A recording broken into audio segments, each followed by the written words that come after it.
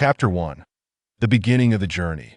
On a splendid morning, before the sun had risen, the inhabitants of the Olathes manor were still ensconced in slumber. Suddenly, a thunderous sound shattered the tranquility, rousing everyone from their restful repose.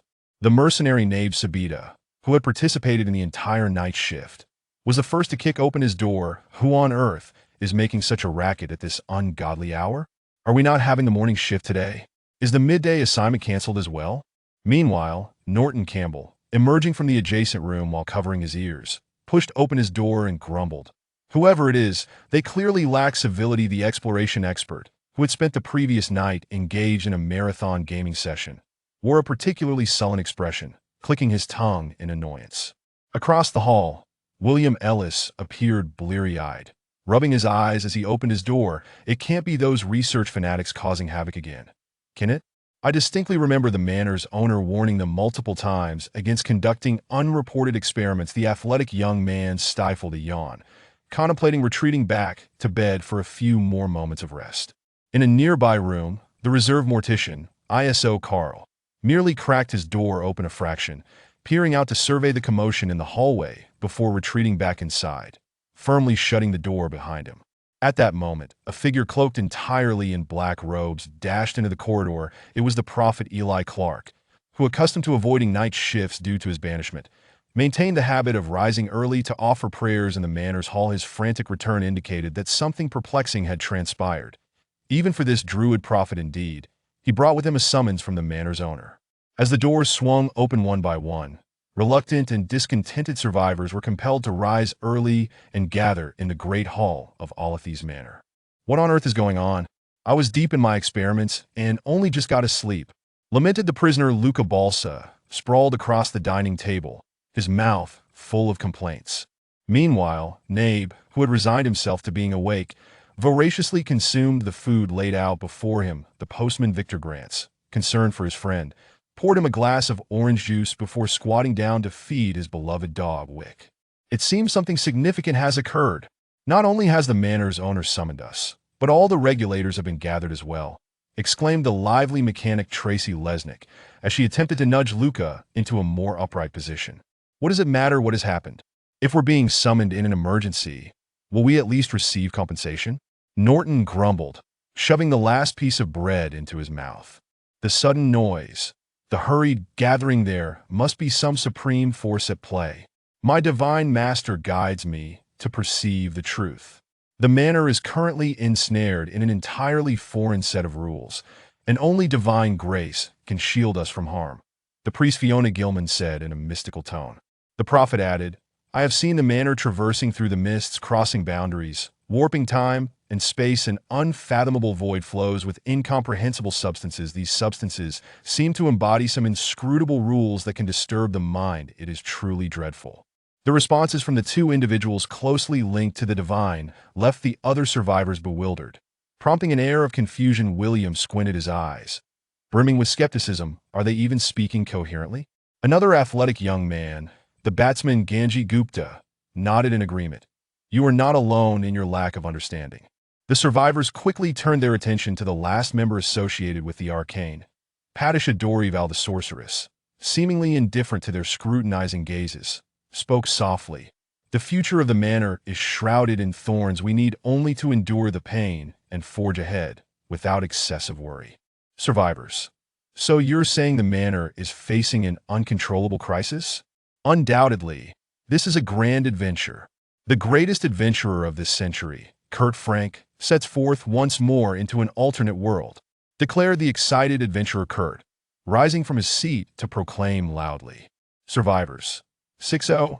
How does your train of thought align with these three mystics?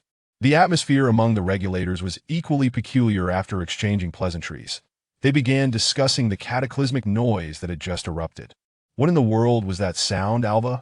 It can't possibly be your little apprentice conducting some unauthorized experiment, Jack inquired leisurely, wiping his claws. No, it was not Luca. His recent experiments have all been reviewed by me, and only after confirming their safety did I report to the manor's owner for approval. He would not engage in such reckless behavior. The tall recluse replied with a furrowed brow. With so many spirits among us, if it were a supernatural phenomenon, perhaps we should inquire with them about what transpired, suggested the apostle, making a gesture of prayer. My deepest apologies, neither my brother nor I could discern what has occurred. The umbrella brothers bowed in apology. Then what does Lord Hastar have to say? Though merely a fragment here, you are undoubtedly the most powerful among the gods. The photographer Joseph could not help but ask. I know not the specifics, but from my perception, it seems we have entered another world. Hastar's voice emerged from beneath his tattered hood. Another world? How peculiar. Regardless of what has transpired, the manor's owner will surely provide an explanation. Will he not? The dream, which displayed no hint of anxiety, instead appearing intrigued as she twirled a lock of her hair. After a flurry of discussions among the survivors and regulators, Miss Nightingale finally stepped forward to deliver the manor owner's message. Everyone, it is without a doubt that our manor has been ensnared in another world. We are now bound by the rules of this realm and cannot return to our original world in the short term. According to the manor owner's directive, we must participate in the processes of this world to gain the energy needed to return, Miss Nightingale announced in a clear voice. What? So we've crossed over? Is that even reasonable? There are already so many strange beings in the manor. This crossing over almost seems normal. But don't we have a few ancient gods in the manor? Isn't there power enough to send us back? Not necessarily. The ancient gods are merely fragments. Their powers are restricted while in the manor. Now that we have transitioned to a different world, they are likely affected as well. The survivors engaged in a cacophony of discussion regarding the current situation. Does this mean that even Lord Hastar and the dream, which cannot escape this world? Someone from the regulators inquired. From what I sense, this world appears to be primarily technological, with only a slight leakage of magical energy. However, it is far too sparse. My and Hastar's powers have been significantly diminished, and we can likely only engage in mere tricks and illusions. The dream, which replied nonchalantly, downplaying the imminent crisis as if losing power were merely a jest. Then what should we do? Robbie wants to go home. Boo-hoo. The weepy childlike figure could not help but burst into tears. Oh, dear child Robbie, do not cry. The manor's owner has also assured us that there is a way back. Do not worry, we will return home. The spider Valletta quickly moved to comfort Robbie. Ahem, if I may interject, it seems we should begin planning our return journey. Everyone, the first mate Jose Barden tapped the table, raising his voice. Jose makes a valid point, Miss Nightingale. Do we have any information about this world? If we are to participate in its processes, we must first understand it. The antique dealer she waved his mechanical flute and inquired. Indeed, Miss Nightingale's voice remained low. The manor owner has already prepared strategies and relevant information for our response. By the way, you should have heard of this world. Miss Nightingale's lips curled into a smile. The name of this world is Detective Conan. Chapter 2: Preparation for Integration into the World. Detective Conan. Is that the anime world you all have collaborated with for those skins?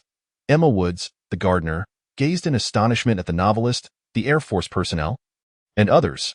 Indeed, it seems there were 2 collaborations, and the skin from the Orpheus collaboration appears to feature the main character, remarked the mercenary while wiping crumbs from the corner of his mouth. That explains it. When the collaboration information was released, I did peruse some materials about this world. I can only say that it is indeed a technologically advanced realm. However, some elements that align with scientific worldviews seem to diverge from actual scientific principles, mused the magician, Servi, as he rested his head on his hand at the dining table. Then this must be what the prophet referred to as the indescribable rules. Attorney Freddie Riley adjusted his glasses. Ahem, let us return to the main topic. Our foremost objective, without a doubt, is to integrate into this world, as it exhibits a significant aversion to supernatural phenomena. This implies that certain rules from the manor may not hold sway here. Rendering our situation rather bleak, the antiquities dealer sighed as he rubbed his forehead. Do not be too disheartened, Miss Chi-Shi. Although many rules may no longer apply, our extensive experience from the manor games remains valid. Particularly our bodily reflexes and crisis response skills, offered Air Force Martha B. Thanfield in a comforting tone. Yet, most of our skills have become ineffective, have they not? I can no longer use my cane to become invisible. Lady Evelyn Farrow expressed her frustration. I inquired with the regulator faction, and their abilities have been restricted to minimal levels. Jack's invisibility now merely produces a thick fog. and the soul siphon and soul reaver abilities of the umbrella soul are ineffective. However, the umbrella can still be utilized, and the photographer's camera no longer affects others, although he can still enter the world within the photograph. Yet, some physical skills appear to have been retained, such as the clown's rocket dash and the blighted lizard's plunge, Norton reported upon returning from his information exchange with the regulators. Indeed, the regulators face even more unreasonable constraints in this world. Hence their suppression is more severe. By the way, Norton, can you still transform into fool's gold? Inquired acrobat Mike Morton as he tossed and caught a ball. Not anymore. While the power of the ID persona remains, I can no longer shift into that form. The explorer shook his head at so. The ID character can only manifest one of its personas. The dancer, Margareta Zeli, began to worry. Fear not, Margareta, I have inquired with Juke and the others. He is well and should soon arrive as the crying clown persona. Lucino is also preparing to adopt the professor's persona. The novelist Orpheus reassured the dancer. Hey, Orpheus, come here quickly. It seems the personas of the reporter and the little girl have been separated into independent entities. Composer Frederick Kreiberg was the first to notice that the sole dual survivor ID lady seemed to be in serious trouble. What? The novelist's eyes widened in shock as he swiftly dashed to the two separated personas. Alice, how are you? I'm fine. Ophid, I'm okay, Mr. Orpheus. Both the little girl and the reporter replied simultaneously.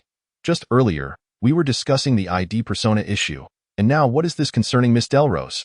Entomologist Melly Plenty, wearing a mask that concealed her expression, appeared visibly worried for the safety of the reporter and the little girl. I'm not sure. But Alice isn't injured. The little girl hugged her doll, assuring everyone of her well-being. I also feel no unusual sensations. Or rather, we seem to have been split into two independent personas, yet essentially, we remain the same person, the reporter said, gazing at the little girl. Regardless of what happens, I or we will remain unchanged. Let us strive together in this other world, Sister Delrose, the little girl beamed sweetly. Indeed. Let us work hard together, little Alice, the reporter smiled back, seeing the crisis averted. The novelist let out a sigh of relief. Should we not discuss with the regulators how to address this predicament? Indeed. Let us go find them and deliberate, came the agreement. Thus, the survivors, in a grand procession, approached the resting area of the regulators. Therefore, ladies and gentlemen, that is the situation. The novelist stood at the forefront and conveyed the conclusions reached by the survivors. This world is truly a headache. With far too many restrictions. At this rate, when shall we return? Lamented Van Wugio, the brother within the umbrella. Not to worry. The Manor Lord recently had Miss Nightingale deliver the plot outline of this world. As long as we participate in the key events, the so-called main quests, we can derive energy from the protagonist group, the antiquities dealer hurriedly added. Aha. I didn't expect even we ancient deities to be constrained by such trivial rules. Hastur, do you not find this amusing? The dream witch queried lazily towards the Yellow King. I find it neither amusing nor entertaining. The priority is to return to our rightful domain, the Yellow King replied with utmost seriousness. TSK, you remain as dull as ever, the dream witch smirked.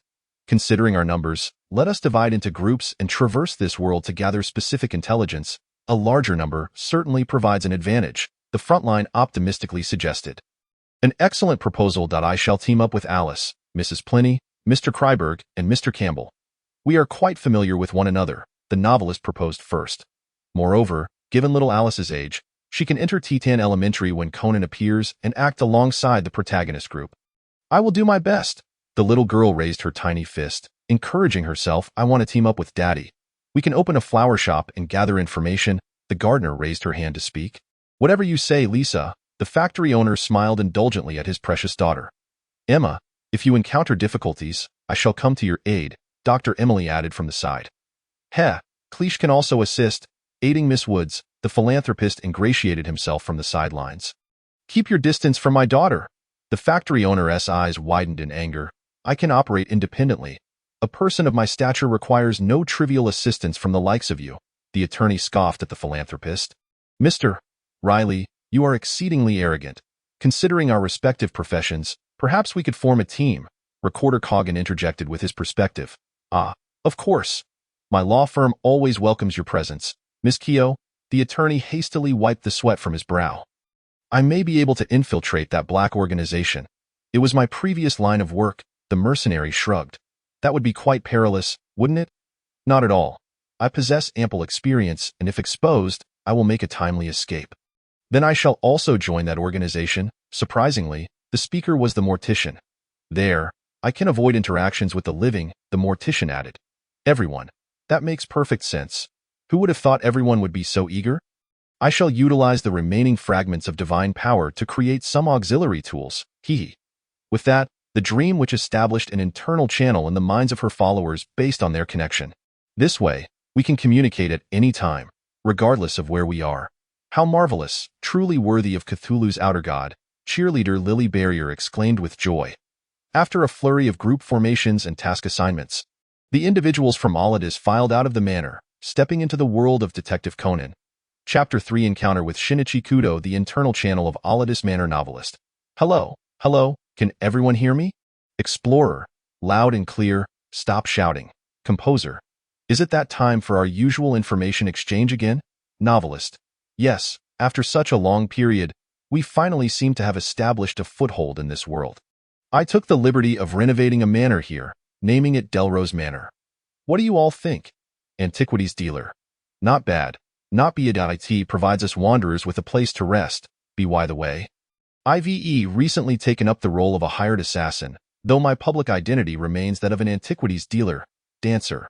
Well, it seems you've returned to your old trade. I, along with Juke and the others, have started a circus, and business is going well. We're also gathering some intelligence along the way. Explorer, isn't anyone going to voice their concerns about my wallet? The expenses for the flowers and the oxygen face manor are coming from my funds. Entomologist, where did you acquire so much money? But more importantly, are you truly willing to spend it on Orpheus? Explorer, I obtained it using the abilities of the skin mining board. My current identity is that of a mineral extractor, and the money flows abundantly. However, Oxygen Face informed me that this money will turn into mere scraps of paper once we return to our original world, so I gave up on that. Entomologist, that's quite in line with your usual behavior. Novelist, at least this money has been utilized appropriately, has it not? Explorer, nevertheless, I still cannot get past that mental hurdle. I shall see if I can purchase some valuable jewels to bring back to the manor. Composer, you truly are incorrigible. Entomologist, I am now merely a professor of botany and zoology, with my primary research focused on insects, occasionally publishing my scholarly articles. Gardener, everyone is showcasing their specialties. Emma has opened a flower shop and warmly welcomes all to come purchase flowers. Forward, I am currently with Ganji, Lily, and Kevin, effectively serving as an exchange student at Titan High School. And Eli, Fiona, and Patricia are also here, having formed a society dedicated to the study of the occult. Seer, according to the world's established lore, trace amounts of magical elements still persist, so we have decided to use the Research Society on Mysterious Phenomena as a pretext. Postman, it seems everyone's expertise is coming into play. In this world, delivering mail no longer requires a postman, leaving me with little to do. Novelist, fear not, when the members of our estate need to send out envelopes, you will have the chance to showcase your talents. Aviator, I've been enjoying conversations with an elderly gentleman named Dr. Agasa, who seems to possess a plethora of peculiar inventions. Tracy and I have drawn much inspiration from him and are currently collaborating on new mechanical creations, hoping they will be of assistance to you all. Perfumer, I'm currently abroad with Joseph and Mrs. Mary. I must say, pairing handsome men and beautiful women with exquisite perfumes makes earning money remarkably effortless. Prisoner, I too am abroad, occupying the roles of a student and a professor of physics. Jack, I'm in London, identifying myself as a painter. Artist, truly, your presence in London is akin to a legend come to life. Airman, indeed, what a hellish jest. Jack the Ripper reappearing in London, is it? Jack, what are you thinking? I haven't done anything at all, violinist. It's still rather amusing. By the way, I am currently with Galatea and Philip. Novelist, speaking of which, do we have any updates on those who infiltrated the Black Organization? Mercenary, nothing new, really. Just completing tasks, having meals, and I've managed to earn the codename Negroni. The food here is quite decent. Chew, novelist. Have you really come to regard the organization as a cafeteria? Mortician, I'm handling some corpse processing duties within the organization, with the codename Snow Country. However, I encountered a beautiful and graceful lady who exudes an aura of death and decay. She is simply perfect material. Novelist. That must be Belmont. You should temper your thoughts, as she holds considerable power within that organization. Mortician. I'm aware, and I shall keep these feelings well concealed. But one never knows what opportunities may arise in the future. Red butterfly, perhaps, but that may be a long time coming. Novelist. By the way, I am currently a novelist under the pen name Orpheus. I have transported my previous works into this world, and I have gained a modest level of fame. Explorer. By the way, your image out there seems to be that of a single father raising a child. Entomologist. Pift. Novelist. Isn't it necessary to avoid having two Alices appear simultaneously? Dante mock me, annoyed reporter. No worries, Mr. Orpheus, I understand. Little girl. Yes, Orpheus has it tough, but Alice will also strive hard. Novelist. The plot should soon commence. Let us continue this conversation later. After Kudo Shinichi pointed out that the murder of Mr. Yamazaki, the general manager of Hakibashi Bank, was indeed the old master, he skillfully utilized a globe to reveal the old master's flaws and thwart his escape attempt.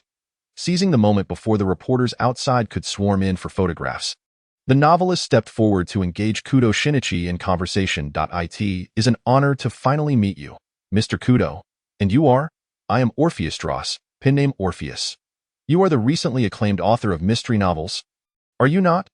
Indeed, that is I. Mr. Dross. I have read several of your works. My favorite is that of the Queen Bee, where the wife attempts to poison her husband with bee venom to usurp his inheritance, only to be unmasked by the detective. It was simply splendid. The honor is mine. You may call me Orpheus. Mr. Orpheus, are you in Japan seeking new inspiration for your writing? That is partly true. I have heard you referred to as the Holmes of the Heisei era, and your father is also an esteemed author of detective novels, so I made a special trip to visit. You flatter me too much. By the way, this is my daughter, Alice Dross. She has been fascinated by detective stories since childhood and insisted on accompanying me to Japan for research.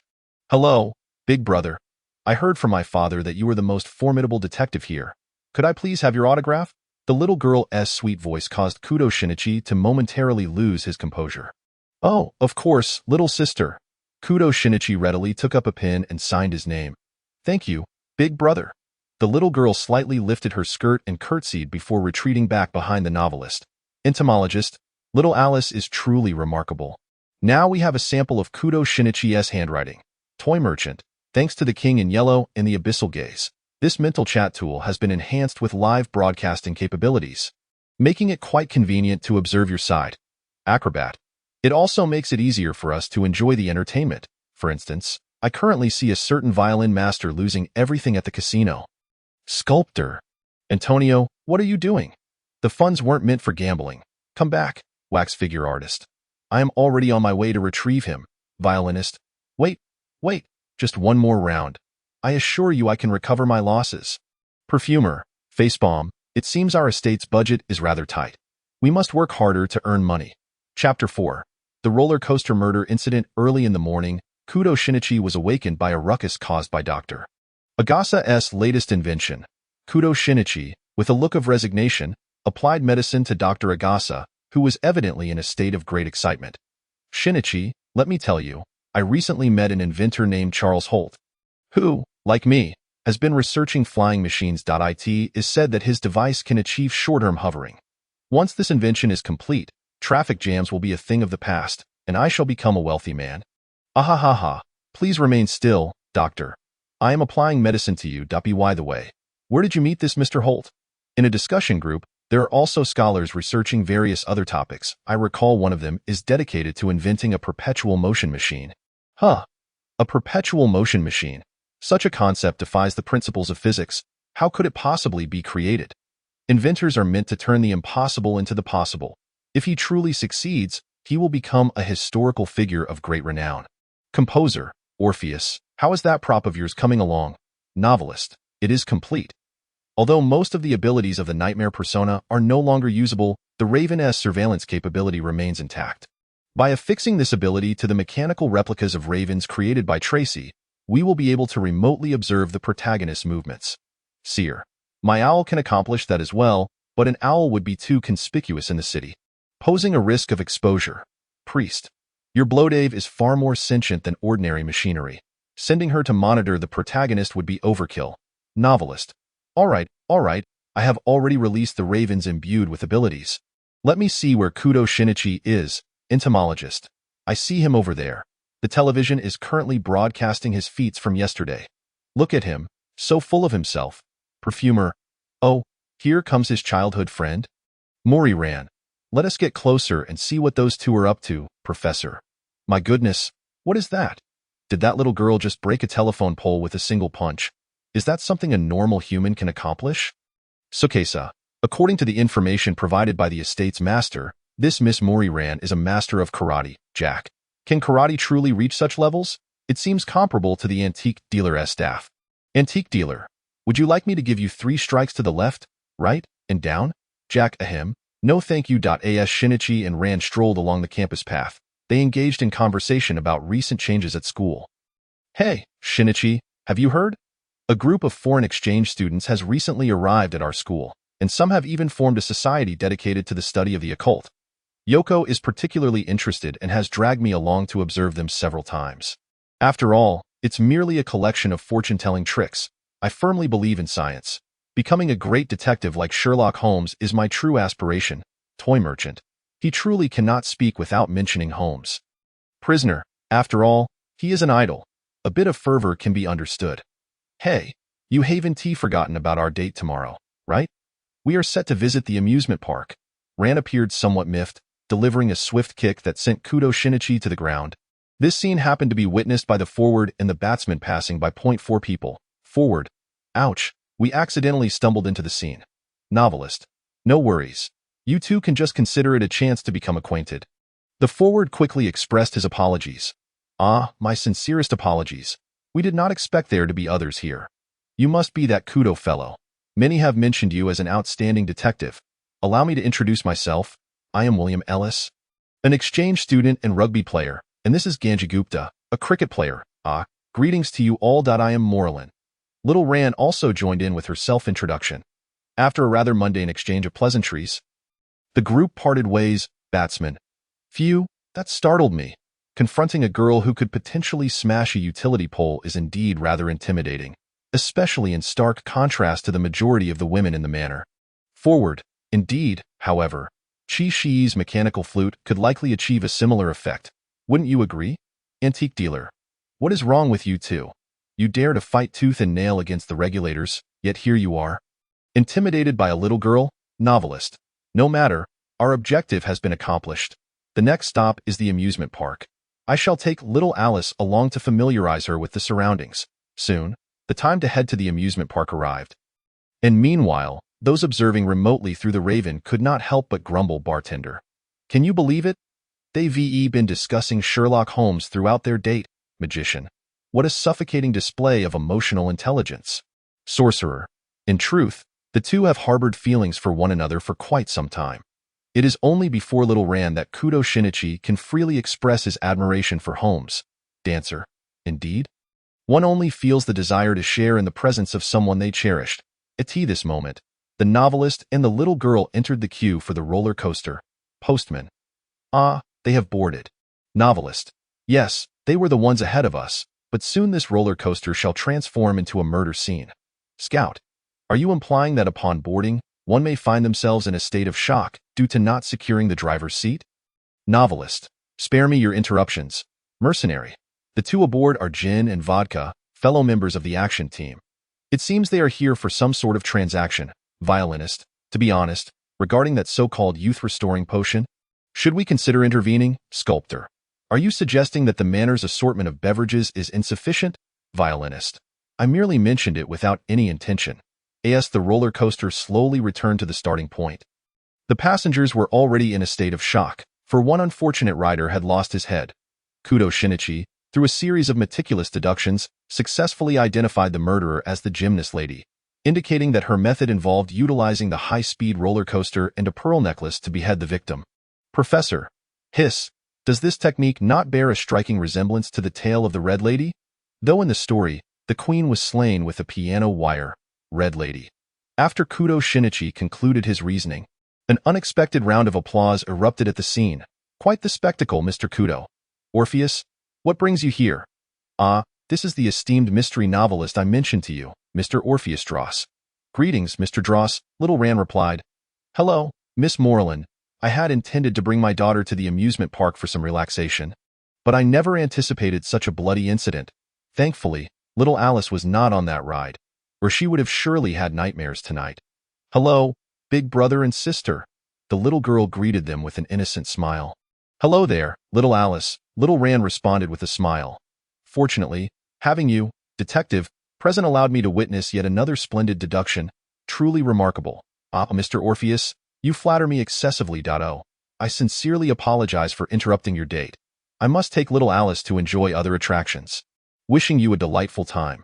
Goodbye, big brother and sister. Farewell, little Alice. The novelist and the little girl walked away. Chapter 5. The diminutive detective. As the novelist and the little girl departed, Kudo Shinichi was about to resume his date with little Ran when he suddenly caught sight of the peculiar actions of two men clad in black trench coats. Whether it was out of a detective's innate curiosity or simply his own inquisitiveness, he waved goodbye to little Ran and stealthily followed the two men. Bartender. What is this? Curiosity killed the cat. Magician. I find this entirely normal. He is a detective, after all, and it is in his nature to dig deeper. Postman. Let us not be too hasty in discussing this detective. How many among us were lured to the manor by the Lord's invitation? The chatter in the mental group fell silent, and an air of contemplation enveloped the gathering. Perfumer. Well, I concede. That is quite reasonable. Entomologist. Indeed, it is challenging to find a counterargument. After their discussion concluded, Kudo Shinichi, who was attempting to track the black organization, was suddenly ambushed from behind, collapsing to the ground, having been forced to ingest poison. Subsequently, his body convulsed and regressed to his childhood form. Professor. The transformation following the drug's effects is truly spectacular. Have you truly considered obtaining a sample for research purposes? Mercenary. If I get the opportunity, I shall certainly try. Gardener. Safety first. Mr. Neeb need not overextend himself. Mercenary. Thank you for your concern. I shall proceed with caution. Scout. Oh, this lad has awakened. Entomologist. At this point, he can only seek assistance from Dr. Agasa, I suppose mechanic. Indeed, without his parents around, such an extraordinary occurrence can only be believed by that well-informed doctor. The Raven followed the former Kudo Shinichi, now Conan, to the vicinity of Dr. Agasa's residence. Prisoner. I can't stop laughing. Dr. Agasa has this hilarious secret? A hair has grown on the mole on his backside. Hilarious. Just imagine how we tease him in the chat group. Ahahaha. Hermit. Luca. I do not believe ridiculing an elder's privacy is something an esteemed scholar would do. Prisoner. Oh, teacher, I see my error. I shall refrain from such actions. Aviator. Let this be a light-hearted matter. Do not take it too seriously, cowboy. So, Conan shall reside in Kagoro Mori's home from now on, to live with the girl he adores? How fortunate indeed, entomologist. However, Conan will soon be attending Titan Elementary, correct? We should prepare for little Alice to enroll as well. Scout. ISNT. There are also the other members of the Young Detective League at the elementary school, including Genta Kojima, Mitsuhiko Tamagawa, and Ayumi Yoshida, and one more, Hibara AI, has yet to make her appearance. Novelist. I shall handle that. I hope little Alice will adapt well to her new environment. Little girl. I'll be fine. Orpheus. Reporter. Although not a singular personality, do not underestimate the other me. She merely appears to be a child. Novelist. I understand, yet I cannot help but feel a tad uneasy, as this group of children possesses a remarkable talent for causing trouble. Little girl. I will take good care of myself. Just in case, I carry Uncle Lucino's scales with me, Professor. My scales can deflect a single strike from a cold weapon, though I cannot guarantee against firearms. Composer. Worry not. While these children may be mischievous, it is quite rare for them to encounter armed assailants. Just a few days after Conan enrolled in Titan Elementary, an announcement was made regarding a new transfer student joining the class. Ayumi Yoshida. I heard a new transfer student is arriving soon. I wonder what kind of person they will be. Mitsuhiko Tamagawa. There have been so many transfer students lately. First, it was Adagawa. And now another new student, Genta Kojima. Exactly.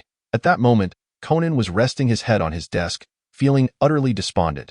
For a genius high school detective to be reduced to learning basic arithmetic in elementary school was truly degrading. However, Upon seeing the figure entering the classroom, a crack finally appeared in his otherwise calm demeanor. Hello, everyone. I am Alice Dross. Due to my father's work, I will be studying here, and I hope we can create wonderful memories together this year. The little girl introduced herself with a smile from the podium. Ayumi. Wow, she's a foreigner. Mitsuhiko. What a lovely girl indeed, Genta. That dress she is wearing is simply beautiful. At that moment, Conan's mind wandered to Mr. Orpheus Dross, the mystery novelist who had previously praised him. Was he here to gather material while also enrolling his daughter locally? Typically, one would prefer their child to attend school in their home country. Based on what he had learned about the author, it could only mean that the child's mother was no longer present. If Mr. Orpheus were to travel for research, he could not abandon Alice. So he had no choice but to bring her along. Yes, that must be it. Conan silently completed his logical deduction regarding the little girl's family situation. The little girl walked down from the podium and sat beside Conan. Genta, what the heck? Why is she sitting next to Conan? He muttered under his breath. After class, the three little ones surrounded the girl, bombarding her with questions. Ayumi, Dross-san, can I call you Alice? I am Ayumi Yoshida, and you can call me Ayumi little girl. No problem at all, Ayumi-san, Genta. I'm Genta Kojima. You can just call me Genta. Mitsuhiko. I'm Mitsuhiko Tamagawa. Just call me Mitsuhiko. And what is your name? Young lady? The little girl turned her head to look at Conan. Itagawa Conan. Just call me Conan. Are you referring to the Conan who wrote the Sherlock Holmes series? How intriguing that you bear such a name. There must be someone in your family who is particularly fond of Sherlock Holmes, she exclaimed excitedly, directing her question at Conan. Ahem. That's correct, my father is indeed an ardent fan of Sherlock Holmes. Although he had adopted this name as a response to Rand's whimsical creation, it was true that Conan had a fondness for Holmes, leading him to combine Itagawa Rampo with Arthur Conan Doyle. Resulting in this alias, my father is a mystery novelist. Although he hasn't reached the fame of Conan Doyle, I firmly believe he will achieve success, the little girl said with evident enthusiasm when mentioning the novelist. Wow, Alice, your father is quite impressive, exclaimed Ayumi. By the way, Alice, where do you live? Do you need us to walk you home? Inquired Genta. Yes, we can accompany you on our way back from school, added Hakuba. Aren't you coming along? Conan? Conan felt a wave of exasperation. All he wished for was to return to Ran after school. I live in the nearby Droz Manor. My father put a lot of effort into the renovations. Eh? That grand manor is actually your home, Genta exclaimed. I heard that manor was recently purchased. Did your father buy it, Alice? Hakuba inquired.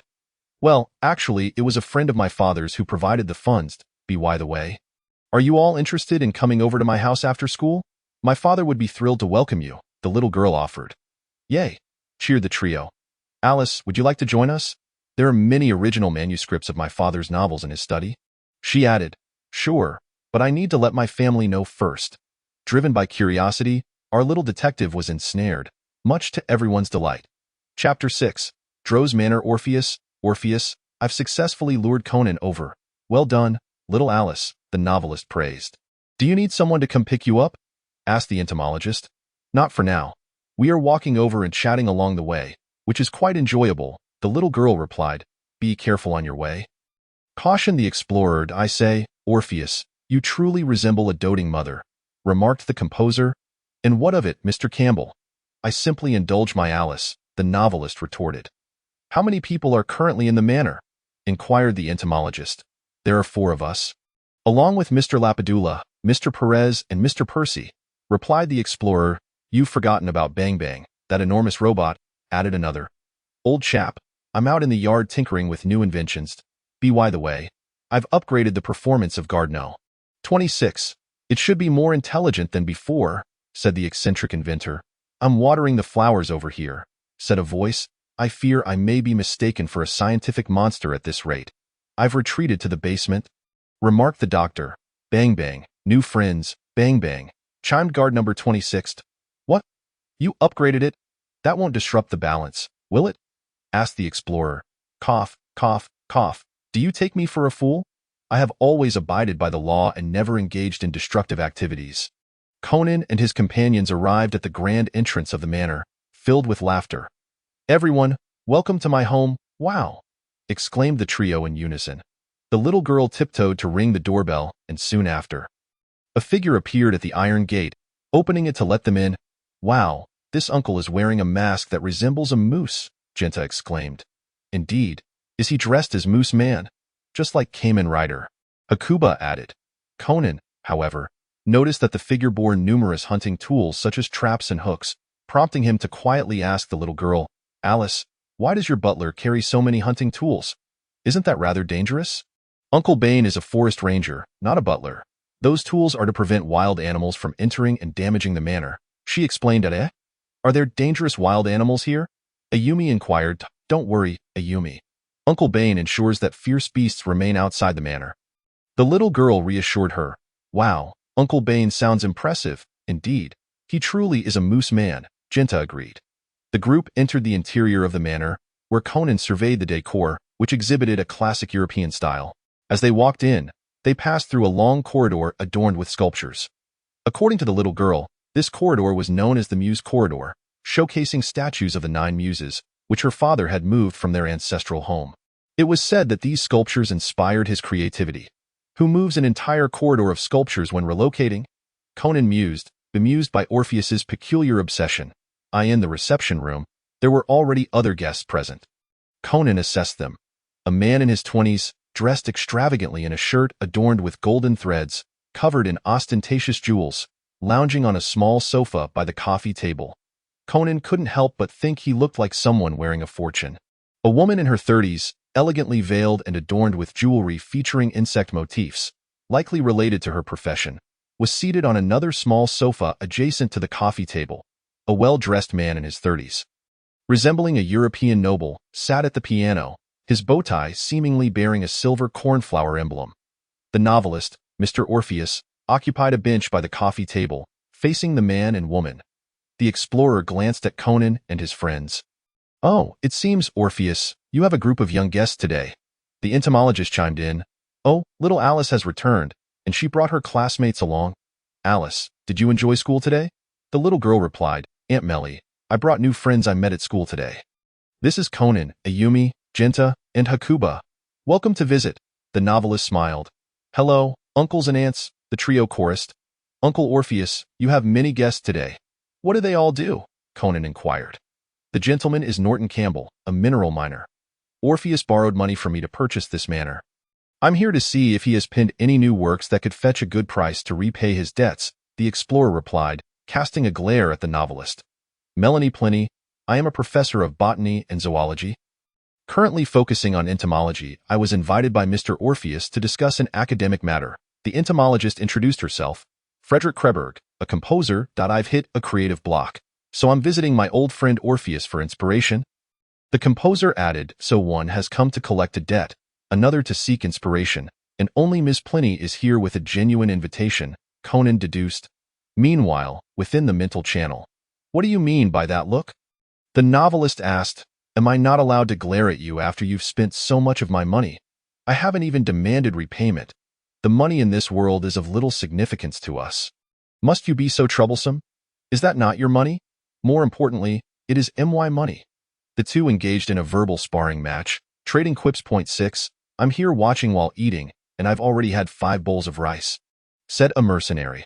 The front row has gathered to watch. Fresh gossip is served hot, remarked a mechanic. Indeed, research lacks the allure of gossip, mused an aviator. The verbal duels of your faction are eternally the manor's most vibrant spectacle.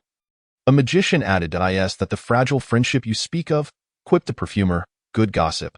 I've already recorded it, noted a photographer. Delete it. Both the explorer and the novelist shouted in unison. Thanks to the divine powers of the dream witch and the yellow-clad lord. The aforementioned lengthy gossip session was condensed to a mere second in their minds. Returning to reality, the novelist had arranged for several children to play games in the right-side reception room, providing them with desserts, snacks, and the original manuscripts Conan desired. It is worth mentioning that the game they were playing was indeed Orpheus's creation. This game is quite challenging. I haven't won a single round. Genta lamented. Indeed, it requires a lot of consideration, Ayumi agreed. Yes, it certainly demands significant logical reasoning, Hakuba concurred. This game is designed for communication and contemplation. However, it becomes more interesting with more players. I've seen my father play this game with several uncles and aunts before. The little girl remarked. The game's design is remarkably clever. To discern others' identity cards, one must engage in dialogue and observe their expressions. Truly, it befits a game crafted by such a novelist, Conan mused at that moment. He noticed the muse insignia illustrated on the identity cards, and the content seemed to weave together into a narrative. By the way, Alice, does this card have a background story? He inquired. Oh, you noticed? This is the tale of Orpheus and Eurydice. The little girl responded. Chapter 7. The Metropolitan Cipher Map Incident. After Eurydice succumbed to the venom of a serpent, succumbing to death, a heartbroken Orpheus was visited by Persephone, who revealed to him that he could venture into the underworld to rescue Eurydice. With Persephone's aid, Orpheus underwent the trials set by the ferryman of the dead and stood before Pluto. Pluto acquiesced to Orpheus's desire to reclaim Eurydice, but stipulated a solemn pact. He must not glance back, regardless of what transpired behind him. Until they had exited the realm of the dead they neared the threshold of the underworld. Orpheus, in a moment of distraction, heard Eurydice's voice calling to him. Overcome by an irresistible impulse, he turned to look at her, only to realize that the call was a trap set by Pluto. The covenant was shattered, and Eurydice was condemned to remain in limbo for eternity. Orpheus, burdened with profound regret, was left to wander the mortal world in solitude. Conan, upon hearing this tale, could not help but ponder his own relationship with Ran. Would they, too, be eternally separated like Orpheus and Eurydice? A young girl's question interrupted his reverie. Conan, whose fault do you think this tragedy is? Is it Persephone, who offered false hope? Pluto, who laid the trap? Or Orpheus, who broke the rules? Conan replied, in my view, the blame lies with Pluto. Had he not set the trap, this couple would not have been torn apart. The girl mused. Perhaps as the hour grew late, Genta and the others needed to return home. Upon exiting the manor's gates, Conan reflected on the story the girl had shared. Mr. Orpheus adopted the name Orpheus as his pen name. What could this signify? Had he, too, lost his own Eurydice on the new day? Conan, the three young ones, and the girl had just emerged from the art museum when they stumbled upon a piece of paper adorned with mysterious symbols. Excited by their recent discovery of treasure, the three children clamored to seek it out, believing it to be a map revealing the location of hidden riches. Unable to resist their enthusiasm, Conan reluctantly acquiesced. Genta exclaimed, "Hooray! We are now the Junior Detective League." Ayumi and Mitsuhiko echoed his excitement, but Genta pondered aloud. But what do the markings on this paper mean? Conan squinted thoughtfully, while the girl remained silent, smiling. The first symbol likely represents Tokyo Tower, Conan deduced. The trio cheered, "Hooray! Let's go!" In the taxi, anticipation filled the air as they envisioned the treasure. Ayumi asked, "But what does the word Oro mean?" Mitsuhiko speculated. "It must refer to a vast and bountiful treasure." Conan internally mused, doubting that a single word could encompass meanings from both Japanese and English. The girl interjected, "Actually, Oro isn't English or Roman. It means gold in Italian, suggesting that the treasure we seek is indeed gold." Ayumi exclaimed, "Wow, Alice knows Italian?" The girl replied, "There are Italians among my father's friends, and I picked up a few simple words when they visited." Conan thought to himself how extensive Mr. Orpheus's circle of acquaintances must be. The girl continued, "If this map was drawn by an Italian, the moon likely indicates that these clues only reveal themselves at night." Conan agreed. That makes sense. As evening fell, the illuminated Tokyo Tower confirmed their hypothesis. After traversing through all the neon icons, they stood atop the building, searching for the final fish-shaped symbol corresponding to the light's direction. Upon locating the designated spot, Conan shook the rope, causing several gold coins to cascade down. Genta shouted, "Oh, oh, oh! It's treasure! It's gold coins!" Just then, members of an Italian gang appeared, capturing the group. One of the bandits, with indignation, lamented how their leader had betrayed them, pocketing the very gold they had stolen together, and how they had traced their way to this location. The girl pondered how these criminals paled in comparison to the malevolent figures from the manor, who were either riddling in silence or quick to resort to violence. In a desperate situation, Conan was compelled to divulge the treasure's location to the gang. "What do we do? Are we really going to be silenced here?" Ayumi whispered, tears welling in her eyes. "Don't be afraid." Ayumi.I've sent a distress signal to my father. "Dio, you see my watch? It's actually a miniature transmitter and locator. Stay calm. We will be rescued. The girl reassured them, mentally dispatching the information. Conan was taken aback, surprised by the high-tech device the girl possessed, but given the urgency of the situation, he chose not to dwell on it. Instead, he joined in comforting the three young ones. That's right, it's not time to give up. We are the Junior Detective League. Encouraged by their words, the children began to regain their composure. The girl spoke into her device. Orpheus, I have the Italian gang members here. They've captured Conan and the others. The novelist responded. Where are you? I'm on my way. The girl assured. The location has been sent to Grandpa Balk. The scout added, perfect, we'll come to the rescue. The composer quipped, you'd better change out of those filthy clothes before you go. The scout retorted, for Alice's safety, I want to argue with you about this. The bartender questioned, wait, an Italian gang? I thought I had cleaned up all the illegal organizations here to establish my foothold? How did some slip through the cracks? The entomologist interjected, let us not dwell on that. We'll sort it out later. The priority is Alice's safety. The novelist commanded, Norton, Frederick, come with me now. I'll teach these blind fools a lesson. Meanwhile, Conan seized the moment when the gang members were distracted by their treasure. Now, charge, he shouted, leading the group toward the ropes binding the bag of coins. The heavy sack filled with gold coins fell. But regrettably, the gang members noticed just in time and evaded the trap. Too bad, kids. Now you must say goodbye to this world. One of the bandits sneered, drawing a gun to end their lives. Conan thought, this is it. We've failed. Just then, he noticed a figure dashing down the staircase, who swiftly kicked the gunman to the ground and unleashed a flurry of punches upon him, before the other two bandits could react. Two more figures appeared, one delivering a powerful punch that sent a bandit crashing into the wall, while the other swept the legs out from under the remaining thug. The last figure elegantly restrained the fallen bandit, twisting his arms with force, dislocating his shoulder. As Conan came back to his senses amidst the bandits' cries of pain, he heard a furious roar. How dare you harm my Eurydice? You are truly deserving of death. Conan's heart raced. Eurydice? Who was that? Chapter 8. Orpheus and Eurydice. By the time Conan gathered his thoughts, he recognized that the three figures subduing the bandits were none other than Mr. Orpheus and the two guests he had seen that day, Mr. Norton and Mr. Frederick. He had not anticipated their formidable prowess when they were at Dro's Manor, as they effortlessly dispatched the three vicious criminals. Uncle Orpheus, those men are members of the Italian gang, Conan quickly warned. The novelist replied, I know. Upon receiving Alice's distress signal, we immediately alerted the authorities. The composer asked, Are you all right, Alice? The girl responded, I'm fine, Uncle Frederick. Seeing that she was unharmed, the novelist finally exhaled in relief, but his gaze turned sinister as it landed on the three bandits. Gentlemen, Miss Judgment Wine sends her regards. The bandits' faces paled, and they fell to the ground. Pleading, our leader has been captured. We haven't done anything during this time. Please spare us. The novelist coldly replied, regrettably, what the lady means is settlement, not forgiveness. Hearing this, the three bandits collapsed in despair. Conan, bewildered, wondered who this misjudgment Wine was and, more importantly, why Mr. Orpheus had referred to the girl as Eurydice. As they headed to the police station to file a report, Conan noticed the girl softly humming a mournful tune. The ominous star is about to rise. The messenger brings a fleeting dream. No one escapes, no one is ensnared. The ferryman guards the realm of the dead.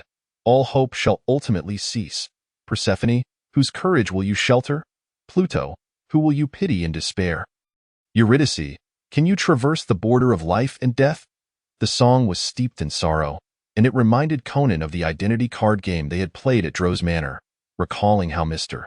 Orpheus had called the girl Eurydice.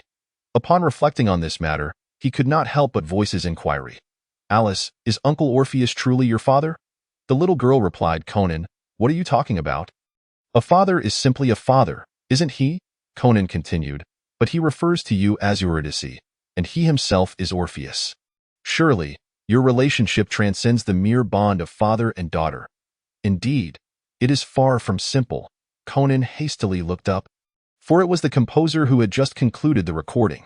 Orpheus has just entered to make his statement. You still have ample time to satiate your curiosity, young detective. What do the names Orpheus and Eurydice signify? The composer explained, you refer to that. Orpheus is the pen name of Orpheus, while Eurydice originally belonged to another individual, the former Mrs. DeRose. Did something happen to Mrs. DeRose? She was a journalist, a profession indeed prone to unfortunate incidents. She mysteriously vanished following an in-depth report. By the way, Orpheus is a man who married into the family. Conan was struck by this revelation. Thus, the unexpected disappearance of Mrs. DeRose led Uncle Orpheus to regard his daughter as a continuation of his wife. Referring to Alice as Eurydice? Moreover, the name of Mrs. DeRose was Alice DeRose. Conan exclaimed, "What a shocking turn of events! To name his daughter after his wife in remembrance is quite unsettling, making it hard for me to regard Mr. Orpheus without discomfort." The novelist interjected, hold on, are you fabricating a tale about me and Alice?" The composer retorted, "Isn't it a rather reasonable assumption? Besides, if you hadn't let that slip, we wouldn't even be having this conversation." The investigator chimed in, "Even I find this revelation astounding. It's rare to see you at a loss, which is rather enjoyable." The novelist protested, "Are you still holding a grudge over the 3 punches I threw at you?" The novelist added, "Moreover, my relationship with Alice is purely one of familial affection and friendship. Do not overthink it." The entomologist remarked, "Clearly, everyone knows the truth, yet they relish such gossip." The mercenary agreed, "Indeed, it's quite entertaining. Most delightful." The dream which asked, "Wasn't the dream I crafted for you all amusing?" The novelist replied, "It was quite an intriguing dream, but I hope there won't be a next time, Lady Adhila." The acrobat declared, "I announce that today marks the peak of Orpheus's misfortunes." The novelist protested, "Do refrain from stooping to such trivialities." The journalist reassured, "It's quite all right, Orpheus. I understand your predicament." The little girl added, "Me too, Ophi. We are all here for you." The novelist sighed, I know. Moved, Conan then inquired, "And what about the lady known as the Wine of Judgment?" "Who is she?" The composer replied, "The Wine of Judgment, Miss Demi Bourbon, is quite esteemed in both the legal and criminal realms in Italy. Her family is in the wine business, and a bottle of her carefully crafted wine is worth its weight in gold." Conan interjected, "Wait a moment, is the Italian friend Mr. Orpheus mentioned actually her?" Conan continued, "Earlier, there was mention of settling accounts with those 3 bandits. What does that entail?" The composer responded, "I'm not sure about that. I only know that she made quite a stir recently, but being Austrian, I am not privy to the details. Moreover, I left Europe to stay with Mr. Orpheus before the situation had settled. Is Uncle Frederick Austrian? I heard it's a paradise for music. I remember he came here seeking inspiration. Can one really find none in such a hub of creativity? Regrettably, a year ago my family underwent a significant tragedy. Nearly everyone perished in a fire, leaving only my aunt and me to survive. I am now the current head of the Kleberg family. While my aunt has sought a new profession to escape the shadows of our past, and I find no inspiration in that sorrowful place, I apologize, Mr. Frederick, for reminding you of painful memories, in no matter. One must always look forward." The novelist remarked, "You play your part so convincingly. Everyone in the manor knows how much you despise your family." The bartender agreed. The Red Lady reassured, "It's all right, Fred. Your aunt is here with you." The composer acknowledged, "I know. Thank you, Aunt." After a while, the novelist and investigator emerged from the recording room. "So, those maple leaf coins will be returned to the Italian bank." The composer confirmed, "Of course, they are the bank's lost property." The novelist inquired, "You wouldn't have taken any for yourself, would you? That would be illegal." The investigator protested, "I certainly did not. I could easily purchase one as a keepsake." The novelist remarked, "Aren't you already burdened with enough gold and jewels?" The investigator retorted, "Money, after all, is never too much." Listening to the idle chatter of the 3, Conan silently pondered the gains and losses of the day. Despite having faced such a crisis, he had forged friendships within the team, unraveled mysteries with Mr. Orpheus, and acquired additional intelligence from Mr. Frederick, thus deeming the day fruitful and commendable. Chapter 9. The Shinkansen explosion incident. On this day, Kagoro Mori was accompanied by Ran, Conan, and the 3 little ones. Preparing to attend a friend's wedding, at this moment, the group was seated on the Shinkansen, with Kagoro Mori grooming his mustache, while Ran complained beside him. Who shaves their mustache on a friend's wedding day while on the train? What can I say? It's all part of the job.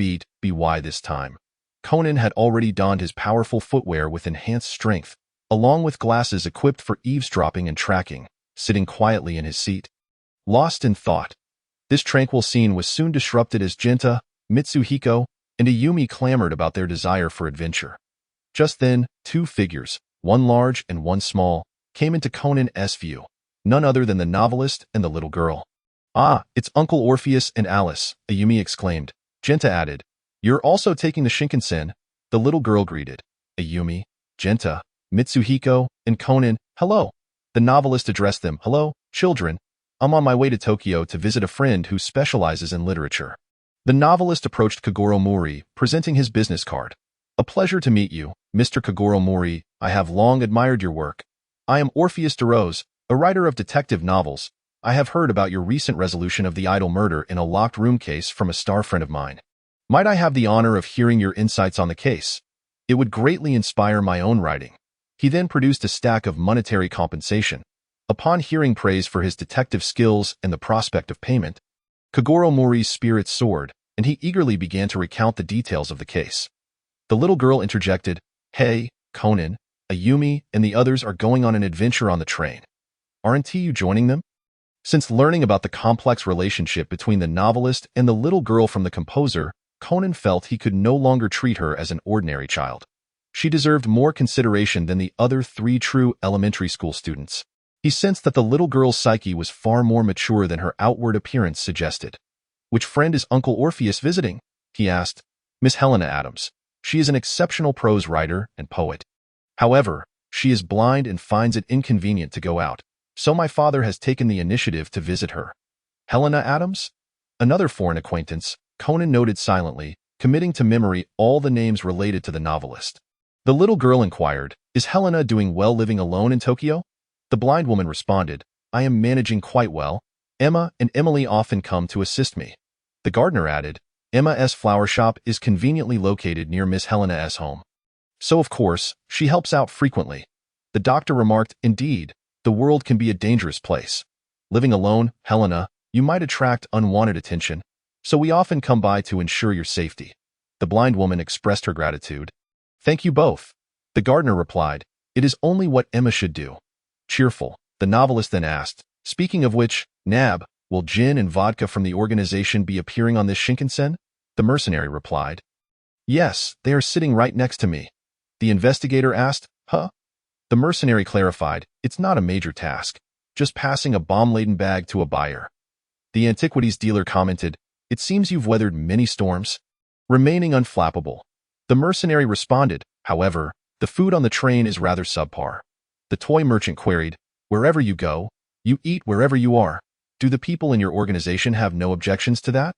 The mercenary replied, "I execute my tasks excellently.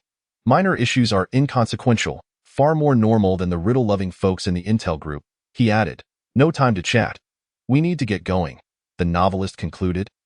"All right, I understand the situation." At this point, Conan had already placed a piece of gum fitted with a listening device near the seats of gin, vodka, and the mercenary.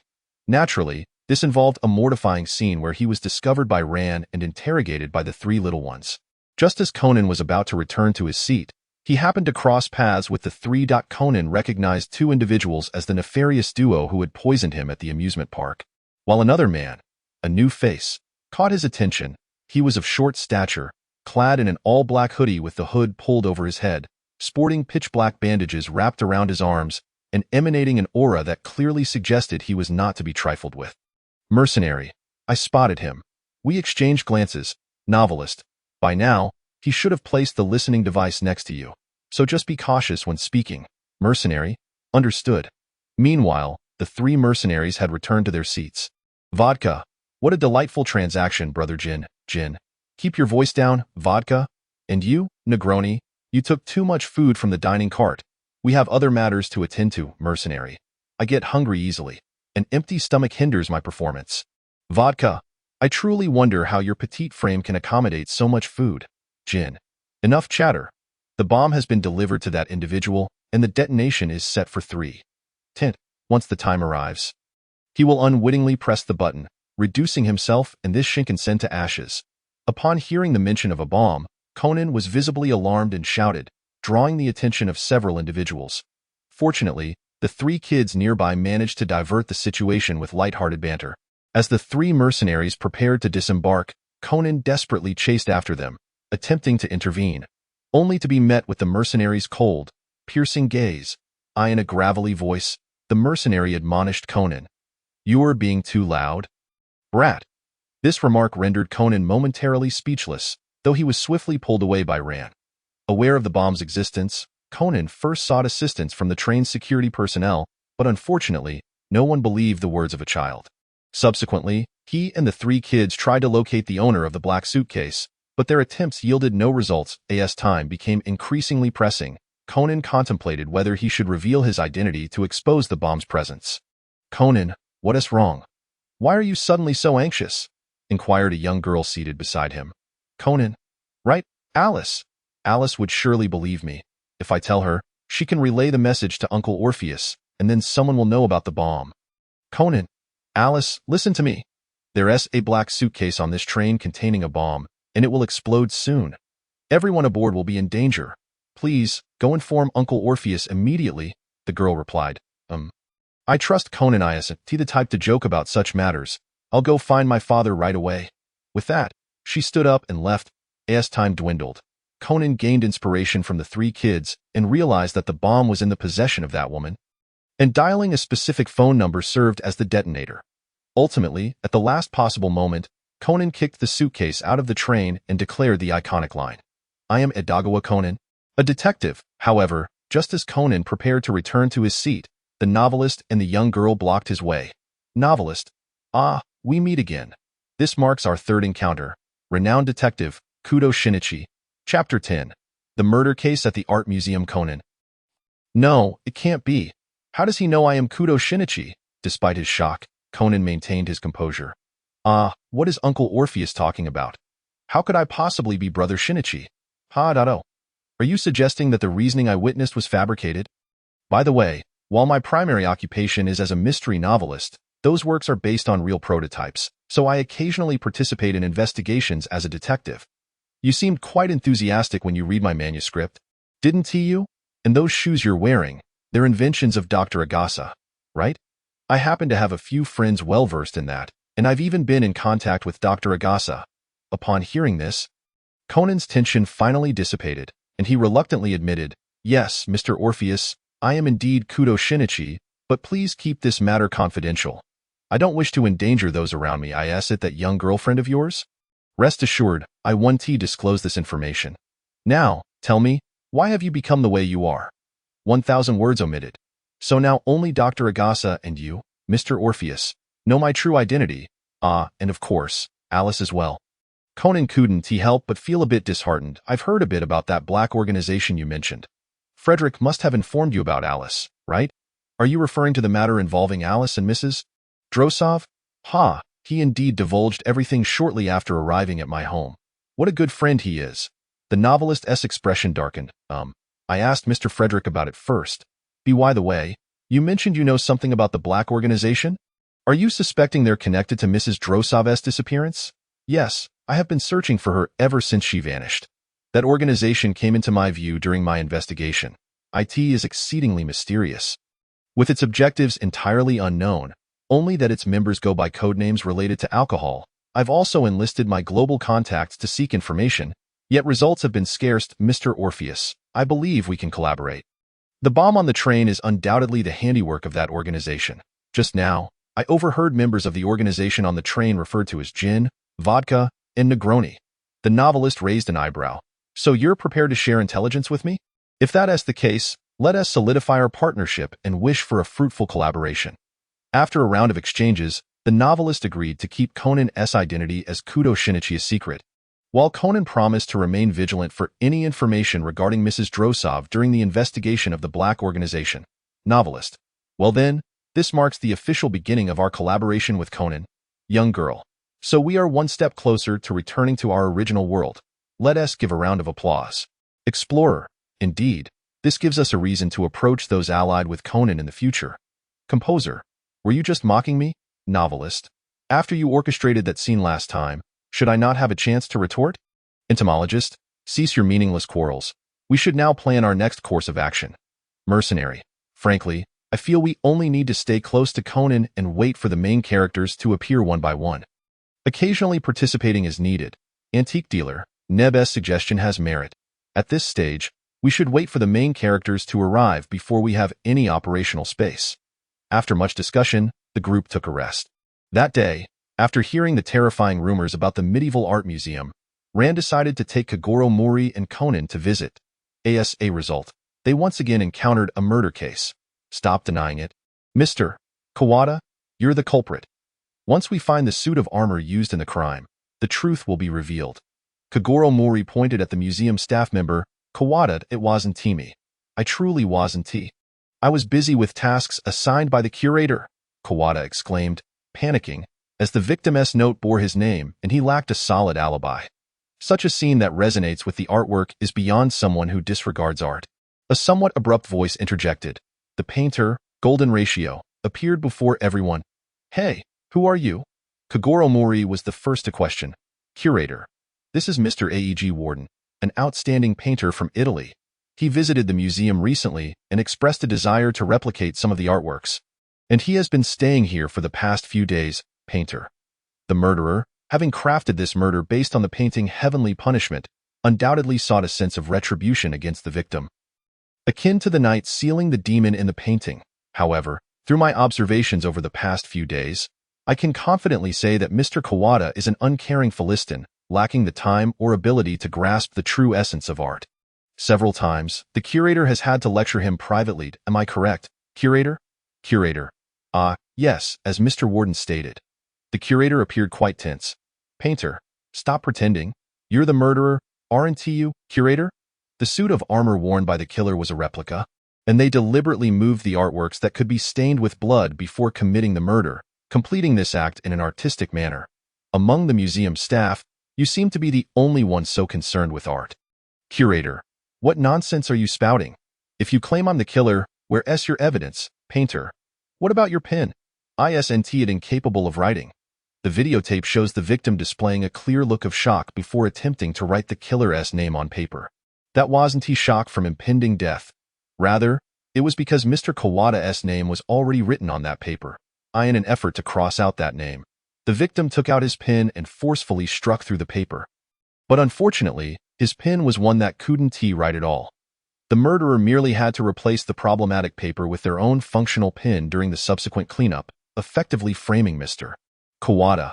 After all, you've held a grudge against this art trafficker for quite some time, haven't you? That's why you chose this unfortunate soul. Inspector Mumu, Mr. Curator, kindly produce your fountain pen. Indeed, it appears to be a pen that cannot write. Xiaolin. So, was it you who the security guard claimed to have encountered at midnight? The moving armor? Curator. Yes, it was I. In order to eliminate the nefarious intentions of the demon known as Jinzhong, who seeks to tarnish this sacred art museum. I have been practicing in this position for quite some time. Muri Kagoro. Regardless, you shall not escape the retribution of justice now. Wait, the painter interjected, interrupting Inspector Mumu, who was about to take the curator away. Mr. Curator, now that Jinzhong is deceased, why not consider transferring this art museum to me? I have two friends in Italy, one a wax sculptor and the other a sculptor, who are preparing to come here to find me. They are both exceptionally talented individuals and would surely uphold the esteemed reputation of your museum. What do you think, Mr. Curator? Let it be as Mr. Walden suggests. A deal is struck. At this moment, Conan thought, have I inadvertently disturbed the lair of the Italians? Why do I keep encountering three of them everywhere? Chapter 11. The Moonlight Sonata and Masahiro as novelist. Mori Kagoro received a commission letter yesterday signed by Masahiro as sorcerer. So, the Moonshadow Island incident is about to unfold, is it? Perfumer. To be honest, this Masahiro as, or perhaps Asakai Masahiro, shares quite a commonality with the residents of our Alatus Manor.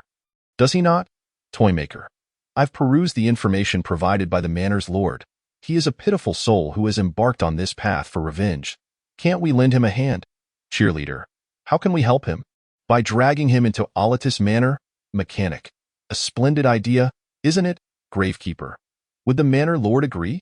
The manor hasn't previously invited anyone in this manor. Air Force. Indeed, considering the peculiar nature of this world. In our past interactions, if we were to bring him in, he might just become an interconnected skin. Novelist. Let those with interconnected skins share their thoughts. Bartender, that seems quite difficult to say. We've had collaborations with so many worlds, yet there has never been a case of an otherworldly individual joining us directly as a colleague.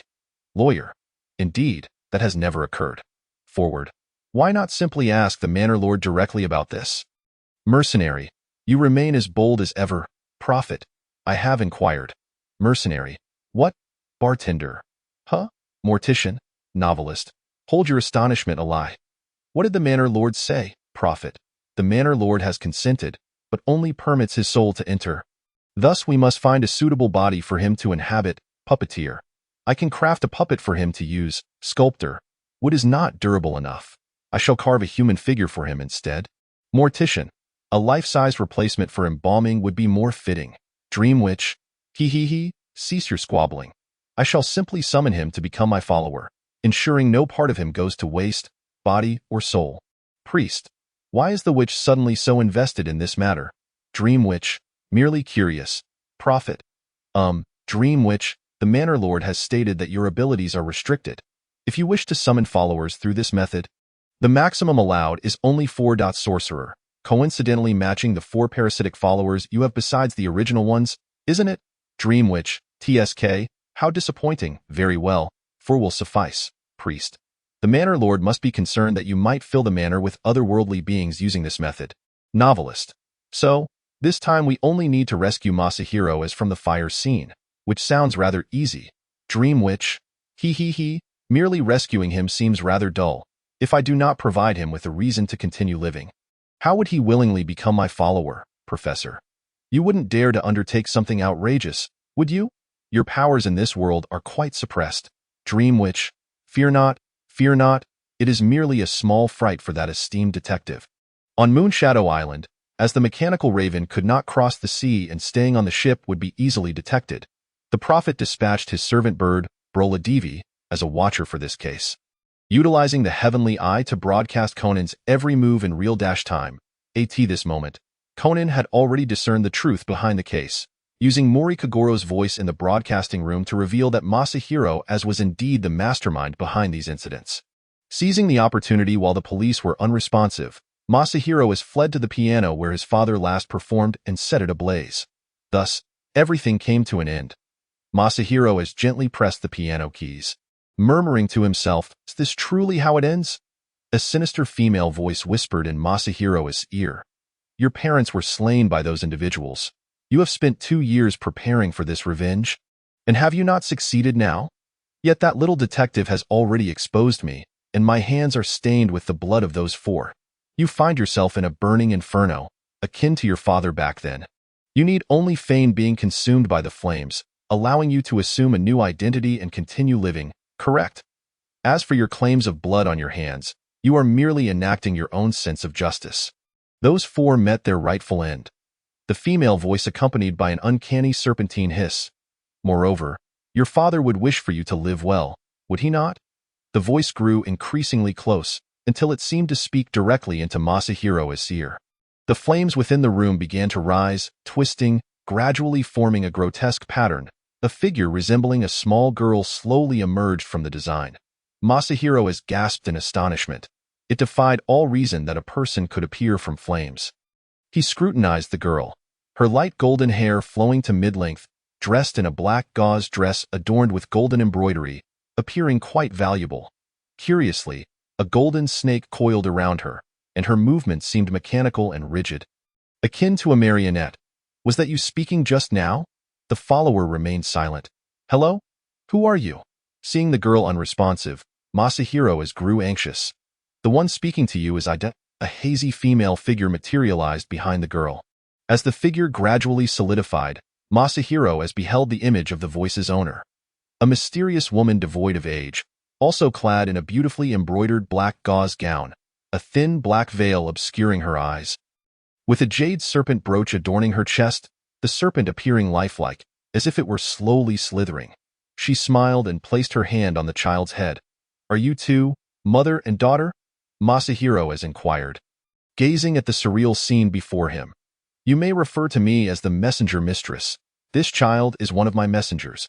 The witch's voice turned languid. "You may join my ranks of messengers." Who exactly are you? Why do you ask me such questions? TSK, how troublesome. The witch pouted, clearly growing impatient. Thus, the witch fiddled with the brooch, and Masahiro has felt a sudden wave of dizziness wash over him. After a bout of ringing in his ears, he suddenly found himself standing before a grand manor, his parents and sister standing at the entrance, waving at him. Why, son, you have done splendidly. Come here. Join us, and we can continue living together. Masahiro's face softened with a gentle smile as he approached his family. Unable to contain himself, Masahiro has rushed forward and embraced his loved ones. I wish to become your messenger. Masahiro as fervently vowed amidst his family's warm embrace. At that moment, Conan burst into the fire scene, loudly informing Masahiro as of the hidden contents within the musical score. Interrupting his reverie, Masahiro as merely chuckled lightly, indicating that he had already known this matter, and now he had discovered new hope, intending to live eternally with his family, unaware of the dream witch's presence. Conan naturally assumed Masahiro's words were those of despair, hurriedly contemplating other means of remedy, only to be seized and forcefully thrown out of the window by Masahiro as cast out of the inferno. Conan gazed at the billowing smoke from the window frame, yet it seemed as though a mysterious woman offered him a strange smile. The messenger brings forth illusory dreams, with none able to escape. None to indulge.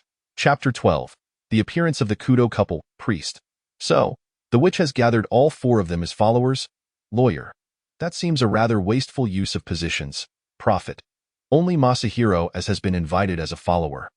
As for his family, they remain as souls, but living together poses no significant issue. Magician. Sounds rather eerie. Adventurer. When you think about it, there aren't many normal individuals among the regulators. This situation can be considered rather commonplace. Forward.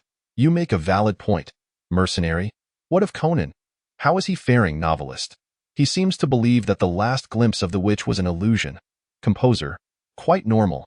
He has always trusted in science. So he would not believe in supernatural powers. That day, Conan was interrogated by Mori Kagoro regarding information about his parents, clearly indicating that Kudo Shinichi's parents were abroad, and Conan had no means of conjuring a pair of parents from thin air. Just as Conan stammered, uncertain of how to respond, Kudo Yukiko, disguised as a Dagawa, ran, knocked on the office door. Auntie, who exactly are you? Conan, with a grave expression, inquired. Kudo Yukiko, perhaps suppressing her urge to deliver a sound thrashing to the insufferable boy, patiently completed her act and inadvertently allowed Conan to slip away. As Conan strolled alone along a winding path, he initially intended to seek out Dr. Agasa, yet unexpectedly encountered a little girl who was also alone. Conan, why are you out by yourself? Alice, it's wonderful to see you here. You must help me contact Uncle Orpheus. Something significant has transpired. But my father is currently abroad visiting 2 friends, so I'm out for a walk on my own. This is truly dreadful. Thus, the only one who can assist me now is Dr. Agasa. I hope those individuals have not traced their inquiries back to our inn. As Conan pondered, he made his way towards Dr. Agasa's residence, with the little girl trailing behind him. Has Conan encountered trouble? Not wishing to involve the little girl, Conan was about to urge her to return home when he was suddenly rendered unconscious from behind. Upon regaining consciousness, he discovered both he and the little girl were bound and confined in what resembled a kitchen. That Kudo Shinichi is an exception. The organization requires him for experimentation. Did I not mention this? The disguised Kudo Yukiko performed her role in front of the impersonated Baron Dark Knight, Kudo Yusaku. If he is an exception, what of that little girl? The name Alisteros seems to be connected to a significant operation by the organization from a few years ago. She must also be taken back to prevent information from leaking. Overhearing this information, Conan realized the little girl might also be in peril and resolved to take action alongside her. The two used shards of broken glass to cut through their bindings and concealed themselves in the wine cellar beneath the kitchen. Once the duo of actors departed, they began to search for information within the room. By the way, why isn't your alarm working? They took it. After compiling the information gathered by both, they discovered the transaction location was at the Mihua Grand Hotel. Yet Conan could not comprehend the significance of the number 30 that followed. Within the Mihua Grand Hotel, Conan inquired about the meaning of the number 30 but found that the lockers only went up to 26, and the floor numbers did not match. Conan, I think it might refer to the parking lot number. The little girl reminded him.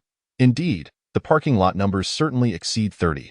Let us investigate. As expected, they found a small one beside the parking lot number 30, indicating that the transaction location was room 301. Arriving at the door of room 301, they observed a large man and a male and female knocking on the door, which was opened by none other than the Baron Dark Knight. At that moment, the disguised Yukiko approached from the direction of the elevator, and upon seeing this, they quickly concealed themselves in the adjacent room. Clearly, the young boy in the next room did not trust Conan's fabricated excuse about being a cosmic superhero. So the little girl spoke up, "Greetings, future hero. I am the fairy Eurydice, and I have traveled back from the future to seek your assistance." The charming fairy, coupled with the praise for the hero, instantly captivated the young boy, allowing her to successfully acquire a prop piece of gum and Conan's exasperated half-moon gaze. Utilizing the gum and the room service, they successfully hid in the wardrobe within the room, but were immediately discovered by the Baron Dark Knight. Conan noticed that, in addition to the individuals he had previously seen, there was a person wearing a bird-beaked mask and dressed in a lab coat seated in a chair. Conan initially believed his doom was imminent. However, the next scene left him utterly astounded. "Ha ha ha, I can't keep this up anymore. I am, in fact, the world's foremost detective novelist, Kudo Yusaku." Kudo Yusaku removed his disguise. Following suit, Kudo Yukiko also proudly shed her disguise. Then this hulking figure must be Dr. Agasa in disguise, Conan thought, utterly speechless, while noticing the little girl rushing towards the individual wearing the bird-beaked mask. "So this masked individual is Uncle Orpheus in disguise. I'm sorry, Conan. I, along with Dad and the others, deceived you," the little girl said apologetically, standing beside the unmasked novelist. The novelist remarked, "I indeed traveled abroad to visit two friends. And these are the ones.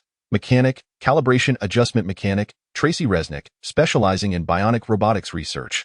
The mechanic tapped the table leg with a wrench, completing his introduction. "Aviator. Charles Holt, an inventor collaborating with Dr. Agasa on aircraft research." The aviator nodded slightly to the crowd. After exchanging pleasantries, they quickly got down to business. "Yusaku, given the perilous situation, why not accompany your parents abroad for safety? I have friends at the United Nations Police. If I enlist their help to investigate, we should swiftly obtain that medication, and you will be able to return to normal, Conan. I am perfectly fine here. This is my matter, and I require no interference from you. Yukiko, Shinichi, since you are so insistent, we shall comply with your wishes, but if any danger arises, we will come to retrieve you, Mr. Orpheus. Please look after this child closely," Kudo Yusaku said to the novelist. The novelist replied, "He is currently under the care of the most suitable person, but I will also keep a close eye on him. There is no need for you to worry, Mr. Kudo, regarding your wife's situation.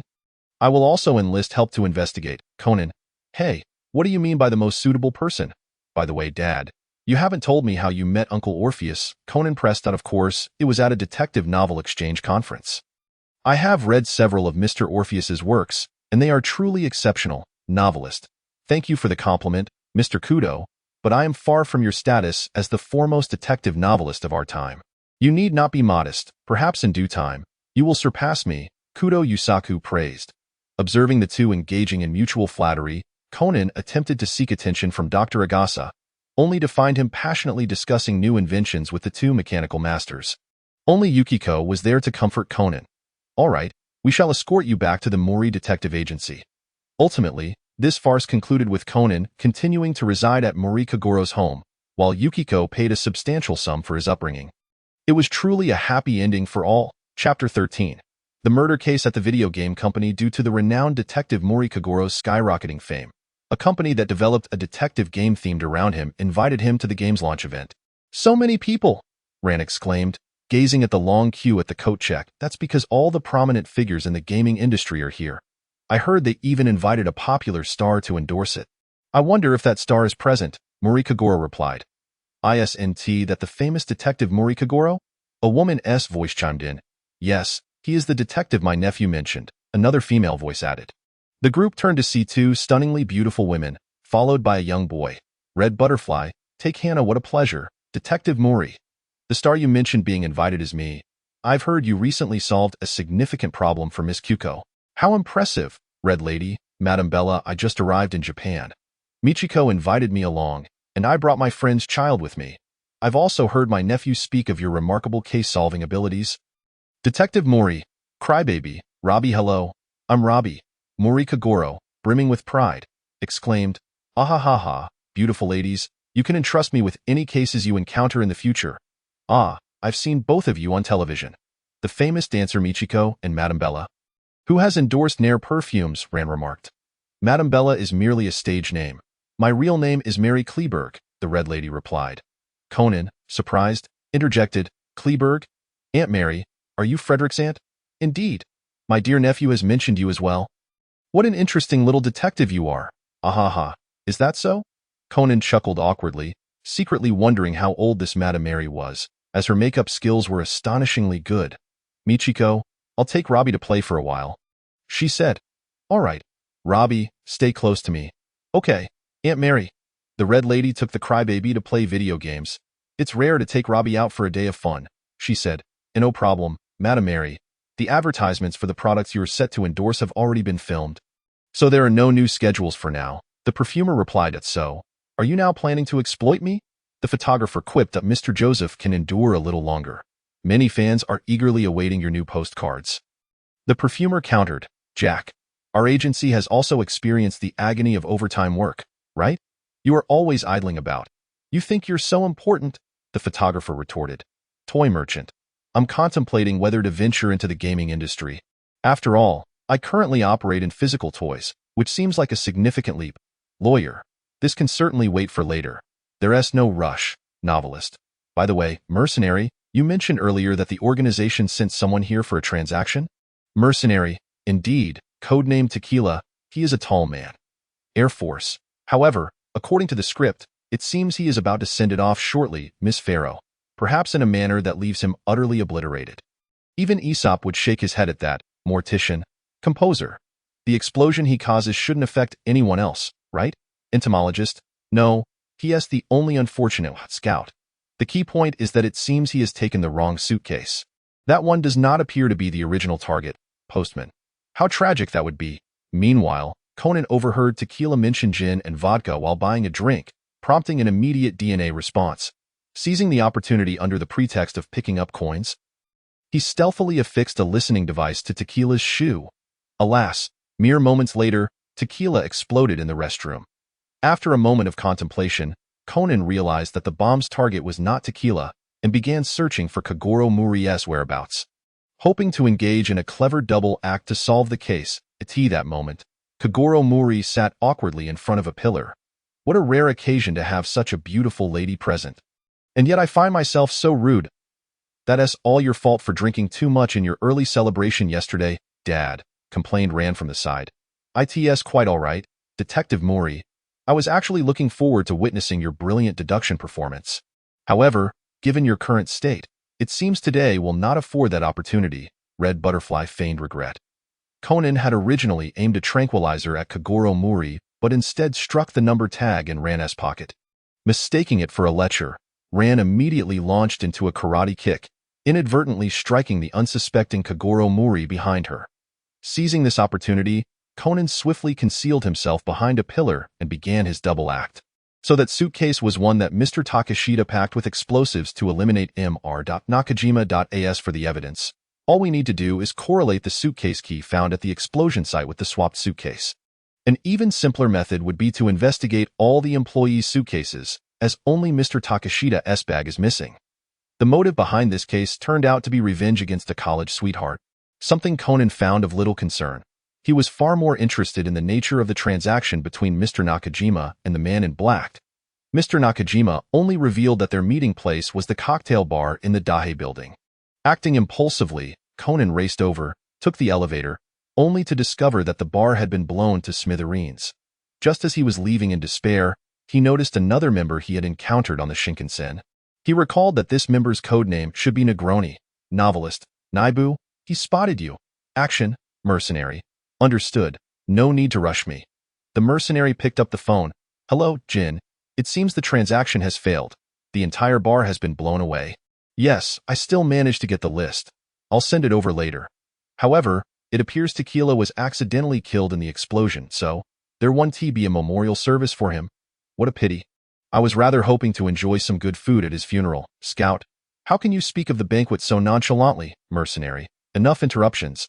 I'm not finished here yet. Oh, all right, I understand. I'll head back now. With that, the mercenary tucked away his phone and turned to leave.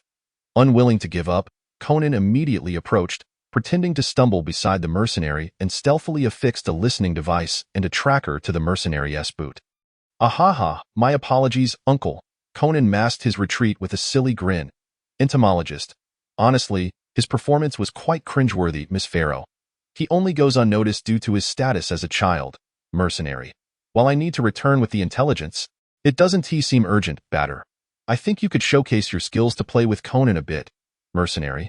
That is a valid point. I shall go hunting for food at that moment. Conan was quite pleased with himself for having found a new lead, but soon his smile faded.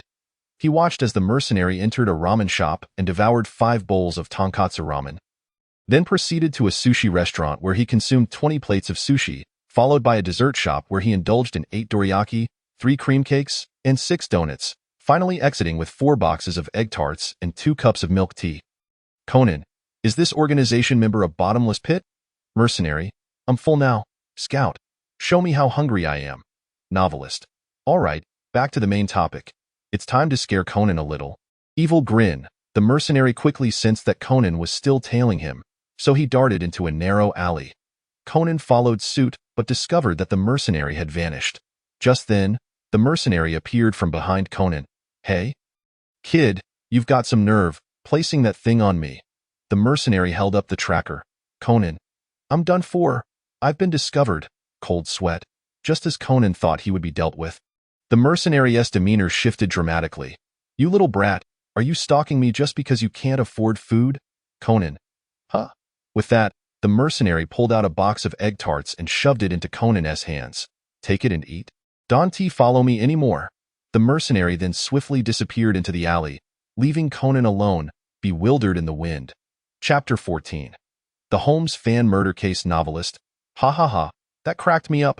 Look at Conan's expression. Forward. I'm dying of laughter. Ah ha ha ha. Photographer. Screenshot saved. Reporter. Suddenly, I feel like collecting these unforgettable memories. I could bring them back to the original world for some amusement. Mechanic. I second that. Lady in red. Then it will be entrusted to Ms. Delrose. Reporter. No problem. Blind girl. By the way, for the upcoming Holmes fan murder case, I plan to attend with Miss Emily. Doctor. Yes, Miss Helena has already informed me. Gardner. Well, both of you must take care to stay safe. Soon, the day of the event arrived, and the blind girl and the doctor took the innkeeper's car to the hotel. As expected, Conan and his companions were also present. The group began their introductions. Blind girl, the girl who lights up stars. I am Helena Adams, a blind prose poet. My favorite work by Holmes is The Dancing Man, Doctor. The past. I am Emily Dale, a doctor. I don't know much about Holmes. I am just accompanying Miss Helena, as she would face many inconveniences alone. Conan. Miss Helena is a friend of Uncle Orpheus, right? Huh, how do you know? I'm Adagawa Conan. I actually ran into your Uncle Orpheus on the Shinkansen, who was on his way to visit you. Did I ask that so? Nice to meet you, little Conan. The blind girl smiled in response.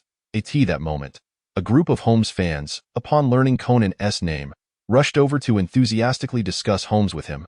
However, the duo of Miss Helena and Dr. Emily seemed akin to Holmes and Dr. Watson, prompting Conan to exclaim with admiration, I'm far inferior to Mr. Holmes, and Emily is not a military doctor. That was merely a metaphor, just a metaphor. Just then, Heiji Hattori arrived, seemingly under the impression that Shinichi Kudo would also attend, and it must be said, his intuition was not wrong. After the innkeeper explained the schedule and distributed the answer sheets while confiscating communication devices, he departed. Dinner time had passed, but the innkeeper had yet to appear, and impatience began to brew among the guests. Apologies. I'll take Miss Helena back to rest first. The doctor stepped forward and escorted the blind girl back to their room. When the group reconvened, they heard the shocking news that the innkeeper had driven off a cliff and died, while the damaged communication devices hindered their attempts to call for help. Furthermore, the cars in the garage had been tampered with, rendering them completely unusable. The blind girl murmured. This development is reminiscent of the Snowy Mountain Lodge. Heiji Hattori. In any case, the murderer is among us, and they may strike again. Doctor. Then we must remain vigilant. I have a medical kit on hand, and if anyone is injured, they can come to me for assistance. Kagoro Mori. Then if any accidents occur, I shall rely on you, Dr. Emily.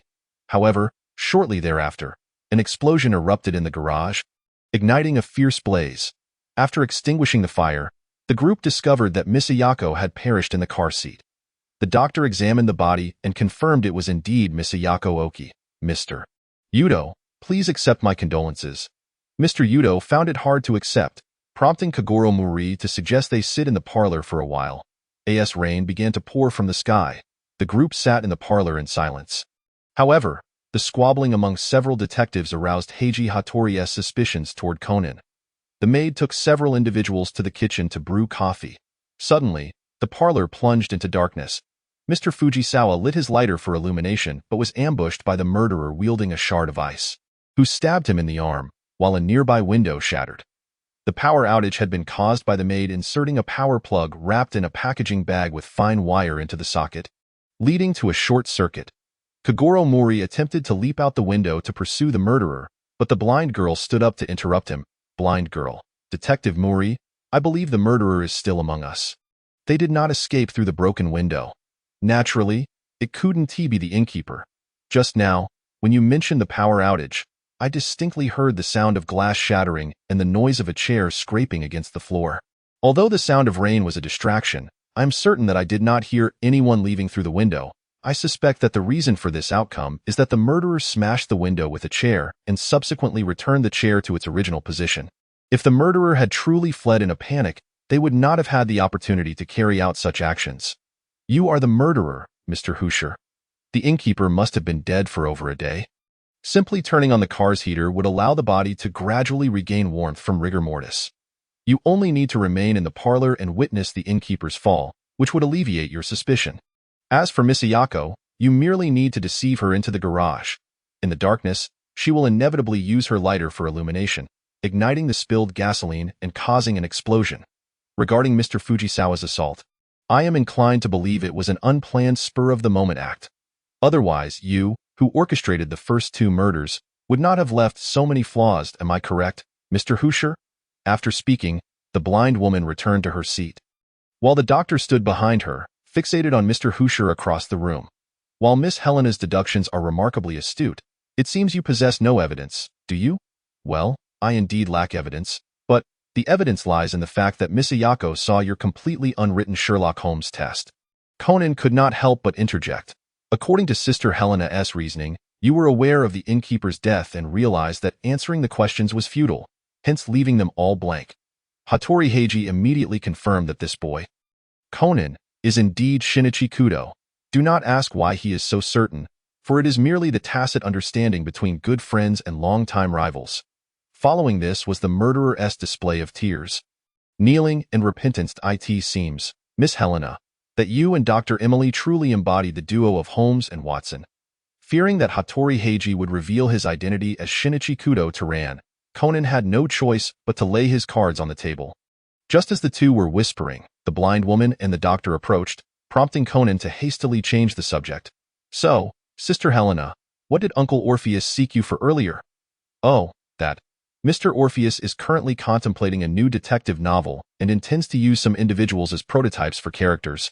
Hence he sought my counsel. It is said he has also contacted some people from the gaming industry, preparing to adapt this grand work into a role-playing game.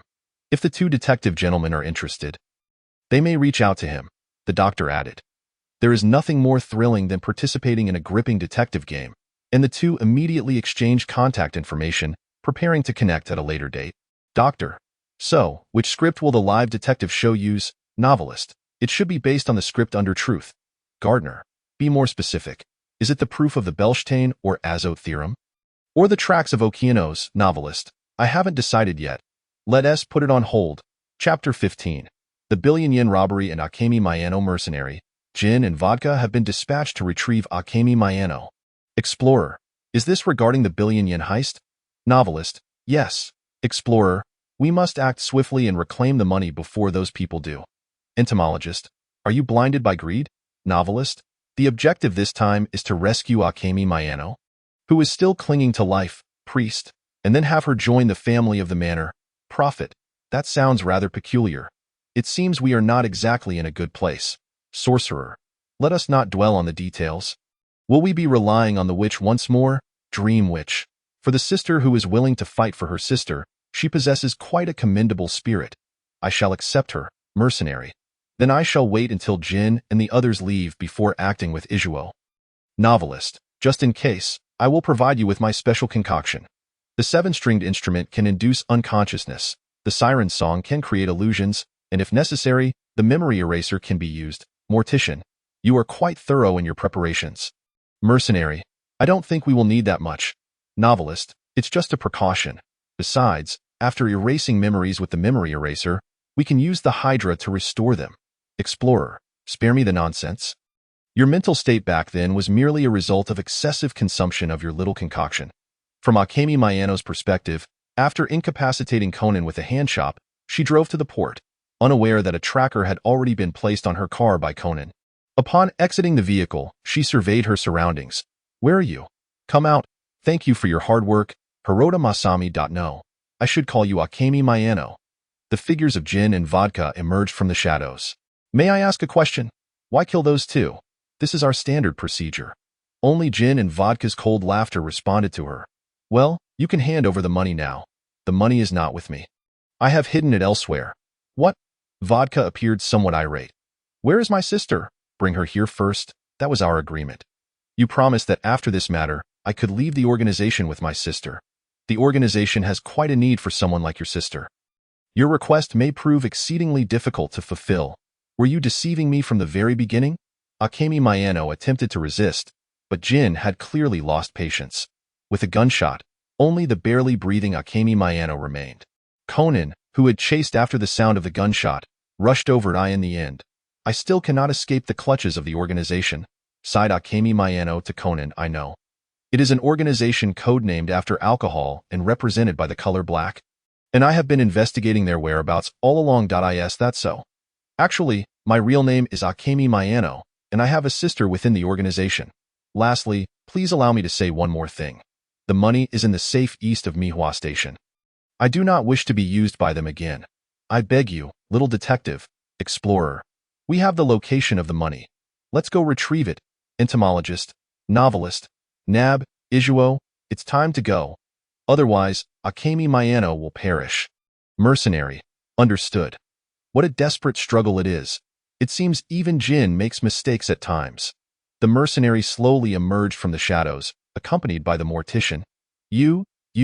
Akemi Mayano clearly did not expect the organization to return with a vengeance. It's you. Conan recognized the mercenary. Oh, little detective, it's you. The mercenary squatted down to match Conan's height, revealing a sinister smile. Is the egg tart delicious? Conan? Negaroni? Were you there at that time? You even know my code name. Let me think, it was on the Shinkansen, right? Conan. But you can step aside. I have no interest in you. What do you intend to do to Miss Mayano? Conan visibly tensed. Or rather, I have no interest in either of you. Allow me to introduce, this is no country. He is quite interested in Miss Mayano. The mortician stepped forward. Miss Mayano, I can feel that you would be particularly suited to rest in my coffin. May I have the honor of preparing you for your eternal rest? Conan. Damn it. One is the Negaroni who has tricked me several times, and the other is the snow country attempting to prepare Miss Mayano for burial. What should I do? Akemi Mayano struggled to rise. He is still a child. Spare him, and I promise you. The mercenary, having lost patience, realized that Akemi Mayano was nearing her end. Thus, he kicked Conan away from Akemi Mayano and used the spray made from the 7-stringed instrument's potion to knock Conan unconscious. The mortician swiftly summoned his coffin and took Akemi Mayano away. Mercenary. Honestly, why hasn't your ability to summon coffins been negated, mortician? The power of reincarnation is no more, leaving only a coffin. It cannot be summoned without a foothold, and if it were negated, I would become a blank slate. Novelist. All right, first, let us take Akemi Mayano to the witch mortician. Then I shall depart. Mercenary. I'm starving. I am off to find a place to eat. Explorer. I just received the 10 billion yen. What a thrill, novelist. No one asked you. Upon waking, Conan found that the mercenary, mortician, and Akemi Mayano had vanished without a trace, leaving him feeling utterly powerless. However, the truth behind the bank heist still needed to be uncovered. Hey, Please help me reach Inspector Magyar from the 1st Investigation Division. Yet, since the 10 billion yen had already been taken by the explorer, and the only fingerprints left on the gun at the scene belonged to Miss Miyano, the police still concluded that Akemi Miyano had fled to evade prosecution.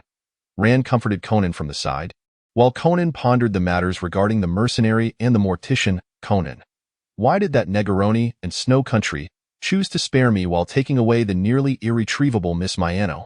Regardless, Black Organization, I will ensure that you face justice. Shifting the perspective back to Akemi Miyano, she felt as though she had traversed through a realm of darkness, only to awaken in a warm embrace. As she slowly opened her eyes, she beheld a most peculiar sight. She lay within a coffin adorned with yellow roses, surrounded by what appeared to be a farm. Nearby, a rooster strutted beside a haystack, while a gray cat and a squirrel frolicked in playful abandon.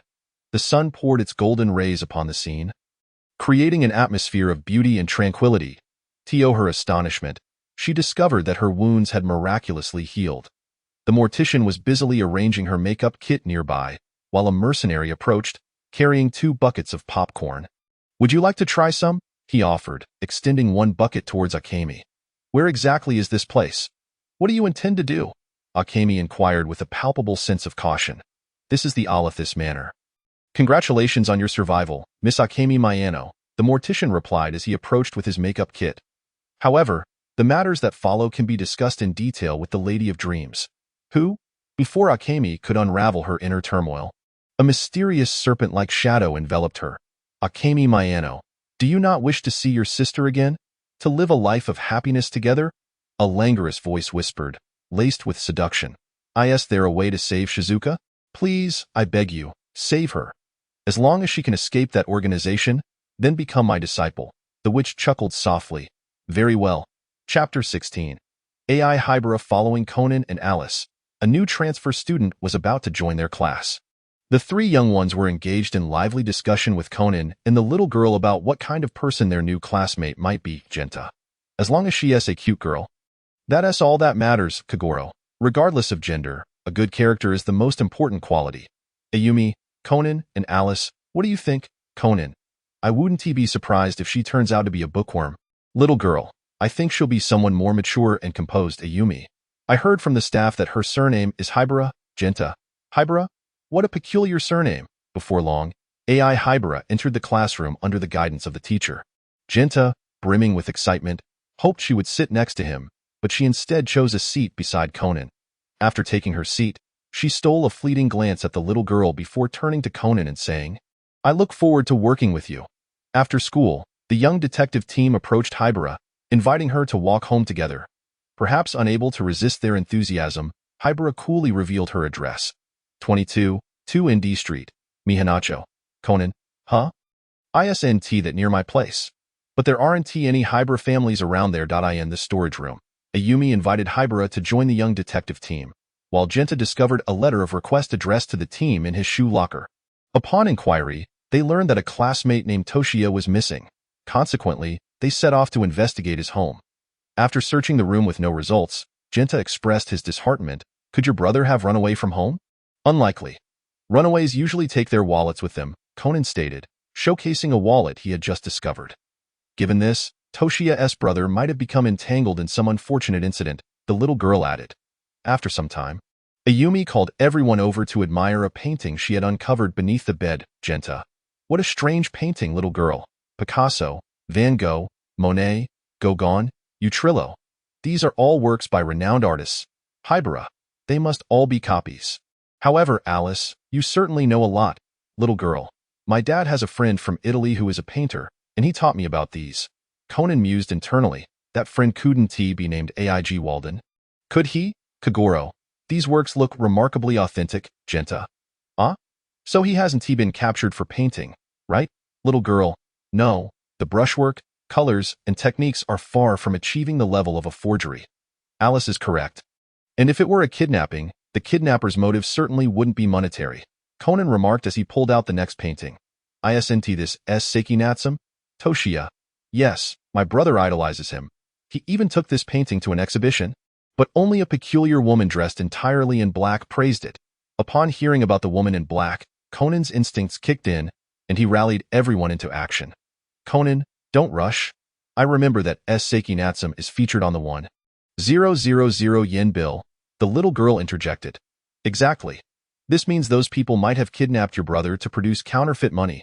Coincidentally, they encountered a strange man at a convenience store who bought a pack of cigarettes with a 1,000 yen bill. Conan whispered to the little girl, Alice, please hold them off for a while. I don't want you getting into danger. With that, he sprinted after the man, tracking the paper bills with a tracker to the train station. Conan then sought rental information from a real estate agent. Hey, kid, you're disrupting our work. Go back to your friends, the agent admonished. Friends? Conan turned around to find the others staring at him through the glass window. Kagoro, thanks to Hibara, we were able to follow you here. The little girl looked apologetic. I'm sorry, I did my best, Conan. Based on the agent's information, Conan and his companions deduced that the counterfeiters were hiding right next to the police station, a classic case of hiding in plain sight. However, the local police did not take the children seriously, forcing Conan to disguise himself as Shinichi Kudo to contact Inspector Meguer. Meanwhile, the young detective team had stealthily infiltrated the kidnapper's lair, where the criminals, now unsatisfied with Seiki Natsum, were preparing to advance to Fukuzawa Yukichi. When discovered, they were swiftly subdued by a male and female kidnapper. Fortunately, Conan arrived just in time to rescue them, apprehending all the assailants except for the woman in black. As she attempted to retrieve a weapon, Hibara preemptively raised her own gun, shattering a window of the newspaper office, prompting the police to spring into action and capture the criminals. To Conan's dismay, the woman in black turned out to have no ties to the organization, leaving him to lament the futility of his efforts. In the end, the little girl accompanied Conan as they escorted the frightened Hibara home. On their way, Hibara abruptly spoke. APTX 4869, that's the name of the drug you ingested. Conan attempted to feign ignorance. What are you talking about? Alice and I have never taken such a drug. Is that so? That was a drug commissioned by the organization, and I could never be mistaken about it. Furthermore, like you, I also consumed that drug and shrank in size. And I am not Hibara. My code name is Shiho. Conan's mind raced with alarms, yet he could not fathom why Hibara claimed the little girl had also taken the drug. I am not mistaken, am I? Shinichi Kudo? And you, the current head of the Duros family, Lady Alice Duros. Conan? Alice is Lady Duros. Although that Orpheus Duros concealed your identity as his daughter, it seems you appeared beside him suddenly, with no records of your infancy. Thus, you must be the Lady Duros who mysteriously vanished due to an accident, and you, foolish detective, I reside at 22, 2 ND Street, Mihanacho. Have you not yet realized? That's Dr. Agasa's residence. What have you done to him? What do you think could have happened? Just as Conan anxiously dialed a number to verify Dr. Agasa's safety, the little girl suddenly interjected. Regrettably, you are mistaken. Hibara. I am certainly not Lady Duros. However, there will indeed be no records of my infancy at home. For I have always looked this way since birth. A moment of stunned silence enveloped them. Conan. So, you're a clone. One could say that, as my father longed for my mother. Thus, I was born from my father's memories. The little girl stepped closer to them, revealing a sweet yet eerie smile. I have known this since the day I was born. Chapter 17. Intelligence regarding codename members. Moreover, you should no longer be serving that organization, correct? The little girl retained her smile. I have encountered scientists driven by madness, willing to experiment on their own bodies and sell their souls to demons. I do not perceive that same madness within you. Therefore, your diminutive stature must be a form of punishment from the organization. Perhaps akin to let your own invention be your execution. Yes? What was meant to be a harmless act of intimidation transformed into a chilling reality for Hibara, as she had never anticipated that her feigned performance would succeed in frightening these two. While Conan's side had inadvertently drawn out a metaphorical shark that now threatened to bite back. But there is no need for concern. Father, Orpheus, adores me, and I hold a deep affection for Father, Orpheus, as well. Startled by a series of thunderclaps, Conan could no longer endure the fright and dashed towards Dr. Agasa's home to ensure the doctor's safety. Conan has run off, remarked Hibara. Shall we leave as well? Are you truly a clone? She inquired. Do you think I am? He replied. Hibara retorted, at the very least, you are certainly not a typical little girl. Upon reaching the doctor's house and discovering that Dr. Agasa was unharmed, Conan promptly vented his frustrations upon the doctor. Once Hibara and the little girl arrived, She took the opportunity to explain to Conan that Shinichi Kudo had been confirmed dead on the list of medication recipients. Furthermore, Hybera revealed her betrayal of the organization due to her sister's death. Upon hearing Hybera's account, Conan immediately recalled Akemi Mayano and informed her of the truth. However, Hybera's emotions spiraled into despair. Why? Aren't you the most renowned high school detective? Aren't you the Sherlock Holmes of the Heisei era? You must have clearly seen the truth behind my sister's incident. Why could you not save her? To this, Conan was left speechless. He had indeed failed to prevent gin and vodka from attacking Akemi Mayano, and he could not stop the mercenaries and mortician from taking her away. Hybera, now you share a common enemy with Conan. Pull yourself together. Your sister would surely wish for you to live well. The little girl comforted. You can share any information you have about the organization with us, and we can swiftly take down the organization to avenge your sister. At that moment, Conan also realized. Indeed, Hybera, please lend me your assistance in our endeavor to dismantle the organization. Hybera, originally not a fragile girl, quickly regained her composure after a bout of emotional release.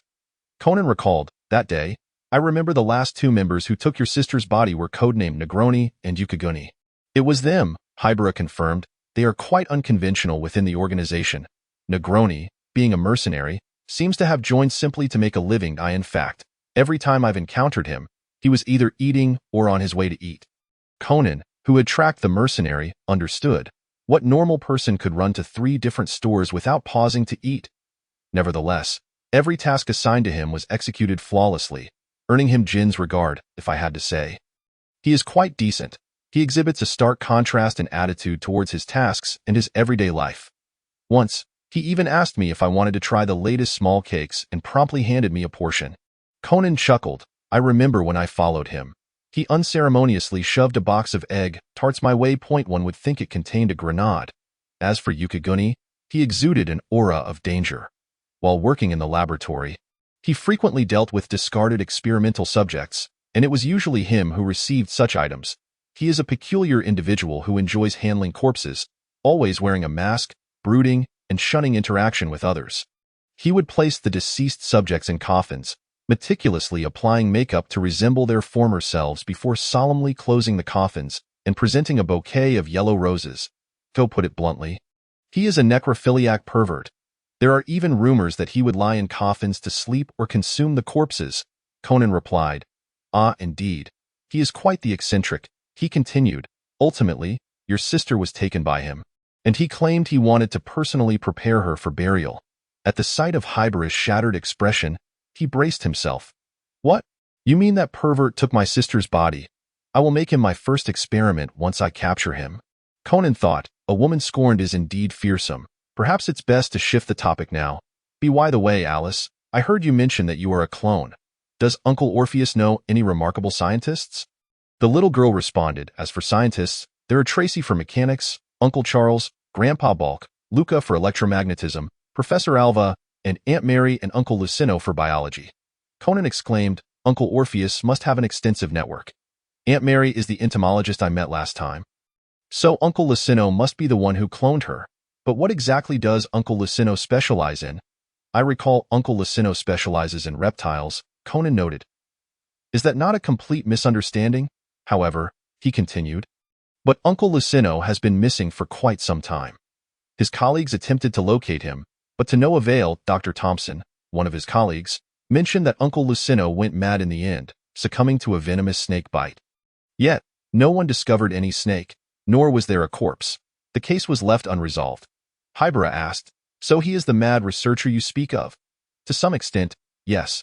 Later, my father leveraged numerous connections to uncover a sliver of information that seemed related to an organization obsessed with various insane experiments, including drugs associated with memory. Hybera gasped, what? Such drugs exist? What? There is a new organization, Conan lamented. Unfortunately, my father did not find much useful information regarding this organization. All we know is that it is called Ordis, and its emblem is the Muse's mark. Wait a moment, I remember that mark, indeed. It is the crest of the Darrows family. No wonder Uncle Orpheus is investigating this organization. The little girl sighed. Phew, finally, that scene is over. Reporter, little Alice is impressive, novelist. Although the script is explosive, it seems Eurydice has entered the protagonist's radar. Explorer. So, the memory-related drugs refer to your special little beverages? Entomologist. Just creating a hint of mystery. Composer. In this way, most of our members can better organize and participate in the main storyline. Acrobat. Congratulations, congratulations. Bartender. Then, let's celebrate Ordis' official entry. Cheers, everyone. Cheers. Chapter 18. A Reunion with the Dark Organization, Part 1. As time passed, Hybera AI gradually integrated into the young detective league. The once sensitive heart found solace in the companionship and warmth of Ayumi, Genta, and Mitsuhiko.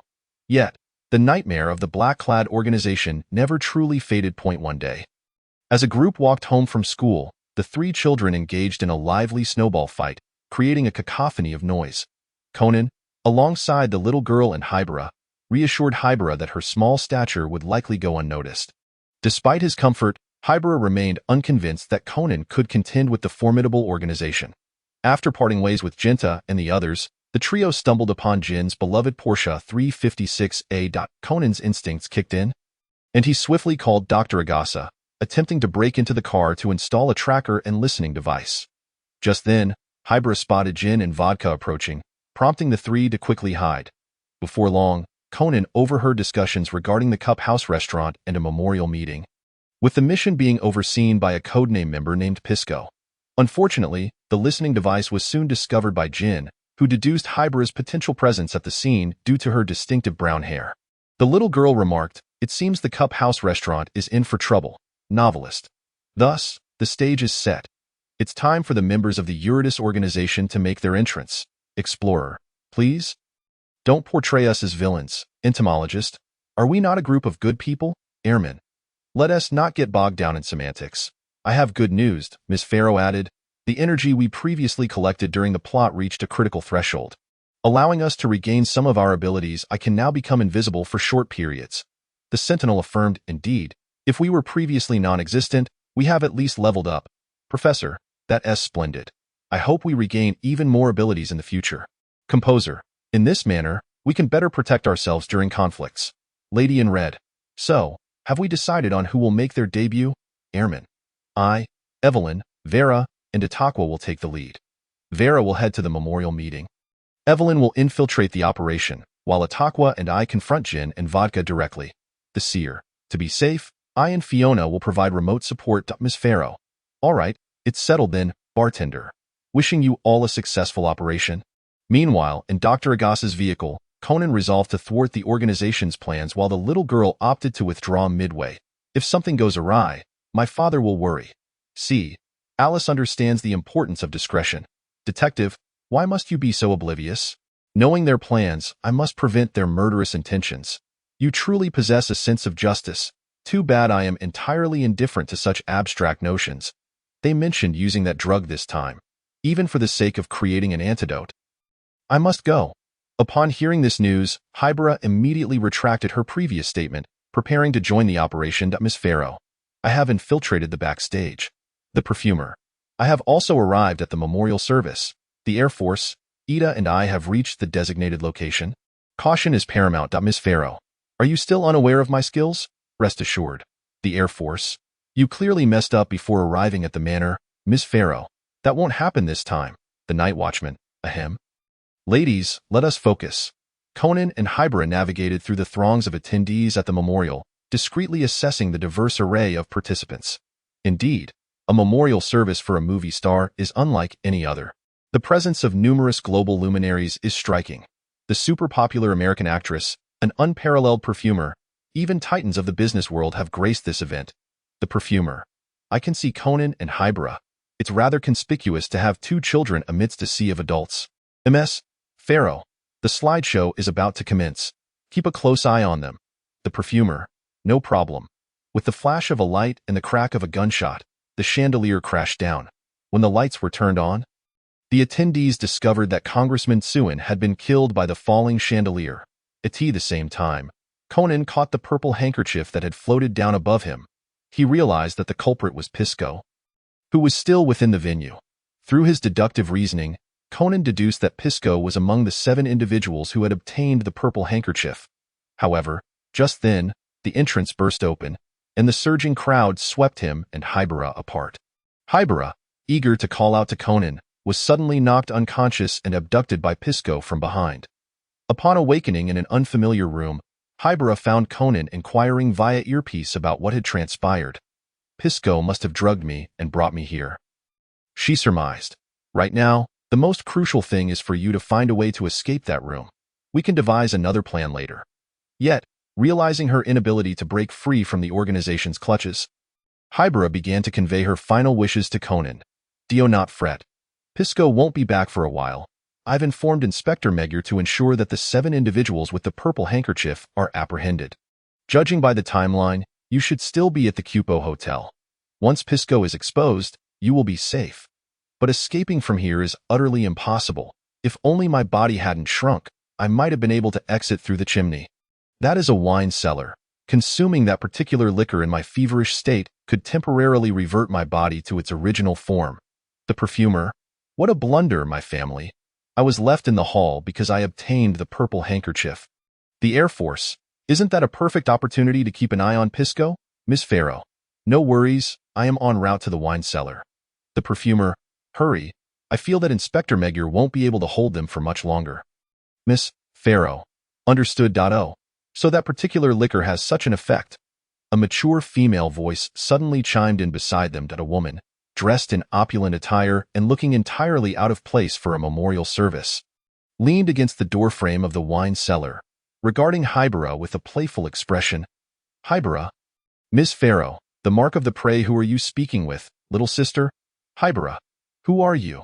My identity is of little significance. What matters, dear sister, is that you are harboring quite the secret. If I hadn't seen it with my own eyes, I wouldn't have believed that such a drug could truly reverse aging. Oh well, it's not the first time I've witnessed it. That detective you were conversing with is the same, isn't he? The high school detective, Shinichi Kudo, Conan. Hybera. Only Pisco should be involved in this operation. Why is there? I am not aligned with that organization. Dressing entirely in black is rather distasteful. The perfumer. It seems you've just made a sweeping accusation against all those clad in black, including myself, as I am currently adorned in deadly elegance, the Air Force. I am dressed as Nidhogg. Miss Farrow. As long as you understand that I was referring to that organization's lack of class. We are good with that. Miss Farrow adjusted her cane and smiled slightly. My codename within our organization is MS Farrow. You may refer to my organization as Ordis. Chapter 19. Reunion with the Dark Organization, Part 2. Upon hearing this, Conan's pupils dilated. Ordis again? I've heard of it before from Alice, a dangerous organization that houses researchers and is obsessed with mad experiments. Hybera, what is your objective? Our manor's owner, the boss, is quite interested in such age-reversing substances. Yet this organization seems to have no desire to engage in trade, or perhaps they themselves are unaware that the drug possesses such a function. In any case, I won't harm you, but I will graciously accept the information you just provided to the doctor. With that, Miss Farrow took a copy of the data Hybera had just transmitted to the doctor. By the way, members of that organization will be arriving soon. Good luck, little sister. After Miss Farrow locked the door behind her, Hybera felt a surge of anger and pounded on the door a few times. Meanwhile, Conan, who was waiting in the doctor's car, witnessed the arrival of gin and vodka. Oh no, Hybera, it's gin and vodka. Quickly hide in the chimney, now! The liquor had already begun to take effect, and Hybera, enduring the pain, scrambled into the chimney. Upon entering, gin and vodka found the room empty and subsequently departed. However, when Hybera finally emerged onto the rooftop, she discovered that gin and vodka had been waiting there for quite some time. Gin shot through Hybera's shoulder. Long time no see, Sherry. This place is perfect for sending a traitor to the underworld. Wouldn't you agree, Sherry the priest? To be honest, I almost feel like this guy is a pervert. The prophet. But the rooftop offers an expansive view, making it convenient for me to execute my plans. The Air Force. Ida. Let us seize the opportunity to strike. The night watchman. No problem. Soon, Jin fired several shots, bringing Hybera to the ground. Just as he prepared to deliver a final blow, a silver projectile suddenly appeared. Exploding into a dazzling silver light, the Air Force emerged, gun raised. Is it not a bit excessive to bully a weak woman with 2 strong men? Jin. Who are you? Codename Air Force, from Ordis. Our manor's owner is quite furious with your refusal to engage in trade. so we must extend an invitation for you to meet our weapons." Saying this, the Air Force aimed his signal gun at Jin, who likewise raised his weapon to confront the Air Force. "Miss Pharaoh, your gun is merely a signal gun, lacking real power. How do you expect to confront them?" The Air Force. "The disorienting effect is still in play. And besides, trust in my prowess as a member of the initial national team." As the standoff continued, a gust of wind swept in, carrying snowflakes that struck Jin. Vodka, caught off guard, was blown to the ground as the night watchman swung his scythe. Jin immediately abandoned his confrontation with the Air Force and fired a shot at the night watchman. The night watchman adjusted the trajectory of his scythe to deflect the bullet, retreating to a position alongside the Air Force. At this moment, Hibara, who was lying on the ground observing, was astonished. These two individuals, one clad in a black trench coat and sporting a single ponytail with a silver magazine at his waist, the other even more extravagant, standing on knife-edge stilts and wielding a scythe with a lantern hanging from it, had arrived just a step too late. Night watchmen, they nearly succeeded in eliminating them. Conan arrived just in time. Seizing the opportunity, he urged Hibara to jump into the chimney and shot a tranquilizer dart at Jin. Sensing the situation was turning dire, Jin grabbed vodka and retreated. "All right, step forward. Do you have anything to say, little detective? If you are worried about that young lady, Mr. Pharaoh is below to assist her, rest assured." Conan emerged from his hiding place. "Are you all members of Ordis?" "Indeed. Did you not just hear? What is your connection with the Black Organization, and what do you wish to do with that drug?" The night watchman spoke ominously. "As you can see, they rejected our manor owner's trade request. So we have come to collect it ourselves. Unfortunately, aside from 2 living samples, we did not find the initial drug sample." Conan was instantly overcome with goosebumps. "Your previous members stated that you would not act against us. This time we won't act against you. Next time, however, it may not be the case. Farewell, little detective." With that, the night watchman executed a swift maneuver, vanishing from the rooftop with the Air Force. Returning to the chimney, Hibara encountered Pisco, who had been lying in wait, preparing to execute her with a gun while expressing his reluctant justification. Seizing the opportunity while Pisco's attention was fixated on Hibara, Miss Pharaoh stealthily approached and struck the soon-to-retire distillery elder unconscious with her cane. "This is after-sales service, dear sister." Miss Pharaoh smiled gently at Hibara. She then picked up Hibara and departed from the scene. Meanwhile, a groggy Pisco encountered an irate Jin. "You are truly aging, Pisco. How could you not have killed that photographer and destroyed the film immediately?" "What are you talking about? I imagine tomorrow's morning paper will feature your photograph prominently, specifically your close-up shot of firing at the ceiling. Wait, if you kill me, you will never find Sherry. I have already grasped the clues. After all, I have served the organization for many years. You have no right to kill me. I deeply regret to inform you, but that was a direct order from the esteemed individual." Following the sound of a gunshot, the venerable figure of the distillery met an untimely demise.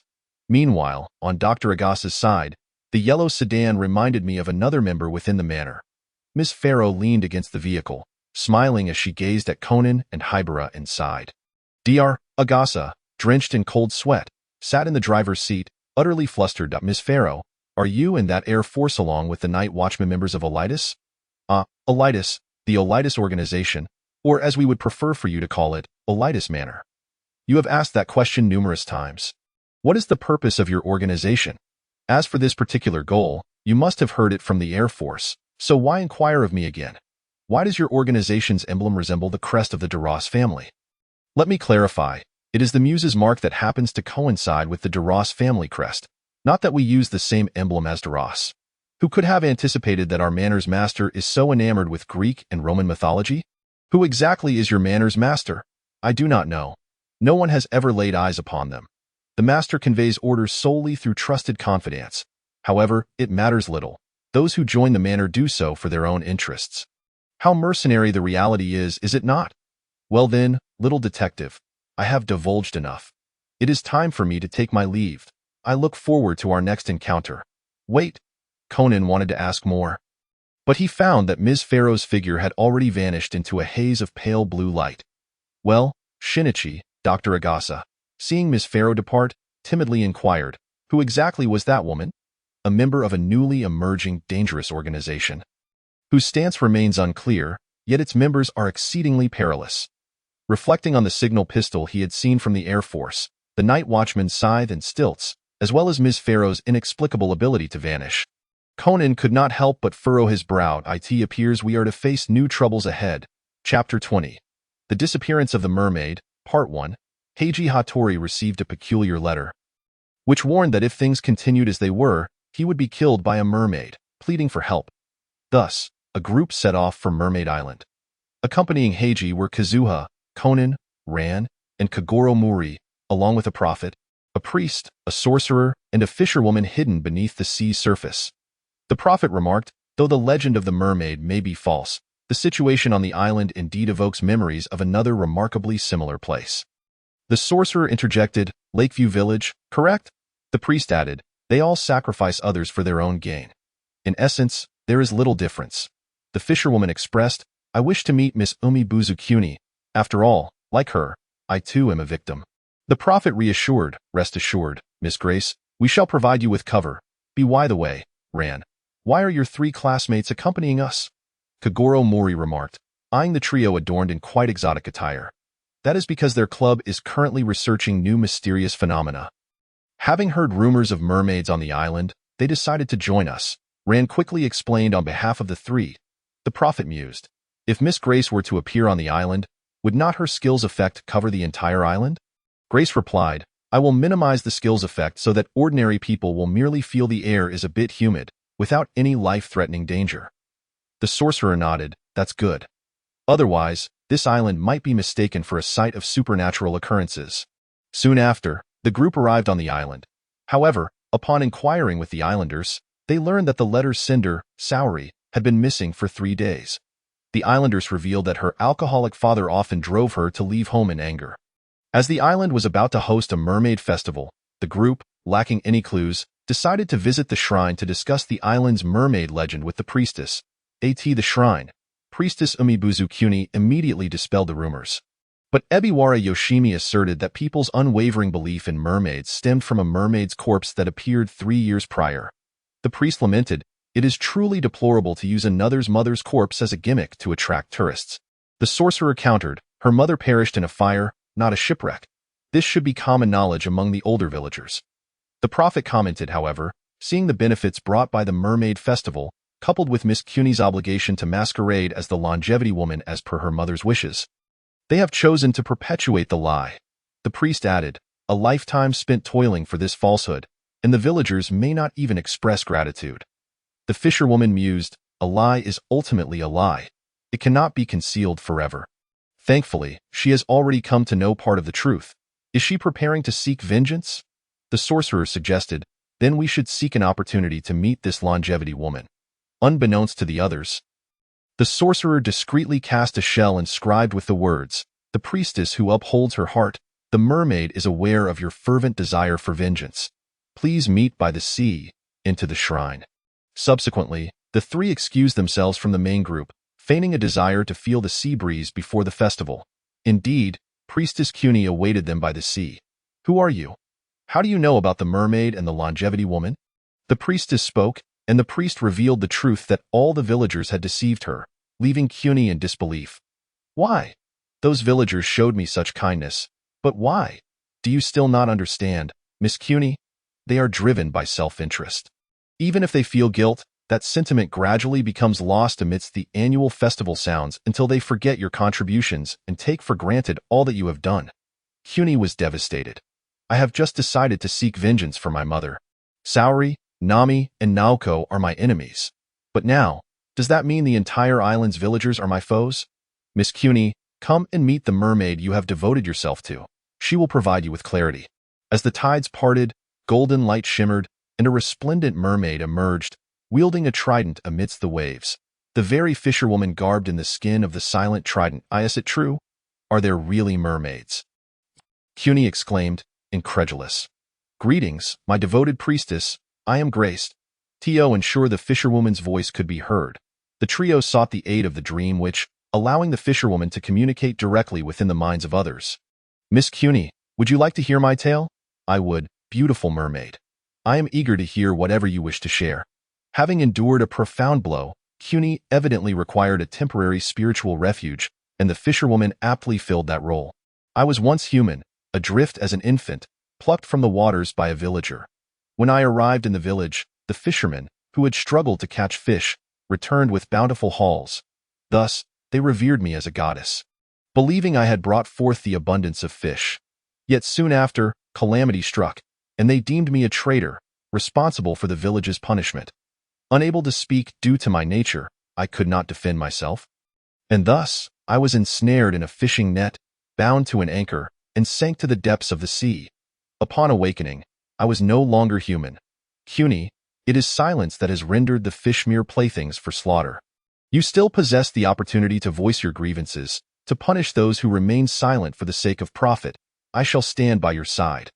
After listening to the fisherwoman's account, Cuny's confusion, pain, and bewilderment gradually dissipated. Her gaze grew resolute, and the tears at the corners of her eyes had dried in the fire of her anger. I will no longer sacrifice my remaining years for the sake of those silent, hypocritical deceivers. With that, she departed to prepare her plan for vengeance. Wait, Miss Grace, you do not intend to unleash a massacre upon the island, do you? The priest queried. Fear not. It shall only be a minor punishment. To return this island, which has thrived upon lies, to its rightful silence. The prophet reassured, rest assured, in every future I have glimpsed, no one shall escape this vortex. The sorcerer added, the calamity arises from the hearts of men. Retribution will inevitably arrive. The priest lamented, it is truly unfortunate for the protagonists who came to investigate the island. They will likely be caught in Miss Grace's power. The prophet recalled, that reminds me, I should prepare some talismans just in case something goes awry. The sorcerer agreed, yes, at the very least, we should provide the protagonists with one. As the festival loomed closer, the trio returned to the main group. Ran, this is a talisman we crafted using the shells and fish scales we gathered by the sea. It is for you. Indeed, we owe our gratitude to you for enabling our visit to the island. Is this for me? Please accept it as a small token of our appreciation. All right, thank you so much. Xiao Lan tucked the amulet into her pocket.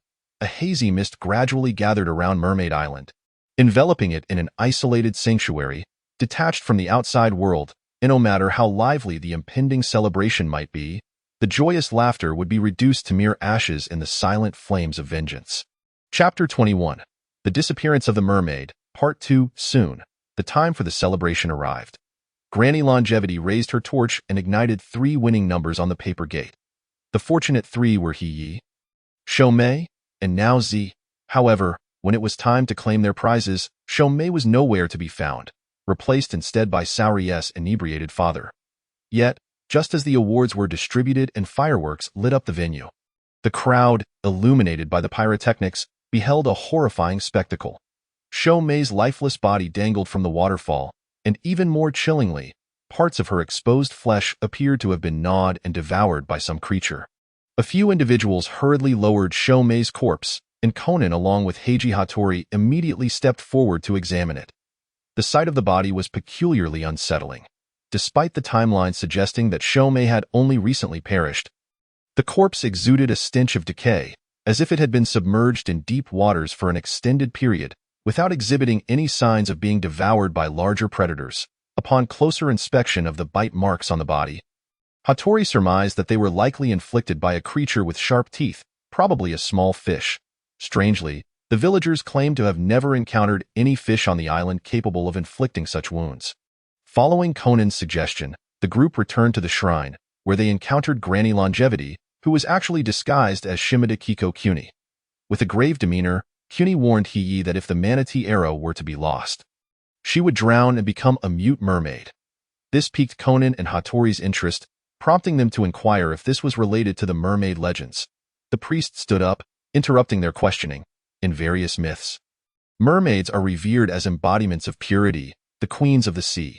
Yet, in some regions, they also symbolize suffering and calamity.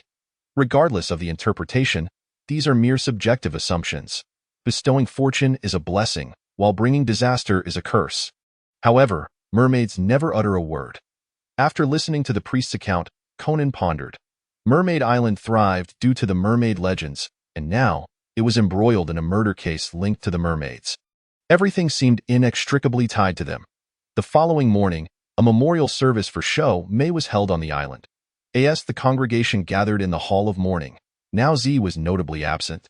No one anticipated that another tragedy would soon unfold.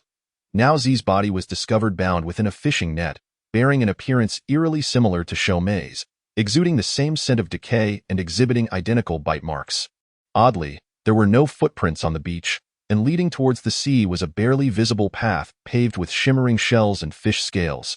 The island's residents were at a loss, with some fearfully believing this to be the mermaid's curse. Meanwhile, the scientifically minded detective team suspected it was merely a ruse by the culprit. At this juncture, the situation grew increasingly delicate. Of the three who had drawn the manatee arrow, two were already dead, leaving only He Yi. Remembering Granny Longevity's warning, He Yi felt a surge of fear in that moment. Hattori displayed a level of emotional intelligence surpassing Conan's. Do not fear, I am here. Conan noted that all three individuals who had encountered misfortune had drawn the manatee arrow and subsequently vanished, with Granny Longevity being the only person linked to it. The group returned to the shrine to search for the purchasing ledger of the ticket numbers, only to find it mysteriously missing. Hattori casually inquired, could it be that Granny Longevity took it? Cuny instinctively retorted, that is impossible. Thus, the two began to scour through past ledgers for clues. Suddenly, He Yi and Xiao Lan's shrieks pierced the tranquil night. As flames engulfed the warehouse behind the shrine, a charred corpse was discovered within, its identity unrecognizable, but from the clothing and other details, it was likely that the deceased was Cuny. Both He Yi and Xiao Lan were horrified. The shrine maiden, who had been conversing amicably with them moments before, had suddenly met her untimely demise, a reality too difficult for them to accept. The priest and prophet continued their prayers nearby. May the mermaid's long spear guide you to clarity ahead. Noticing their actions, Conan approached to inquire, what are you two saying? It is a prayer we adapted based on the customs of Mermaid Island. Who would have thought that within just 2 days, several islanders would unexpectedly depart this world? Feeling that no further information could be gleaned, Conan returned to Hattori's side. A day later, islanders reported that Saori's father had sold the manatee arrow to others for a profit of 100,000, making him a prime suspect. However, after piecing together a series of clues, the detective duo arrived at an utterly absurd conclusion. They gathered everyone at the Hall of Mourning, and Hattori commenced his reasoning. The murderer cannot possibly be Saori's father.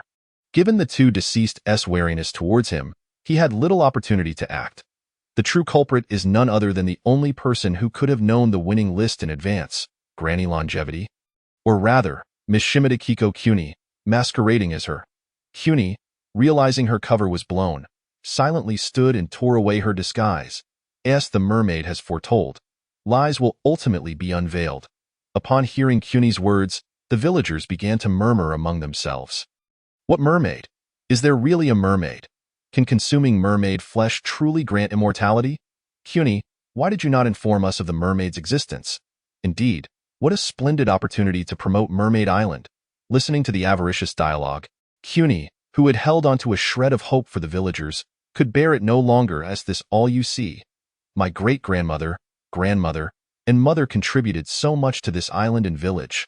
Before my mother was burned alive, she wished for me to inherit Granny Longevity's role and serve the village. Yet what did she receive? A grisly death, her bones desecrated, only to be looted by those coveting the mermaid. Saori, Shou Mei, and now Zi, we were once such good friends. But they, in their drunken jest, wished to see if Granny Longevity's immortality was true, and set fire to my mother. And you, all of you, your kindness was but a fade. All aimed at binding me to this position of Granny Longevity for life. I loathe each and every one of you. Noticing Cuny's erratic emotions, Conan and Hattori hastily attempted to intervene. Cuny produced a decayed helm entwined with water plants, her face aglow with reverence. The mermaid I serve shall bless me. Instantly, the Hall of Mourning was suffused with an intense mist, obscuring everyone's vision. When the mist dissipated, Cuny had vanished without a trace. Believing Cuny had fled, the crowd surged out of the hall in pursuit. Yet, as they looked up to the sky, they discovered ominous clouds gathering, lightning flashing, and a tempest was evidently imminent. The thick fog, combined with the mist, enveloped the entire island, with winds howling across the sea, rendering any escape impossible. Chapter 22. The Disappearance of the Mermaid, Part 2, Priest. Something seems amiss. Is Miss Grace's power truly this formidable? Fisherwoman. I merely surrounded the island with mist. I did not do anything more significant. It shouldn't be like this. Prophet. No doubt, the ancient gods have intervened. Sorcerer. Then our protective amulets are rendered useless? To think that the king in yellow would be swayed by the dream witch. Let us not say it that way. Our lives are so long, we must find some amusement. King in yellow. It's merely a bit of weather manipulation. It won't cause any greater impact. Prophet. Even so, this is quite exaggerated. Wiping sweat. Sorcerer. I wonder if there are any emergency shelters on this island. Priest. There should be. Many covet the mermaid's tomb. Perhaps there are some caves in the back mountains suitable for hiding. Prophet. The villagers are terrified and in disarray. It seems we cannot rely on them. Sorcerer. Indeed, only those with a guilty conscience fear such so-called curses. Priest. Rather than a curse, it is a tragedy born of deception. Dream witch. Thus, humans are. Once they attain benefits, they immediately crave more. Until they ultimately disregard reality, consumed by their own desires and descending into madness. Prophet. A lie that has persisted for 3 generations must come to an end. This moment, witnessing the calamity unfolding. The villagers were thrown into a panic. It is the mermaid, the mermaid's curse. The mermaid has come to exact revenge upon us. It is all Show May's fault. We are blameless. Had we known, we would not have concealed that matter from the island's youth. Otherwise, Conan would not have summoned the mermaid's wrath upon us. Upon hearing these words, Conan and Hattori Heiji immediately seized the villager and inquired, "What do you mean by concealment?" The long-lived granny has always been a fabrication. A mere gimmick to entice tourists. Initially, it was Junhui's mother in disguise, and after the fire, it was Junhui herself. The elder generation is well aware of this. This revelation, Conan and Hattori were taken aback. In other words, in order to substantiate the legends of the long-lived granny and the mermaid, you concealed the truth from the island's youth.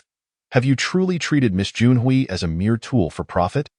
We had no choice, they protested. It was Junhui who insisted on impersonating the long-lived granny. We merely acquiesced to her wishes. None anticipated that those young people would take it seriously and investigate.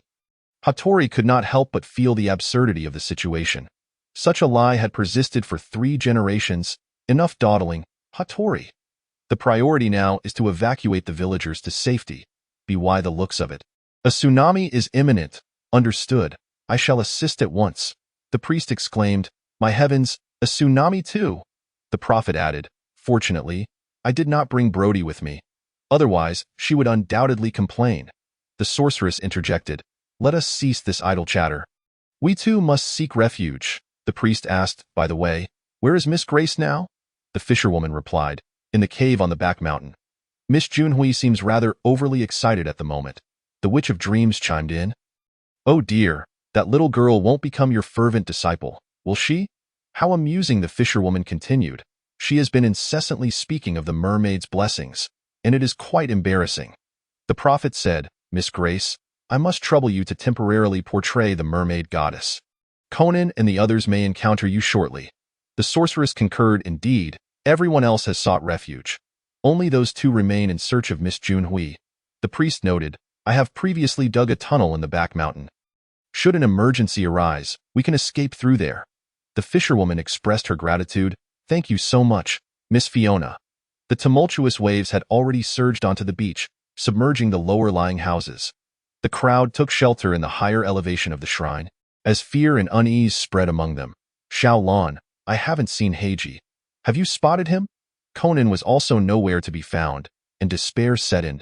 "We must go out and find them." With that, Keiho grasped Xiaolan's hand and attempted to exit.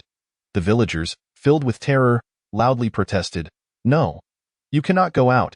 You will attract the mermaid. You are holding the dugong arrow. You will surely draw the mermaid here. Get her out." The malevolence of humanity was laid bare in that moment, as many villagers echoed their sentiments. What was once a harbinger of blessings had now become the source of disaster. The villagers encircled the 2 girls, attempting to expel them from the shrine. Muri Kagoro swiftly shielded the girls, exclaiming, "What nonsense! The blessings and curses of the mermaid are all fabrications. This is merely a natural disaster." Cease this madness. Meanwhile, amidst the torrential rain, Conan and Hattori finally located Island Bag Junhui in the cave. At that moment, Junhui was filled with fervor, adorning her face and arms with fish scales, kneeling before the token the fisherwoman had entrusted to her. Upon noticing Conan and Hattori, she turned to face them, saying, "Do you see?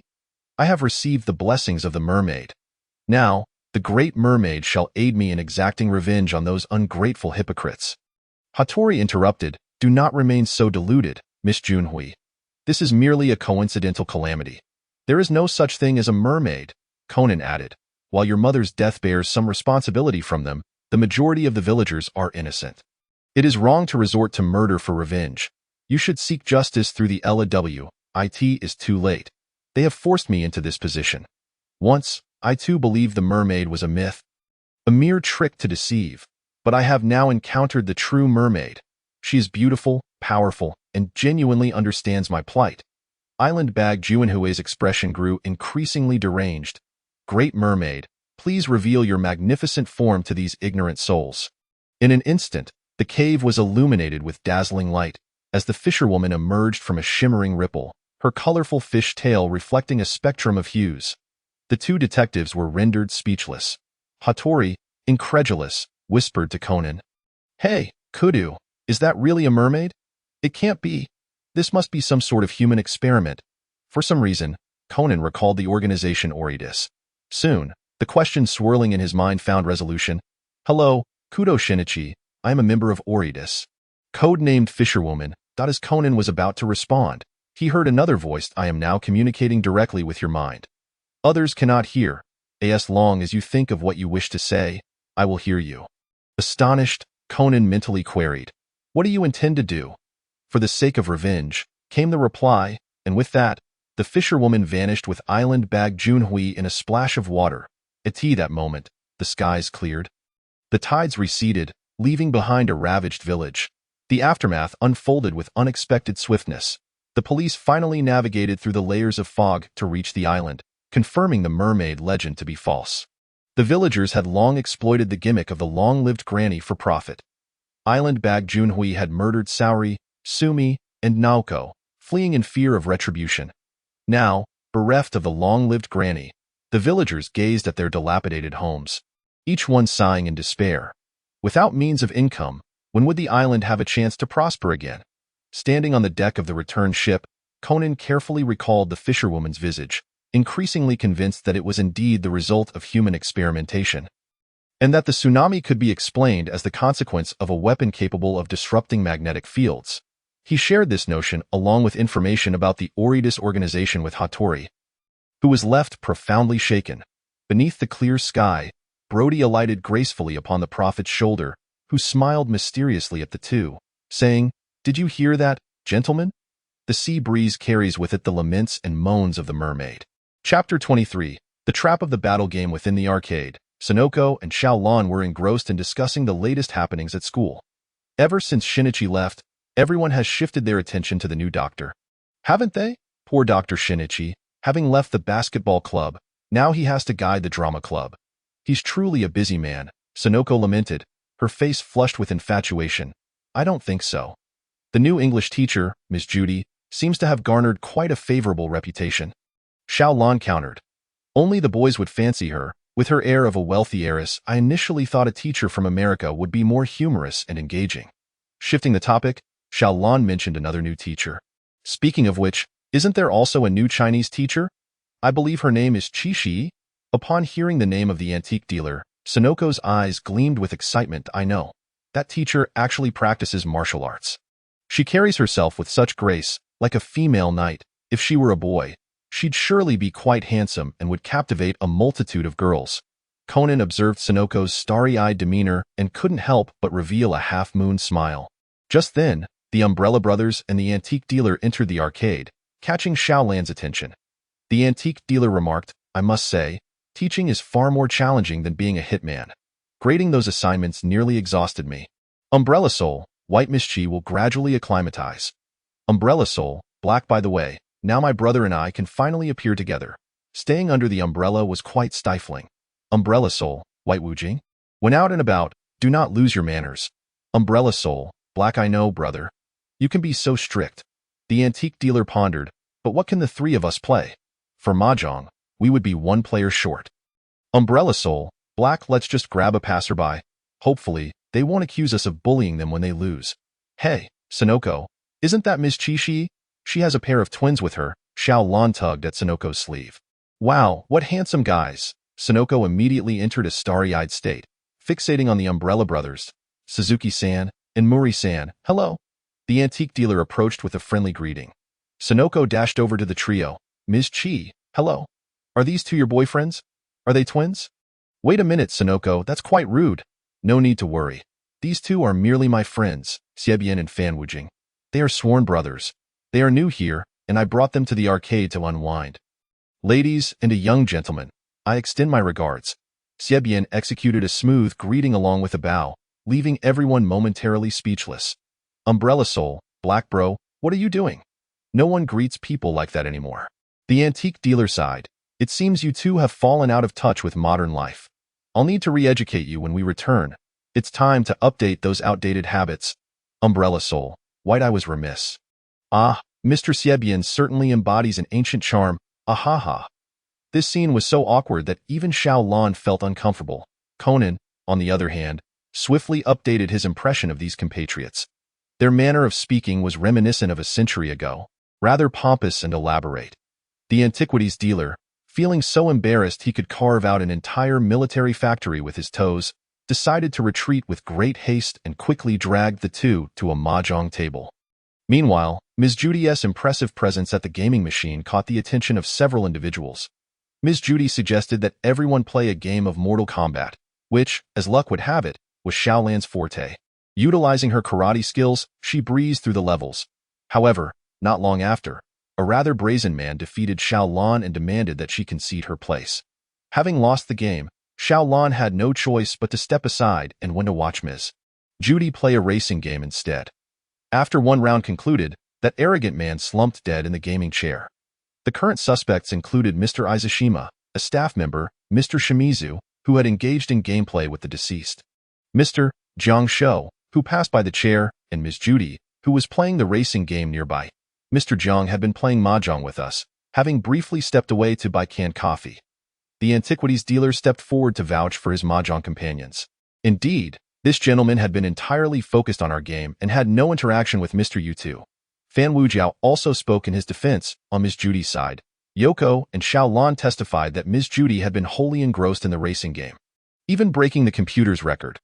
Officer Muku was observing an English teacher and a Chinese teacher, showcasing his rather plastic English and the seemingly meaningless ancient poetry. Ms. Judy interjected. No, it should be policeman. The antiquities dealer recited. Jian Xin is like a gentleman, maintaining grace in the cold of winter. Officer Muku replied, by analyzing the gum and cigarette paper stuck to the waiter's shoe. It was deduced that the murderer was Mr. Shimizu, the opponent of M.UE2. By using a tranquilizer gun on Yoko, Conan employed a double tactic to further enhance Officer Muku's achievements. After the culprit was taken away, the group prepared to part ways at the street corner. After bidding farewell to Ms. Judy and the antiquities dealer, Yoko and Xiao Lan left. Oh, Miss Chi, what did that verse you mentioned earlier mean? It's my family motto, which signifies holding true to one's heart. The antiquities dealer remained quite wary of this woman, who appeared to be a high school English teacher but was, in fact, an undercover FBI agent. The profundity of poetic culture is truly remarkable, Ms. Judy continued with exaggerated enthusiasm. Ms. Judy, being experienced, surprisingly possessed extensive knowledge about pufferfish toxins. The antiquities dealer ignored her theatrics and pressed on. Oh, that's because a friend of mine in America informed me before I came to Japan. There's a custom of eating pufferfish raw, and ignorance could lead to life-threatening danger. Seeing that Ms. Judy was unwilling to confront him directly, the antiquities dealer prepared to leave with the Swan brothers. Just as he turned, Ms. Judy's voice floated from behind. Miss Chi has developed a layer of calluses on her hands. I wonder what she practices with? I've trained with long weapons. It's well known in school. There's nothing more to say. That's so. However, it's my first time seeing Miss Chi out with friends. Won't the two gentlemen introduce themselves? Knowing this woman was no ordinary individual, Fan Wujiao maintained a stern silence. while Siebien took over the conversation. Ms. Judy Sterling, I am Siebien, and this is my younger brother Fan Wujiao. As the night grows late, we shall take our leave. With that, the three turned and departed. Left behind, Ms. Judy recalled the list she had previously organized. Xiao Yao, alias Qi Shi, age unknown but estimated to be in her 20s. A professional assassin with ties to various underground organizations, successful in multiple assassinations of wealthy businessmen and political figures, rarely failing, wanted in the dark web. The infamous wanted criminal from the dark web had actually come to Titan High School. Had she come here with a new target in mind? The other two men were also shrouded in mystery, but they were likely her accomplices. It seemed that life here would not be peaceful. With such thoughts, Ms. Judy also turned to leave. Chapter 24. The mysterious passenger. Another new day dawned as Professor Agasa, along with the three little ones, Hybera and Conan, boarded a bus for a ski trip. Halfway through, several remarkable passengers boarded the bus, accompanied by two ordinary robbers. Just as they entered, Hybera's distillery radar suddenly activated, prompting Conan to swap seats with her and urged her to don her hood to conceal her identity. At that moment, on the bus, the Grim Reaper elementary student Conan, disguised as the newly emerged Dr. Vermouth, FBI agent Judy, ordinary passenger Akai Shuichi, and our antiquities dealer were all gathered together. The prophet remarked. The robbers truly have outrageous luck. The novelist replied, who can argue? They wouldn't encounter these misfortunes if they had taken an earlier or later bus. The explorer added, their luck for a lifetime is squandered here. They might as well buy a lottery ticket in their next life. The spirit of the swan, White, asked, Miss Chi, with such a mixed crowd over there, are you all right on your own? Jack responded, don't underestimate our ancient deity of the manor. Aside from the professor, I've never seen anyone capable of subduing an ancient deity. The professor remained silent. The antiquities dealer added, once I return, I'll definitely give you a beating in the rankings. The fire investigator commented, I say, chicken nuggets, don't say Miss Chi can't handle it. Even the newcomer could dance on your head. The knight greeted, hello. Jack responded, 6. After all these years, why am I still not enhanced? The fire investigator said, I've heard this incident involves a bomb. The Swan brothers and I have secretly followed. The professor corrected, I was the one driving. You're supposed to go save people soon. The spirit of the Swan, Black, urged, Florian, fasten your seatbelt. Frederick has mentioned that Lucino's driving skills are terrible. The composer added, indeed, during the filming of Abyss 7, he made me nauseous. The professor retorted, that's because you have a weak constitution. Ada, Emile, and Qi Shi are fine. You're just being dramatic. The psychologist remarked, I think your driving is still a bit reckless. The patient agreed, Ada is right. The professor interjected, all right, enough arguing. I'll focus on driving now.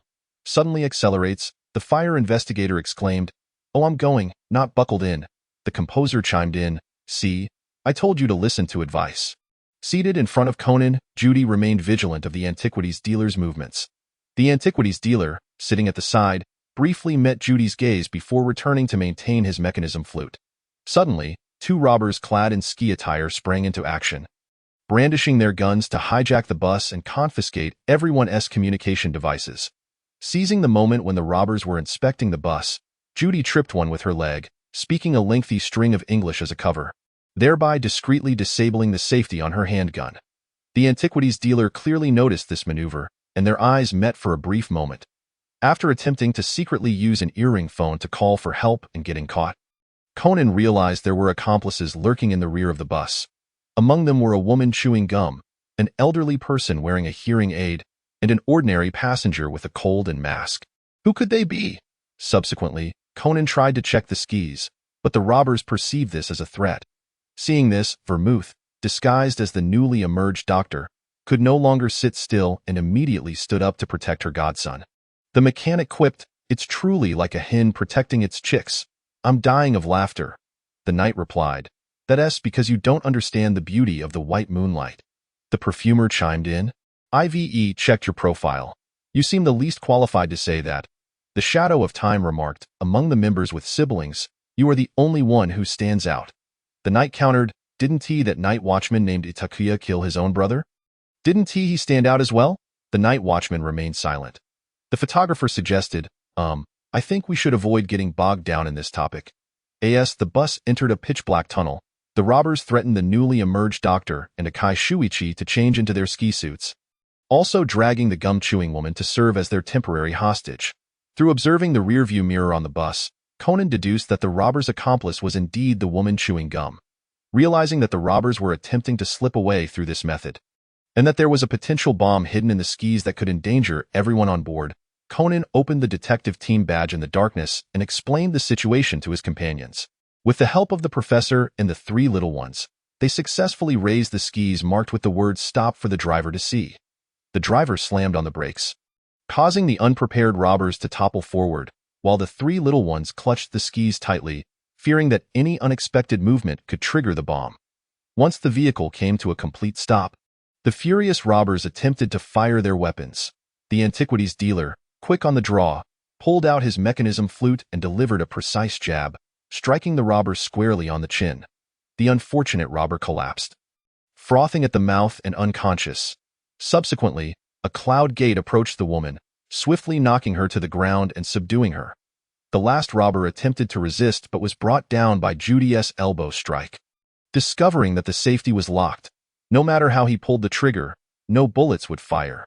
Just when everyone thought the turmoil was over, the woman pinned to the ground by the antiquities dealer panicked and shouted, "The brakes have already activated the bomb.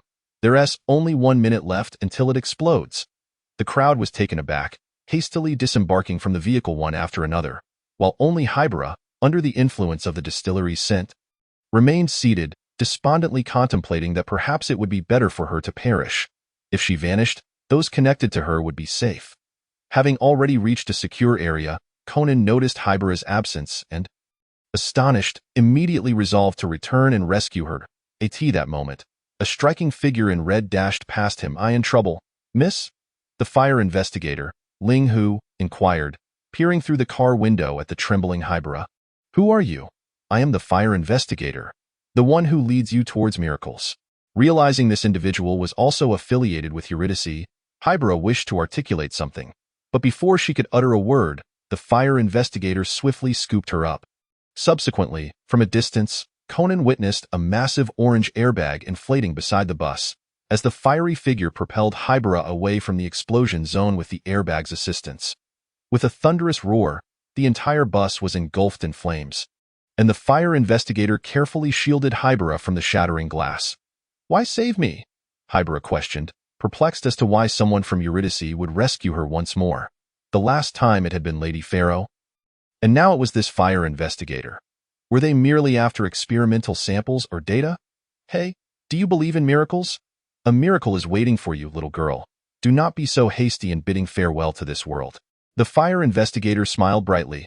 Spotting Conan rushing towards them, the fire investigator activated the airbag once more and propelled herself away. Chapter 25. Mysterious Passengers. Epilogue. "Hybera, are you all right?" "I'm fine. That person is from Eurydice." "What? What did he say to you?" "Nothing significant, just some nonsensical remarks, likely urging me to live well. Haha, I never expected this organization to save my life a second time. Did you? Perhaps next time, when crisis strikes, they won't be able to reach me, and I can leave in peace." Conan's expression darkened. "What nonsense are you speaking? Do not evade, Hybera. This is your fate. Escaping is futile. Only by utterly dismantling the Black Organization can this tragic destiny come to an end. Therefore, do not flee any longer, Hybera." Meanwhile, the antique dealer confronted Ms. Judy. "I never imagined that a cold-blooded assassin, who has eliminated numerous wealthy elites, would take such initiative at this moment. Set aside your stereotypes. For me, work is work, and life is life. I simply cannot abide those few individuals and intervened when I witnessed injustice. So, Miss Qishi, or should I refer to you as Miss Xiaoyao, have you assumed a new assassination target by infiltrating Titan High School as a Chinese teacher? When questioning others, one should first introduce oneself, should they not? Miss Judy Sterling, the secret agent of the FBI. Did you not also infiltrate Titan High as an English teacher? Should I remind you to focus on your own objectives? That rotten apple is hidden within Titan High. You should be well aware of this. Do you know her? If you are referring to the one who murdered your father, I have heard some rumors regarding her." "How do you know?" "Assassins have their own intelligence networks. Do not underestimate us, agent." "Well, I think it best we maintain a facade of normalcy. After all, given the current circumstances, we are still colleagues, we encounter each other daily. Let us not make our relationship too strained. Oh, Miss Chi-Shi, I almost forgot I need to prepare lesson plans for my upcoming class. IT is getting late. I must take my leave with that. Judy turned to depart. A smile crept across the antique dealer's lips, a wise choice. Hearing his voice, Judy paused momentarily before quickening her pace to exit the scene. Frontliner. In society, it's Chi-Jia. She is ruthless and speaks little, batsman. Indeed, she has avenged us quite satisfactorily, mercenary. What did she do to you, priest? What else could it be? Their academic performance in cultural subjects is abysmal. Adventurer, I vaguely recall, William, that you are one of the few among us who attended university. Frontliner. But I attended a sports university. Prophet, that does not excuse such poor performance. How can you lose points on basic spelling? Toy merchant. Though everyone often refers to you two as black-skinned athletes, you cannot seriously claim to know nothing beyond OB, batsman. Stop scolding. We will study diligently, sorcerer. Just in case, I will keep an eye on you. Wildman. Fortunately, I did not go along. Acrobat. Muro, you must also strive to learn. Everyone in the circus is putting in effort. Wildman. Oh, note I wish to hide with Mr. Wild Boar on the neighboring hill. Spider. Do not worry, Muro. I will come to assist you. Concealed in the shadows, Akai Shuichi witnessed the entire episode of the fire investigator rescuing Hybera and overheard the confrontation between the antique dealer and Ms. Judy, finding the situation rather precarious. Initially aimed at the black organization, he had not anticipated the emergence of an unknown organization's member and a notorious assassin from the dark web, making the waters increasingly muddied. Reflecting on his undercover experiences within the organization, he noted that the individual known as Negroni had recently been operating alongside Jin, evoking a sense of nostalgia. That fellow, whether mercenary or professional assassin, had joined the organization merely to make a living. At first, Akai found that reasoning absurd, but witnessing Negroni consume all the food at the buffet, his perception of human limits in terms of appetite was thoroughly distorted. Nevertheless, Negroni was indeed a commendable senior. When not on missions, he was relatively approachable compared to other members and took training of juniors seriously, with Bourbon and Scotland having trained under him for a time. Akai had considered recruiting Negroni, but regrettably, before he could put his plan into action, the matter was exposed, and he never encountered that member again. At that moment, within the organization, the mercenary sneezed. Who was talking about me? Vodka. He has already consumed 53 plates of sushi. Jin. Let him eat. He still has missions to undertake. The internal chef of the organization. Hey, Negroni is back. This is a high-stakes situation. Following the resolution of the bus hijacking incident, Conan and Hybera prepared to organize the data on the members of the Eurydice organization. Presently, they had encountered the following individuals: Air Force, Lady Pharaoh, Night Watchman, Fisherwoman, and Fire Investigator. The Air Force member, donned in a black leather trench coat with golden hair tied in a single ponytail, exuded an air of elegance and was adept at using a signal pistol that emitted silver projectiles, claiming that the black organization had rejected Eurydice's proposed deal. Lady Pharaoh, an extravagantly dressed socialite, spoke with a flippant tone while wielding a cane, having rescued Hybera during the Pisco incident, seemingly possessing a device that enabled her to become optically invisible. The Night Watchman, shrouded in an eerie cloak and wearing a mask, appeared to be male. His voice suggested as much, and he donned blade-like stilts, wielding a scythe adorned with a lantern and possibly possessing a device to manipulate airflow. The Fisherwoman, suspected to be a product of Eurydice's human experimentation, seemed to carry a device capable of controlling water vapor and had taken Ikebukuro Kuinhue during the Mermaid Island incident. The Fire Investigator, a cheerful-looking male with a backpack, had rescued Hybera during the bus hijacking. Utilizing what appeared to be an airbag, Conan remarked, considering their direct conflict with the black organization, they should stand in opposition to them. Hybera replied, though they have saved me twice, their stance remains ambiguous. By the way, is the mermaid that appeared on Mermaid Island real? It is highly likely a result of human experimentation. Remember, Alice mentioned that Eurydice is obsessed with all sorts of mad experiments. The various devices they utilize are quite innovative. Even the doctor is at a loss. He is currently consulting the mechanical enthusiast group for relevant information. However, Eurydice's codenames are rather peculiar. Air Force and Fire Investigator suggest professions, while Lady Pharaoh directly resembles a personal name. Fisherwoman seems to describe appearance, and I still cannot discern the meaning of night watchman. If you cannot clarify, it would be best to get some rest. Great detective. Hybra yawned, preparing to retreat to her room. If only Uncle Orpheus could provide new information. Chapter 26. The Man from Chicago. Wow, the circus performance was absolutely spectacular. The members of the Young Detective League were effusive in their praise for the raucous circus that had come to Japan for a tour. Ayumi exclaimed, "But Alice, I can't believe you managed to get tickets for the tour," Genta added.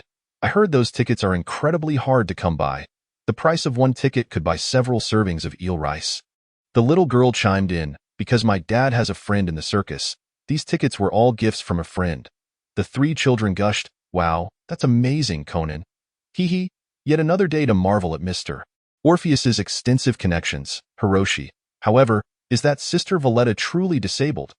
The dolls she creates are exquisitely beautiful. Hybera. Based on the description, it appears to be a congenital deformity. Achieving such craftsmanship is indeed remarkable. Little girl, Sister Valletta has indeed faced discrimination due to her congenital shortcomings in the past, but she has worked diligently, and with the circus family by her side, they are all like family to her."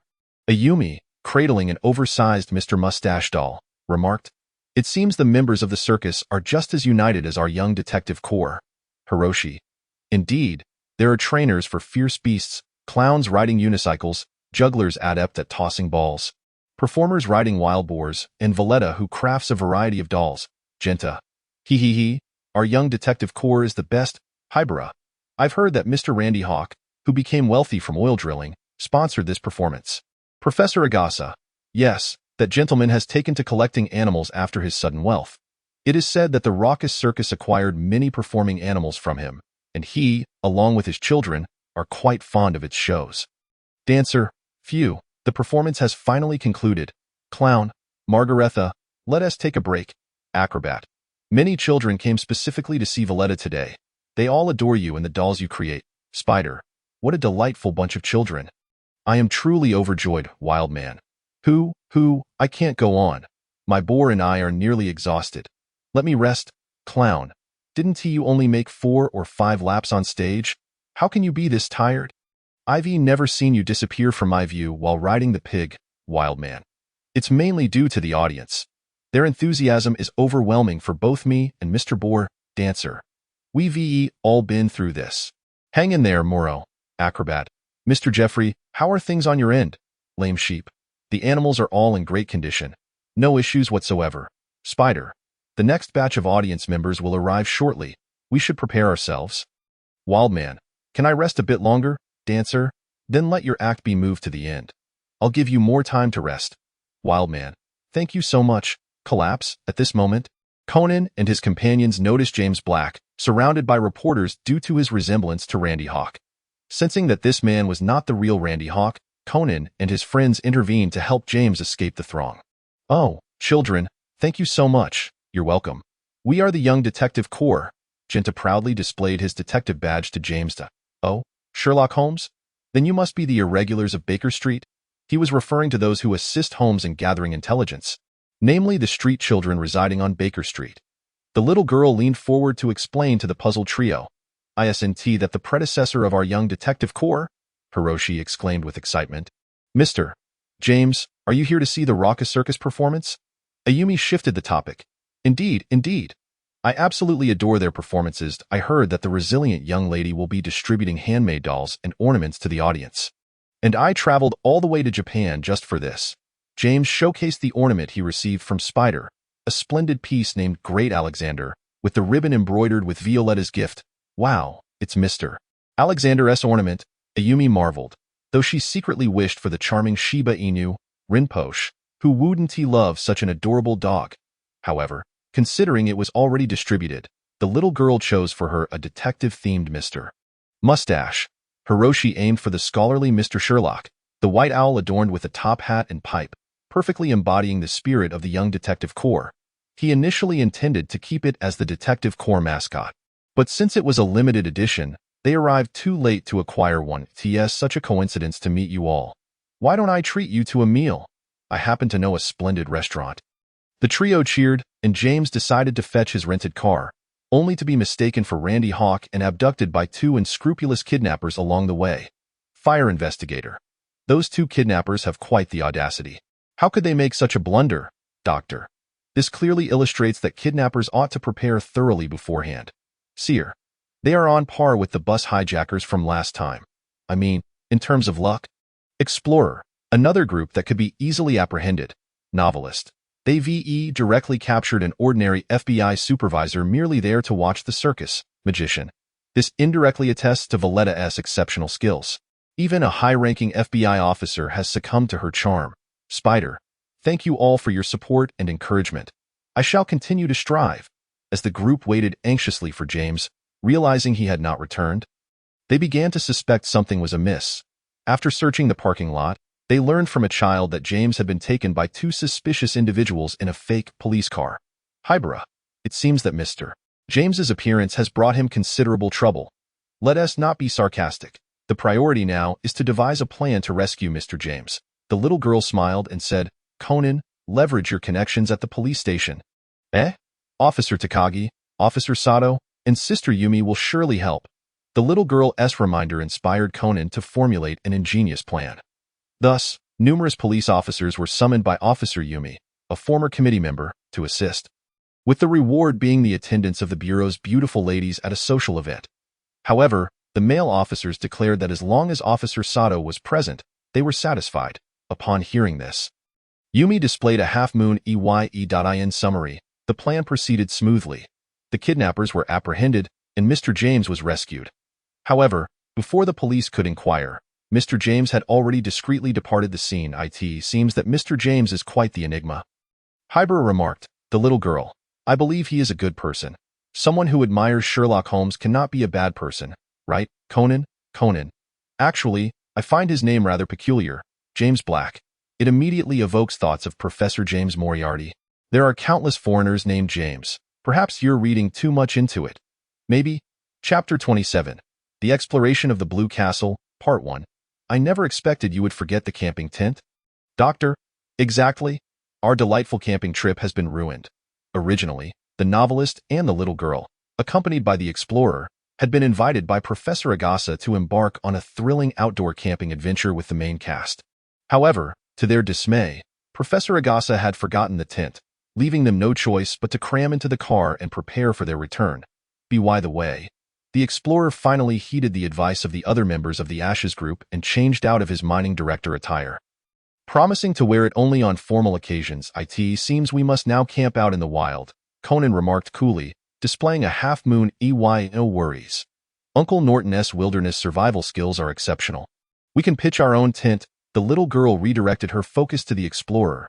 That may be true, but with so many children gathered together, it's far too dangerous, the novelist quickly interjected, preventing the trio from daydreaming about the little girl's suggestion. Surviving in the wild requires nearly starting from scratch with all the materials. It is an entirely different concept from camping.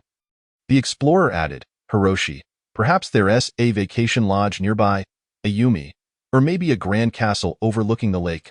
Conan. That's hardly possible. Just as he spoke, he was abruptly proved wronged. A stunning blue castle, perched by the lakeside, appeared before them. Conan. Is this even real? Upon disembarking, the trio immediately excitedly examined the castle at the grand entrance. Genta attempted to climb over the iron gate but was promptly seized by the butler. Seeing this, Professor Agasa hurried to explain, and just then, the castle's master, Kanju, appeared. Upon learning that Professor Agasa was a scientist, he was quite pleased to invite them all inside and offer them accommodations for the night. Subsequently, the group encountered a lawn meticulously trimmed into a chessboard design, adorned with chess piece statues. Wow, Alice, perhaps you should consider creating a lawn like this at home? Yes, yes. Then we can play together. The novelist interrupted the trio. Ahem. Children, my estate already features a fountain and a flower house. Adding such a chessboard would disrupt the overall aesthetic of the manor. If you wish to play chess, you are welcome to come learn at my place.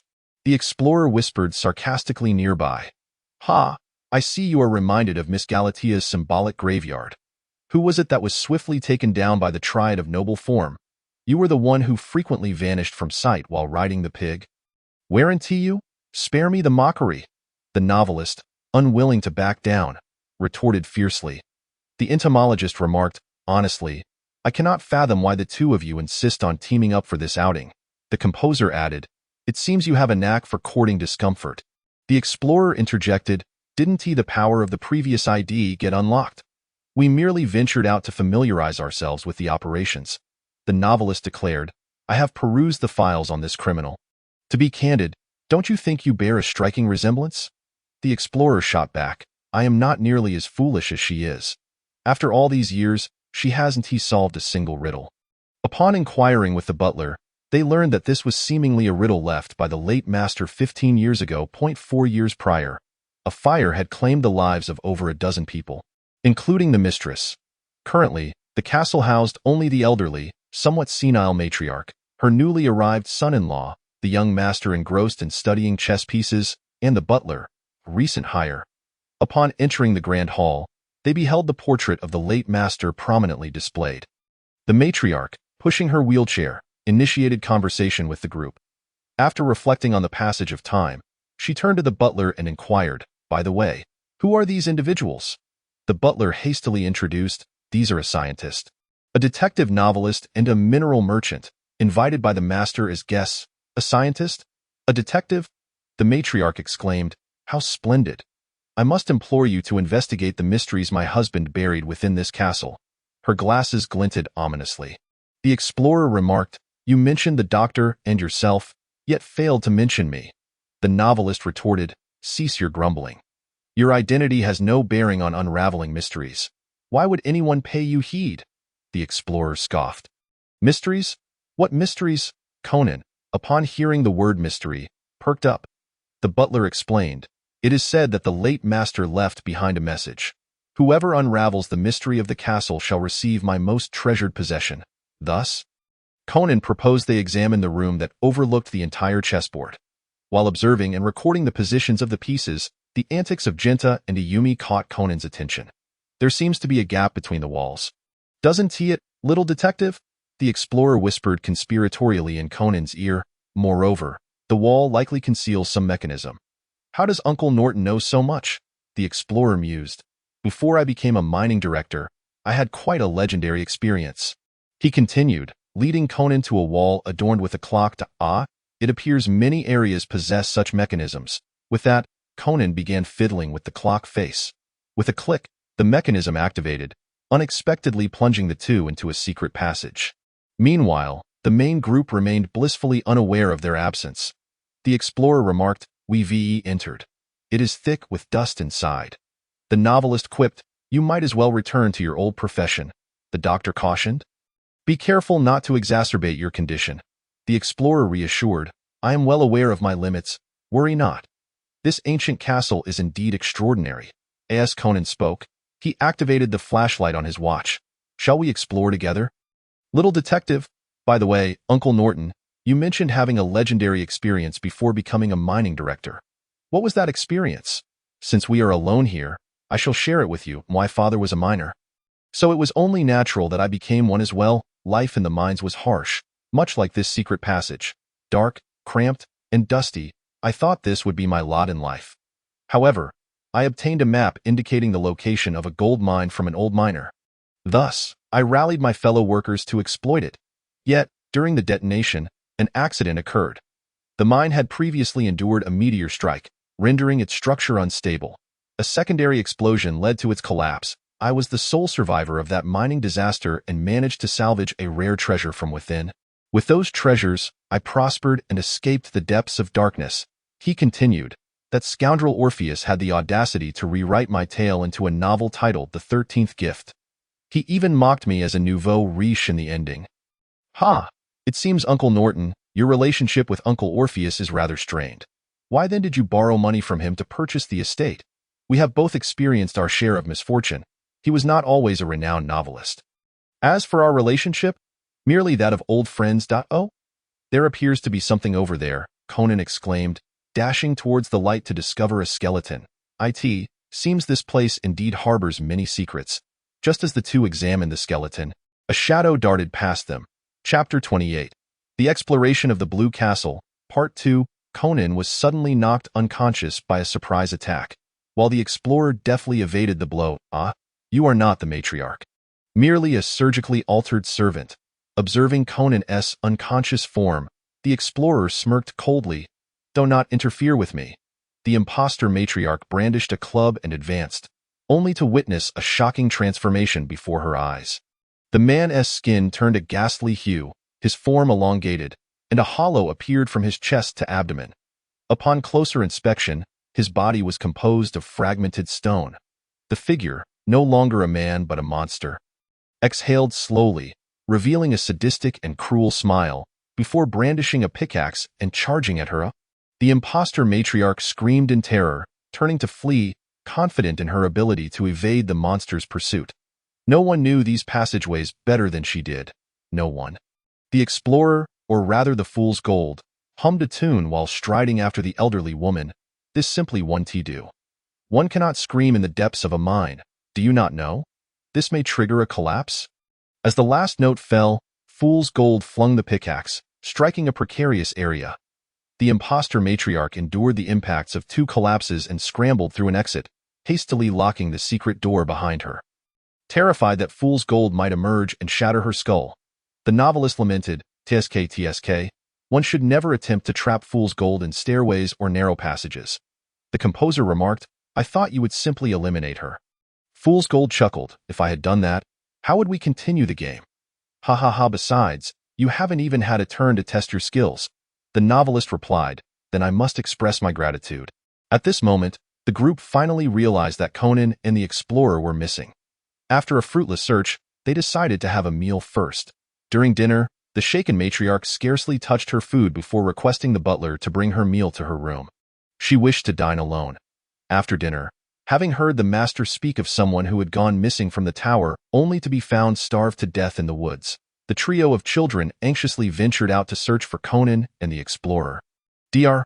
Agasa, noticing the novelist's calm demeanor, inquired, and the novelist replied, "That fellow crawled out from the dark, lightless depths of the mine. Do not underestimate him, Doctor. We must rely on you and Mr. Orpheus now," Hybera added. "Moreover, I do not believe he would so easily fall into trouble. How about this? Let us contact the police outside," suggested the novelist to Dr. Agasa. "Oh, that would be quite helpful. Having the police involved would facilitate things greatly. Miss Hybera, would you mind looking after Alice?" The novelist and Dr. Agasa set off in search of a telephone, leaving the little girl with the trio. Before long, they discovered a telephone at a corner. But the exposed secret door caught Dr. Agasa's attention. As they stepped through the secret door, the mechanism suddenly shut, leaving Dr. Agasa rendered helpless. The novelist then found himself in a confrontation with the imposter matriarch. "It seems you have not learned your lesson. What are you saying, you pretty boy? You could never match me." Before the imposter matriarch could finish her retort, she noticed that the man before her was undergoing a transformation of his own. Unlike fool's gold's metamorphosis, dark mist surged around the novelist, and as it dissipated, a towering figure emerged, adorned with a beaked mask, his eyes glowing violet beneath, hair disheveled with black mist flowing through it, and hands resembling sharp talons, each claw bound with a sharp pin-tipped "You. You too are," the imposter matriarch stammered, before abruptly fleeing in panic. The cawing of a raven echoed in her ears, feeling herself targeted. She dared not breathe as she neared the exit of the passage. Just as she thought she had evaded danger, the sharp claws pierced her shoulder, blood splattering. Gritting her teeth against the pain, she fiercely locked the secret door behind her, believing herself to have narrowly escaped, and promptly decided to head directly to the tower. The explorer remarked, "The open space restraining the nightmare is truly hilarious." The composer added, "Had she known to turn, Orpheus would have met his end. Though not mock the strength of my sewer, hurry and regroup," the nightmare urged. "Very well, I shall bring Conan along." Upon discovering that the last 2 adults had also vanished, Hyuan resolved to explore the castle with the remaining individuals. After uncovering the existence of secret passages and concealed doors within the castle, she realized that the missing individuals must have entered one of these hidden pathways. Following the suggestion of the little girl, they approached the tall tower, only to find the entrance inexplicably ajar. In a moment of astonishment, Hyuan decided to venture ahead alone, instructing the little girl to keep an eye on the others. However, after a while, the 3 children, unable to suppress their concern for Haiyuan, prompted the little girl to propose that they all search for her, cautioning everyone to stick together, for the tower might harbor hidden passageways. Upon discovering that the little girl had led the others inside, Haiyuan had no choice but to continue their exploration together, and the group soon stumbled upon a skeletal remains, judging by the hair. It appeared to be female, the teeth completely absent, and the leg bones. "Oh dear, what are you little ones doing here?" A sudden voice interrupted Haiyuan's examination of the remains. The little girl immediately stepped forward to shield the three children and placed a page from a book on the ground, shouting, "She is the culprit, everyone run!" Caught off guard, the false lady quickly found herself pursued by the group after the page rebounded off her. As they fled, Haiyuan recounted the truth behind the fire 4 years prior and revealed that the false lady's true identity was that of a servant who had switched places with the real lady. "Indeed, my purpose in coming to this castle was to seek out those treasures." Once the false lady caught up with them, she felt a resurgence of confidence that she had lost amidst the fool's gold and nightmares. "Fear not, I shall not allow you children to meet the same fate as that old hag, perishing in the shadows below." With a sinister grin, the false lady prepared to strike, only to have her weapon knocked from her grasp by a soda can hurled by Conan. "Where do you think you're going, old woman?" The investigator displayed a malicious smirk, standing alongside a novelist who bore a similarly sinister expression. Upon sighting the two, the false lady nearly succumbed to a heart attack. "Impossible, how could you? How could you both be here?" The novelist replied. "Thanks to Norton, I nearly forgot to mention. He is quite the seasoned underground worker, adept at exploring mine tunnels, let alone this mere secret passage. Ultimately, it is you who proves to be the inept one. I could navigate this passage with my eyes closed." The investigator scoffed. Conan interjected, "Oh, are you planning to escape? If so, the treasure will forever remain out of reach. Won't it? Have you solved the puzzle?" Realizing that the passage leading to the treasure lay behind the portrait of the old lord, the false lady charged forward in a frenzy. Upon moving aside the luminous door, she discovered that the so-called treasure was merely a breathtaking view of the castle from above.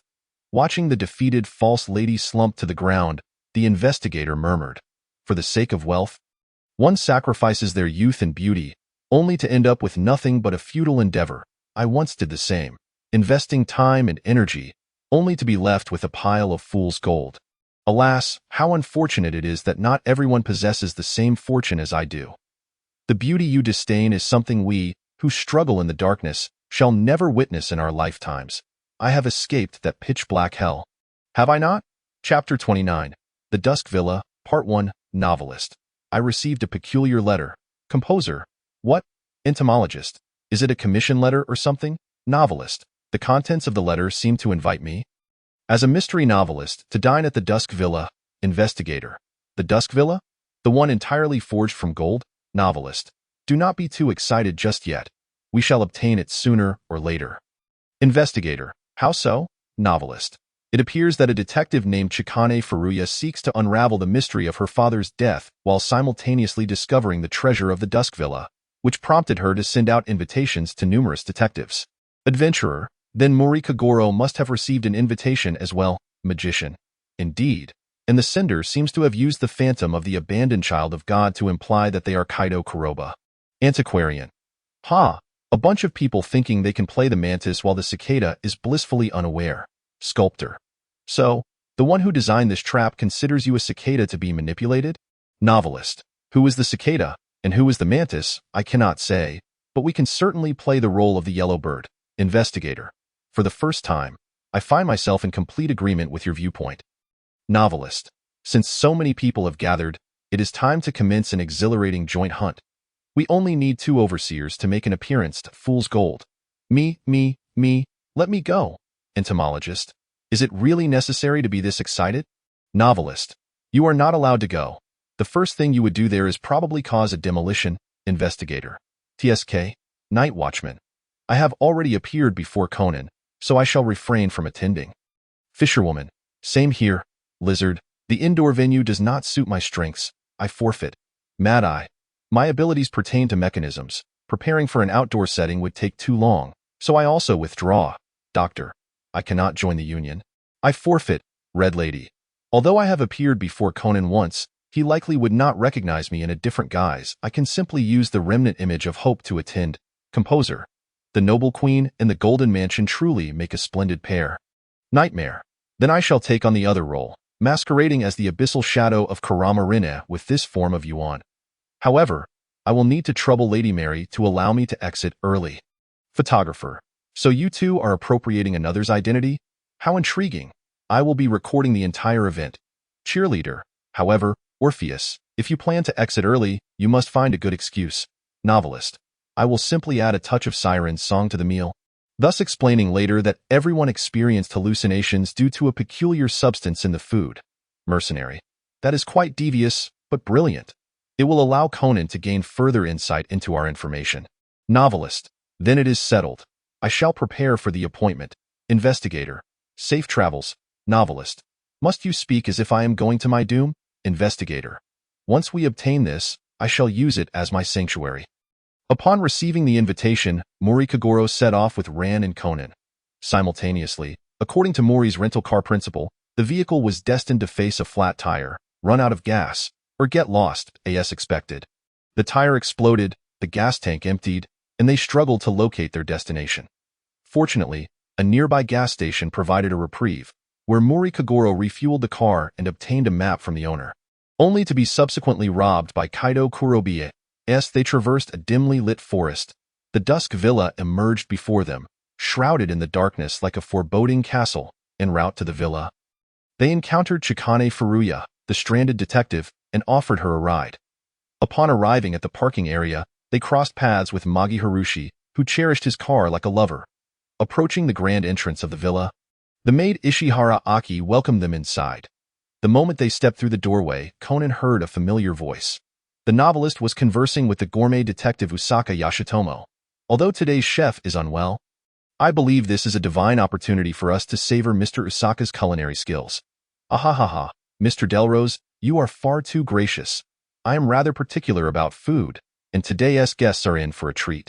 Flattered by the novelist's praise, Usaka agreed to the novelist's request to observe his cooking process. Ah, Uncle Orpheus. Conan rushed over to the novelist. Oh, it's Conan. It seems Mr. Mori has also received an invitation. Soon after, the other two invited detectives arrived, namely, Shiratori Rinya, the son of the police chief who brought an eagle, and former prosecutor Gunjo Akumi. From the maid, they learned that the individual who invited them had never personally shown up, and the villa itself held a significant reputation. Shiratori Rinya educated the group on the villa's tragic history, recounting a grisly incident that had occurred 40 years prior, leaving traces of blood throughout the premises. Once seated in the dining room, the detectives noticed a mysterious figure draped in a cloak at the head of the table. I sincerely welcome each of you to the Dusk Villa. The purpose of summoning you all here is primarily to request your assistance in unearthing a treasure buried somewhere within this villa. This treasure, I must find at all costs. With that said, several parked vehicles suddenly exploded, and the only drawbridge was severed, cutting off their escape routes. Whoever assists me in excavating the treasure shall be informed of the means to depart, and I will share half of the treasure with them. Impatient, Magi Harushi stepped forward and yanked away the cloak from the figure at the head of the table, only to discover it was merely a speaking puppet. Please, enjoy your dinner. The detectives began piecing together the true identity of the so-called client, deducing that the phantom of the abandoned child of God was indeed Kaido Kurobe. As the maid commenced serving the dishes, Chikane Furuya could not help but suspect if the food had been poisoned. Wait, I personally prepared this dish, and Mr. Orpheus has been supervising me the entire time. Deshang Zhushan stood by, grumbling, to ensure safety. Bai Maten suggested swapping places and wiping all the utensils before dining. After everyone finished their meal, the robot began to speak once more. Are you all satisfied with this final supper? After informing them that this villa was indeed the property of Karasuma Rinya, and recounting the tragic events that transpired 40 years ago, the robot continued, I shall make the tragedy of 40 years ago replay before your eyes. I wish to witness the grotesque spectacle of your struggle for treasure devolving into mutual slaughter. Here's a hint regarding the treasure. Two hurried travelers observe the celestial phenomena at night, as demons descend upon the castle. The king absconds with the treasure, fleeing in haste. The queen weeps and falls into the Holy Grail, pleading for divine mercy. Soldiers take their own lives with swords, and the earth is stained with their blood. Now, we await the first scream from among you. Thus, the game shall commence. Chapter 30. The Twilight Villa, Part 2. Magi Harushi was the first to leap to his feet. Letting out a scream that startled everyone, he quickly clarified that it was merely a prank. He then rose, preparing to leave in search of a way down the mountain. Just as he was about to depart, Deshang Zhushan collapsed, lifeless. Several detectives confirmed he had succumbed to cyanide poisoning. Qian Jianjiangdai, standing nearby, verified that the source of the poison was not the black tea. Just when Qian Jianjiangdai thought everything was unfolding according to her plan, an unexpected turn of events occurred. A voice, indistinguishable in gender, resonated above the dining hall. Someone has usurped the identity of Karasuma Renya and has unilaterally initiated the game. Once the game begins, it cannot be halted midway. Please unravel the mysteries of this villa amidst your flight for survival. Only by solving the riddle shall you gain the chance to escape this place. Oh, you unsuspecting lambs who have wandered into this snare. Come forth and behold the most beautiful and noble Her Majesty, Queen Marie Antoinette. The voice faded. Shards of mirror-like glass slowly converged at the center of the dining hall. A resplendent gown of crimson and gold was supported by a crinoline. Adorned with crimson roses, black lace, embellished with silver threads, cascaded down, while pearls and precious stones decorated her bodice, and a crown of exquisite opulence rested upon her head, signifying her unparalleled status. The crowd was entranced. Though many possessed significant status themselves, none had ever witnessed such a regal beauty manifest in such an eerie manner. This queen, seemingly emerged from a 19th-century oil painting, now raised a dagger entwined with golden roses. "Get back!" the novelist exclaimed, rushing forward to pull away the young Lon and Conan, who were closest to the lady in red. With a sickening sound, the blade pierced flesh, splattering blood like falling petals. Instantly staining the novelist's pristine white attire, he collapsed to the ground, his chest laid open, heart pierced, blood gushing forth and saturating the floor. "Conan, run!" he uttered as his eyes gradually lost their luster, fading into lifelessness. At that moment, the fear and illusions amplified by the siren's song caused Lon and the other detectives to scream, bursting through the dining hall's doors in a frantic escape. The last to flee was the thief kid, disguised as Kaido Kuroba, who looked back at the approaching lady in red. He forcefully slammed the door shut and secured it with chains. The group had scattered to various corners of the villa. "Lady in red, stop the charade. They have all fled." Novelist. "Very well, I shall open the door for Her Majesty." With that, the novelist rose from the ground, transformed into a nightmare, donned the guise of the abyss, and with a single blow, shattered the chain door. Thus, the united hunt begins. Despite her age, Qian Jianjiangdai sprinted with a speed that rivaled that of the younger detectives. "It's fine. As long as I reach my surveillance room, everything will be all right. That monster clad in beauty cannot find me. If I can survive, I can gather a new cohort of detectives. I will uncover the truth behind my father's death, and the treasure shall be mine, mine." As she entertained these thoughts, she made her way towards the hidden chamber from which she monitored the entire villa. Suddenly, a beautifully framed mirror appeared before her, but she paid it no mind. Believing it could not obstruct her escape in a moment of folly, she glanced up as she passed through the ethereal water mirror. This was no mirror at all. It was a medieval guillotine. Upon reflection, Marie Antoinette was indeed the queen whose crown fell alongside her severed head. It was over. Everything was over. Just before the blade fell, Qian Jianjiangdai lamented that she had yet to uncover the truth and the treasure. With a swift motion, she was deemed out of the game by the lady in red, who doused her with a sufficient amount of the seven-string potion and carelessly discarded her into an inconspicuous corner. Meanwhile, Bai Matan was unconvinced that the figure was a monster. He suspected it to be a seasoned assassin. Recalling the gruesome scene in the dining room, even Bai Matan, accustomed to grand spectacles, felt a wave of nausea. He prepared to release his hawk, Walter, to seek police assistance, intending to stall for time until they arrived. Just as Walter took flight from his shoulder and he moved to open the window, the hawk's mournful cry caused him to turn around abruptly. What was that? If the woman was indeed an assassin, then what manner of creature was this before him, with a raven's head and engulfed in dark crimson flames? Walter's lifeless form dangled from the monster's longest claw, and at that moment, the creature's blood-red eyes fixed upon him. cold sweat drenched by Ma Tan's back. His legs trembled, and the scientific rationale he had always upheld seemed shattered in an instant. How could such a monster possibly exist in reality? He drew the pistol he had found beneath the room's pillow, attempting to fire back. Just as he pulled the trigger, he heard the shrill caw of a raven and felt the approach of those blood-red eyes. Another was eliminated. The nightmare fed a dose of the 7-string potion to the still thrashing Walter, who immediately collapsed, and as a precaution, he bound the hawk's wings. After locking the room, the nightmare set off to pursue the next target.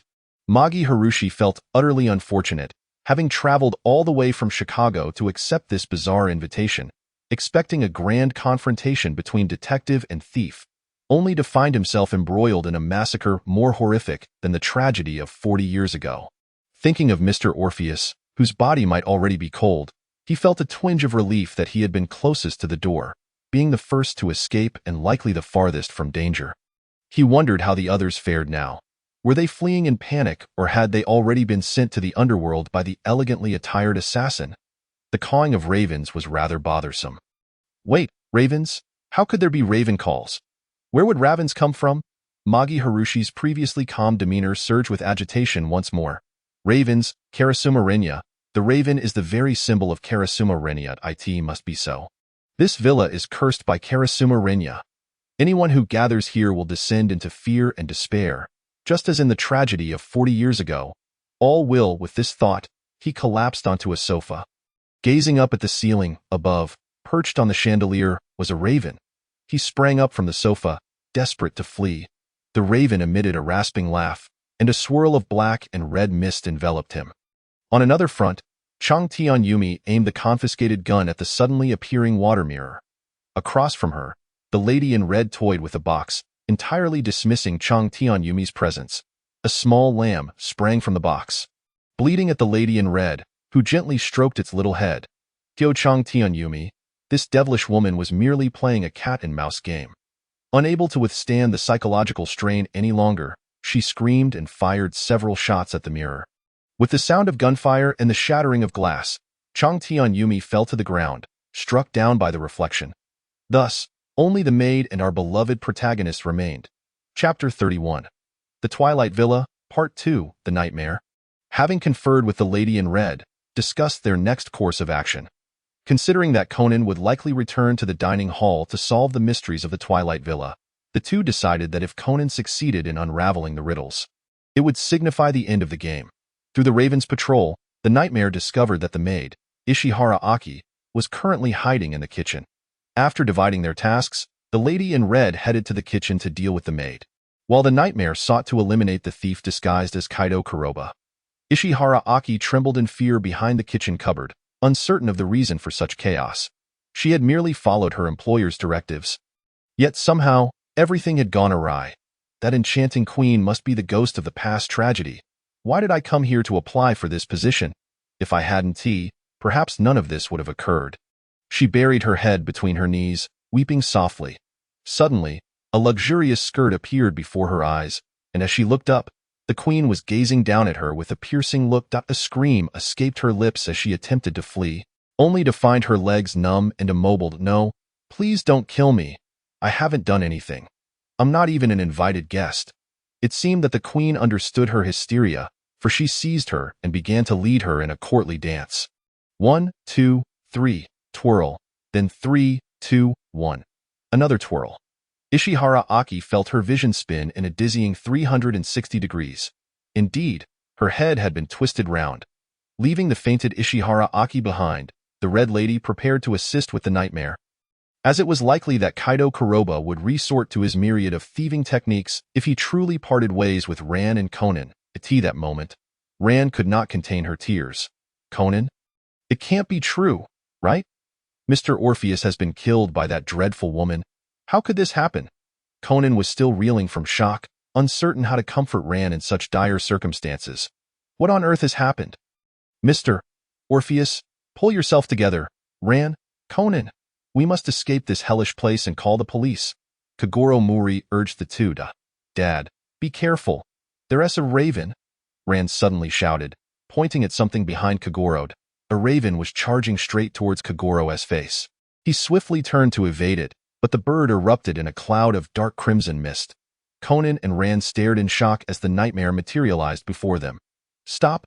Kogoro Mori shouted, grabbing the nightmare by the throat from behind. Rand, Conan, hurry and run. Unyielding, Conan activated his powerful sneakers and kicked a candlestick from the desk towards the nightmare. The candlestick struck the nightmare's bird-like face, and feigning anger, the nightmare lunged towards Conan. "Run! Quickly! You must escape!" Kogoro Mori exerted all his strength to slow the nightmare's advance. Hearing his words, Rand finally snapped back to reality and dragged Conan away. As the two fled, the nightmare immediately pivoted to confront the thief.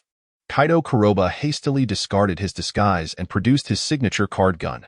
Seizing the moment while the nightmare turned, he flung his cape over its face and fired several cards at its seemingly vulnerable legs. The cards had little effect but bought Kaido Kuroba a moment's reprieve as he drew a smoke bomb, enveloping himself in mist and leaving the nightmare raging impotently within the haze. After slipping away to what he presumed was a safe zone, Kaido Kuroba pondered the situation. Previously, there was a monster with a dagger in the dining room, and now there was a creature with a raven's head. What a headache this is! Perhaps I should return and ask Red if she possesses any magic to deal with this. Just as he contemplated, a mirror suddenly rose before him, and despite his swift attempt to dodge, he was wounded in the leg. "Oh no, this is bad." Gazing at the approaching Red Lady, Kaido Kuroba resigned himself to the ground. Not going to run away? It seemed to be the first time the queen had spoken. "My lady, you appear fierce, but that raven creature seems to be merely acting. Such strength should be enough to snap my arms in an instant. You seem unaffected by the potions. A classmate of mine who practices magic mentioned that I possess high resistance to such effects. Then you should understand that you are out of the game. Very well, I shall take my leave and not return." Kaido Kuroba raised his hands in surrender. The Red Lady turned and departed. "Phew, I should hasten to vacate this place of strife." With the first rays of the morning sun, Kaido Kuroba unfurled his glider and slipped away. The nightmare mused, "Ran and Conan have gone to the dining room. I'll return to feign the corpse. Red Lady, you go ahead. I'll come by to wrap things up shortly." Conan and Ran returned to the place where it all began, the dining room. Upon seeing Mr. Orpheus's lifeless eyes and the long-dried bloodstains, Ran collapsed to the ground, weeping uncontrollably. "Conan, what should we do? Dad was captured by that monster, Wu-Wu." Overwhelmed by grief, she fainted. "Ran?" Conan rushed forward to check on her, relieved to find she had merely fainted from shock. "What on earth is happening?" Conan grasped his hair in frustration, utterly perplexed. "You seem troubled, young detective." The Red Lady stepped forth behind Conan. Realizing he could converse with her, Conan could not help but inquire. "Who are you? Where did that monster go? What has happened to my uncle?" "You may call me Red Lady. As for that large bird, it is my companion Nightmare." "Is this code name associated with the Ordis organization?" "Indeed, as you surmised. Why are you doing this? Gathering so many people just to kill for amusement?" Conan questioned angrily. "You are mistaken. We did not send the invitations, but we learned of this place from the invitation itself. Some among us were eager to acquire this villa, while Nightmare wished to test his new type of potion." "Potion? Indeed, everything you see, including the deceased, is but an illusion created by the potion. Solve the riddle of the Twilight Villa, and I shall lift the effects of the potion, allowing all of you to leave safely." "Everything is a lie." Conan skeptically surveyed the novelist's corpse beside him, now stiff and undeniably real, certainly not a mere illusion. "You have no other choice, do you? I understand." Conan approached the only clock in the dining room and began his calculations. The hour and minute hands pointed to midnight, turning left 13 degrees, left 12 degrees, and right 11 degrees. A thunderous rumble shook the ground, and the walls began to peel away, revealing the true form of the villa. Chapter 32. Twilight Villa, Epilogue. The violent tremors caused Conan to lose his footing and fall. When he regained his senses, he found the Red Lady had vanished. Before he could scold the Ordis members for their treachery, a somewhat dazed voice suddenly rang out, "Ahem, Conan, what happened? Was that an earthquake?" Conan stared in shock at the novelist rising from the ground, his chest unscathed. The blood that had once flowed and stained the floor seemingly nothing more than a dream. "Mr. Orpheus, are you all right?" I am fine, and I remember we were listening to that robot explain the villa's riddle when Mr. Ojo collapsed from poisoning. Then a lavishly dressed woman appeared, attempting to harm you, and I stepped in front of you. After that, I felt a sharp pain in my chest, and everything went black. What was that? The novelist's face reflected sheer bewilderment. Conan immediately examined the novelist's chest, confirming the absence of any wounds or even a pinprick, which relieved him greatly. The novelist, seeing this, looked incredulous. Conan, what are you doing? Mr. Orpheus, our meal might have been drugged with a potent hallucinogen. We witnessed you being killed by that woman in the dining room and fled in terror. But now it appears that was merely an illusion. That woman is a member of the Ordis organization, codenamed Red Lady. There was also a raven-headed assailant who attacked me and ran, codenamed Nightmare. According to the Ordis members, he was the one who used those potions on us. Upon further reflection, Conan even considered the raven-headed figure might also have been a product of the hallucination. Ordis again. I really can't fathom their intentions. The novelist sighed, preparing to carry the unconscious ran away. Their likely objective is this villa owned by Rinya Kuruma, forged entirely of gold. It's hard not to be tempted by such an extravagant sight. As they helped each other, Conan contemplated. Unfortunately, transporting such a vast quantity of gold would be no easy feat. The novelist quipped as they continued towards the exit. Meanwhile, the effects of the seven-stringed instrument began to wear off, and the unconscious individuals gradually regained consciousness. In the corner, the young Kanj awakened, her memories lingering on the moment she witnessed the guillotine fall. She noticed a slip of paper beside her. The riddle of the villa has been solved. Regrettably, the treasure does not belong to you, but to the mastermind operating under the guise of KI.IT. Seems a detective has unraveled the mystery. As Qianjian Jiangdai gazed upon the golden glimmers revealed beneath the peeling wall. He could not help but lament the madness that wealth often incites. Yet, having endured such a terrifying spectacle, it was time for him to find closure and make his exit. He ambled towards the grand door. After awakening, Bai Ma first freed Wat Sheng to seek assistance from the police, then forcefully broke open the locked door, dashing towards the entrance of the annex. Meanwhile, Mao Mu Yao Shi, roused from his slumber on the sofa, inhaled the fresh air deeply and, upon realizing he was unscathed, surveyed his surroundings. Not spotting the monstrous being, he hastened towards the annex's entrance, eager to flee this infernal place. Sharing his sentiments were Gun Tianyu Mei and the maid, Shi Yuanya Qi, and before long, nearly everyone had congregated at the door. You two encountered that creature, right? This place must surely be cursed, Mao Mu Yao Shi exclaimed in a state of urgency. At least, given that we are all unharmed, it seems to have been merely an illusion, Bai Ma replied, now composed. Has Detective Molly not arrived? Gun Tianyu Mei remarked, glancing at the still absent figure. That must be the infamous kid in disguise, as he has yet to smoke a single cigarette, Qianjian Jiangdai elucidated. He has likely slipped away. But Mr. Deshang has indeed been poisoned, as we all witnessed. Gun Tianyu Mei began to retrace the previous events. He was certainly dead. The meal must have contained some hallucinogen that conjured such illusions for us, the novelist added. So, that fellow truly poisoned the meal. Even leading to his own demise? No. I suspect the original ingredients were already tainted. Mr. Deshang was likely murdered. Bai Ma extracted a card from his pocket. It seems the mastermind behind our hallucinations has something to convey. Upon finishing, Bai Ma recited the contents of the card. To the detectives ensnared in the game of the mantis catching the cicada, I wonder if you are satisfied with the revelry prepared for you? I hope the original masterminds appreciate our slight modifications to their plan. From the Ori this manner. What on earth does this organization intend? To label such events as revelry? Mao Mu Yao Shi was nearly driven to madness. Having never encountered such absurdity. It appears the true mastermind is not Kid, but rather Qinjian Jiangdai and the poison Mr. Deshang Zhuoshan. The novelist observed, so you took advantage of Mr. Deshang's habit of biting his nails while pondering, applying poison to the teacup's handle and preemptively playing that recording which was not part of your plan, thus silencing him. You likely intended to employ the same method against the maid with a similar habit. Did you not? Qinjian Jiangdai confessed to his actions without hesitation. Soon, the police arrived by helicopter for their rescue. Before boarding, Qinjian Jiangdai turned to the novelist, whispering, Mr. Orpheus, though you concealed it well, It seemed you were poised behind Miss Maoli and that young child before the woman's illusion manifested. The novelist paused. I suppose only you, standing directly behind me, would have noticed that, correct? Those detectives are no fools. I shall keep your secret, Qianjian Jiangdai smiled. Since your aim is the annex, I have nothing more to say. Your methods are truly rare in this world. With that, Qianjian Jiangdai, under police supervision, slowly ascended into the helicopter.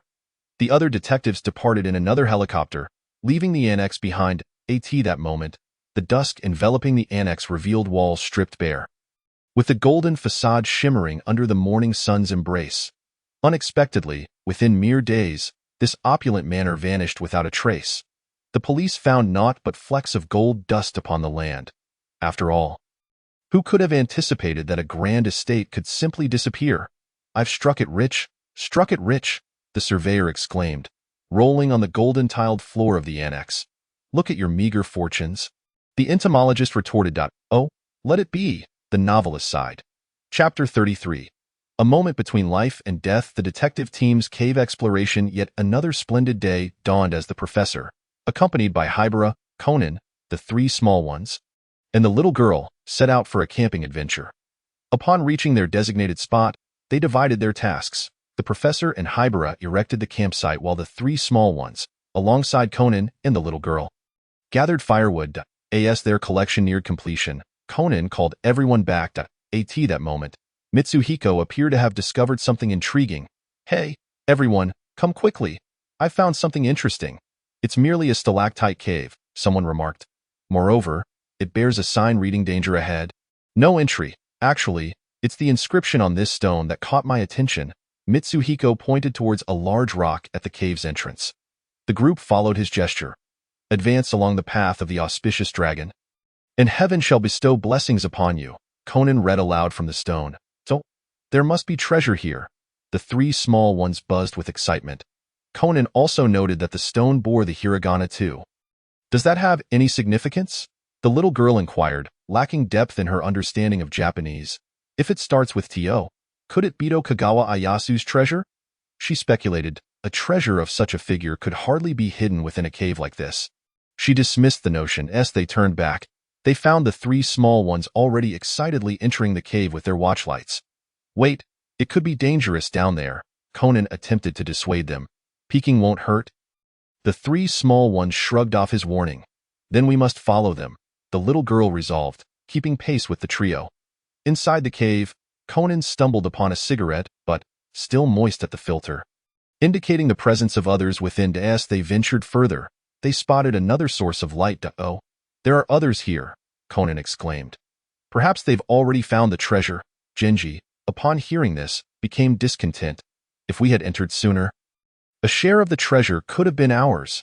He strode towards the light, only to stumble upon the scene of a crime gang disposing of a body, causing him to flee back to the group in terror. There's a body, he stammered. Reacting swiftly, the criminals opened fire on the group. Get down, Conan reacted fastest, immediately shielding the others and pushing them down. Unfortunately, a bullet struck Conan. Fortunately, they managed to hide behind stalactites, avoiding detection by the two approaching assailants. This is bad. Those little brats saw our faces, one of the criminals muttered. We'll have to ensure they never awaken from this murky cave. The detective team attempted to call Hybera through their badges, but she and the professor, occupied with food preparation, remained oblivious to the distress signal. Conan, are you all right? The little girl exclaimed, noticing the severe gunshot wound on Conan, which was beginning to bleed profusely, if not treated promptly. The consequences could be dire. The three small ones stood frozen in shock, while the little girl produced a makeshift bandage for Conan, though it was merely a temporary solution. Without timely medical attention, Conan risked succumbing to blood loss.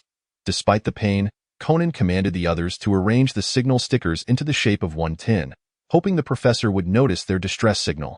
Fearing the entrance was guarded by the criminals, they pressed deeper into the cave. This is my fault. I insisted we check it out, thinking it would be fine.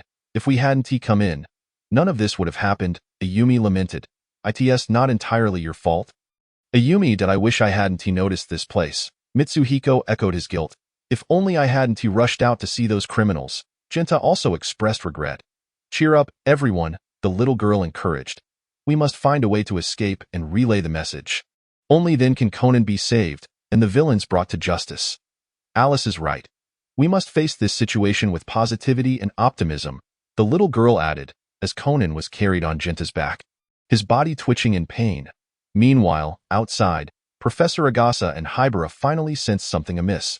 Hybera noticed the firewood left outside the cave and, upon activating her tracking glasses, spotted the distress signal the group had left behind. The group continued deeper into the cave. Despite knowing there was an exit nearby due to the water flow, the intricate paths made navigation challenging, with a high risk of getting lost. With dangers ahead and pursuers behind, the situation grew increasingly dire. Orpheus, please help us. Conan is not going to make it, the little girl cried.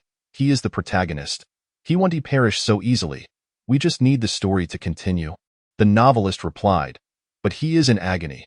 Can't we assist him in our own way? The little girl pleaded. Interfering too much with the course of the world could lead to unforeseen consequences. It's best not to take the risk, the composer advised, explorer. Furthermore, it was indeed those few who insisted on entering, wasn't it? Entomologist, little Alice, all you need to do is ensure your own safety. Little girl, but after spending so many days together, I have come to regard them as my friend's little girl. Though they can sometimes be quite absurd, occasionally cause trouble, and at times act mischievously. Little girl. Yet when they err, they acknowledge their mistakes. True friends stand up against injustice and do not abandon their companions in peril. Little girl. Ophi, during our time in the manor, wasn't it the mutual assistance among the 4 players that led to victory? Little girl. I have witnessed the rescuer bravely risking everything to save another, the one who holds back striving to buy time for the team, and the mechanic seizing every precious second to decipher the puzzle. Little girl. Please, Ophi. I cannot simply stand by and watch, little girl. I lack the capacity to confront those villains. Please help me. Help my friend's novelist. Novelist. Fiona is preparing to breach the large hole. We are getting ready, and if necessary, we can later use Mnemosyne to erase those little rascals' memories. Explorer.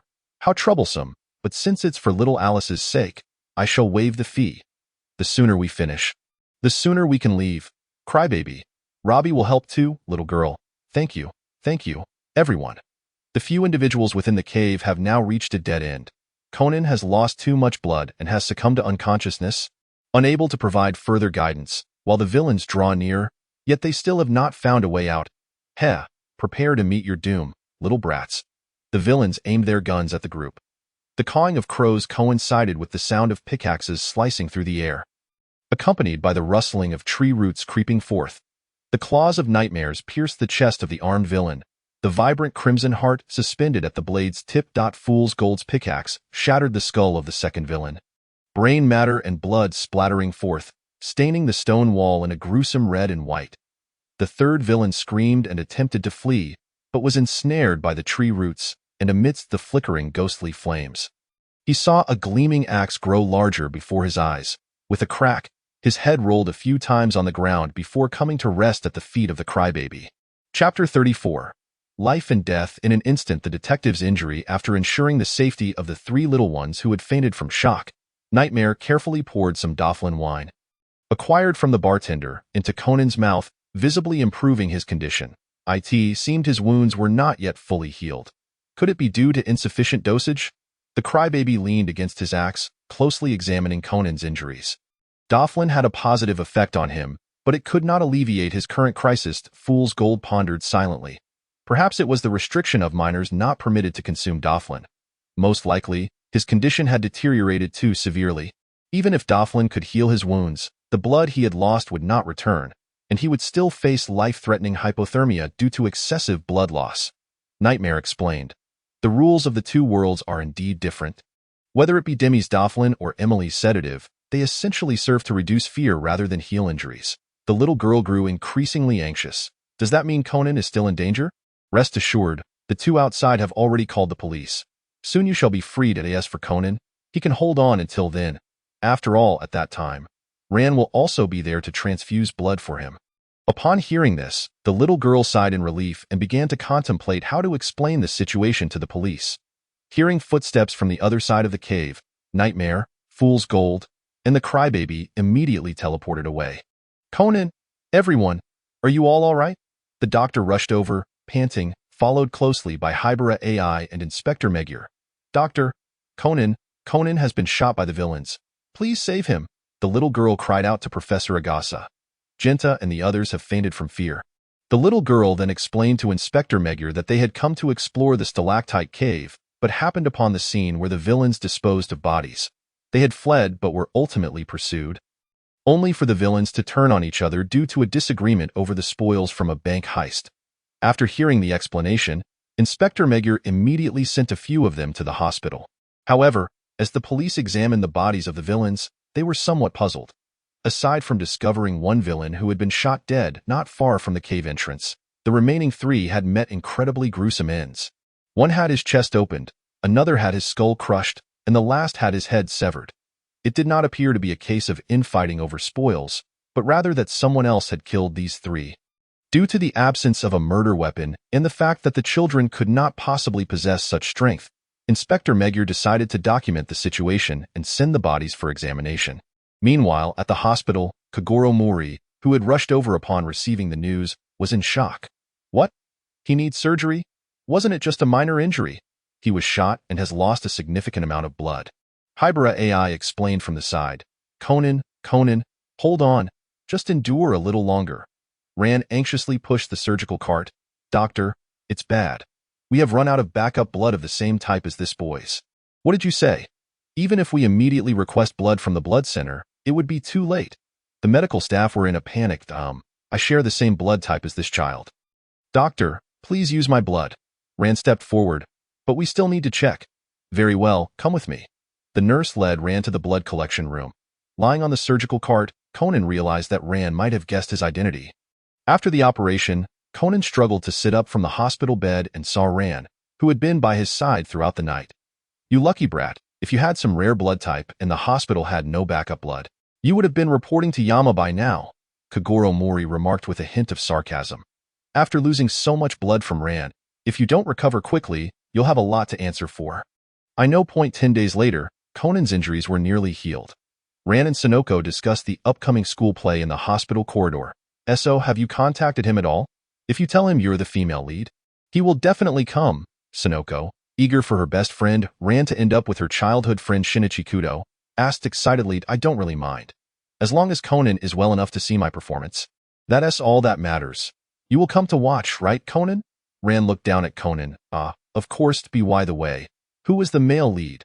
The King of Vinegar from Mifune asks. It's the new doctor.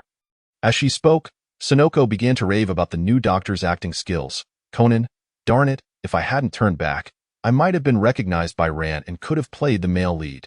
Later, in the hospital room, the novelist brought the little girl to visit Conan. How perilous it was, Conan. I have already heard from Alice about the specifics. You must take greater care of your safety in the future. The novelist sat by the bed, peeling an apple as he spoke. Alas, the most troublesome matter now is that it seems Ran has already uncovered my identity. Uncle Orpheus, can your scientist friends create a bionic robot that looks exactly like me to temporarily replace me? Although Miss Tracy is an excellent mechanic specializing in that field, I fear she cannot assist you. As far as I know, if she possessed such technology and ability, she would have utilized it on her father first. The novelist continued to peel the apple. Tracy's father. Yes, her mother passed away early, and her father raised her, but he lost his life in a tragic accident. Since then, she has dedicated herself to employing bionic technology to recreate her father. But regrettably, that project remains imperfect and naturally, it cannot help you. That's so? Conan felt somewhat disheartened. What would happen if Ran truly got involved in these matters? I have heard that Miss Hybera has developed an antidote that can allow you to temporarily revert back. You could use that to transform and participate in your school festival. In that case, Conan would disappear, and she would still harbor suspicions. Thus, we must create a scenario in which both Shinichi Kudo and Conan exist simultaneously to allay her doubts. The novelist smiled slightly, handing the peeled apple to the little girl beside him. Conan, after peeling for half a day, the result isn't even for me. Conan, I can disguise myself as you? Is that possible? Of course. I will prepare the disguise props, and for the voice, we can use Professor Agasa's newly invented voice-changing mask, pretending to have a cold to make the voice sound a little muffled. With such a disguise, we can temporarily reassure Ran, and you won't have to worry about whether to reveal the truth. Thank you so much, Uncle Orpheus. The day of the school festival is fast approaching. A little girl disguised as Conan, wearing a mask that alters her voice, follows Kagoro Muri into the backstage of the theater. Chapter 35. Life and Death in an Instant, Black-Clad Night. The school festival is indeed bustling. Oracle, Fiona and I have set up a small booth. Feel free to come for a fortune-telling. Priest? Hold on, don't rush to welcome them. It seems a large wave of students eager to inquire about their romantic fortunes is heading our way. Oracle, Sorceress, thankfully, I'm not stuck with you two this time. Forward, Patty's chocolate brownies are absolutely delightful. Chew, chew, chew batter. I recall we came to assist Patty in selling the brownies. How come you are indulging yourself? Sorceress. William Ellis forward. I only had 2 pieces. Wipes crumbs from the corner of his mouth, cowboy. If Naibu were here, your booth would probably be cleaned out. Cheerleader. I'm cheering for the other students inside the theater. Oh, I see Alice coming over. Little girl. I have to disguise myself as Conan to help him fool Sister Ran. Everyone, remember not to give me away. Little girl. Sister Ran. I'm here. Kagoro Muri. Honestly, this little rascal still hasn't he recovered from his cold. He should be resting at home. But I want to see Sister Ran perform, and I promised her I would come no matter what. Ran, if you can't hold on, don't push yourself, Conan. Classmates are rooting for you, Muri-kun. The cheerleader walks over, bringing encouragement from other students for Ran. Thank you, Lily. Huh, who was that girl? Leaving Heiji Hattori all alone? She came here with Keiho. Lily Burial, she was an exchange student at our school before. She is quite an enthusiastic and lively girl. I've heard she sometimes guides the gymnastics club. Soon, Ran's play begins. At this moment, Kagoro Muri wishes everyone to know that the leading actress standing under the spotlight is his precious daughter. As the performance reaches its climax, the black-clad knight appears, embracing Ran. Kagoro Muri is furious and immediately rushes forward to separate them, but is stopped by Keiho. Just as the two are about to kiss, a piercing scream interrupts the performance. The freshly deceased is Mr. Yurata, a doctor from Mihua Hospital. Officer Megure arrives late but observes that this is the school festival of Titan High School. And on stage is none other than Rand. He can't help but marvel at how Kagoro Muri, the Jinx, has brought such unfortunate tragedy to his daughter's school. Truly outrageous, this moment. Heiji Hattori, with 10 pounds of foundation plastered on his face, attempting to disguise himself as Shinichi Kudo to help his good friend out of trouble, speaks in a Kansai accent, analyzing the scene and declaring himself to be Shinichi Kudo. A second later, Keiho ruthlessly exposes his flawless disguise. What are you doing, Heiji? Are you planning to perform kabuki in that getup? Seeing Heiji's plan fall apart, the little girl can't help but giggle. Cheerleader. How many layers of foundation did he put on? Priest. What a pity. His disguise is far from professional. His makeup is lacking, and his voice is even worse. After another round of deduction, Shinichi Kudo, dressed in Black Knight costume, reveals his identity before everyone. Ran. Shinichi? Ran's eyes widen in disbelief. Conan is right here, but that Shinichi? The little girl immediately plays along. Brother Shinichi, you're back? Yes, Conan, it's been a while since we last met. Shinichi Kudo also cooperates with the little girl. Among the students, Shinichi Kudo holds considerable prestige. After the cheers subside, he begins his deduction. Mr. Yurata died from poisoning after consuming contaminated ice. Therefore, the culprit is Miss Mai Hong, who went to buy drinks. After solving this case, Shinichi Kudo immediately starts preparing for a date with Ran. The little girl slips through the gap in the door of the Kudo residence. Hey? Brother Shinichi, Hybera said this potion is still unstable, and you could revert at any time. While you're still Shinichi Kudo, I'll disguise Conan's identity. Thank you, Alice. Shinichi Kudo crouches down to pat the little girl's head. Investigator. As the saying goes, a handsome face lasts only 3 seconds. If he continues to gloat like this, he will soon face a big setback. Novelist. Indeed, the potion prepared by AI Hybera cannot permanently revert him.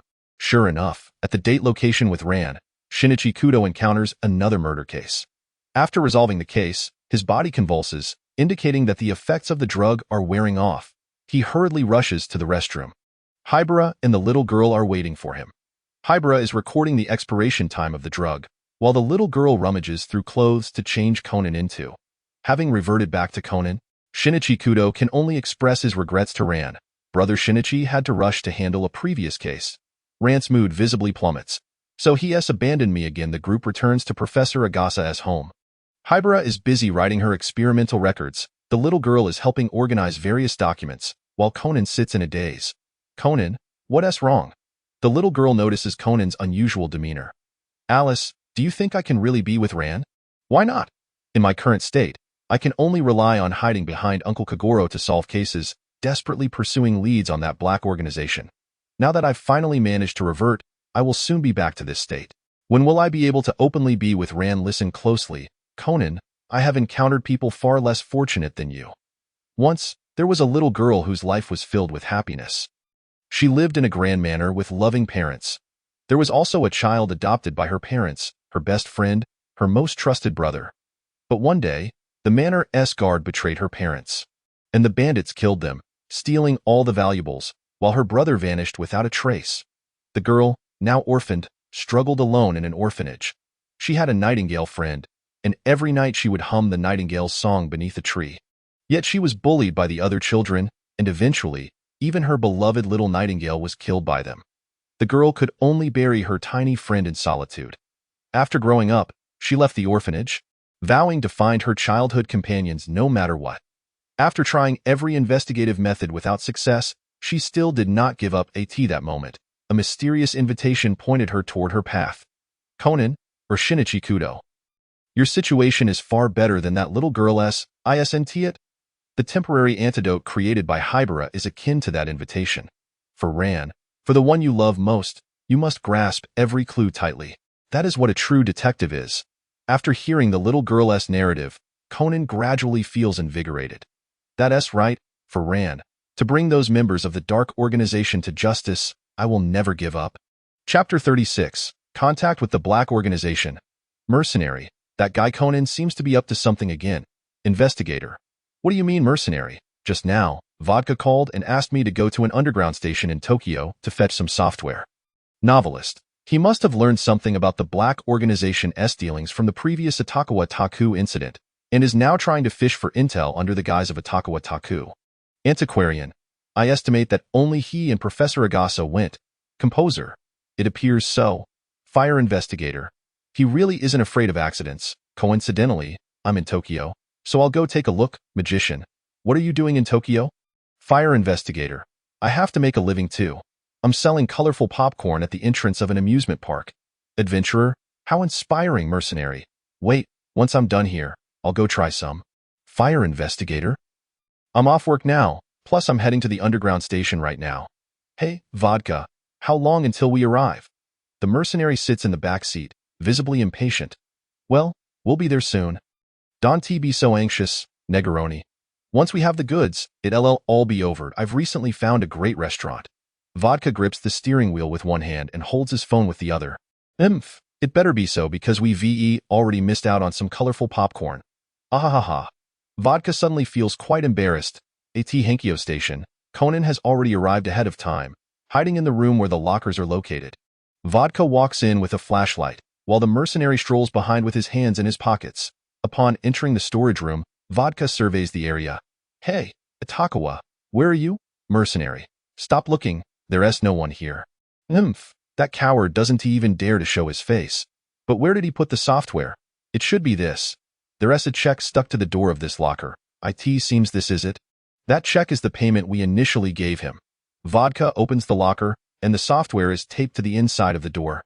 Vodka, upon removing his gloves, intended to retrieve something. Hey, Vodka, wait a moment.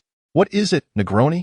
At this hour, there shouldn't be anyone else arriving at the station, yet he deliberately sealed the software with tape. Are you suggesting there's a trickery involved? Of course, there's trickery. Suddenly, Jin appeared behind the two. Vodka, why did you move the transaction time forward? It's because that fellow seems to have a weak heart. He was unavailable at that time, so I decided to reschedule the transaction. As Vodka spoke. He swiftly tore off the tape and presented the software to Jin. Ha, fool, the mercenary scoffed from the side. What did you say, Negroni? Vodka glared angrily at the mercenary. Without me and Jin trailing you, you would have inevitably botched the operation? You? Negroni speaks the truth, Jin remarked with a cold smirk. The tape and the magnetic card were intended to collect your fingerprints. Jin then opened the magnetic disc, Look, that guy even attempted to locate our hideout using a transmitter. A cowardly yet cunning individual, isn't he? The mercenary leaned casually against the nearby cabinet. There are still traces of body heat on this disc. It seems the one who set the trap hasn't strayed far. Conan, hiding in the shadows, felt a surge of anxiety and instinctively squeezed himself into a storage locker. After fruitlessly searching the entire storage room, Jin found it hard to believe. Is there really no one here? Jin frowned. Heart racing, Conan, concealed behind the cabinet door, felt his breath grow heavy, cold sweat trickling down his brow, his pupils shrinking to the size of pinheads. Just when he thought Jin would leave after his fruitless search, to his surprise, Jin began to open each cabinet door for inspection. This heightened his anxiety. He feared today might be his last. Hey, Jin, even a grown man trained in contortion can't hide in such a small compartment, the mercenary said, tapping on the cabinet door where Conan was hidden, turning to halt Jin's actions. Humph, that's true. With that, Jin turned and walked away. We must tread carefully from now on. Someone may have already set their sights on us. It's probably just that detective hired by him, not a cause for concern. The mercenary stretched his limbs. I won't return with you. Vodka tends to interrupt me. Be cautious on your way back, lest I find myself compelled to eliminate you as well. Jin glared menacingly at the mercenary. Rest assured, I will eliminate anyone who discovers me, Jin, the mercenary replied, raising an eyebrow. Jin and Vodka drove away. The mercenary approached the cabinet door, yanking it open, revealing Conan hidden inside. Clearly, the young detective had yet to regain his composure. Well, little detective, you seem quite frightened, the mercenary said, crossing his arms over his chest. Come out. Huff, huff. Negroni, why are you? Huff. All right, catch your breath before speaking. Don't sound like you're about to perish. I won't be employing the burial techniques from Snow Country. Where have you taken Miss Ming-Mei? After experiencing a life-or-death crisis, the question posed was about another's fate. You said life or death. Miss Ming-Mei is not dead. What a pity. She has departed to a place isolated from the world, the manor. The methods of Snow Country are exquisite. She appears as if she is still alive. Damn it. Why do you keep letting me go time after time? Is it merely to satisfy your sadistic amusement? Akin to a cat playing with a mouse. It seems you have somewhat misunderstood me. It has always been you who approached me first. I did not pursue your actions, and upon discovering you, I took no measures. Was that merely for amusement? Just now, Jin was undoubtedly intent on finding me to kill me. You seem to be different. Is someone coming? Oh, should I now refer to you as Negroni? A fire investigator peeked out from behind a row of cabinets. Your colorful popcorn delivery? Weren't you off duty? Thus, you must pay double. The mercenary silently handed over money and then indulged in a bucket of colorful popcorn. So, you are the fire investigator? And what of Negroni? Consider it a previous employment relationship. I was once a mercenary, the mercenary mumbled through a mouthful of popcorn. A member of the Orlithes had previously hired me to assassinate someone. I failed that mission, yet the individual still paid the fee. Don't say that. Regarding that mission, the esteemed predecessor actually hoped for your failure. They initially refrained from informing you to enact a more convincing performance. And as a result, my apparent task completion rate diminished, leading to a significant decrease in both contracts and payment, forcing me to work for this wretched organization to make ends meet? Conan, so you truly are, as Hybris said, just trying to get by. Haha, little detective.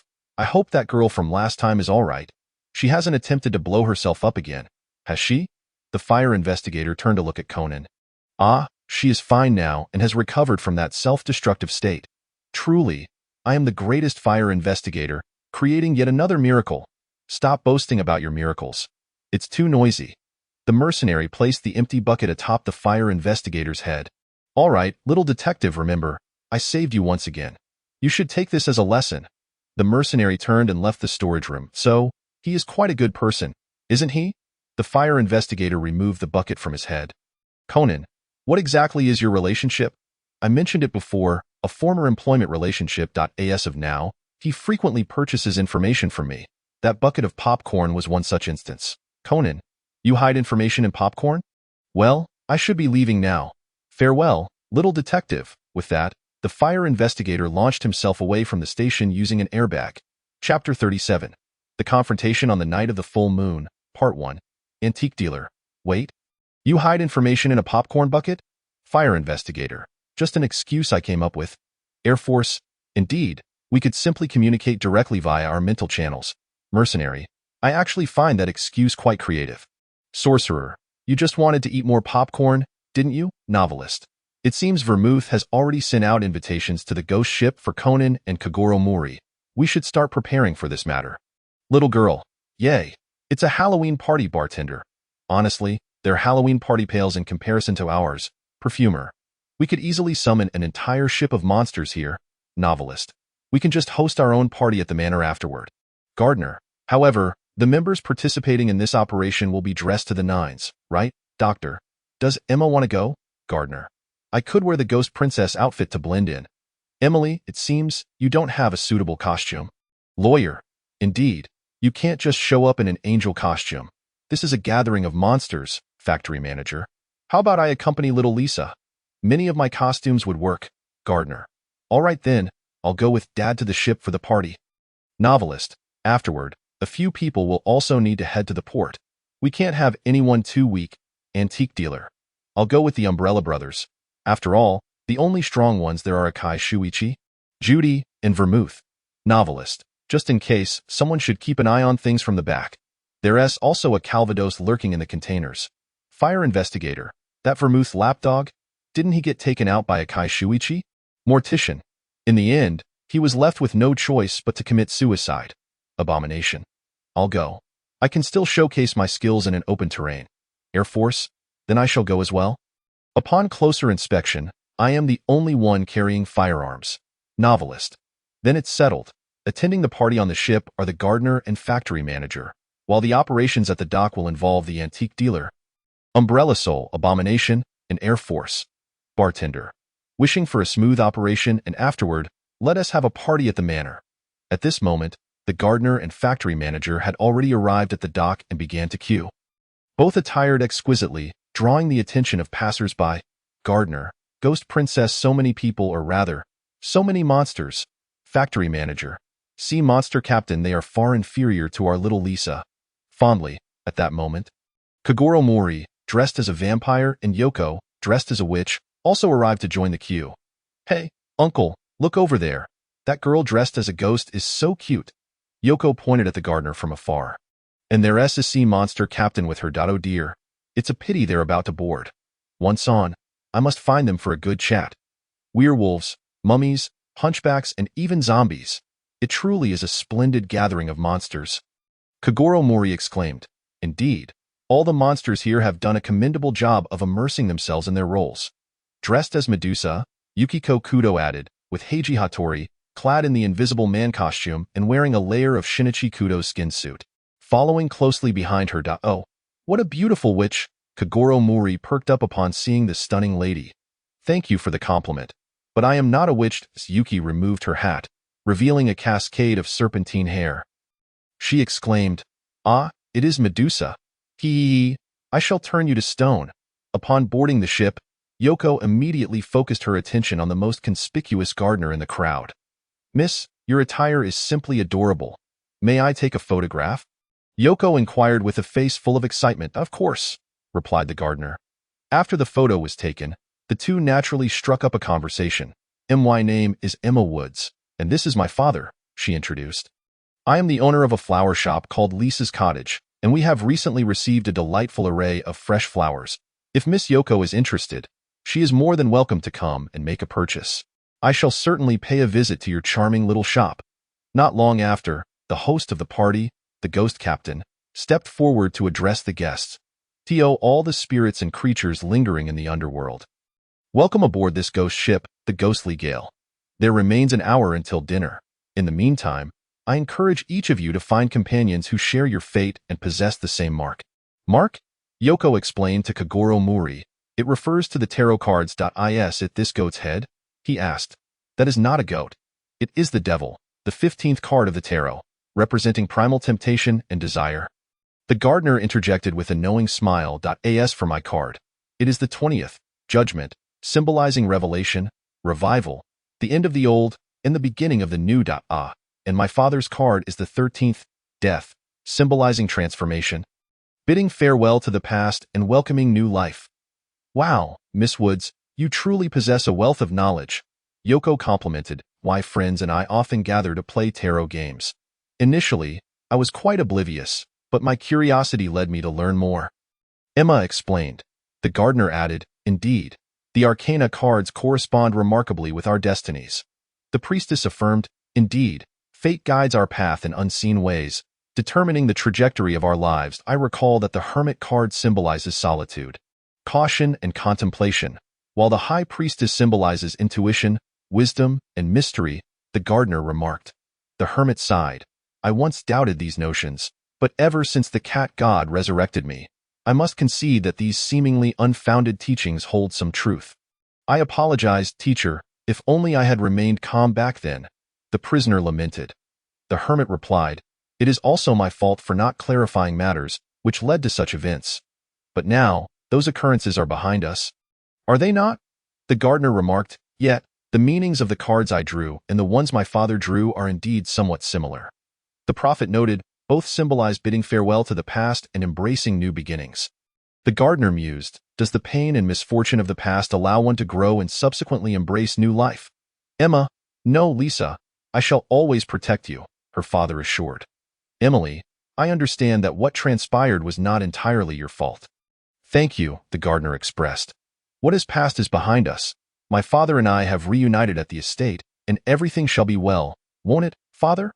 The gardener asked. I shall always be by your side. My dear Lisa, the director vowed. Suffering will eventually become a thing of the past, the sorceress proclaimed. And we shall embrace new life, the priestess concluded. Chapter 38. The confrontation on the night of the full moon. Speaking of which, the costumes worn by this young lady and gentleman are indeed exquisite. I wonder who designed them? Yuki approached Kagoro Mori, holding her devil card, and posed the question to the gardener. It is a peculiar individual who frequently creates various themed outfits for my friends and me, allowing us to perform short plays based on pre-written scripts, the gardener replied with a slight grimace. However, some individuals have had exquisite costumes several times, while others have been left waiting for far too long. Recently, there has been considerable dissatisfaction among everyone. The gardener's mood dipped as she recalled the previous stage play competition, which had caused quite a stir. It's all right. That is not your fault, I in your father's eyes. You are the best, the director whispered comfortingly from the side. The gardener sniffled, retreating behind the director. Yuki observed, it seems there is a story lurking behind that. Perhaps we should not pry further. Thus, Yuki deftly changed the subject. Ultimately, this masquerade ball is merely a means to audition for supporting roles in a film, The Ghost Captain's Nautical Adventures, which is released every summer. So, if I perform well, I may have the opportunity to participate in the film's production? Yoko exclaimed excitedly. Indeed, the grouping is intended to allow the filmmakers to mingle with the crowd and better assess each guest's acting ability. Hence, many guests in the know are doing their utmost to showcase their talents. Yuki revealed. Although the purpose is to scout for the film, typically only supporting roles are granted access to the crew, allowing the producers to save considerable costs. Yuki subtly exposed the filmmakers' intentions. Shortly thereafter, Kagoro Mori gathered 7 individuals, including the vampire Kagoro Mori, the witch Yoko Suzuki, Medusa Yuki Kudo, the invisible man Heiji Hattori, along with the mummy, the phantom of the bell tower, and the werewolf. However, these 3 mysteriously vanished during subsequent activities, prompting Kagoro Mori to search for them. He ultimately encountered the phantom of the bell tower in the restroom and spotted the werewolf drinking at the billard. In front of the werewolf sat a glass of silver bullet. Hey there, buddy, make mine the same as his, Kagoro Mori said, patting the werewolf's shoulder as he sat down. Before long, the lights dimmed, signaling the commencement of the banquet. The ghost captain broadcasted an announcement. Attention all spirits and creatures. I have good news to share. The dinner menu has been finalized. It appears that an audacious human has infiltrated our gathering of demons. Now, I ask each of you to team up with your 6 companions to identify this foolish human. As for the clues to uncovering this individual, they are in my possession. If you wish to receive my reward, come to the deck to hear my revelation. Many spirits and creatures rushed to the deck, only to discover the lifeless body of the ghost captain, pierced through the heart by a crossbow bolt bearing a tarot card. Meanwhile, disguised as a new doctor, Vermouth trailed Judy as she led Conan, disguised as Hybera, to a vehicle on the ghost ship, Upon discovering that the deceased ghost captain was none other than Chizu Fukura, the producer of the Ghost Ship series, Yuki remarked, "Is the killer suggesting that Mr. Fukura was taken to another world by a demon? How unprofessional of them. The symbolic meaning of the Devil Tarot card has nothing to do with death." The gardener muttered nearby, "If one truly intends to commit murder, they ought to use the tower, which represents calamity, or simply employ the literal representation of death, the Grim Reaper." The others chimed in, "It seems the focus is not on that." After verifying with the staff, Kagoro Mori learned that only this film producer knew the answer to the arranged puzzle, causing him some distress. After all, he felt that the ghost captain's riddle was closely linked to the case at hand. However, at least he knew that these cards were unique, and only members of their group possessed the devil card. With a broad smile, Kagoro Mori declared, "Then the killer must be you, Mr. Mummy, who cannot produce a card. But I am merely a staff member who infiltrated the banquet to observe the guests' reactions. Our costumes were personally prepared by Mr. Fukura, who specifically instructed us to perform certain tasks, such as drinking specific drinks and wearing red wigs," the mummy hastily explained. Other staff members quickly came forward to corroborate. Meanwhile, after investigating the restroom, Heiji Hattori found a rooster beneath the mast and donned a smile of revelation. He climbed the mast and gathered everyone on the deck to deliver a speech about the truth he had uncovered, subsequently revealing the skin suit of Shinichi Kudo. "The killer is none other than our fellow group member, Mr. Werewolf. He knocked out Mr. Mummy in the restroom, stole his card, and donned his headpiece to fabricate an alibi. After all, the Phantom of the Bell Tower witnessed the mummy enter the restroom, yet the one who emerged was the werewolf. That could only be a coincidence. I cannot prove I went to the deck," the werewolf retorted, unwilling to admit guilt. As for the other piece of evidence, Heiji Hattori lifted the rooster. "I see, it's a cocktail." Yuki explained from the side, "I suspect that the human we were instructed to find aboard the Ghost Captain was someone who consumed a specific cocktail. Indeed, at that time, Mr. Werewolf drank a cocktail named Silver Bullet, didn't he?" "So what? I simply felt thirsty and went to drink." The werewolf continued to struggle, unwilling to concede. "Oh, Mr. Werewolf, are you unaware of what kind of drink that is?" The gardener emerged from the crowd. The term Silver Bullet refers to the singular weapon capable of inflicting harm upon werewolves. Is it not somewhat perplexing that Mr. Werewolf, who seemed rather eager to partake in the film, could commit such a glaring blunder? This statement irrevocably confirmed the identity of the werewolf perpetrator, while the inscription of human upon the mummy's forehead validated Hattori Heiji's deductions as entirely accurate. The werewolf, kneeling on the ground, cried out in despair. "This is all the doing of that demon named Fumosu, and the woman called Vermouth is to blame, not me." These words were transmitted verbatim to Conan, who was disguised as Hibara via a listening device. That moment, Teacher Judy had also driven to the dock. She stepped out of the car and confronted Vermouth, who had arrived disguised as the new doctor. After recounting the hidden truths of the new doctor's case, Judy quoted Vermouth's words from the day she murdered her father. "A secret makes a woman woman. Do you recall this phrase? Chris Wynyard, or should I address you as Vermouth?" After Judy delivered this statement, Vermouth too discarded her disguise. The stage was set, and the actors were in position. The grand performance of the full moon arc was about to commence. Chapter 39. The Confrontation on the Night of the Full Moon. Part 2. Judy brandished her gun, threatening Vermouth, yet Vermouth appeared unfazed, exuding an air of confidence. "How troublesome. Do you possess a permit for carrying such a dangerous item? Enough prattle. Before I take you into custody, I have one more question to pose." Judy glanced back at Conan, who was masquerading as Hibara in the card.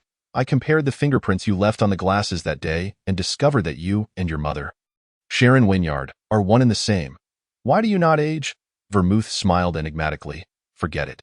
I suspect that once the police apprehend you, they will compel you to confess everything." With that, Judy intended to give orders to the FBI agents she had brought along. "All of you, come out and apprehend this woman." However, after the sound of a gunshot, it was Judy who fell. "Thank you, Calvados," Vermouth mocked Judy. "Regrettably, I had already disguised myself as you 2 hours ago and evacuated your comrades stationed here. As for your plan to ensnare me, I was aware of it long before, and you even assisted me in locating her, truly astonishing." Meanwhile, aboard the ghost ship, the crowd was in awe of Kudo Shinichi's deductions. While Hattori Heiji tore off his second disguise, "Ahaha, I am indeed Hattori Heiji, and as for that fellow Kudo, I have no idea where he has gone. Returning to the dock, Hybera AI also shed her disguise, revealing Conan's visage. With unwavering confidence, Conan activated his watch's tranquilizer gun. You are currently in a blind spot of the Calvados gun. I suggest you accompany us to the police station for a ride. Just then, a gust of wind surged from behind Conan. The mercenary seized Conan with one hand while snapping the watch's tranquilizer gun with the other. Vermouth, you nearly stumbled in the gutter, and you? Little detective, truly know how to cause a ruckus. I appreciate your assistance. Negroni, don't rush to thank me. Do not forget your prior promise to me. Antiquities dealer. Wait, Neb, what are you doing here? Novelist. Sabita, you thick-browed traitor. How could you betray the organization, mercenary? But Vermouth bribed me with a double lemon cake. She even promised me a 3-month voucher for an all-you-can-eat restaurant once the job was done. Novelist. Air Force. Are you that tempted by it? Mercenary, do not worry. I will engage in a theatrical duel with you shortly, cursed lizard. I am truly impressed. At this moment, Hybera AI arrived on the scene, and Conan, startled, urged her to flee. However, he was swiftly knocked unconscious by the mercenary and shoved back into the vehicle. Welcome, Sherry. Vermouth aimed her gun at Hybera. I am here to settle everything. This matter concerns no one else. Unfazed, Hybera confronted Vermouth. With a click, the trunk of the car opened, and Rand sprang forth. Upon seeing this, Calvados fired several shots at Rand. Vermouth panicked. Stop, Calvados. She even fired back a few shots in response. Rand lunged forward to shield Hybera. Vermouth bellowed in frustration. Get out of my way, move it, Angel. At that moment, Hybera glimpsed her sister's shadow and ran. Leaning against the car, the mercenary watched the spectacle with amusement. Do you need assistance? Go deal with that FBI woman. With her adversary protected by her angel, Vermouth grew increasingly agitated. Just as the mercenary prepared to strike, the antiquities dealer, Hakuba, dashed out from the shadows with a sweeping blow. How pathetic, Teacher Judy. It seems your assignment remains ungraded. Teacher Chi 11, do not rush to lament. I may not be able to handle him.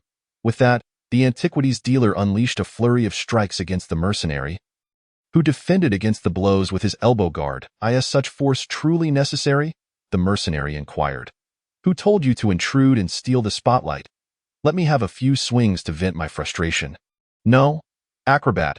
What a spectacle, the top savior battling the top obstrucator. Fire investigator. Now it's my turn to enjoy the popcorn. As the two clashed, Akai Shuichi emerged, brandishing a shotgun. Oh, that man is named Calvados? I thought he was an arms dealer. Akai Shuichi, Vermouth exclaimed in shock. Ugh, why is it this guy? Black Barley? The mercenary deflected a swing from the antiquities dealer and quickly retreated. Akai Shuichi fired a shot at Vermouth, the tremendous force of the shotgun propelling her far away. Although she wore a bulletproof vest, 2 or 3 of her ribs fractured under the impact. Realizing she was outmatched, Vermouth swiftly fled to the vehicle containing Conan. She has escaped. I can't believe I helped her so much, the mercenary grumbled, facing off against the remaining few. Long time no see, senior, and this lady assassin. Allow me to reintroduce myself. I am a member of the Aladaithis organization. Codenamed Antiquities Dealer. Please refrain from calling me assassin. The Antiquities Dealer stored his mechanism flute, fixing his gaze on Akai Shuichi. Now, Negroni, and you, Miss Antiquities Dealer, would you kindly lay down your weapons and surrender? Heh, I have yet to receive what Vermouth promised me. Farewell. The mercenary activated his elbow guard and sprinted atop a container, disappearing from sight, while Calvados took his own life with a gunshot. The scene now held only the wounded Judy, unable to move. The tense standoff between Akai Shuichi and the antiquities dealer, and the unconscious Ran and Hybera lying to the side. Akai Shuichi aimed his shotgun at the antiquities dealer. I have heard of the Aladaithis organization, but without any firearms, you shall not be my match. Oh, do you believe I am the only one from Aladaithis present? The antiquities dealer smirked derisively. Sensing something amiss, Akai Shuichi suddenly turned, discovering a black umbrella hurtling toward him. He quickly blocked the attack from Yusan, Tufu, the soul of the umbrella. Before he could regain his composure, a dazzling projectile shot toward him. The intense shockwave and flickering glow caused him to lose his grip on the gun. As the assailant kicked it far away. Next time, you might want to wear goggles. The Air Force, Nidhogg, slowly blew away the smoke from the gun's muzzle. Now it is 4 against 2. Oh, that lady should not count. So it is 4 against 1. Fan Wujiao held his umbrella aloft, provocatively gazing at Akai Shuichi. In the distance, Xie used a 7-string chin to render Ran unconscious and pulled Hybera from her embrace. Why does my young friend always resort to self-destruction? I have heard that the fire investigator once saved you from an explosion. You should understand the value of life. Why, then, do you engage in such irrational behavior? Faced with this inquiry, Hybera could not find the words, bowing her head in silence. Very well, my young friend. Perhaps you should rest a while. Upon awakening, you will find everything back on track. Xie also used the 7-string chin to render Hybera unconscious. Surrounded by 4 adversaries, Akai Shuichi felt a sense of foreboding. 4 against 1. You Aladithis truly spare no expense in sending people to In actuality, it is 5 against 1. The Air Force soldier raised his firearm towards the heavens. A colossal shadow descended from the sky. Chapter 40. The confrontation on the night of the full moon. Epilogue. Akai Shuichi deftly evaded the lethal plunge of the abyssal lizard, Bone Flute, with a sidelong leap. He rose to his feet, scrutinizing the creature before him. Adorned with a goat's skull atop its head, yet the length of its teeth and snout, along with the protruding tongue, suggested that a reptilian visage, most likely that of a lizard or snake, lay concealed beneath the mask. Clad in a dark blue trench coat, it bore spines jutting from its back, and even sported a bony tail. Its exposed skin exhibited an eerie dark crimson hue, and the pulsating muscles shimmered with a red glow. So, as the intelligence gathered previously indicated, your organization truly revels in human experimentation. Please do not misconstrue my words. I am no mere test subject. The abyssal lizard hissed.it is my serum that has enabled my metamorphosis, a transformation I deem a magnificent evolution. Akai Shuichi retorted, human experimentation is simply that, adorned in flowery language. He then inquired, what is your ultimate objective? The antiquities dealer, having just been threatened with a firearm, now feigned submission. Akai Shuichi rolled his eyes. Against 5 of you. What chance do I have without a gun? Besides, I have an injured Judy at my back. It seems your relationship with the Black Organization is rather tenuous. Perhaps we could consider an alliance. That is indeed the case, yet we see no necessity for collaboration with the FBI. The Air Force soldier crossed her arms. The FBI can share intelligence regarding your organization. It sounds appealing, yet we possess our own network of intelligence. At that moment, a phone rang, and the Air Force soldier ostentatiously answered the call. Understood, she said, casting a glance at the antiquities dealer before directing her focus back to Akai Shuichi. The organization has acquiesced to your proposal. Our stipulation is that after dismantling your organization, we shall take all data pertaining to that serum. All of it?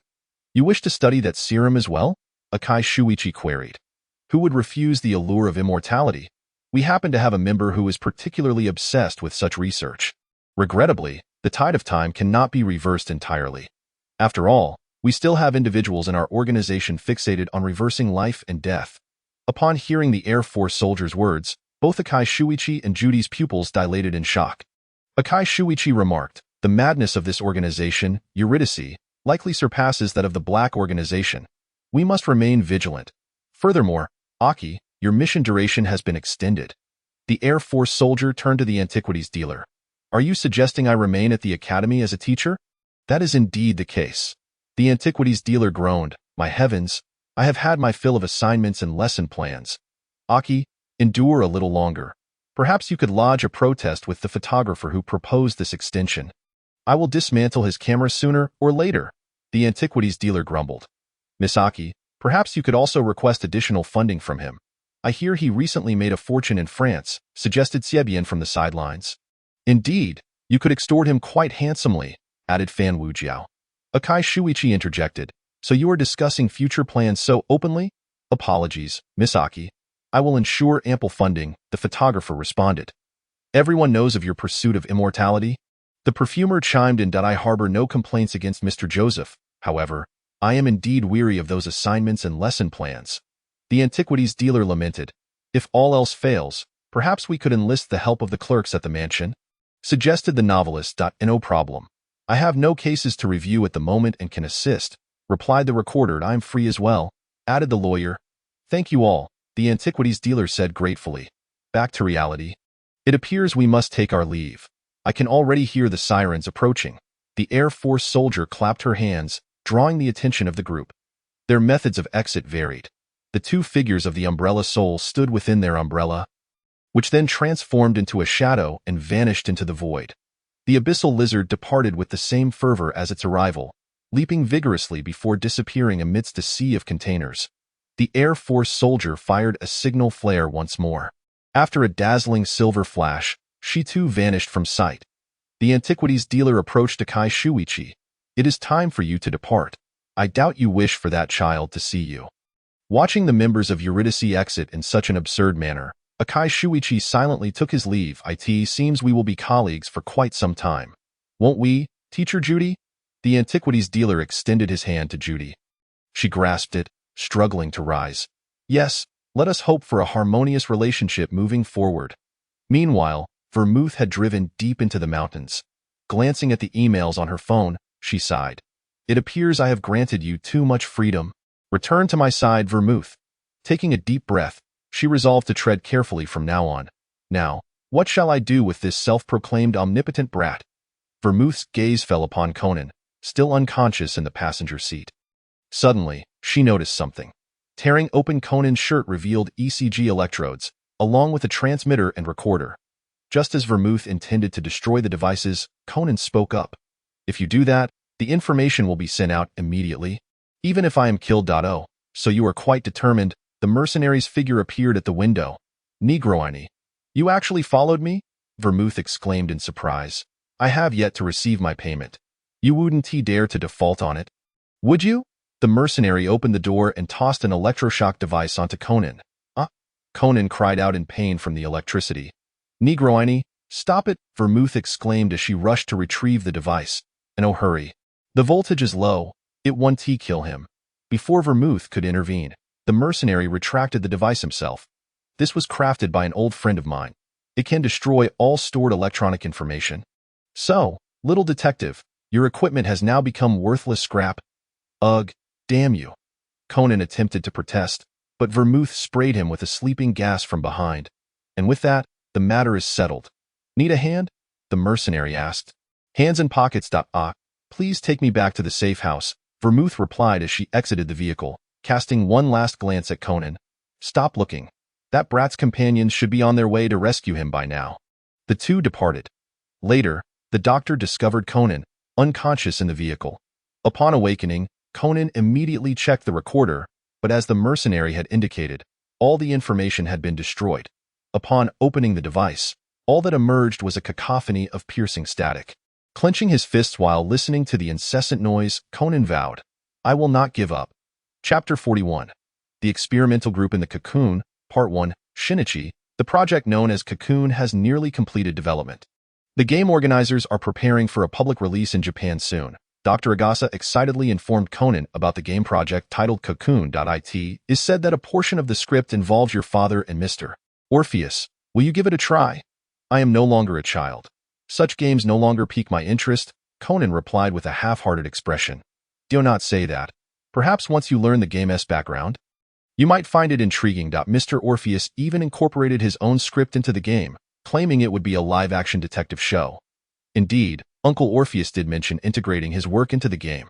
Regardless, Yuzaku, as the scriptwriter, would undoubtedly secure a spot. You should give it a shot. The day of the Cocoon game project's launch arrived swiftly, and Conan, along with Hybera, the young girl, and the three small ones, made their way to the event. The trio managed to exchange their fake Kamen Rider cards for 4 game testing badges from the children who had testing qualifications, returning triumphantly to Conan and Hybera. Incidentally, the young girl obtained her testing qualification from the novelist. Initially reluctant, Hybera was persuaded by Conan. Today is the game launch. It would be good to act like a real child and relax a bit. Ran and Sonoko were also present, to allow Ran to play with the children. Sonoko gifted her testing badge.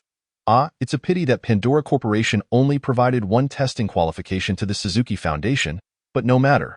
Being the daughter of the Suzuki family, I can always experience this game later.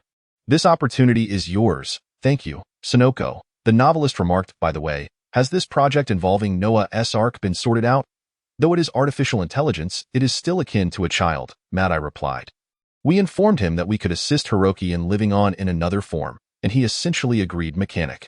With this technology, our research can reach new heights. Hermit.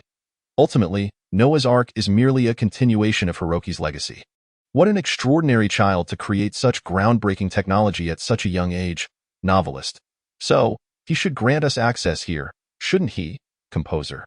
You wouldn't intend to completely distort the original story, would you, novelist? Not to that extent, merely infusing it with a touch of manner charm. Explorer. Are you planning to connect the manner to Jack's involvement? Novelist. No, I aim to present Jack's experimental process directly before them. Recorder. Wax sculptor. Jack? Please, don't be disheartened. I am quite thrilled to take on the role of the protagonist. Before the game commences, Sindora meets with Mr. Jin Village in the basement. Tio conceal his lineage as a descendant of Jack the Ripper. Sindora plunges a dagger into Mr. Jin's chest while he turns to peruse documents. Shortly thereafter, Officer Mumu arrives at the scene in response to the report. Conan learns from Kudo Yusaku about the clue left by Jin, indicating that JTR stands for Jack the Ripper, and eagerly rushes to queue for the game. Meanwhile, the novelist engages in small talk with Kudo Yusaku, Jack the Ripper. Many have sought to uncover the story behind him. What ending did you assign to him, Mr. Kudo? I envisioned him as a nobleman afflicted by a terminal illness. Yes, that's so? However, I believe the life history of this Jack the Ripper should be far more intricate. Just as the guests begin to enter the game, Noah's Ark abruptly takes control of all systems, seizing all core codes. He declares that if no one can complete the game, he will unleash electromagnetic waves to cripple the children's brains, resetting all of Japan. Once parents grasp the situation, they become frantic. Some irate individuals attempt to disrupt the cocoon's operation, only to be incapacitated by the currents released by Noah's Arkansas. Faced with the inability to rescue their children directly, they can only pray for their safe passage through the game. Soon, those who have entered the game hear the voice of Noah's Arkansas Conan, who had been preoccupied with thoughts of homes, is taken aback upon hearing Noah's Ark's game introduction. Noah's Ark asserts that they will assume the role of detectives and venture to a place known as the Ordis Manor to partake in a game. Conan's mind races. The Ordis organization has allied with Noah's Ark. Perhaps there are hidden players from Ordis within Sindora Company, or it seems that the Ordis organization is not to be underestimated, having extended its reach here. However, Hybera remains the calmest of the group. Since that organization has extended an invitation to us, we must accept the challenge, mustn't we? Indeed, Conan. Ordis Manor, allow me to unveil your mysterious veil. Before long, the group is transported to the entrance of a grand manor, where a light drizzle falls from the sky. After knocking, a butler opens the door. You must be the invited detectives. Please present your invitations. Just as Conan is about to mention that he has no invitation, a young girl beside him hands over an envelope. Conan clearly sees that the wax seal on the envelope bears the Muse insignia. The butler takes the envelope and leads the group into the manor. Conan quietly inquires of the girl, "How did you acquire that envelope?" "It was given to me by Noah's Ark at the outset. I believe there was only one detective initially invited, hence only a single invitation." After hearing this, Conan refrains from pressing further. Upon entering the hall, they find a tall, simply dressed man engrossed in a book on the sofa. Conan observes him closely. He appears to be around 30, with black hair tied in a short braid on the right side. He wears a clean shirt, and the clasp of his suspenders seems to be stained with some oily substance. His right eye is covered by a monocle, suggesting that he is a scholar. Noticing the newcomers, the man closes his book and greets them. It seems we have new guests. I am Philip, a researcher of criminology. Hello, we are the invited detectives. Xiao Lan responds, recalling the initial setting Noah's Ark provided. I am aware. Currently, only one guest has yet to arrive. The man, who calls himself Philip, reopens his book. At that moment, a uniquely presented woman descends the stairs from the second floor. Conan is taken aback by her appearance. Her age is indiscernible, with sparse hair adorned by a small black hat, a plump face, round glasses, and clad in a black uniform. She walks with a cane that appears to have a sharp tip, suggesting she might be a legal professional, a lawyer, or perhaps a judge. The woman speaks. Greetings, invited detectives. I am Kogin Nicholas Kyo, a clerk. Chapter 42. The Experimental Group in the Cocoon, Part 2. The three youngsters are clearly startled by Kogin's appearance. Ayumi whispers, "That auntie's face is quite frightening." Jinta and Mitsuhiko nod in agreement. She must have received some sort of injection to appear that way. She clearly seems to be in her 30s. Hybera quietly whispers to Conan.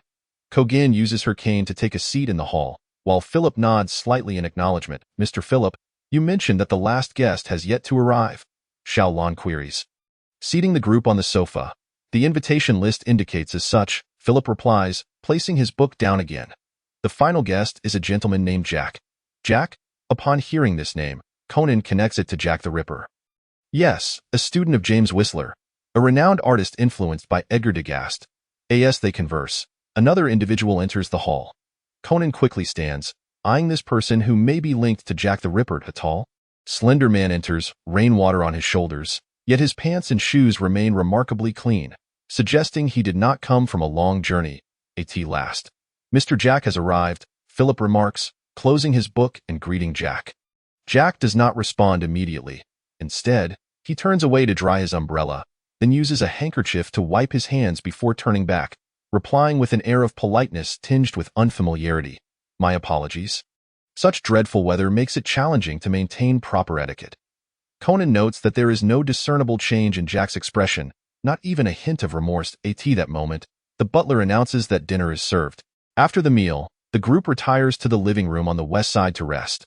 They begin to introduce themselves, and Conan observes that Mr. Jack exhibits quite peculiar behavior while using his handkerchief. He repeatedly wipes his fingertips, despite there being no visible stains. When Cogan mentions her role as a clerk, Jack displays a strange smile. Subsequently, the detective team wanders through the manor. Conan notices that the young girl seems quite familiar with the layout.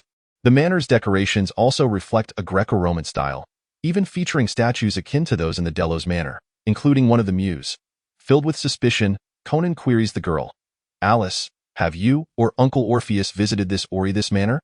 The layout bears a striking resemblance to Delos Manor, and you seem quite knowledgeable about this place. Perhaps my father incorporated elements of our home into the script he was writing, and Noah's Ark simply replicated it. The girl explains. Her reasoning fails to alleviate Conan's doubts, yet the three youngsters appear to have made a new discovery. Ayumi exclaims. Look, it's that Cogan lady and Mr. Jack. Conan halts his thoughts and gazes in the direction pointed out by Ayumi, where Cogan and Jack stand before a painting. What a splendid piece. I trust you would not disagree, Jack's voice carries. Much like your footsteps, which I also admire for their rhythm. Tap, tap, tap, tick-tock. I fear I possess no profound insights into art. Cogan replies, standing nearby. No need for concern. Art itself bears no absolute right or wrong, much like this world, which knows no absolute good or bad. However, from my aesthetic perspective, this group of little cuties would appear even more beautiful if they closed their eyes. Jack suddenly chuckles. Cogan shakes her head. I still prefer how people gaze at their reflections in the mirror. The group gradually approaches the two engaged in conversation. Yet another beautiful lady. I wonder if I might be fortunate enough to paint your portrait? Jack bows to Xiaolon upon seeing her. To me, I might not have the experience to model. Xiaolon stammers in response to Jack's invitation. No matter. You may respond to me at your convenience. Jack smiles gently and departs. Once Jack's figure vanishes down the corridor, Cogan warns the group. Miss Mowry, it would be wise for you to keep your distance from that man. His tone of voice reminds me of a popular little tune about Whitechapel currently circulating in London. Cogan, do you know the specifics of that little tune? Conan posed a question to Cogan. That particular melody initially gained popularity in the Whitechapel area and appears to pertain to the notorious Jack the Ripper, who committed 5 gruesome murders. The estate owner invited me here specifically for the records of those cases. So, detectives, what brings you to the manor? We are here to investigate Jack the Ripper, Conan replied. Is that so? Then you must exercise caution regarding the gentleman named Jack, Cogan remarked before turning to leave. The group decided to seek out Philip for further conversation. Philip remained on the sofa, engrossed in a book. Good evening, Mr. Philip, the young girl initiated the greeting. Good evening, detectives. What brings you here? Does Mr. Philip possess knowledge about Jack the Ripper? Conan inquired. Jack the Ripper. He is the criminal of my dreams. The criminal of your dreams? Indeed, and I have dedicated many years to the study of criminology through physiognomy. One can discern a person's criminal tendencies solely by their appearance. But isn't such judgment rather extreme? Some individuals may fit the profile yet have never committed a crime, and thus cannot be deemed criminals, a sentiment expressed by Xiaolan. Such is the nature of this discipline. If there are no further matters, we should reconvene in the dining room shortly. The estate owner has requested us to gather there in half an hour. Half an hour later, the group convened in the dining room, where 3 envelopes lay on the table. They took turns reading the contents of the letters. Conan was taken aback by the revelations within. They explicitly detailed the crimes of Philip, Conan, and Jack. First was Philip, a scholar obsessed with criminology, whose arrogance had offended many, leading to the tragic murder of his sister, whose body was coated in wax and disposed of in a bathtub. Enraged, Philip tracked down the murderer and crafted a wax figure of him. From that moment on, whenever he encountered someone whose appearance matched his criminal profile, he would immortalize them as wax figures, showcasing their wickedness. Next was Conan, born into a family of lawyers, yet driven to desperation by familial pressure and a corrupt brother who, as a judge, neglected justice for personal gain. In a bid to restore justice, Conan poisoned her brother as food and ultimately replaced him as the new Chief Justice. Finally, there was Jack, who was, quite evidently, Jack the Ripper himself. He seemed to suffer from dissociative identity disorder, with his normal persona perceiving himself as an artist, while his Ripper persona shared the same delusion, albeit with a penchant for bloody artistry. Currently, the two identities appeared to be converging, becoming indistinguishable. Conan drew in a sharp breath, realizing that each of the 3 before him possessed formidable skills, and that his own group was no match for them. Upon reflection, Mr. Philip was fixated on judging evil, while Ms. Conan was intent on condemning injustice. As for Jack, he was the one deserving of judgment. Yet, would such a monstrous figure as Jack the Ripper willingly submit to trial? Chapter 43. The Experimental Group in the Cocoon, Part 2. Having learned of Jack's heinous crimes, Conan took the initiative to confront him, determined to make him repent for his misdeeds. Conan spoke. Mr. Jack, do you acknowledge your brutal murders of the 5 women, Mary and Nichols, Annie Chapman, Elizabeth Stride, Catherine Eddowes, and Mary Jane Kelly, in the Whitechapel district? Jack's expression remained unchanged. Yes, I admit it. Do you confess to being guilty? Guilty? That is merely a facet of my artistry. Art embodies compassion without object, Ms. Conan. Jack clasped his hands, a smile gracing his lips as he regarded Conan. Or perhaps, it constitutes my achievements, for to an artist, the greatest agony is to labor in obscurity, unrecognized and unappreciated. You have brought chaos and instability to the once tranquil Whitechapel district. Do you not confess? Miss Conan, are you aware of the merits of chaos? It engenders fairness. I have merely stirred a slight disturbance, effortlessly appending an antiquated and stagnant order. Regardless of how Conan pronounced her judgment, Jack remained unfazed, devoid of remorse. Seeing Conan's efforts thwarted, Philip rose to his feet. I must commend Mr. Jack for committing the most ruthless and malicious crimes I have ever witnessed. Moreover, your utter lack of contrition marks you as the quintessential criminal.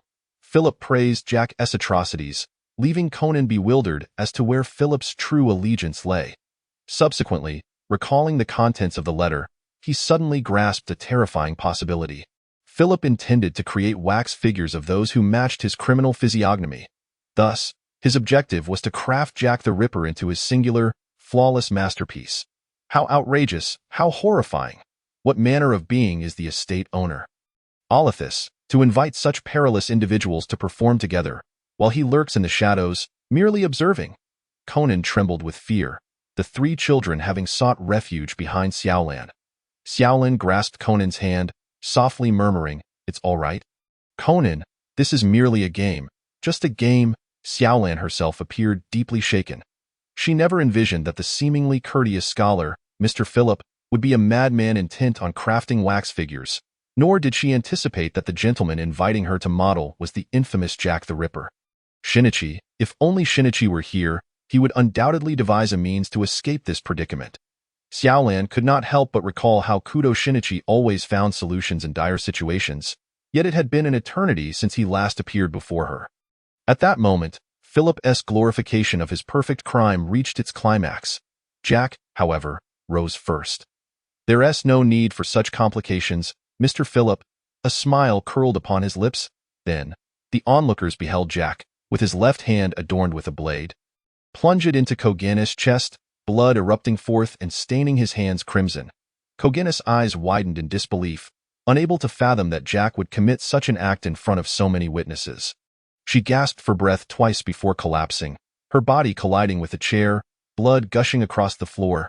Look, the just Chief Justice now stands here like a solitary black lily in full bloom. Jack raised his bloodied left hand, watching as droplets fell upon the floor, reminiscent of crimson roses. At that moment, Philip succumbed to madness, brandishing a wax oil sprayer filled with hot wax, which he had inexplicably procured, aiming its nozzle at Jack. Precisely, this is it.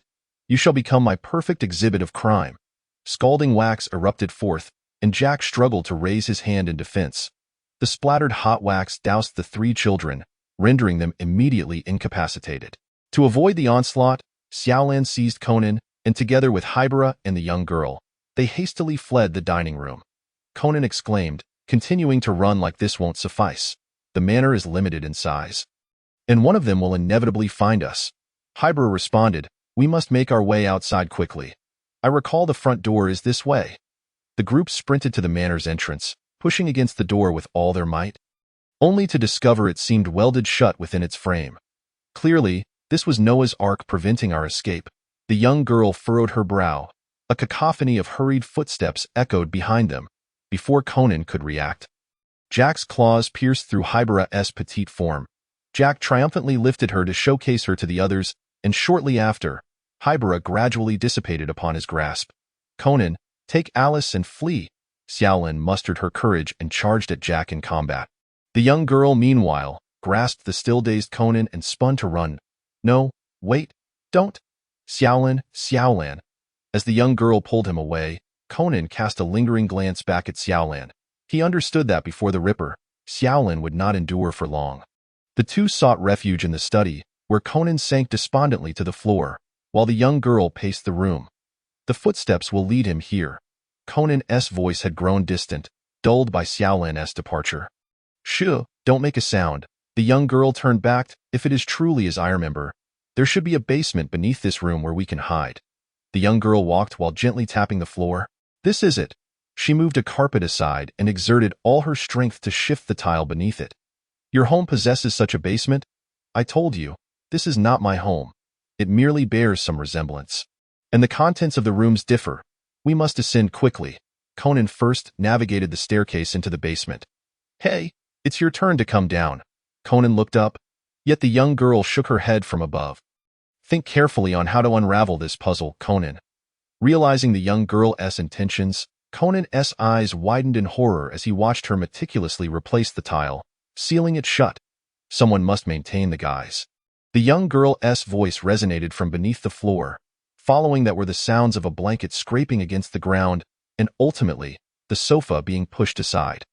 Alice will inevitably be discovered. Conan was in a state of utter anxiety, yet he found himself unable to leave the confines of the basement. Suddenly, the sound of splintering would echoed through the air, accompanied by the scraping of claws and the maniacal laughter of a man. Following a brief, piercing scream, an oppressive silence enveloped the space. Conan clamped his mouth shut, forcing himself to remain utterly still. A somewhat heavy footfall resonated, seemingly circling the room, toppling several bookcases and smashing a few candlesticks. Before the sound gradually receded, eventually fading into silence, in the dimly lit basement, Conan's own breath, a testament to his survival, stood out starkly against the profound quietude. How could this be? Even Alice Conan sat curled up on the lone armchair in the basement, tormented by the thought that this was merely a game, was it not? Why did everything feel so painfully real? Could he truly emerge victorious in this so-called game? Chapter 44. The experimental group in the cocoon, epilogue, in the dimly lit basement. Conan struggled to devise a way out, and just as he was on the verge of despair, a door of light opened behind him. Startled, he turned to see a golden-haired woman stepping through the luminous portal. Her hair was styled in a bun, a silver halo glimmered like the sun behind her head, and she wore a deep blue gown adorned with shimmering silver embroidery. Blue tear marks were painted on her face, and ethereal blue flames danced around her form. Most strikingly, she held a delicate gift box made of pure silver. Who are you? Conan mused, sensing a resemblance to the little girl from his childhood. I am the reporter, Eternal, she said softly to Conan. She gently opened the box she held, and a foul aura wafted out. He once warned me. Judgment must be devoid of mercy. The slayer should have his blade broken, and the greedy should be stripped of their blessings. As the tainted air dissipated, it was replaced by a dazzling silver light. Only in this manner, when the fires of sin are extinguished, can the penitent regain a heart of sincerity. Conan asked, "What does that mean? Have you encountered the sinner?" She continued, "He still struggles in agony, guiding him to redemption, and all shall return to tranquility." "Are you referring to Jack the Ripper?" Conan queried. "Struggling in pain?" "Indeed, he possesses a dual personality. Has the other personality not yet given up?" The reporter extended her hands, pulling Conan into the light door, and in the blink of an eye, he found himself back in the restaurant where Jack the Ripper was wreaking havoc. The wax oil sprayed by Philip had mingled with blood, congealing in a crimson pool on the floor. Not far away lay Philip's corpse, his body nearly covered in blood and wax, still clutching the wax gun tightly. The body of Cogan lay beside a chair, the documents and records she had held scattered across the ground, dampened by blood and then dried, her glasses askew, her eyes seemingly still holding on to a fixation on justice and judgment. Jack sat at the head of the table, his head bowed, obscuring his expression, his shoulders slightly trembling with soft sobs. "Mr. Jack?" Conan realized that this must be the true Jack, not the cruel and tyrannical Ripper. "Ah, it is you, detective." Jack lifted his head, revealing eyes glistening with tears, tinged red. "Little sir, you survived. How wonderful! That demon, he has slaughtered nearly everyone, claiming it to be art. Would you care to hear about my past?" Conan seated himself in the chair opposite Jack. "I would like to hear the details. In my childhood, a strange voice resided within me, urging me to commit acts beyond boundaries. I once had a beloved doll. And when that voice beckoned, it asked, 'Are you not curious what lies within?' I cut open the doll with scissors, finding nothing but a heap of cotton, yet the doll could never be repaired. It sought to destroy all that was beautiful. It only quieted when I focused on painting, but sometimes, after I fell asleep, it would awaken and use my body to do." Jack's voice trailed off, growing increasingly somber, and then Conan prompted him to continue. "Until one day, I awoke in a pool of blood. My parents had been slain by him. The police deemed it a burglary gone awry, hastily closing the case. And from that point on, I lived alone in that house, steeped in the stench of blood. I could feel my moments of clarity dwindling. As he gradually took control, I once contemplated resolving it all. But, as you can see, I was powerless." As Jack spoke, he pressed a blade against himself, but a thin mist manifested, restraining the descending tip of the knife. "I have no means left, until I receive that invitation." "Why were you invited here, Mr. Jack?" Conan inquired. "The invitation from the manor's lord claimed it would resolve my dual personality issue once and for all, yet it seems this invitation was perhaps intended for him, rather than for me. He is an unrepentant murderer. And I, unable to stop him, am equally a sinner." Jack's hands fell limply, and he slumped in his chair. "Perhaps next time, I will never awaken again. I am sorry, little sir. I truly am. No, Mr. Jack, you are not the sinner. The sinner should be that Ripper," Conan countered. "You have exerted immense effort to stop him. Without you, he could have committed countless atrocities. Mr. Jack, you are the embodiment of justice. Do not lose yourself to his provocations. If you concede like this, no one will be able to prevent the Ripper's crimes. Is it so?" "I am just." Jack gazed at Conan in disbelief. "Reflect on Ms. Cogan's judgment of him. Those were his deeds. His sins, not yours. Thank you, little detective. It brings me great joy to receive your validation at last." Jack slowly rose and picked up the blood-soaked candlestick. "I shall no longer dream of him. This must come to an end." Jack smiled at Conan. He then ignited the candlestick and plunged it into his chest. The mist reappeared to obstruct Jack's action, yet this time it failed. Flames consumed the mist, and Conan heard a wailing cry of despair and unwillingness emanating from it. Blood mixed with wax dripped down, and Jack coughed twice, expelling shattered organs along with blood. "Farewell, little detective." On Jack's face, which had long been steeped in self-reproach and guilt, a grateful smile emerged. He then collapsed to the ground. The candlestick ignited the dining table, setting the floor ablaze, and Conan hurriedly fled the restaurant. Racing to the hall, the front door of the hall, the reporter awaited him, cradling the box. "Congratulations, esteemed detective, who upholds truth, pursues justice, and embodies the sole representative of righteousness. The reporter's voice betrayed no emotion. Wait, who are you really? Conan pressed, eager to uncover the identity of the person before him. In time. You shall receive your answer. The reporter offered no further response, instead handing the box to Conan. Before he could utter another word, the box opened on its own, emitting a blinding luminescence that enveloped Conan entirely. Meanwhile, outside, Yusaku Kudo and the novelist had unraveled the truth behind the case.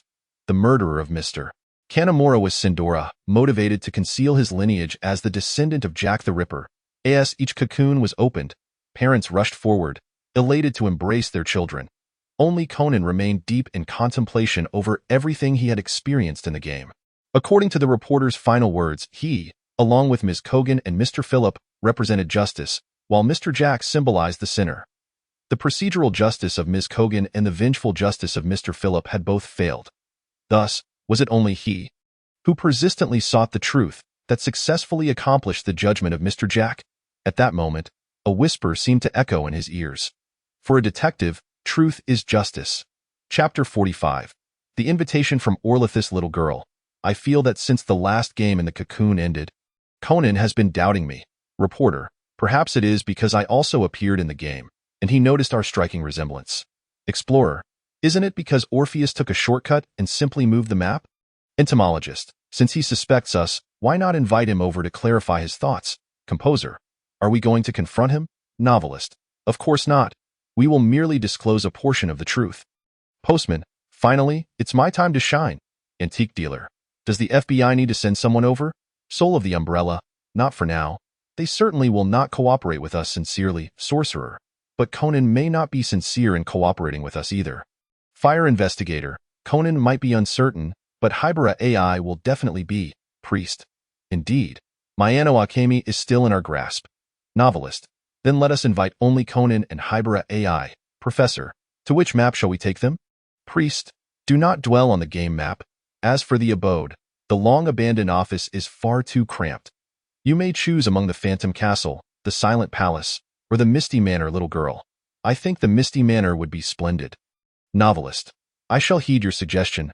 Bartender, oh dear, that place is still in disarray from the party I had with Jose and a few others.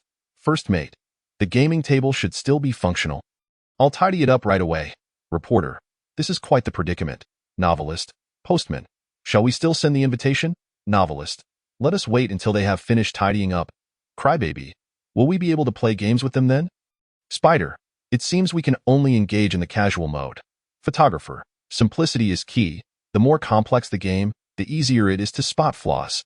Deerhead, then we are left with tarot and blackjack. The Nightmare Shadow map is far too expansive to navigate.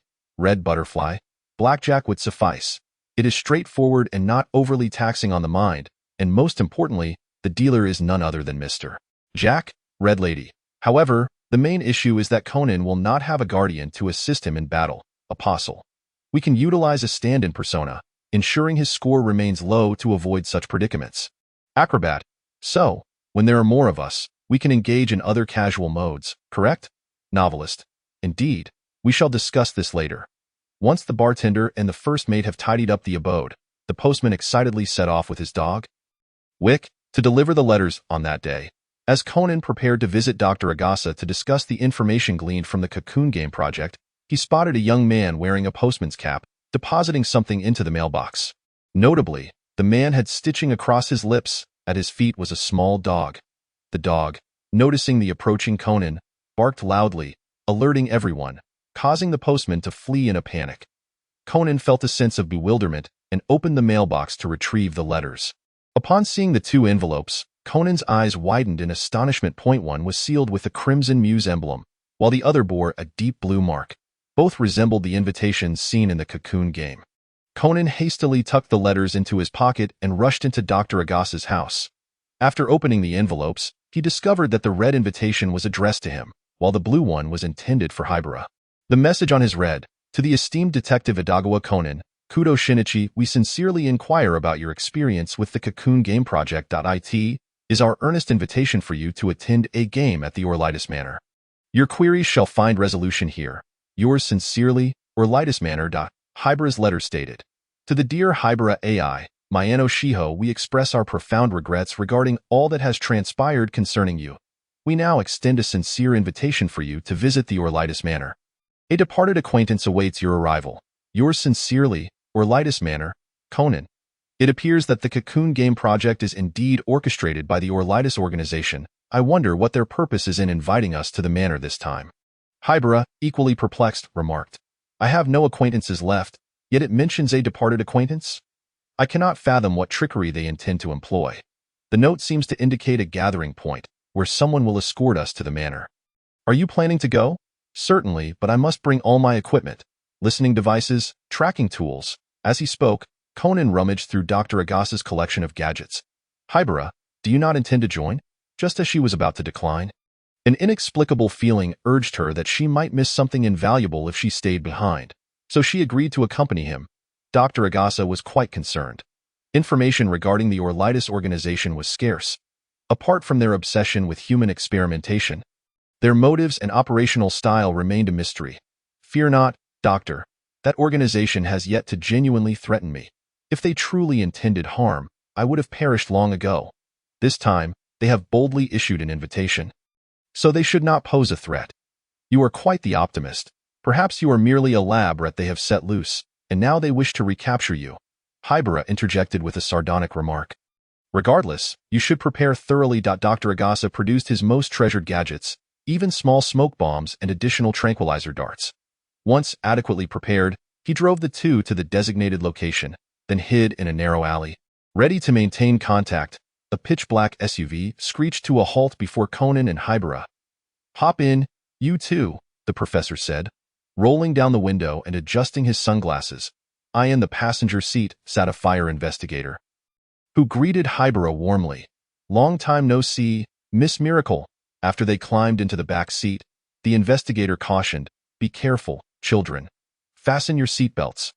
Conan glanced over at the fire investigator, who had not only buckled his seatbelt but had also tied himself to the seat with a length of rope. Conan? Hybera, heeding the warning, promptly secured her seatbelts on both sides.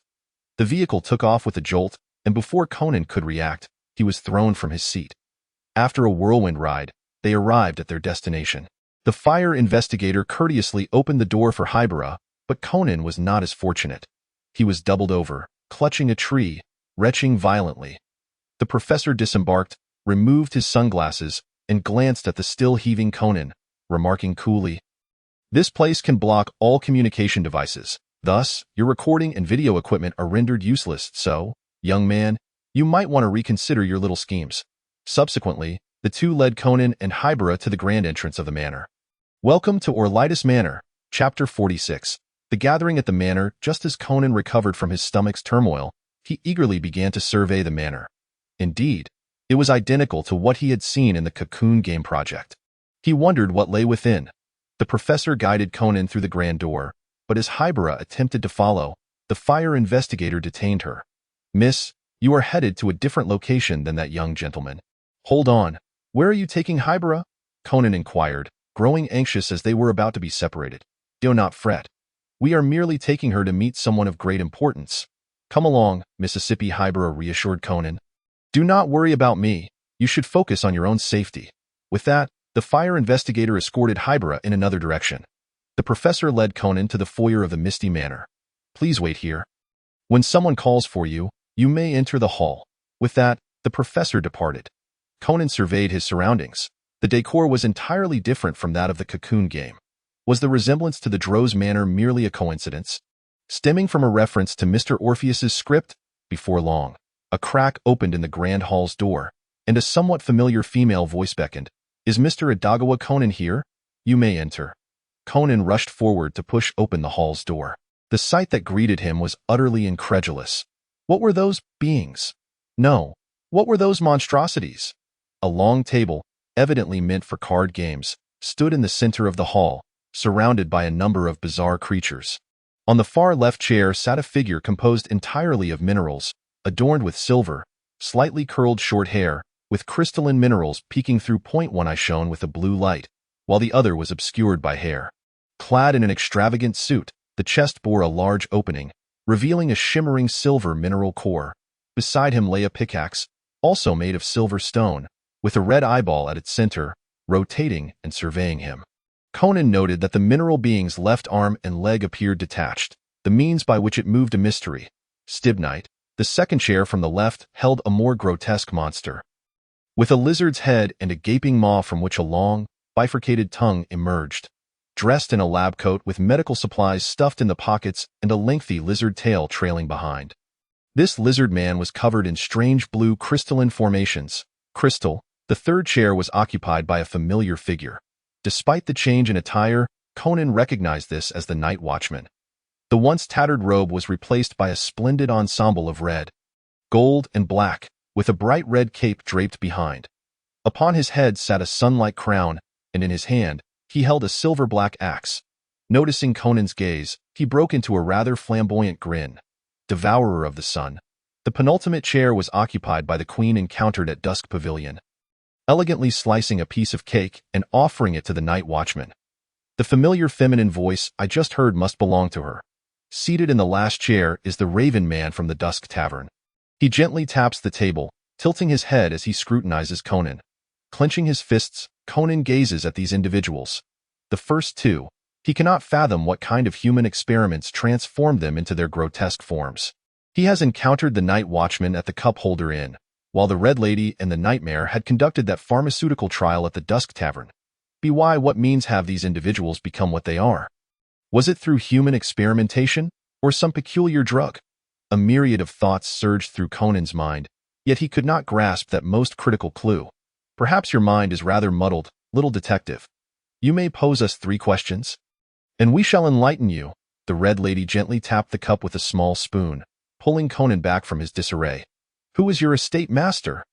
This, we do not know either. The master always communicates solely through the agents. The Nightmare responded to this inquiry.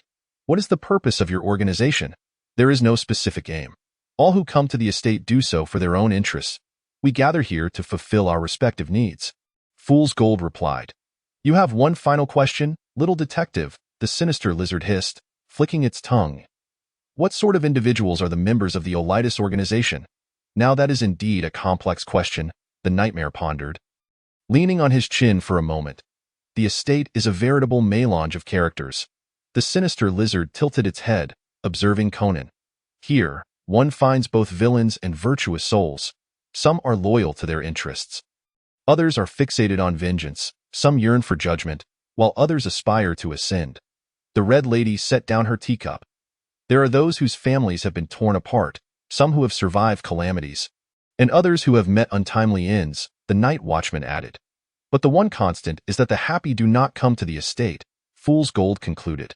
The happy do not come to the estate? What does that mean? Conan inquired. You have only 3 opportunities, and we are under no obligation to answer you now, the sinister lizard remarked, scratching its scales impatiently. Your invitation to me must encompass more than just this discourse. It should not count as one of those 3 questions. Conan crossed his arms. We invited you to partake in a game. The Night Watchman waved the axe in his hand. You wish to engage in a perilous game akin to that in the cocoon? Certainly not. It is merely a simple card game, he replied. You must have encountered Mr. Jack by now. Jack the Ripper? He is part of your organization? Impossible, that was years ago. Who knows what the historical Jack the Ripper was truly like? Yet I assure you, this gentleman is indeed our Jack the Ripper. The Red Lady clapped her hands, and in walked Jack, dressed as a croupier. Hello, little detective, do you remember me? Jack smiled at Conan. You are the Jack from the Cocoon Game Project? How is that possible? Oh, that character could be considered me. Although the character design is identical, the ensuing plot of that game alters based on the player's choices. So, did you save that me? Conan felt a chill run down his spine.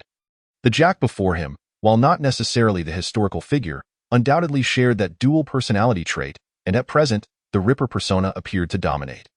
Thus, in reality, no detective had truly passed judgment on that Jack. And Jack had unleashed a massacre at the estate's invitation.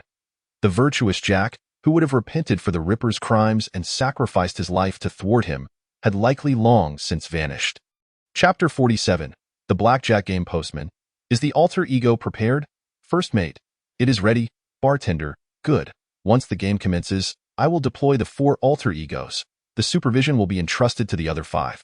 Fool's Gold. No problem. Jack slowly crouched down, extending a hand towards Conan in an inviting gesture. So, little detective, it is time for us to enter the game. Conan observed the clawed blade on Jack's left hand. I hardly believe that is a card game. What do you truly intend to do? Once you enter the game, you will discover, Jack replied, as a swirl of black and red mist enveloped them, and playing cards danced between the two. In the blink of an eye, Conan found himself transported to an unfamiliar location. Jack stood nearby with his hands clasped behind his back. Where is this? Conan surveyed his surroundings. It seemed to be an abandoned factory. As you can see, an abandoned military factory. Jack leaned closer to Conan, whispering in his ear. Rest assured, since you wish to rescue me in the Cocoon game, I shall grant you a small favor. The wave of dread washed over Conan. Jack casually handed him a playing card, which Conan examined. It was a red 3. You must have heard of the card game blackjack. In the estate, it is referred to as blackjack. It is a game designed specifically to punish greedy gamblers. And I am the one in charge here. Jack appeared quite pleased. Occasionally, my colleagues come here to relieve their stress. Look over there. Conan saw the enormous lizard man leap into the air and then pounce violently upon a fleeing individual. Ah! The person screamed, collapsing to the ground. The sinister lizard did not pursue further but turned to leave.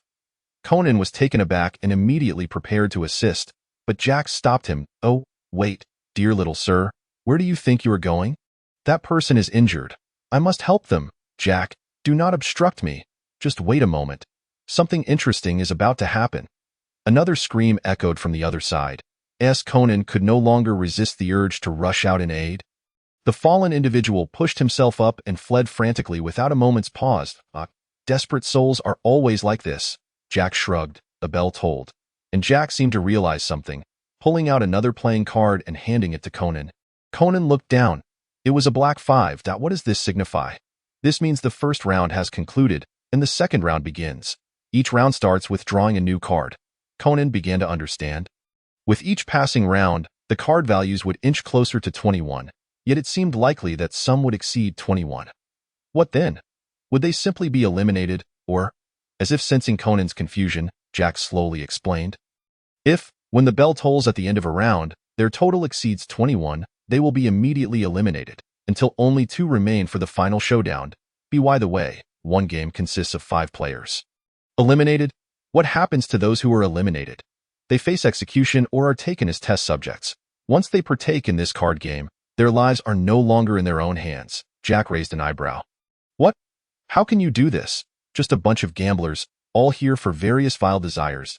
Do you truly believe there are any good people in this game aside from you? Even so, they should receive punishment from the law. Oh, have you forgotten Lady Corgan's lesson? Some possess no remorse whatsoever. Recalling the game in the Cocoon, Conan was rendered speechless. So, if only one person is left standing, that signifies victory? Not entirely correct. Another bell tolled, and Jack inserted a black 6 into Conan's hand. If the last 2 players exceed 21 at the end of the round, the one who exceeds it is naturally eliminated, but if the other player's total is not 21, for instance 19, they would indeed be deemed victorious in this game.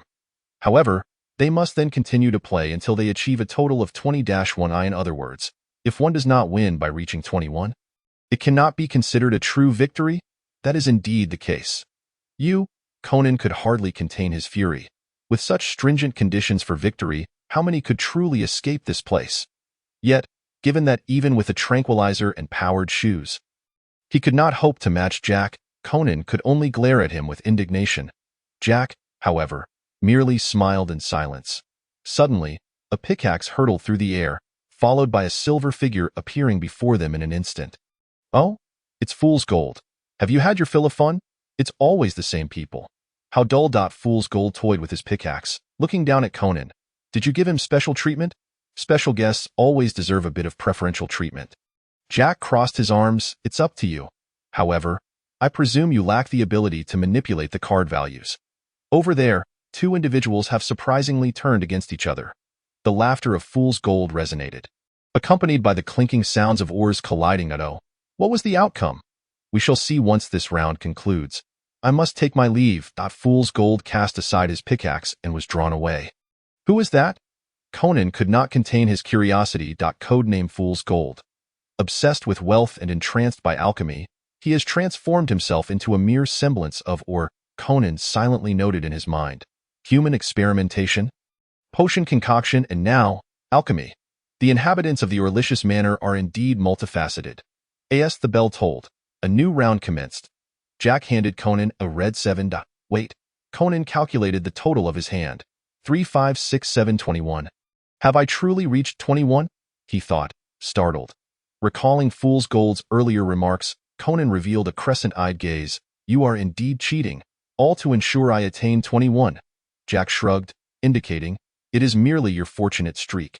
However, achieving 21 signifies that others will soon turn against you. True to his words, two figures came rushing from afar. One with a bloodied head, the other missing half an arm, the severed stump gushing blood.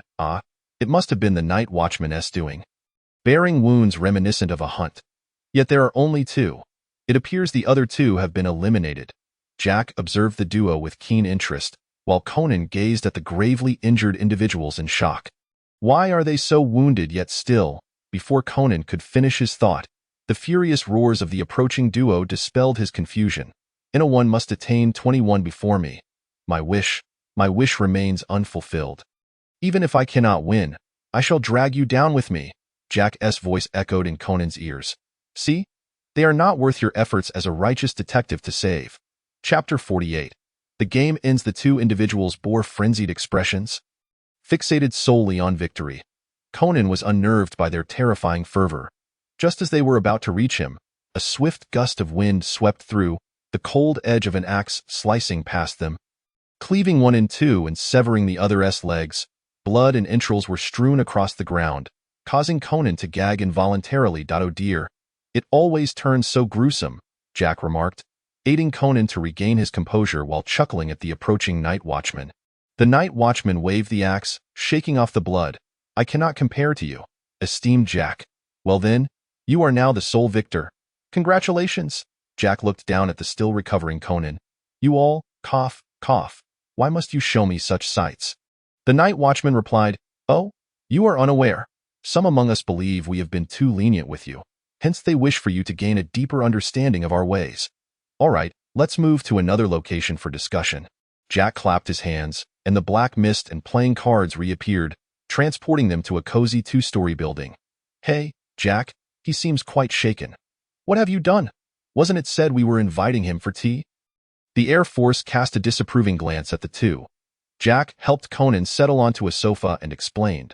I merely showed him a glimpse of the projects I oversee. As for tea, I believe we can still catch it. Her Highness seems to have prepared quite the spread. The night watchman expressed disinterest in the tea, declining Jack's invitation and turning to leave the small building. Followed by Jack. Little detective, are you all right? Conan, regaining his senses, met the concerned gaze of the Air Force. You and them. What exactly is your relationship? After witnessing such a scene, Conan felt a lingering unease. He surveyed his surroundings. It appeared to be an office with the Air Force and Miss Farrow, whom he had encountered before, while a worker sat behind the desk.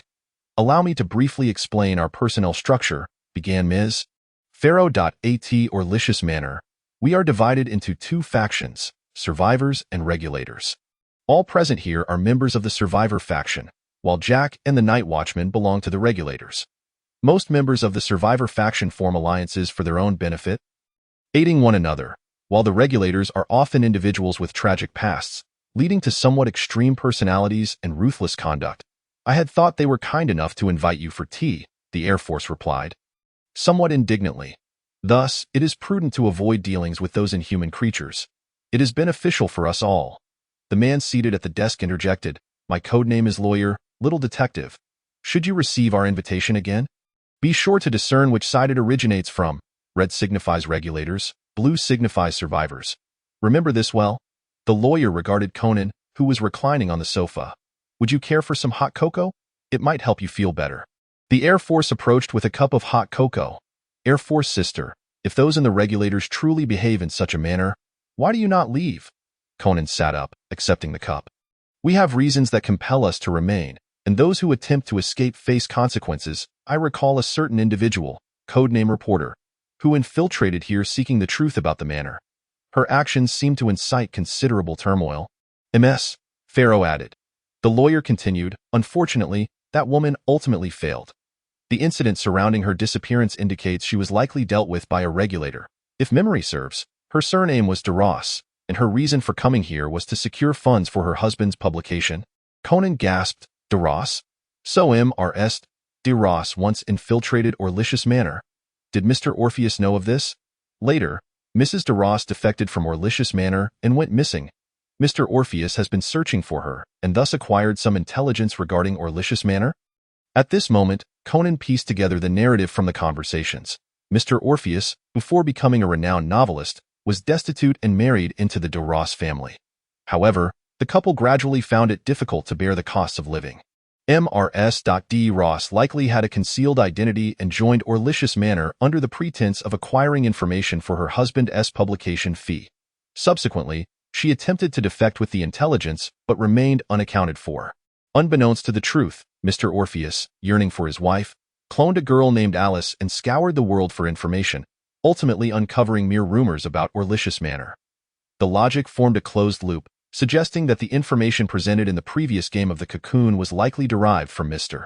Orpheus's script, utilized by Orlicious Manor. Indeed, it must be so. Thus, the suspicion surrounding the little girl is instantly dispelled. What a relief, little detective. We shall escort you away from this place of turmoil. Wait, Hybera is still in the manor. Where has she gone? She was brought in by the fire investigator. She is quite well and should arrive shortly. In stark contrast to Conan's harrowing experience, Hybera AI found herself in a peaceful setting. She admired the scenery along the way. Stacked haystacks, vast fields of wheat, roosters, gray cats and squirrels, all harmoniously intertwined with nature. Hey, who are you taking me to meet? Hybera grew somewhat impatient. Almost there, we're nearly upon it. The fire investigator replied with a smile. Approaching from the farm-like building ahead were two figures. Hybera squinted. The one on the left is a tall, slender lady wearing a mask, dressed in the color of purple cabbage. The one on the right, wait, who is that? Hybera, in disbelief, broke free from the fire investigator's grasp and hurried forward. As the figure gradually came into focus, tears streamed down her face. It was her longed-for sister. The one she had yearned for day and night. Sister. Tears overflowing, Hybera rushed into the embrace of Mayano Akemi. The shadows of time and space respectfully drew back, granting the sisters a moment of solitude. Shiho, it's me. I'm fine. Mayano Akemi comforted her sister softly. She then explained to Hybera why she was there and the reasons she could not leave shortly. Hybera listened intently, nodding in agreement, even affirming the time-space shadows offer to share the potion's information with them. Once the sisters finished their conversation, the fire investigator promised to regularly relay messages to ensure their safety, while cautioning Hybera not to disclose anything that transpired here to Conan, to which he readily agreed. Afterward, Hybera gazed longingly at the receding figure of Mayano Akemi before departing with the fire investigator. Shifting the perspective back to Conan, the fire investigator pushed open the door and entered, accompanied by Hybera. Conan immediately approached to inquire if Hybera had sustained any injuries. She smiled reassuringly, stating, I'm perfectly fine. Conan became increasingly convinced that Hybera had been hosted by the survivors' faction. With the professor absent, the fire investigator drove them back to the street, where they were met by the anxiously waiting Dr. Agazad in the doctor's vehicle. Conan summarized the information gleaned from their visit. The Aladitis Manor was divided into two factions, the amiable survivors and the reckless regulators. It seemed plausible to attempt further collaboration with the survivors. As for the regulators, it would be prudent to maintain a safe distance.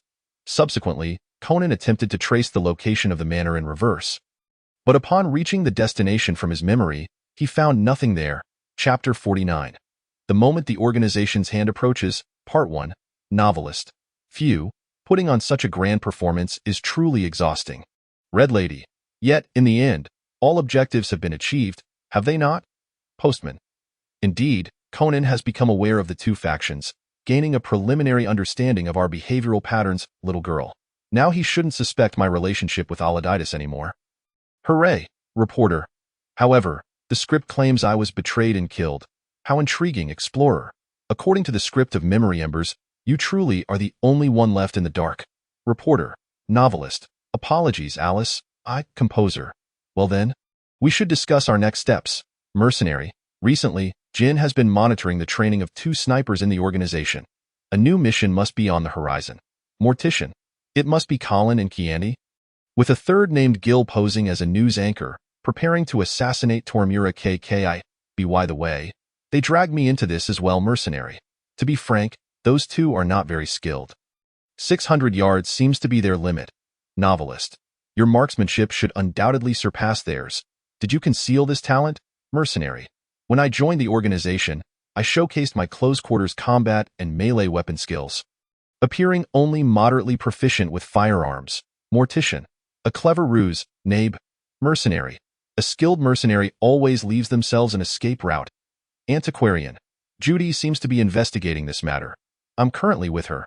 Novelist. Monitoring that news anchor named Mizuno Reina. I suspect she is Gil. Antiquarian.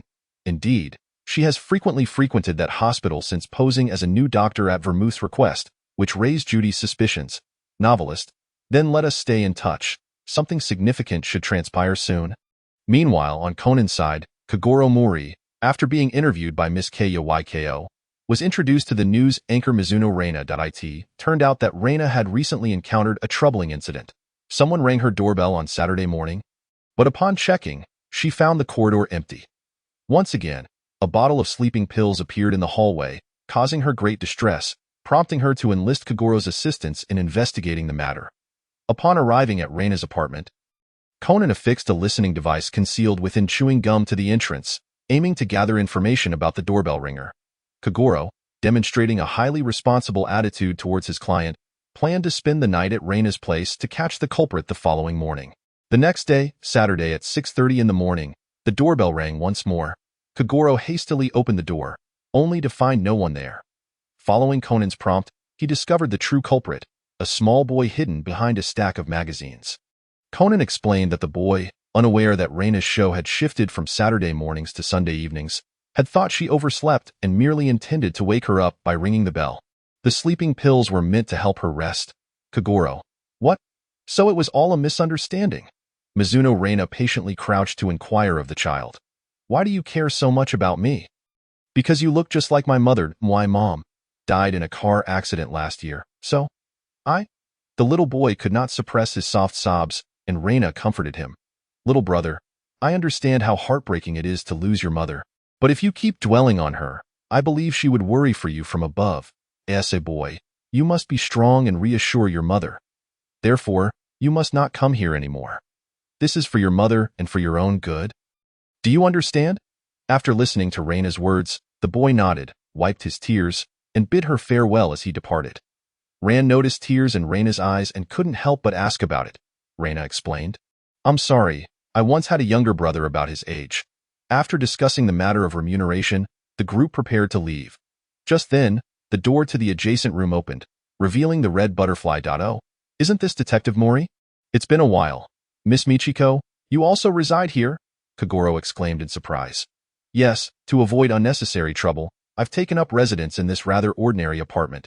Early in the morning, I wondered if Detective Mori had breakfast yet. If you don't mind, I could. Kagoro immediately agreed, laughing as he stepped into Red Butterfly's room. Conan simply revealed a crescent-eyed expression. Red Butterfly's apartment was exceptionally clean and tidy. At the dining table in the living room sat a man and a woman. Sipping tea. Isn't Miss Michiko supposed to live alone? Conan inquired. Those are 2 guests who arrived last night to discuss some charitable projects with me. The somewhat disheveled gentleman is Master Antonio, a violinist who has toured multiple countries, donating all his earnings, which often leads him to rely on friends to bail him out during his gambling escapades. Conan? I've never seen someone donate all their income and end up penniless. The other is Miss Annie Lester, a toy wholesaler who frequently donates to children worldwide and has several charitable ventures. Rand couldn't help but exclaim, I think I've heard of her.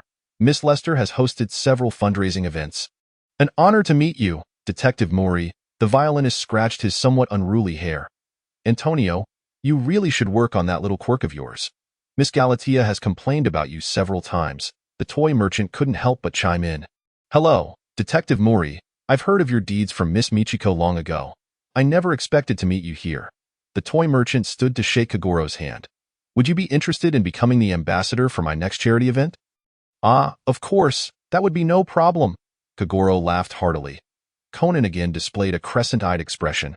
While the group chatted in the living room, on the other side, as Mizuno Reina stepped outside, she inadvertently stepped on the chewing gum that Conan had placed, causing the listening device to adhere to the sole of her shoe.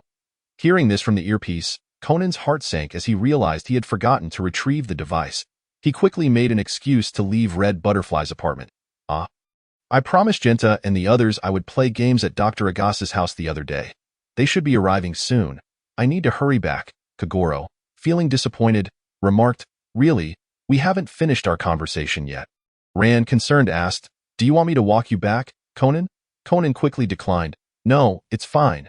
I've already notified Dr. Agasa to come pick me up. Ran, you and Uncle should continue discussing charitable matters here with Miss Michiko. With that, Conan hurriedly exited. On his way, he heard Mizuno Reina's phone ring with the sound of 7 crow's keys. Realizing that she might be connected to the Black Organization, Conan became increasingly anxious and contacted Dr. Agasa. Chapter 50. The moment the organization's hand approaches, Part 2. Yes, no problem. Let's stick to the plan. See you at 10, Jin. Mizuno Reina's voice came through the listening device. Conan was now certain that Mizuno Reina was a member of the Black Organization. What did you say?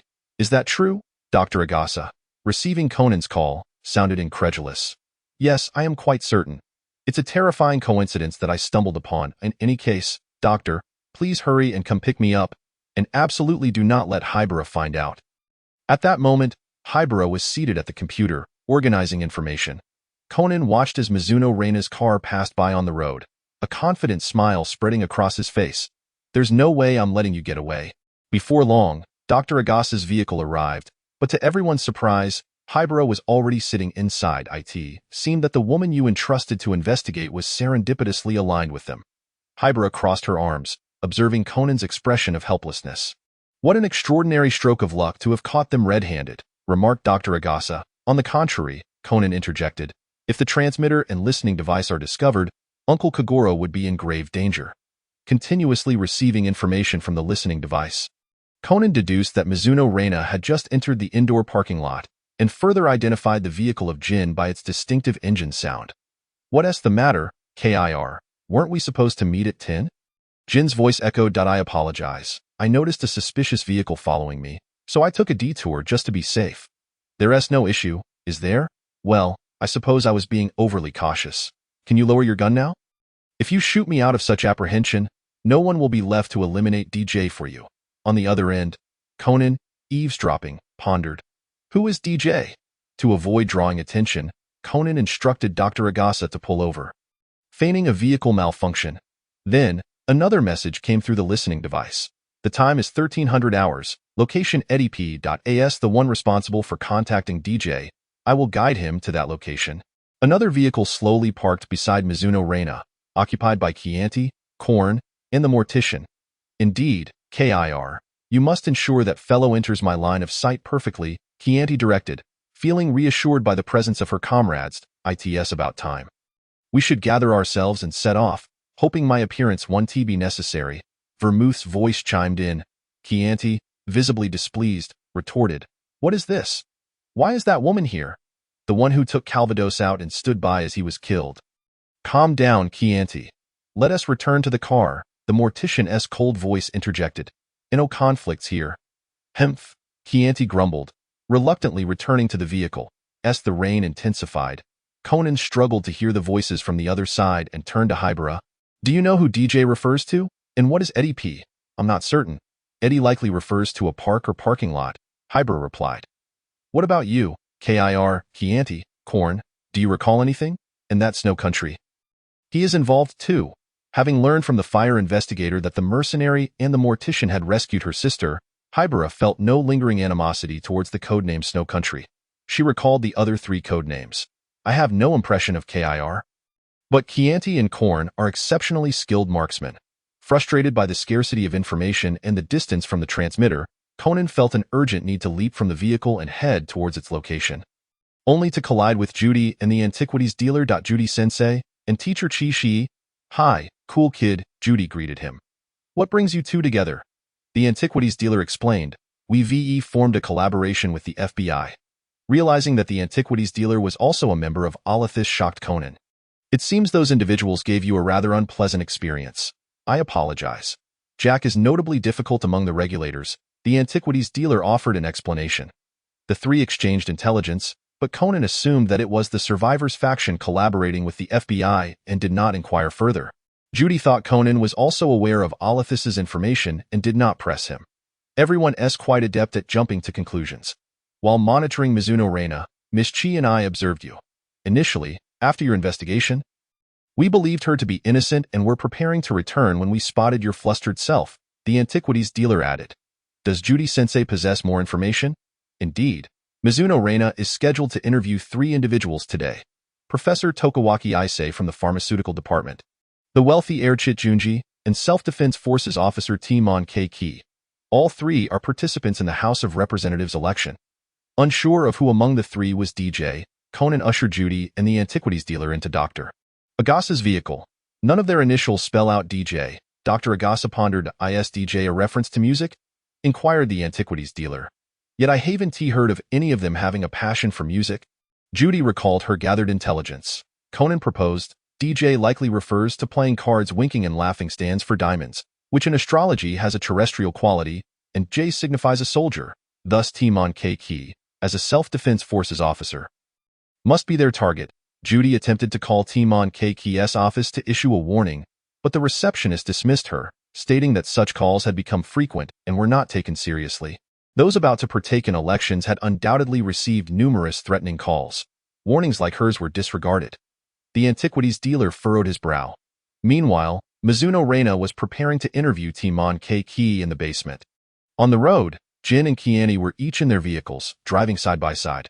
Well then, we'll take our leave, Jin, Kiani said, glancing over at Jin in the other car. Best of luck, Kiani, Jin's companion.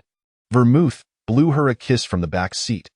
Kianti drove off in a huff. That woman, I must eliminate her, Korn muttered, his voice intermittent. I despise Vermouth. Calvados was rather fond of her. That scoundrel exploited that. Thus, if it weren't for that one's interest in her, I would have long. Kianti gritted her teeth. Hey, say something too, Snow Country, Korn urged the mortician in the back seat, who calmly organized his makeup kit. She will make a splendid piece for me, regardless of whether that esteemed individual favors her. Accidents are always inevitable. Kianti, you're far too volatile. You won't have the chance to rest in my coffin. Himph, who wishes to sleep in your coffin? Those marked by you are truly unfortunate. I recall not long ago you directly injected several near-death subjects, resulting in their demise. Kiani shot back. The mortician's silver eyes met her gaze. How can you say that? I merely guided those lingering between life and death to the destination they ought to reach. Chapter 51. The moment the organization's hand approaches, Part 3. At that moment, in Dr. Agasa's vehicle, Conan was racking his brain over the location of Eddie Pete. Just then, Rand called Conan. Conan, it seems Dr. Agasa's car isn't in the yard. Where on earth are you? Conan hastily fabricated an excuse. Rand, I'm at the tropical amusement park with the doctor. We're about to ride the Ferris wheel. See you. After hastily brushing off Rand, Conan hung up. The antiquities dealer chuckled. Maintaining such a facade must be quite taxing for you. Judy chimed in. It's almost like he has a split personality. Inspired by Judy's words and connecting them to the information he had gathered from the listening device, Conan finally realized that Eddie P referred to Kabuto Park. Conan explained, Eddie refers to Edward Hyde, the protagonist of the dual personality transformation tale, and Hyde Park in London has always been a hunting ground for the nobility. Therefore, Kabuto Park is the hunting ground. Upon hearing Conan's analysis, the antiquities dealer leaned in to whisper, to deduce so much from the notion of dual personalities. I hope Jack hasn't left you with lingering aftereffects. The mention of Jack. Conan felt a shiver run down his spine and quickly replied, No, I never want to deal with that faux gentleman again. Judy, intrigued, inquired, What secretive conversation are you two having? Ha, nothing much. Conan laughed nervously. At Kabuto Park. The sniper duo had taken their positions, with the mortician seeking a secluded spot to eliminate potential traces. Kianti, growing impatient, remarked, Jin, hasn't TKIR brought the target yet? I'm bored to death. Hold on, she has already taken DJ that way. Don't kill any unrelated sheep just to pass the time. Korn, Jin commanded from his car. Just then, Conan and his companions finally arrived at Kabuto Park. Conan, along with Judy and the antiquities dealer, disembarked, cautioning those in the car not to venture out. This scene did not escape Vermouth's notice, yet she disclosed nothing to Jin. Meanwhile, Mizuno Reina had commenced her interview with Timon K-Ki, her chest adorned with a badge-shaped miniature camera, as Jin observed Timon K-Ki issuing orders on the screen within the vehicle. KIR. Bring Timon K-Ki to the agreed-upon location. Vodka excitedly remarked, "It seems we are about to witness quite a stunning spectacle. What a pity it isn't a live broadcast." Mizuno Reina invited Tsumoto K-Ki to sit on a nearby bench for an interview. But at that moment, a passerby recognized the soon-to-be-elected politician Tsumoto K-Ki. The fan exclaimed with delight, "That's amazing. It's really him. Please give me your autograph." Just as Tsumoto's bodyguard was about to intervene, Tsumoto raised his hand to halt him, saying, "It's all right." After all, as he was about to run for election, leaving a friendly impression on the public was undoubtedly beneficial. The mortician, who had been lurking nearby, frowned and muttered, "TSK, there are too many people." Colin inquired, "We have a target in sight. Should we take action?" Jin commanded once more, "Wait a moment, Colin. There are too many obstructions. Let's wait until the DJ is seated on the bench before we make our move." The crowd around Tsumoto K-Ki continued to swell, and Conan and his companions finally located him. However, where could the sniper be? Judy scanned the surroundings. Most likely at a vantage point. The antique dealer squinted, observing the rooftops and the base of the water tower over there. "How about this? I'll rush over to protect Mr. Tsumoto, while Miss Chi and Conan evacuate the crowd." No, the antique dealer shook her head. With so many people gathered, a hasty move might provoke them to shoot, endangering innocent bystanders. Conan pondered how to break the deadlock and then, upon spotting a sprinkler, conceived a brilliant idea. Found it, Conan led the others to the park's sprinkler. "Judy, do you have a gun?" "A silencer would be best. I do have one. But what do you intend to do?" "We'll sabotage the sprinkler to create an artificial rain. This way, the umbrellas will obstruct the sniper's line of sight." The antique dealer produced her mechanism flute. "I understand. Let's split up and act immediately." Just as Conan wanted to add something, he saw the antique dealer swiftly strike the sprinkler, shattering it completely. Water shot up into the air, cascading down like rain. She then dashed towards another sprinkler. Conan was left in awe. "Wow, Miss Chi, you truly are skilled in martial arts." Meanwhile, Judy, equipping her handgun with a silencer, shot the sprinkler, eliminating it in one shot. The scene shifted to the duo of snipers. "Listen closely, Colin. I'll aim for the head. You handle the back." Chianti crouched on the rooftop, peering through the scope at Tsumoto K-Ki. Colin replied, "I prefer aiming for the head." "All right, suit yourself." Jin urged Mizuno Reina from the car. "What's taking so long? KRU. Hurry and get the DJ to sit down." Mizuno Reina urged Tsumoto K-Ki that the personal interview was about to commence. Just as he prepared to sit, droplets began to fall. The crowd surrounding Tsumoto K-Ki quickly opened their umbrellas. With the umbrellas providing cover, the sniper duo hesitated in their actions.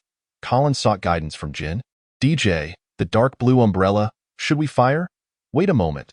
The accuracy through the umbrellas will be diminished." Vodka leaned out of the window. "Strange, it's not raining here." Just as Vodka finished speaking, a genuine downpour began. "Truly, the heavens are aiding us." Judy, the antique dealer, and Conan took refuge under a tree, marveling at their fortune. "Indeed, the weather is in our favor." Their plan has been thwarted.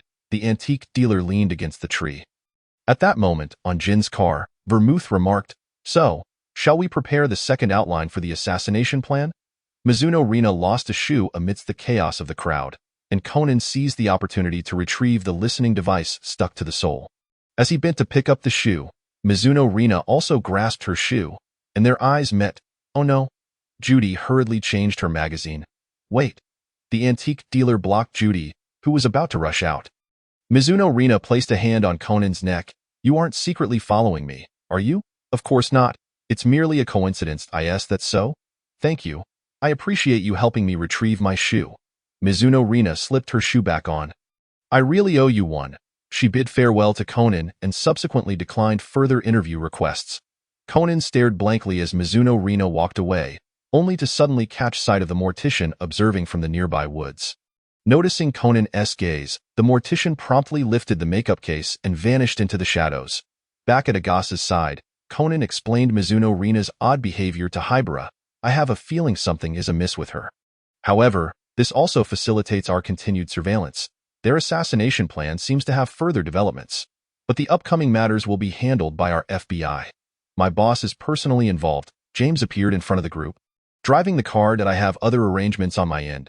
Rest assured they won't hinder your actions. The antique dealer stowed her mechanism flute and turned to leave the parking lot. Chapter 52. The moment the organization's hand approaches, Part 4, Conan joined Judy in the FBI vehicle. Inside, James praised Conan. Remarkable. You certainly have an eye for talent. Even I am tempted to recruit him into our ranks. This is James. You should have met him before. Conan. Judy turned in the passenger seat to look at Conan. You haven't seen each other since the circus incident, have you? It was thanks to you that we managed to resolve it. As Conan adjusted his tracking glasses, he recalled the details of the incident upon hearing James's words.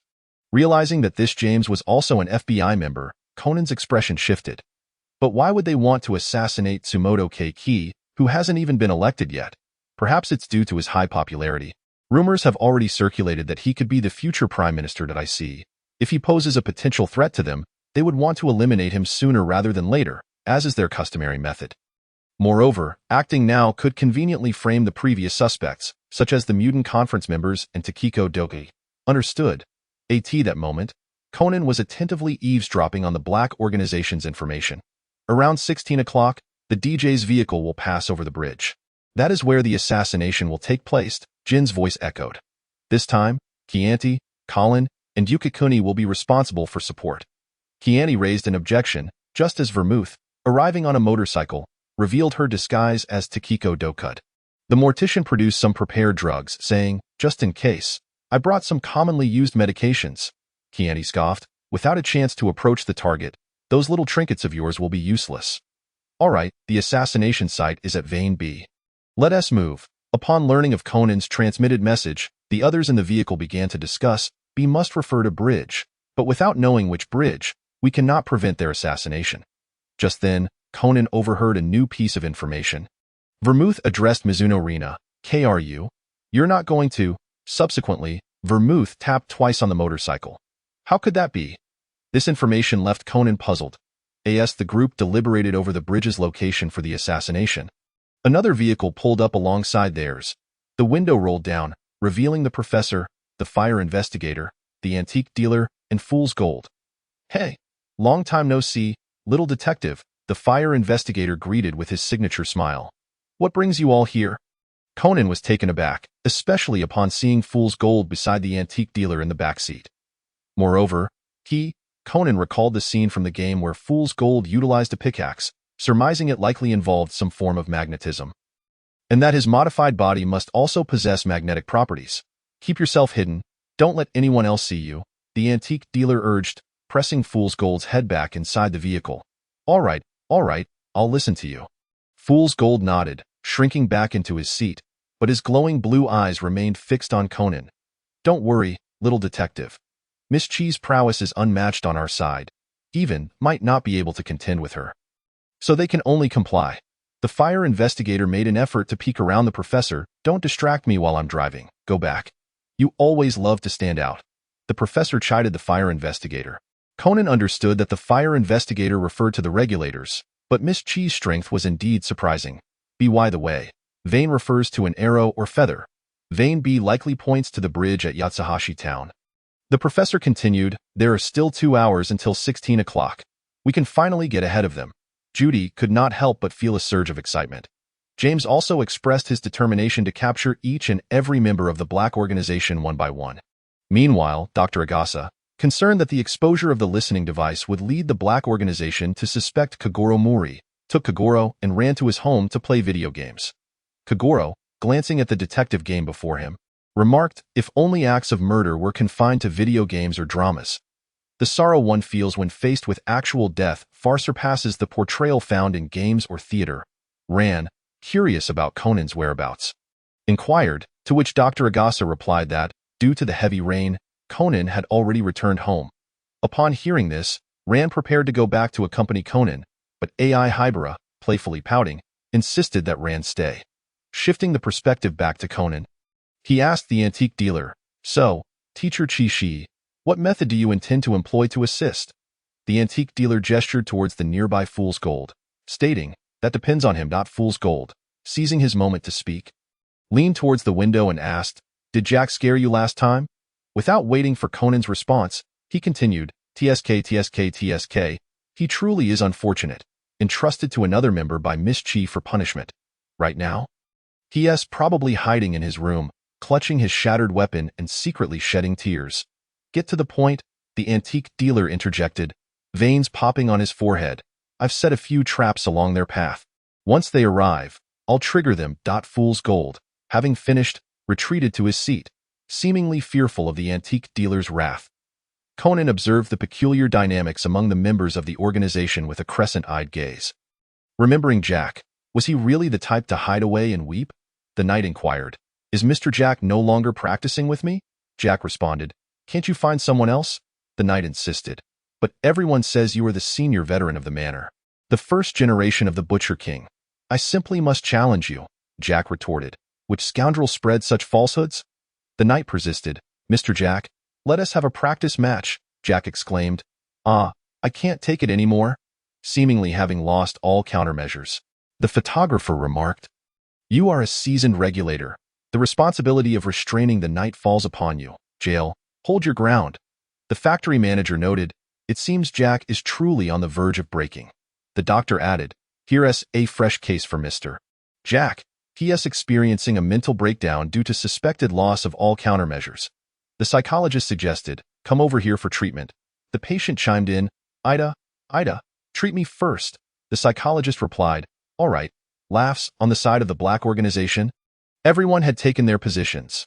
Chianti and Korn had arrived at the sniper's location, while the mortician observed the movements of the target vehicle from a distance.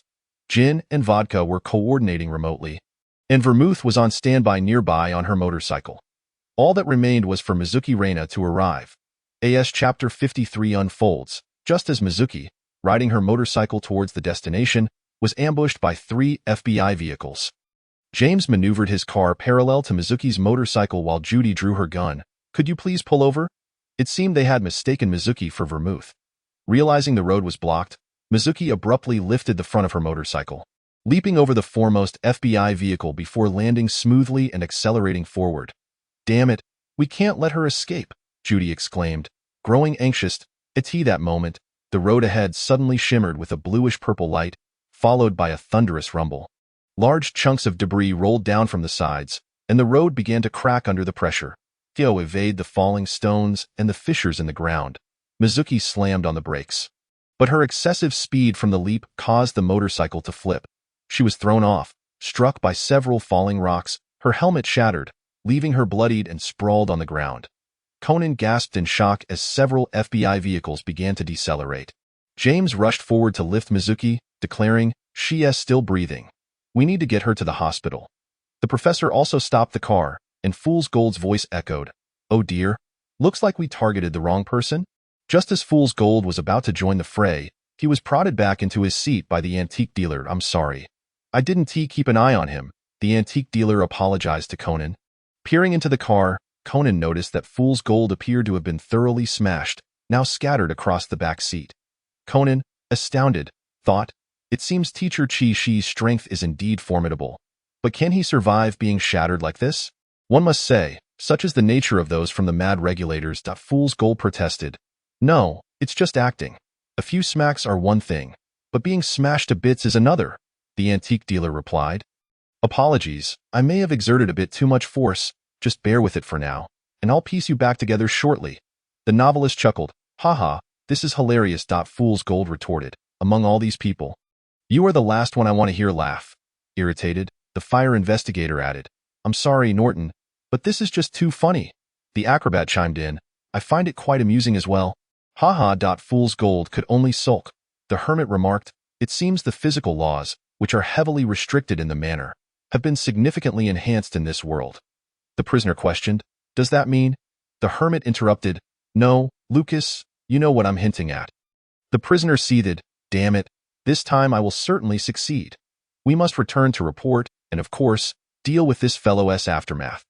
The antique dealer gestured towards Fool's Gold in the back seat before getting back in the car.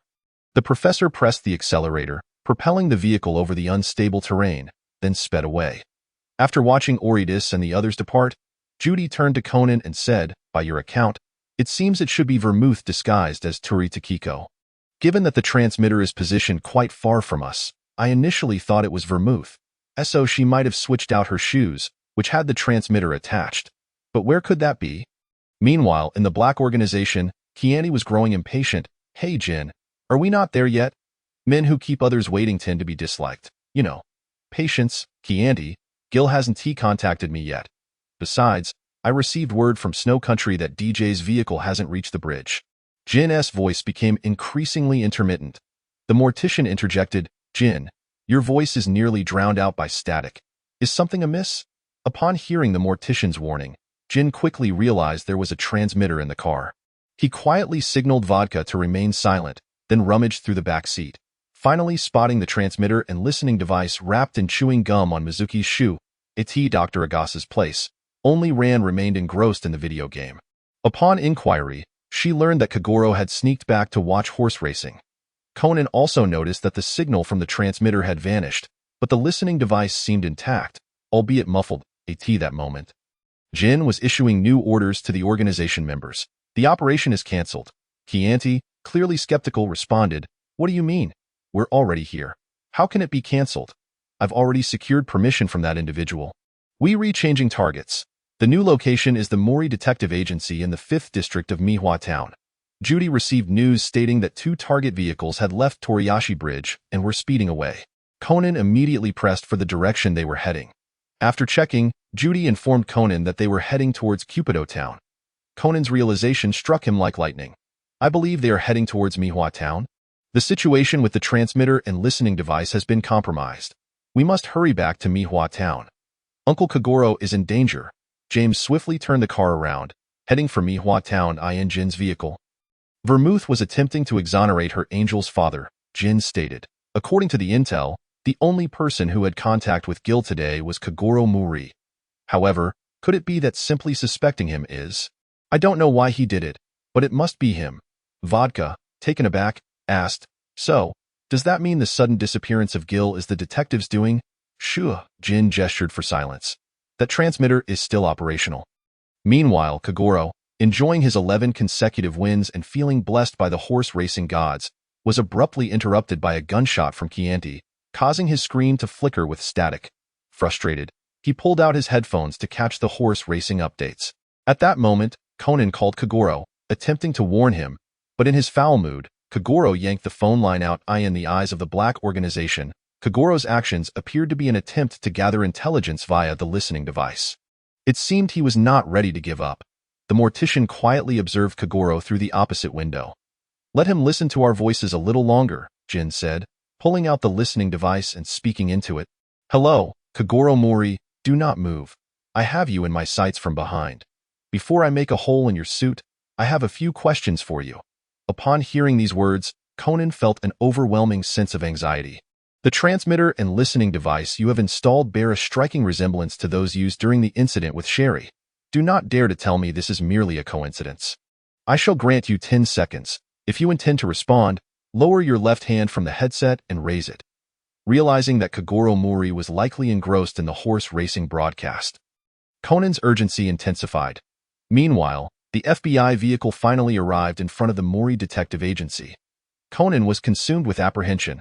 Kagoro Mori's life hung by a thread, and a countdown had already begun from Jin's side. 10, 9, 8, 7, Chapter 54. The moment the organization's hand approaches, Epilogue, 6, 5, 4, 3, 2, 1.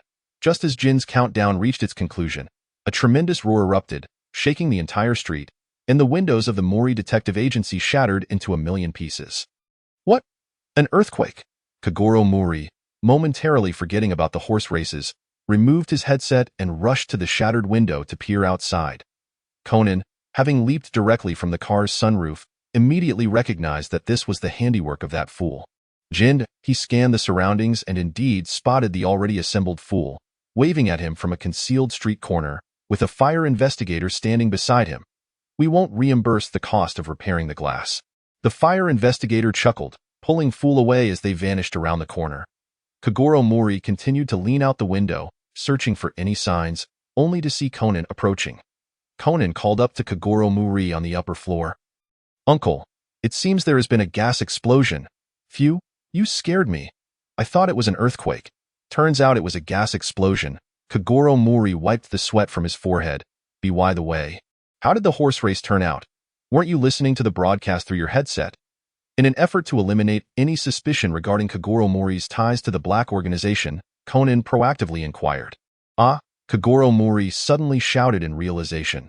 "It's all this damned gas explosion's fault that I took off my headset. I didn't even hear the conclusion. It seems this was unrelated to him." Bamal laughed. Yet Jin remained relentless. "Take action. Eliminate the little brat as well. Suspicious individuals must be dealt with. Is that not so, brother?" Vodka chimed in. "Wait a moment, we lack any evidence. If we rashly kill someone who has a good relationship with the police." "You're quite bothersome, Bamal." Jin pressed the gun against Bamal's head. "If Kagoro Mori were to die, we would likely attract the attention of the police, and I abhor unnecessary scrutiny." The mortician adjusted his mask. Jin glanced at the mortician and continued to confront Bamal. "What is your connection with that detective? And if there is one?" Bamal retorted. Upon hearing this, Jin retracted his gun and pulled out the listening device. "Forget it. The one who installed this might have inadvertently left fingerprints. Once we dispose of this individual, we can investigate those around him and surely uncover the culprit." However, a sudden bullet shattered the listening device. Corin immediately reacted and reported, from behind, "At 8 o'clock. Kiani raised her gun, aiming. "It's from that building." "But that's a full 700 yards away," Vodka exclaimed in shock. "Give it to me." Jin snatched the sniper rifle from Corin and aimed at the upper section of the building. Through the scope, Jin spotted Shuichi Akai aiming back at him. "Akai Shuichi!" Another bullet flew through, piercing the scope and grazing Jin's cheek. Kianti, startled, immediately retaliated, but the 700 yards distance rendered her shots ineffective. Following that, 2 more shots rang out, both striking Jin. The mortician, witnessing this, retrieved his emergency supplies, painkillers and anesthetics, hastily. Jin promptly issued a retreat order and quickly injected the painkiller the mortician had handed him into his arm. Judy observed the 2 vehicles hastily retreating and issued a pursuit command. "But they'll surely shake us off halfway," James remarked from the vehicle. Meanwhile, within the Black organization's vehicle, the mortician calmly produced gauze, alcohol, and other tools from his makeup case to administer emergency treatment to Jin. Bamal teased from the side, "How rare. I remember those tools of yours are typically reserved for the deceased." "Silence, Bamal," Jin replied, somewhat displeased. "Was that shot fired by an FBI agent?" Vodka inquired. "We were set up. Had he not anticipated our arrival here, he could not have prepared for us in that building." Jin wiped the blood trickling from the corner of his mouth. "So, Kagoro Mori is in cahoots with the FBI?" Bamal continued to exonerate Kagoro Mori. "Go the FBI. He is little more than a pawn in their scheme. It seems this is entirely an FBI trap." "Let it be so, but I do not believe Kagoro Mori is innocent." Jin lit a cigarette, intending to smoke, but the mortician coldly interjected, "If you do not wish to one day truly require my tools, refrain from smoking with those 2 holes in your body." Jin shot a glance at the mortician and silently extinguished the freshly lit cigarette. Meanwhile, in the hospital, the FBI trio was discussing the withdrawal of Tsumura Keiki. Shuichi Akai opened the door to a patient room. The leads related to them are not entirely severed. Here lay Rei Furuya. Although she was not in danger of losing her life, her consciousness had yet to return. James glanced at the unconscious Rei. "By the way, what impressions do you have of that organization called Ordis? Their methods are quite peculiar. I spent a considerable amount of time with one of their members. According to the records, she was once a professional assassin. I do not know when she joined Ordis, but she gave me the impression of being someone righteous, perhaps even a bit vengeful against evil." Judy recalled the antique dealer's demeanor. "However, the others I encountered, that individual known as Antique Dealer, Miss Chi-Shi, seems to hold a high position within that organization." James recalled the antique dealer's behavior during the pursuit of Ray. "That organization is exceedingly dangerous. The lizard man we encountered at the dock was undoubtedly the result of human experimentation. If such an organization, obsessed with human experimentation, is left unchecked, it will undoubtedly pose a threat to us. Currently, it seems their objective against the Black Organization involves a substance that can reverse aging. Shuichi Akai appeared to be contemplating even further. Judy looked at the comatose Ray, saying, "For now, we can only wait for her to awaken to obtain more specific information.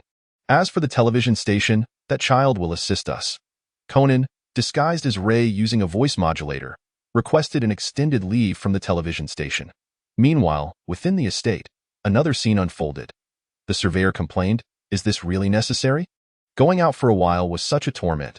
The antique dealer responded, "Apologies, everything was for the sake of the performance, at worst. Next time, I'll let you off easy." The novelist added, "I've saved the photos from your shattered backseat. I'm planning to print a few copies for keepsakes." The surveyor retorted, "Delete them." The novelist replied, "No," the surveyor warned, "Next time, be careful. Don't let me catch you making a fool of yourself." The entomologist chimed in, "Here we go again. How childish." However, this operation has finally reached a conclusion, the fire investigator remarked. "Let us throw a party to celebrate." The first mate suggested, "Hooray! Cheers." Chapter 55, The Shadow of Belstein, Part 1, The cheerleader lamented. "So boring, so boring." The first mate replied, "Staying in the estate playing matches and entertainment every day. Can't we have something thrilling?" The sorcerer proposed, "I think we could pull out the script beneath the truth and play it." The novelist concurred, "Indeed, I think we could." The gardener inquired, "Which script should we use?" "The one from the Golden Rose Theater 1T do." "I've already used Lady Bella's identity," the Red Lady interjected. "The Moonless Girls' School probably 1T work either. It's set in a girls' school."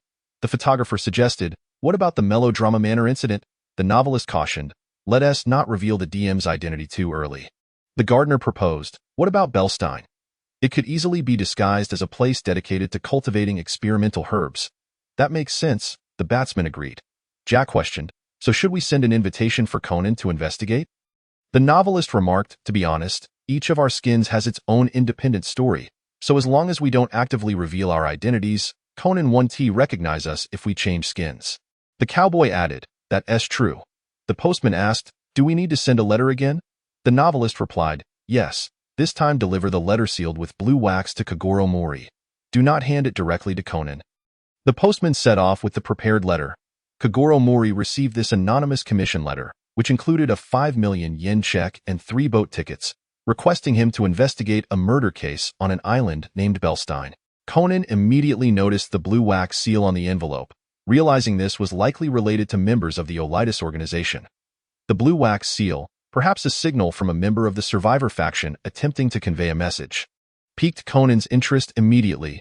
The letter succinctly introduced the island of Belstein, a veritable paradise for flora, where the air is fragrant with blossoms, and the islanders hold a profound reverence for plants, naming themselves after various species. Upon arrival, visitors are similarly required to adopt plant-based monikers.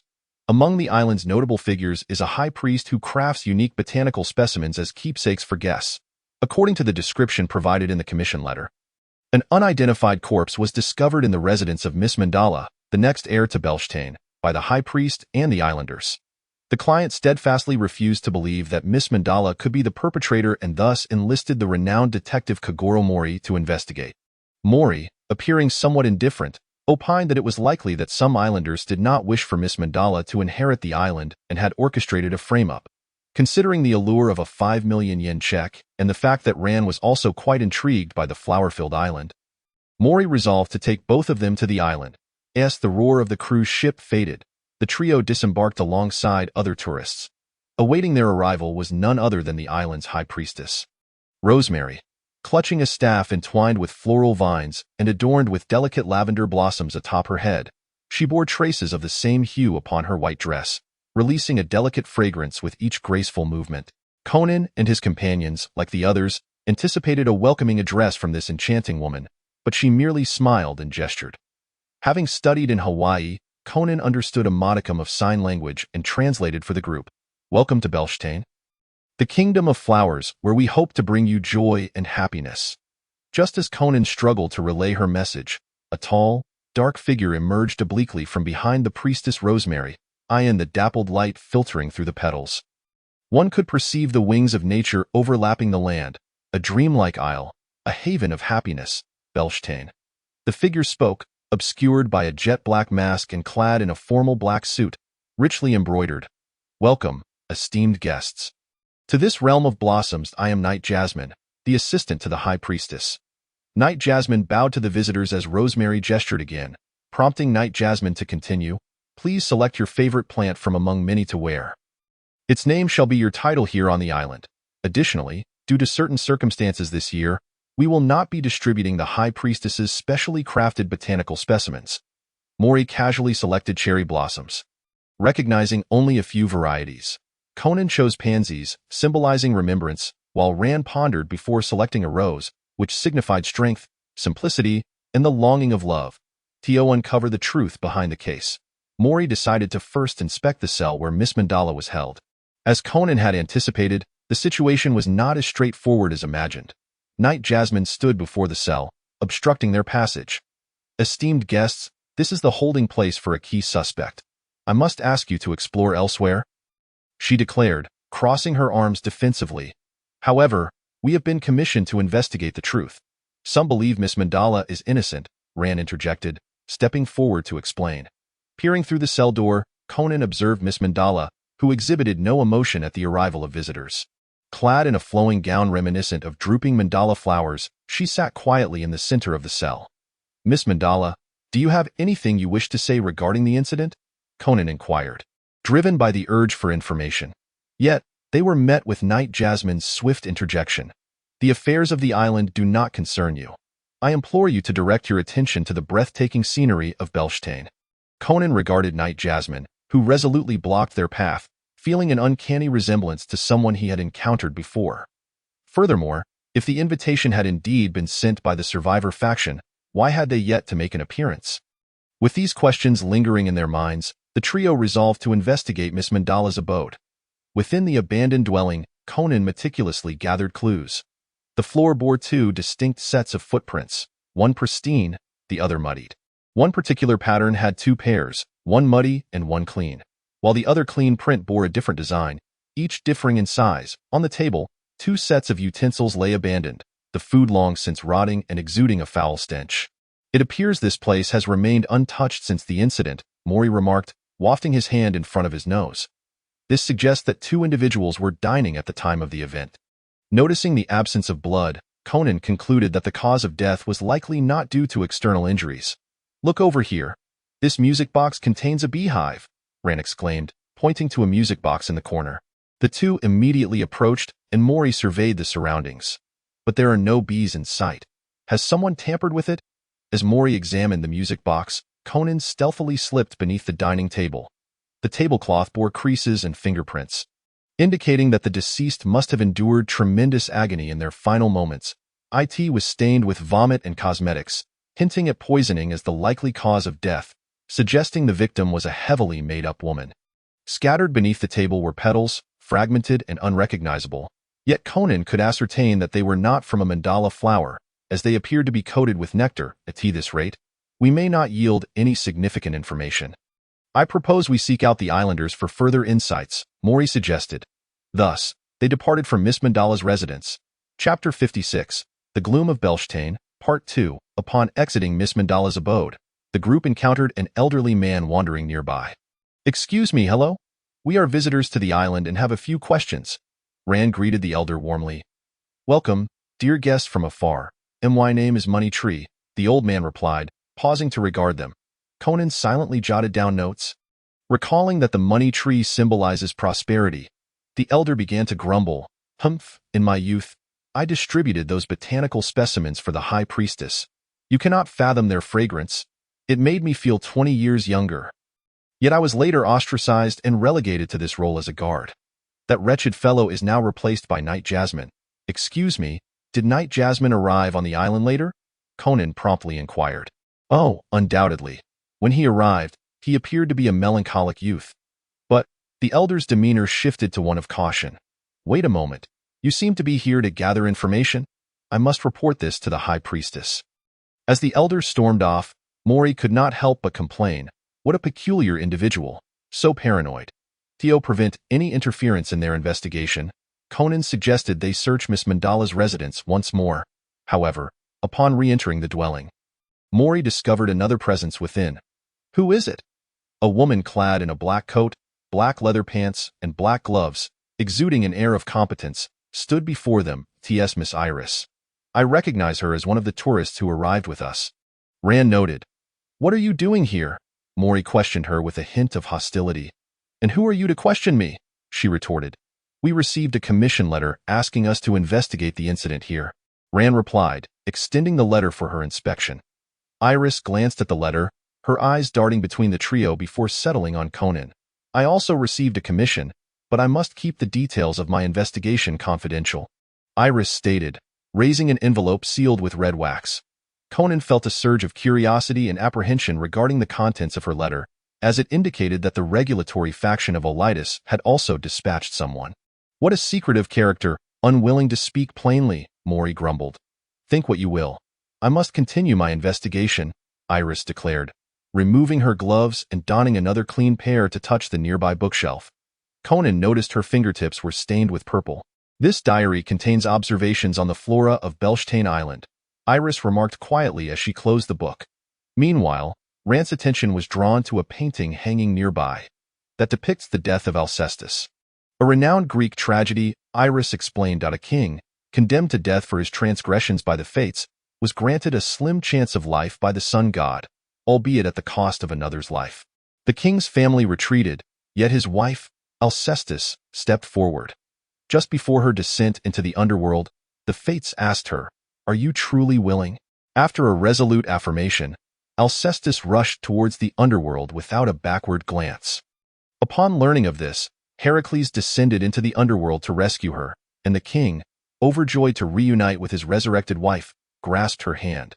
However, thereafter, Alcestis remained eternally silent, never uttering another word. Xiao Lan could not help but feel a sense of regret over this tale. How she wished that Archytas could still speak. Mori Kagoro, however, held a differing perspective on the narrative. Such a phenomenon as resurrection surely must come at a cost, did it not? Meanwhile, Conan noticed peculiar purple smudges on the oil painting, exuding an unusual fragrance that seemed not to be paint. Before long, the hurried arrival of Jin Xianshu led to a loud reprimand directed at the group, forcing them to vacate the premises. With no choice left, they proceeded to the lodging area for visitors. Before parting ways, Changpu crouched down to suggest to Conan that they could embark on an investigative endeavor together the following day. The next day, the group resolved to seek out the island's residents for information. As they traversed a field of flowers, Changpu pointed out a man inhaling the floral scent, identifying him as Lingxiawawa, a fervent supporter of the High Priestess, whose flower language symbolizes honor and prestige. Conan took the initiative to engage him. "Excuse me, good sir, do you know where we might find that beautiful High Priestess?" Lingxiawawa remained vigilant. The High Priestess never meets anyone. However, upon learning of a recent murder on the island that could adversely affect the High Priestess, Xiaolin interjected to explain their purpose. "That case has already concluded. The murderer has confessed. Leave at once. Do not disturb the High Priestess." Lingxiawawa's demeanor grew increasingly irate, forcing them away. "That fellow is far too temperamental." Mori Kagoro huffed as he dashed out, breathless. At that moment, Changpu was busy taking notes from another islander when Conan curiously leaned in. Changpu willingly shared the information she had gathered. Bearstein was once a desolate island where the inhabitants relied on agriculture or fishing for their livelihoods. Yet everything changed with the arrival of the High Priestess, as flowers with an unusual aroma began to flourish, leading the islanders to worship the plants. Tourists, under the High Priestess's guidance, participated in mysterious rituals. The informant, Verbena, spoke softly. "Without the High Priestess's permission, no one will discuss the case with you. Night Blooming Jasmine possesses the High Priestess's token, and he uses it to command others. Moreover, he frequently visits Miss Mandala's cell. And his intentions are undoubtedly nefarious. I believe she has been wronged. Yet I lack the means to clear her name." After conveying this, Verbena departed. "It seems we must have a word with the High Priestess." Changpu pondered, stroking her chin. Upon arriving at the bridge leading to the High Priestess's abode, a figure stood guard. Each year, well-meaning individuals sought to uncover the mysteries of the High Priestess's residence. "I am Dahlia, the guardian of the High Priestess's dwelling. Please leave. There are no botanical specimens available this year." Dahlia's words seemed to echo betrayal, and as Conan contemplated this, he suddenly spotted Night Blooming Jasmine approaching from the other side of the bridge. The High Priestess is so gracious, yet you treat her esteemed guests with such rudeness. Are you unaware that Bearstein's prosperity hinges upon their support? Night Blooming Jasmine challenged Dahlia. And what gives you the right to speak to me in such a manner? Dahlia retorted, clearly unyielding. Night Blooming Jasmine then produced a pale purple rosemary flower from her bosom, waving it before Dahlia, who immediately became incensed. How do you possess the High Priestess's token? Until your arrival. I was her most trusted aide. With that, Dahlia stormed off in indignation. Very well, everyone. The High Priestess is indeed indisposed to meet outsiders. Conan, undeterred, inquired, might we obtain a token of the High Priestess?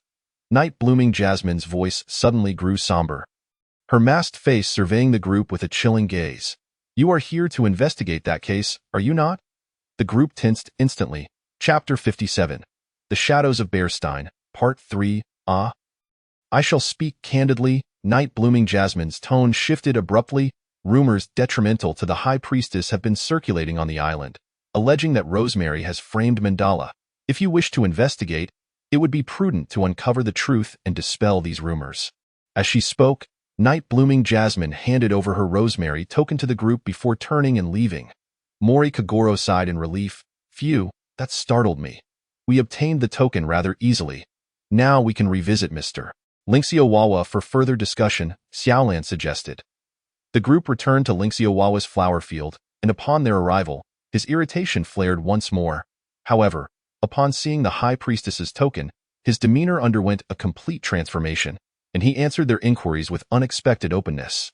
From Linxiowawa, they learned that a light rain had fallen on the day of the incident, and the islanders had discovered Mandala and another man slumped over a table. He also confirmed that the muddy shoe prints found in the room belonged to the islanders. Soon after, the three parted ways with Changpu. Xiaolan voiced her suspicions. Changpu seems to possess an in-depth understanding of the island's customs. It appears this is not her first visit. Mori Kagoro added. Night Blooming Jasmine is also quite suspect. According to the islanders, he has not been on the island long, yet he has swiftly ascended to the High Priestess's inner circle. I suspect he orchestrated the entire affair, toppling the heir Mandala and then wielding the High Priestess's token to command the other islanders, aiming to become the rightful heir himself. Conan displayed a skeptical expression. Uncle's imagination seems rather extravagant. On the third day, the island was shrouded in a gentle rain, casting a misty veil over everything. Conan remained in his room, poring over the diary he had found in Mandala's residence, discovering illustrations of various plants that only grew near the High Priestess's abode. Realizing the High Priestess was no ordinary figure, Conan resolved to sneak out and investigate. During his exploration, he stumbled upon a peculiar mound of earth in the High Priestess's backyard, covered with crimson petals. He carefully preserved the petals for future evidence before stealthily exiting the yard. Conan then slipped into Mandala's cell, and as expected, Night Blooming Jasmine was still on guard. It's you, little detective. Are you here to take notes in secret? Night Blooming Jasmine stood with arms crossed. Hearing this term of endearment, Conan felt an inexplicable sense of familiarity. Mustering his courage, he made a request to Night Blooming Jasmine. If you remain here, Miss Mandala will likely say nothing. Might I ask you to step aside? Of course, as long as you can uncover the truth. Night Blooming Jasmine smiled and departed. Conan sighed in relief, retrieving his notebook to record the information. Miss Mandala, I am a detective sent to investigate the truth of the case, and I hope you will answer truthfully. My client firmly believes in your innocence. Upon hearing Conan's words, Mandala slowly pointed towards the door. Realizing Night Blooming Jasmine might be eavesdropping, Conan hurriedly closed the door. To be on the safe side, you may respond to my questions with a nod for yes or a shake for no. Mandala nodded. After a series of inquiries, Conan gleaned a wealth of information. The music box discovered at the crime scene contained bees. The cause of death for the victim was bee stings, and the bees attacked due to a flower smeared with nectar. Mandala had been harboring the victim, a friend, in her home, and the victim appeared to be aware of the inheritance dispute on Bearstein Island and was attempting to assist her. To undermine Rosemary and help Mandala reclaim her position as heir, the victim had seemingly gathered substantial incriminating evidence against Rosemary. Additionally, the victim had received a deceased bee from Mandala as evidence. Conan mused to himself. It seems that the conflict over interests is central to the victim's demise, and Rosemary, along with the island's flora, likely harbors secrets. Recalling the 2 letters of commission from opposing factions sent from Ordis, it became evident that these plants could very well be linked to pharmacological experiments. Just as Conan sought to inquire further, the cell door was flung open with a bang, revealing night-blooming Jasmine, accompanied by a visibly irate Changpu. "Little detective, do not forget that your duty is to investigate the truth of the case. The entangled interests behind the truth are none of your concern," night-blooming Jasmine admonished, tapping on the cell door with discontent. Changpu swiftly positioned herself before Conan, addressing night-blooming Jasmine. "You are merely eager for Miss Mandala to confess, so that Rosemary may continue to govern this island." "And you can?" Night-blooming Jasmine interrupted. "Enough. I know what you intend to do. After barely escaping with your life, how could you be so irrational? Truly." Night-blooming Jasmine suddenly burst into laughter. Changpu's expression darkened as she took Conan's hand and left. The 2 walked through the gentle rain, returning to the inn, Changpu's hat obscuring part of her expression. "Sister Changpu, what did night-blooming Jasmine mean when he said you barely escaped with your life?" Conan inquired. Holding her hand, "It's nothing. While I was investigating, I nearly slipped on the muddy ground and fell off a cliff, and he happened to see me," she replied. Changpu lightly brushed her rain-soaked hair. Conan keenly observed that, beneath the rain-washed remnants of her makeup, her face bore what appeared to be purplish-red spots. Just as he intended to scrutinize further, Changpu lowered her hat, casting her face into shadow. "The flower you chose is the pansy, which symbolizes longing. Who are you missing, or is it merely a bygone time you reminisce about?" Changpu initiated a new topic. "Huh." Conan was evidently taken aback by Changpu's sudden inquiry. "As for me, I suppose I am missing." Conan thought of the moment spent with Rand. "It's perfectly fine if you don't wish to share." Changpu quietly wiped the rain from her face and continued to pull Conan along. "You must be cautious of him, the night-blooming Jasmine. Though we cannot confirm directly yet, I suspect he is indeed the one." "Who?" Conan found Changpu's cryptic words perplexing. "In just a few days, the court session will commence. It is the final opportunity to exonerate Miss Mandala," she stated as they arrived at the inn. Meanwhile, Rand rushed out, visibly anxious, scolding Conan. "Conan, it's still raining outside. Why did you run out?" I saw Sister Changpu investigating outside, and my curiosity got the better of me," Conan hastily explained. "Is that so?" Rand turned to Changpu with a questioning gaze. Changpu nodded. "It must have been quite taxing for you, Miss Changpu." "Not at all. The court session is scheduled for this afternoon," she replied before turning to head toward her room. However, at noon on the day of the court session, as the group rested in the inn, preparing for the afternoon trial, a sudden waft of purple smoke enveloped the hall. Kogoro and Rand collapsed in their seats, while Changpu quickly seized Conan and dashed out of the inn. "It's a special sleeping gas from the island. Someone wishes to prevent us from attending the trial," Changpu exclaimed as they hurried toward the island's courthouse. "It goes without saying who is behind this." But Uncle and Rand Conan couldn't help but glance back at the inn. "Rest assured that smoke poses no harm to humans. I informed the police this morning. My concern now is that they might advance the trial's timing." With the courthouse in sight, they burst through the doors just as the first gavel strike resonated. Chapter 58. The Shadow of Belstane, Part 4. Judge Black Lily stood at the center, announcing the commencement of the trial. "This court hereby begins the hearing of the case concerning the late Belstane heir. Miss Mandala, I request the prosecution and defense to present their introductions." Rosemary swayed gracefully, communicating in sign language. "I, night-blooming Jasmine, Dahlia, represent the prosecution." Casting a glance at the arriving Changpu and Conan, night-blooming Jasmine chuckled lightly. "I am night-blooming Jasmine, temporarily assisting the High Priest Rosemary in the prosecution's duties." "Oh, and this is Mr. Dahlia." Dahlia, having been interrupted by night-blooming Jasmine, pushed him aside with annoyance. Conan took a breath and responded from the other side. "I am Edagawa Conan, an invited detective here to defend Miss Mandala. I am her temporary assistant, Changpu," Changpu declared, hands on her hips, gazing at night-blooming Jasmine. Conan glanced at the defendant's seat, noting that Miss Mandala was absent. Judge Black Lily continued, "Next, I invite the prosecution to deliver their opening statement." "Defendant, Mandala, crime scene, apprehended. Witnesses, please enter." Rosemary gestured for several witnesses to come forward. Moneytree was the first to testify. "I was the guard outside Mandala's residence. We entered her house, where she and another man were slumped over the table. Clematis shook the man to confirm he was dead. The man had purplish-red spots on his face, and the island's doctor confirmed he died from asphyxiation. His mouth was wide open, clearly attempting to call for help when he was suffocated by the tablecloth. Conan immediately countered. The tablecloth had vomit on it. If he had been suffocated, there would have been no opportunity for him to vomit on the table. Moreover, the vomit likely relates to the cause of death. Conan then produced the deceased bee. The purplish spots on the victim's face must have been caused by bee stings. He died from poisoning leading to vomiting. A beehive was discovered inside a music box at the crime scene. With the bees contained within. Night blooming jasmine retorted with a smirk. Are you suggesting that the deceased's face bloomed like a flower, attracting bees on the night of the incident? The deceased was attacked due to wearing a flower with a unique scent. Conan promptly revealed the flower containing the special nectar as evidence. This court accepts your new evidence. The suffocation theory is invalid. The victim died from poisoning. Judge Black Lily updated the case record. Rosemary challenged again. Cause of death, poisoning. Mandala remains a suspect. Night blooming jasmine added. Even with a change in the cause of death, Mandala's suspicion cannot be dismissed, little detective. Conan smiled confidently, turning to Chow Pu and asking, "May I inquire, Mr. Night blooming jasmine, how do you define a murderer? The one who kills the victim is the murderer. Without a victim, there is no murderer." The courtroom erupted in murmurs. "Are you saying the victim is not dead?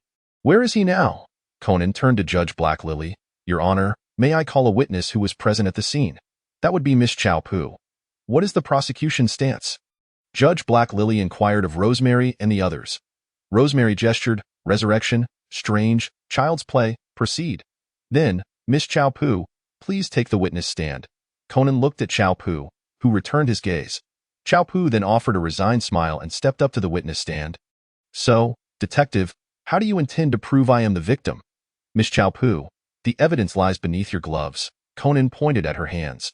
"Before that, may I ask how the prosecution handled the victim's body?" Rosemary indicated through sign language that the body was buried in her backyard. Conan displayed a knowing smile, continuing his deductions. "I in the high priest's backyard. I discovered soil imbued with purplish-red flower petals, with signs of disturbance. Placing a hand into that soil would result in purple-stained fingers, likely due to the flower's juice seeping into the earth. When the supposedly deceased victim emerges from the soil, their hands would undoubtedly bear such marks." Upon hearing Conan's reasoning, Rosemary angrily turned to Night blooming jasmine. "It appears to be my oversight. After all, the body was buried, and no one would think to investigate further." Night blooming jasmine bowed in apology to Rosemary. Furthermore, another piece of evidence is the traces of cosmetics left on the tablecloth, sufficient to prove that Miss Chow Pu had disguised herself as a man upon arriving on the island. The purplish-red spots on her face serve as proof. Upon hearing this, Chow Pu removed her makeup, revealing the unmistakable purplish stings. Gasps filled the room, while Judge Black Lily maintained order in the court. "Outsider, staying on the island, lurking, why?" Rosemary signed to Chow Pu. "Allow me to explain," Chow Pu said, slightly concealing her features with her hat. "I had disguised myself to come to Belstane and learned from Miss Mandala that she was the rightful heir. While Rosemary was an outsider who ascended to high priest with a special plant to assist Miss Mandala, I resolved to conduct an in-depth investigation." Judge Black Lily summarized the case. "It seems everything is clear. The case no longer requires further deliberation. Please bring forth the suspect, Miss Mandala." When Mandala stepped into the courtroom, Black Lily announced, "Therefore, the verdict for Miss Mandala is attempted murder." "No." Mandala vehemently protested. "I could never harm Miss Chow Pu. I want to defend myself." "Defendant, please be concise." Judge Black Lily gestured for Mandala to proceed. Mandala passionately defended herself. "I have been confined at home by the high priest. That music box, those bees, were gifts from others. As for that flower, it was also the doing of someone else.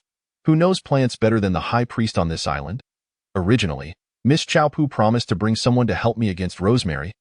But that night, I placed that flower on Miss Chow Pu's head. I vividly remember waking up that night to the islanders informing me of Miss Chow Pu's death, while the high priest smiled victoriously at me." Night blooming jasmine crossed her arms. "Ridiculous. Your conflict with Rosemary is well known on the island. How could she provide you with such items?" Conan objected. "That is because Miss Chow Pu uncovered the secret of the island's plant specimens." After uttering this, Conan felt Night blooming jasmine's eyes, concealed by his mask, lock onto him. Cold sweat trickled down his back, yet he knew he had to unveil the complete truth. Rosemary wished to eliminate Miss Chao-Pu to keep her secrets from being revealed outside the island. However, whether it was out of a desire to uphold the island's rules or to maintain control over this secret, Conan turned to Mandala and proclaimed, "Miss Mandala, you have betrayed Miss Iris." Chapter 59. The Shadow of Belstein. Epilogue. I am truly sorry. Miss Iris, Mandala spoke.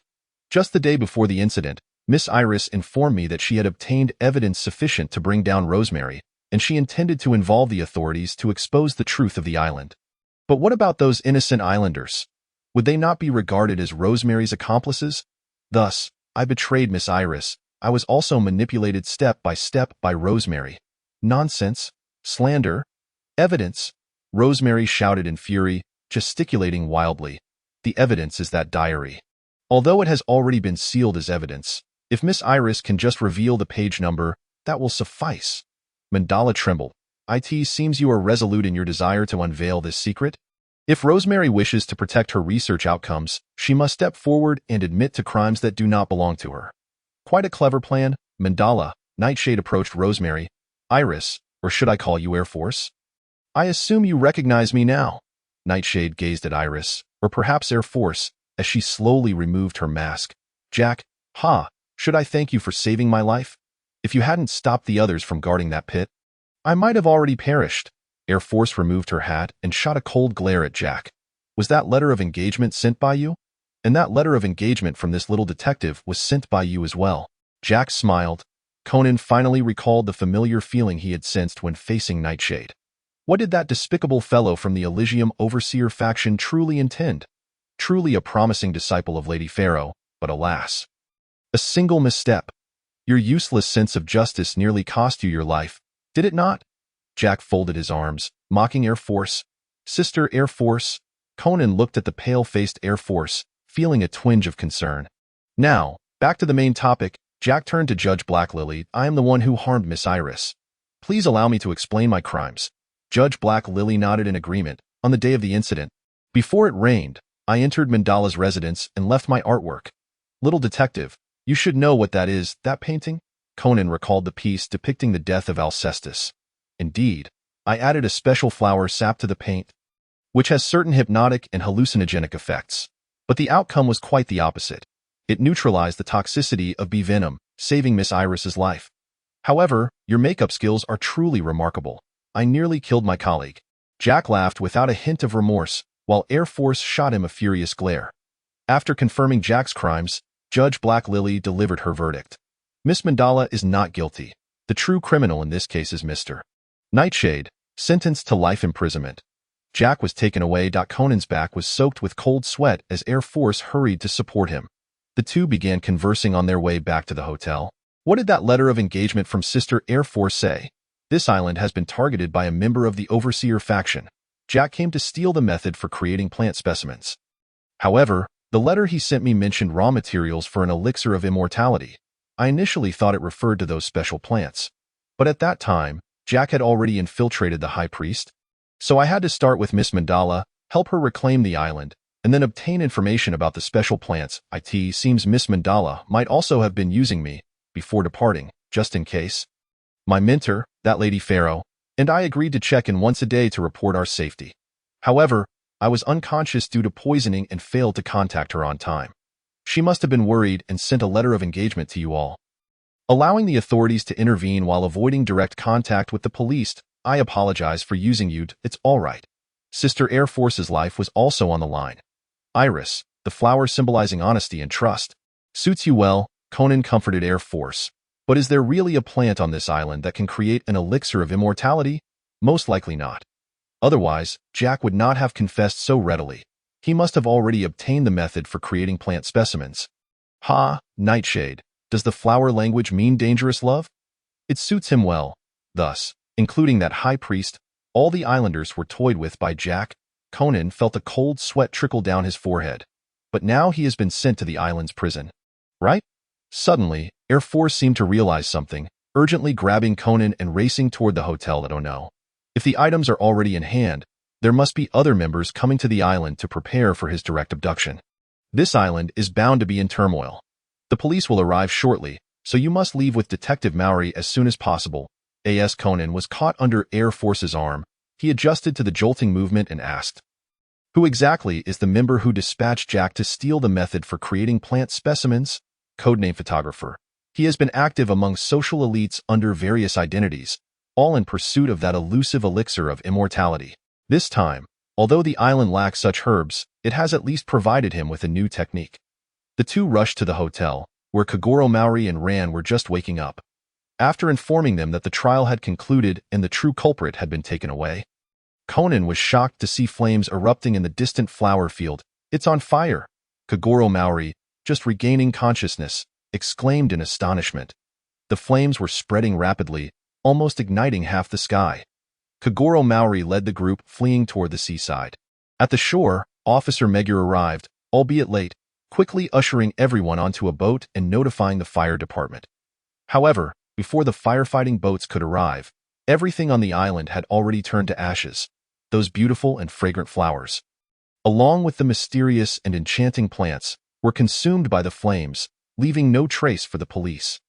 Conan gazed at the charred remains of the island, contemplating the new intelligence he had acquired, and slowly made his way back to the cabin. Fire investigator. How did that blaze turn out? Acrobat. Quite spectacular. Surveyor. Indeed. Jack, could you at least give me a heads up before setting fire? I nearly got scorched batter. Count your blessings. I was in the flower field, where it was blazing hot, and I almost got my color ruined again. Fisherwoman. It's a shame. Such a beautiful island has been burned down. Magician. No worries, the next script will have a new stage to build. Mad Eyes. Is it too extravagant to set it ablaze after constructing it? Although those plants were transplanted by us, and we didn't spend much money, the time and effort invested were considerable. Guard 26. Flowers, beautiful. Soil messy, mechanic. Bang Bang got all muddy transplanting those flowers. Aviator. I remember after finishing, I cleaned Bang Bang 5 times. Novelist. Perhaps next time we should build a scene that can be recycled. First mate. At least this performance was quite successful, wasn't it? Bartender. So can we hold a banquet to celebrate? Painter. I suggest the ones returning should clean up first. Perfumer. Indeed. It's either earthy or smoky, and one even smells charred. The cast list for the performance of The Shadow of Belstein. Jack as Nightshade. Air Force as Iris. Fisherwoman as Rosemary. Entomologist as Mandala. Mad Eyes as Money Tree. Batter as Clematis. Mortician as Verbena. Magician as Dahlia. Recorder as Black Lily. Chapter 60. The Lament of the Detectives, Part 1. On this day, Kagoro Maury drove a van he had rented from an unknown source, transporting the main cast to the client's residence. The 3 children in the car were grumbling. If we're going to rent a car, we should have chosen a better one. Exactly, had I known, we would have taken the train. Kagoro Maury turned around to complain. It's because the client requested I bring you all along that I rented this vehicle that can accommodate everyone. Hibara, without lifting her head, reminded, in 5 seconds, if you don't turn the wheel, we're going to crash into the wall. Kagoro Maury abruptly turned back, steering the wheel sharply, causing everyone in the car to sway wildly due to the sudden turn. Fortunately, they arrived at the destination, the fantasy park, without incident. Meanwhile, over at Elysium, the novelist also received a letter of engagement, so he brought along the little girl, the philanthropist, the crybaby, and the dream witch's disciple to Fantasy Park. Will this operation be dangerous? The philanthropist asked. The wristband given by the client contains C4 explosives. We can just have the witch help us remove it when the time comes, the novelist replied. I also need to let my original disciple have a break. The bomb situation is trivial, said the dream witch. Praise be to our Lord, the disciple chimed in. Essentially, Darren is still just a child. The professor remarked, so this time we can enjoy a whole day of fun at Fantasy Park. The little girl exclaimed. Yay, the crybaby cheered. But we still need to be cautious, the spider added. Philanthropist. Miss Valletta? Rest assured, I shall ensure the safety of the children, novelist. Then the responsibility of overseeing the children in the Fantasy Park is entrusted to you. I suspect I shall be summoned to investigate a case. As the novelist and his companions encountered Conan at the entrance of the Red Fort Hotel, the ground was strewn with celebratory confetti. Oh, Mr. Maury, have you also received a letter of commission? The novelist greeted Kagoro Mori warmly. Allow me to introduce Mr. Cliché Pearson, my dear friend. a prominent real estate magnate and renowned philanthropist who manages several orphanages. Conan observed the philanthropist. His attire was of fine quality, yet rather casually assembled. His beard had been meticulously groomed, and a golden pin was tucked behind his ear. Managing several orphanages? Mr. Pearson is truly remarkable, lamented Rand with heartfelt admiration. I was once an orphan myself, and I understand profoundly how challenging it is for these unfortunate children to survive alone in this world. To prevent the tragedies I faced in my youth, and to mend the void within my heart, I have devoted my real estate earnings to philanthropy and the management of orphanages. The philanthropist bowed to those present. By the way, these two are the children of my elders' family, Darren and Robbie. The crybaby. Hello, everyone. The original believer, the lady in the painting, managed a somewhat stiff smile, offering a greeting to the group. Conan recognized the crybaby as the child brought by Mrs. Mary during the arcade incident. Considering that Mrs. Mary was the aunt of Uncle Frederick, it made sense for Uncle Orpheus to refer to her as an elder. This girl named Darren was a first encounter for him, dressed in a striking red dress and appearing somewhat dazed. The dream witch, good child, try to appear more natural. The original believer, yes. My lord, grins awkwardly, the dream witch, the lord in yellow. Your initial control over the believer was excessively stringent. Did it not damage some of her inherent emotions and memories? The dream witch, I shall gradually help her recover. Frowning, the lord in yellow. It is rare to see you so devoted to a believer. The dream witch, after all, she was my first believer. I do not desire a soulless shell. The original believer, my lord, do not worry. Darren will learn in due time. The dream witch, good child. Before long, a butler-like figure approached to invite everyone into the hotel. Inside the dining room, the three children appeared unusually excited. While the butler requested that they wait a moment, Conan noticed that the chairs in the room were rather unique and casually brushed his hand along the armrest. The novelist. It seems there is a fingerprint detection device on that armrest. The philanthropist. Children, do not touch it, for your identities cannot withstand scrutiny. The little girl. Placing her hands on her knees, the crybaby. I am wearing gloves. It should be fine. The original believer. Ah? Having touched it, she quickly withdrew her hand. The novelist. The philanthropist. No worries. Even if it is a fingerprint detection tool, without corresponding data, it should merely assume no prior inspection was conducted. The novelist, well, as the mastermind cannot see, he only needs to know that this fingerprint belongs to Darren. The philanthropist, phew, then it was merely a false alarm. The dream witch, I hope he does not attempt anything against my believer. Humph. The butler re-entered the room, distributing wristbands for free access to the amusement park. After everyone donned their wristbands, the butler signaled for unrelated individuals to exit. Just as Rand intended to play with Conan, the butler stated that Conan was the 100,000th guest and would receive a special gift, thereby keeping Conan behind. Thus, only Kogoro Mori, Conan, and the novelist remained in the room. The butler locking the door drew the attention of the three. I am certainly not the 100,000th guest. There was already a plethora of confetti strewn about at the entrance before we entered. Conan glanced at the butler. Indeed, the 100,000th guest appeared an hour ago. The butler pressed a switch, drew the curtains, and activated a display. On the screen appeared a silhouette of a man. Thank you for coming. I am the client. Please forgive my rudeness. This faceless client requested their assistance in investigating a case. With no allowance for refusal, the display revealed a detective known to Kogoro Mori, whose wristband exploded after 1 minute. The incompetent detective has no right to live. Magi Harushi and Kanda Akumi are the same. They are mere fools wasting my time. Magi and Kanda were detectives encountered during the Twilight Mansion incident. The novelist furrowed his brow. Wait, the wristbands that Rand and the others are wearing are also. Conan realized, sensing impending danger for Rand and the others, I grant you until 10 o'clock tonight. If you fail to solve the case by then, or should any of those children attempt to leave the park after entering, the wristbands will explode. Upon hearing this, Conan rushed to the balcony to observe the entrance to the amusement park, extracting his detective badge to contact Hybera in an attempt to prevent the others from entering. But was too late. With the safety of those currently in the fantasy park in mind, the three had no choice but to comply with the client's demands, promising not to attempt to remove their wristbands or alert the authorities. Time was of the essence, and they immediately set off. Chapter 61. The Lament of the Detectives, Part 2. The hint is TK 3-8? Kogoro Mori pondered as he drove, his mind constantly preoccupied with Rand's safety. Conan held the contact number provided by the client in one hand and the detective badge in the other, relaying information to Hybera. Hybera, please do not let anyone leave the park. And refrain from riding the supergiant snake. That track over the sea will also be deemed outside the park. I have also entrusted Mr. Pearson to keep an eye on the children. The novelist's expression was not particularly pleasant. He detested the feeling of being commanded by others, even if it was merely an Act Point 3-8-5. Combined, this could indicate a room number. Conan unfolded a map to study it.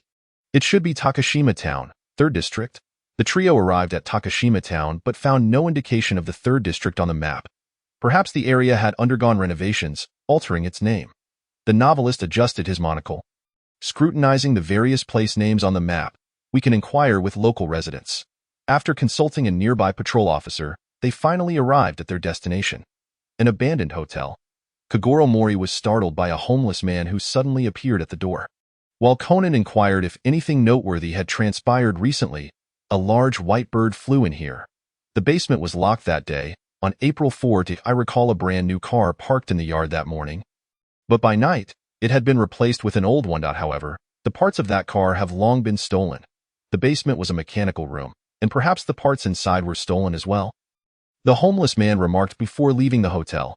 The three began searching the hotel, ultimately discovering a package in the basement containing a hood, gloves, and firearms, along with a receipt for a car purchase dated April 4th. It seems that the unknown perpetrator must have changed vehicles to escape from here, concluded Kagoro Mori. As they prepared to exit, the novelist intercepted the other two. Be cautious. There are people outside, and they appear to be armed. The novelist concealed himself behind the door, signaling for silence. They do not seem like ordinary civilians, Kagoro Mori remarked gravely. Could it be that the perpetrator's accomplices have returned for the package? Possible, Conan furrowed his brow. Mori detective, I will dash out to divert their attention. You take Conan and leave in the car, the novelist suggested, assessing the number of individuals outside. Isn't that exceedingly dangerous? Trust in my skills. I have undergone training. As the individuals outside were about to enter, the novelist swiftly dashed out and fled to the right. Kagoro Mori seized the opportunity while they pursued the novelist, pulling Conan into the car and attempting a stylish drift to pick up the novelist. Unfortunately, the car stalled. The novelist. You are under arrest. Those pursuing the novelist revealed their identities. You are detectives? Just then, Kid the Phantom Thief glided overhead on his glider, prompting the detectives to report to their superiors. Chief? We have spotted Kid. He is above the devil statue on the rooftop of the Deep Mountain building. Consequently, the three were suspected of being Kid's accomplices and taken away by plainclothes officers. So you are plainclothes officers, the novelist sighed helplessly from the back seat of the police car. I told you. I am not Kid's accomplice. I am Kagoro Mori. Kagoro Mori was anxious, for time was of the essence. If they delayed, Rand's life would be in jeopardy. Meanwhile, the detective trio was sipping tea at the police station, while the children at the fantasy park were having a splendid time, with Rand even sharing a few corny jokes. Huiyuan proactively suggested that she wait in line for the supergiant snake, allowing others to dine first. Is it wise to leave Huiyuan here alone? The little girl inquired. I can stay, she affirmed. The native believer volunteered to remain with Huiyuan. I can too, Robbie waved from the side. This left Huiyuan in a quandary, as she contemplated prolonging the wait to prevent everyone from boarding the roller coaster. The native believer discerned her intention and whispered in her ear, Uncle Klecha informed me. I will assist you, and they will not suspect a thing. Recognizing the practicality of this arrangement, Huiyuan did not refuse. Darren, Robbie, please be kind to Huiyuan. The little girl turned back to wave at the group as she departed. Once the others had left, Huiyuan pulled the native believer and the weeping child to the end of the line. Pondering how long they could sustain this situation, perhaps sensing the native believer's sluggish response, Huiyuan initiated a conversation. Your name is Darren, correct? The native believer responded slowly. Yes. You appear to be afflicted by some psychological ailment, exhibiting delayed reactions and a lack of emotion. Why would you choose to stay with me? Typically, it is more reasonable for an adult to accompany a child in line. Why would Mr. Pearson entrust this task to you? Darren, making her own decision, just now, lied. The native believer pointed to herself. In truth, it was not Uncle Klecha who informed us. We overheard a conversation between Uncle Orpheus and Uncle Klecha. The weeping child scratched her head in explanation. If everyone boards the supergiant snake, it would pose a danger, and Robbie wished to avert any peril. Uncle Klecha is a caring individual. He certainly would not want the children to encounter danger. Hence our desire to assist. Long ago, Uncle Klecha managed an orphanage, but at that time, there were no funds, and the children could only huddle in a cold house, sharing scant food. To improve our lives. Uncle Klecha resorted to stealing on the streets, providing us with fresh bread and milk. In truth, we all knew where that money came from, as Uncle Klecha often returned battered from his escapades. Even in the absence of light, he would procure a colorful ball for us to have a modest dance. Even without materials, he would fashion crowns from clay for our performance games, and shattered stained glass would be repurposed into kaleidoscopes. While melted wax could be recycled into birthday candles, as the weeping child spoke, her mood suddenly darkened. However, everything changed that day when Uncle Klecha was imprisoned for theft. The orphanage was sold to a loathsome priest, who incessantly preached gratitude while having the nuns beat us into submission, sending us to beg on the streets. We received nothing, as all the money we collected was confiscated by them, and many from the orphanage succumbed to despair and left. Ultimately, the priest sold us, now deemed worthless, to an asylum, where doctors bound us in the medical wing for experimentation. Fortunately, Uncle Klecha finally came to rescue us, but by then, many had already departed, including my sister. Huiyuan recalled her experiences within the organization, feeling a surge of sympathy for the weeping child, while the native believer offered her comfort. The native believer remembered that long ago, she too had a brother who cared for her. Named Voke, perhaps?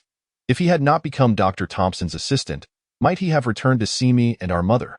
Meanwhile, at the police station, after a lengthy exchange with Inspector Nakamori, who could never catch Kid, Kagoro Mori finally encountered his old acquaintance, Inspector Magyar. Inspector Magyar verified the identity of the three, while Conan learned from the officers that a gem belonging to President Shinzen had been stolen by Kid on April 4th, and that there were those wishing to take Kid's life. Suddenly, Conan's phone from the client rang, prompting him to retreat to the restroom to answer, only to find the client had astutely deduced Conan's true identity as Shinichi Kudo. Quick-witted, Conan replied in Shinichi's voice. Thus, he discovered the second clue, a coffee shop at night. Chapter 62. The Lament of the Detectives, Part 3. At this juncture, Conan met with Dr. Agasa and received an enhanced skateboard. After unraveling the second mystery, they sped toward Japan's earliest gaslit carriageway. Upon arrival, Conan was unexpectedly ambushed by a pair of dark hands. Turning around, he realized it was Heiji Hattori. Heiji was also investigating the case due to Kazuha being taken hostage. In the amusement park, Ran and her group, returning with hot dogs, spotted Huiyuan, the native believer, and the visibly distressed weeping child still in line. Huiyuan quickly clarified, Robbie is simply sad because we have been waiting for so long without moving up in line. It's all right. It's our turn to wait now. You can take a little rest. Hikaru cheerfully offered a hot dog to the weeping child. Suddenly, Ran noticed a figure approaching them. Yoko, you're here too? Yes, that restaurant is celebrating its 10,000th guest with a party today. After all, my father invested in its construction, so I came along. Why don't we have some fun together? That super VIP pass you have is quite special, Yoko suggested. But Ran glanced back at the children. The philanthropist interjected. Miss Ran, you can go enjoy yourself. I'll take care of the children and ensure they have a good time. Then I entrust them to Mr. Pearson. Ran turned and left with Yoko. And soon after, they encountered Kazuha. Meanwhile, Conan and Heiji, after inquiring about information from an elderly fortune teller around the corner, learned that on April 14th, an armored car had been robbed. As they prepared to leave, the fortune teller warned them, today is the worst day of your lives. It would be best to return home and get some sleep. We shall, but only after we turn this day into the best of our lives. Conan confidently declared as he attempted to leave in a showy manner, only to be seized by Kagoro Mori, who had just arrived. Attempting to defy fate comes with a considerable cost, Conan, the novelist remarked. A fortune teller I know paid a hefty price for altering destiny. Now, hand me the client's phone. Kagoro Mori rummaged through Conan's pocket. Inspector Magyar also disembarked from the vehicle, hoping Kagoro would reveal the truth to the police. At that moment, Kagoro found himself at a loss for words as the matter pertained to his daughter's life. The client's phone rang, warning them to stay away from the police. This made Conan realize there were surveillance cameras nearby. A puppet at the corner suddenly chimed. 10 seconds to explosion. 9, 8. The group was immediately alarmed, and Conan shouted to the passers-by, "Get away from that puppet!" Yet one child remained, and in an effort to protect him, Officer Yakagumo leaped forward to shield the child just before the explosion. After the blast, Officer Shiratori swiftly contacted an ambulance. The client's voice came through the phone. "Next, it will be those children who face such a fate."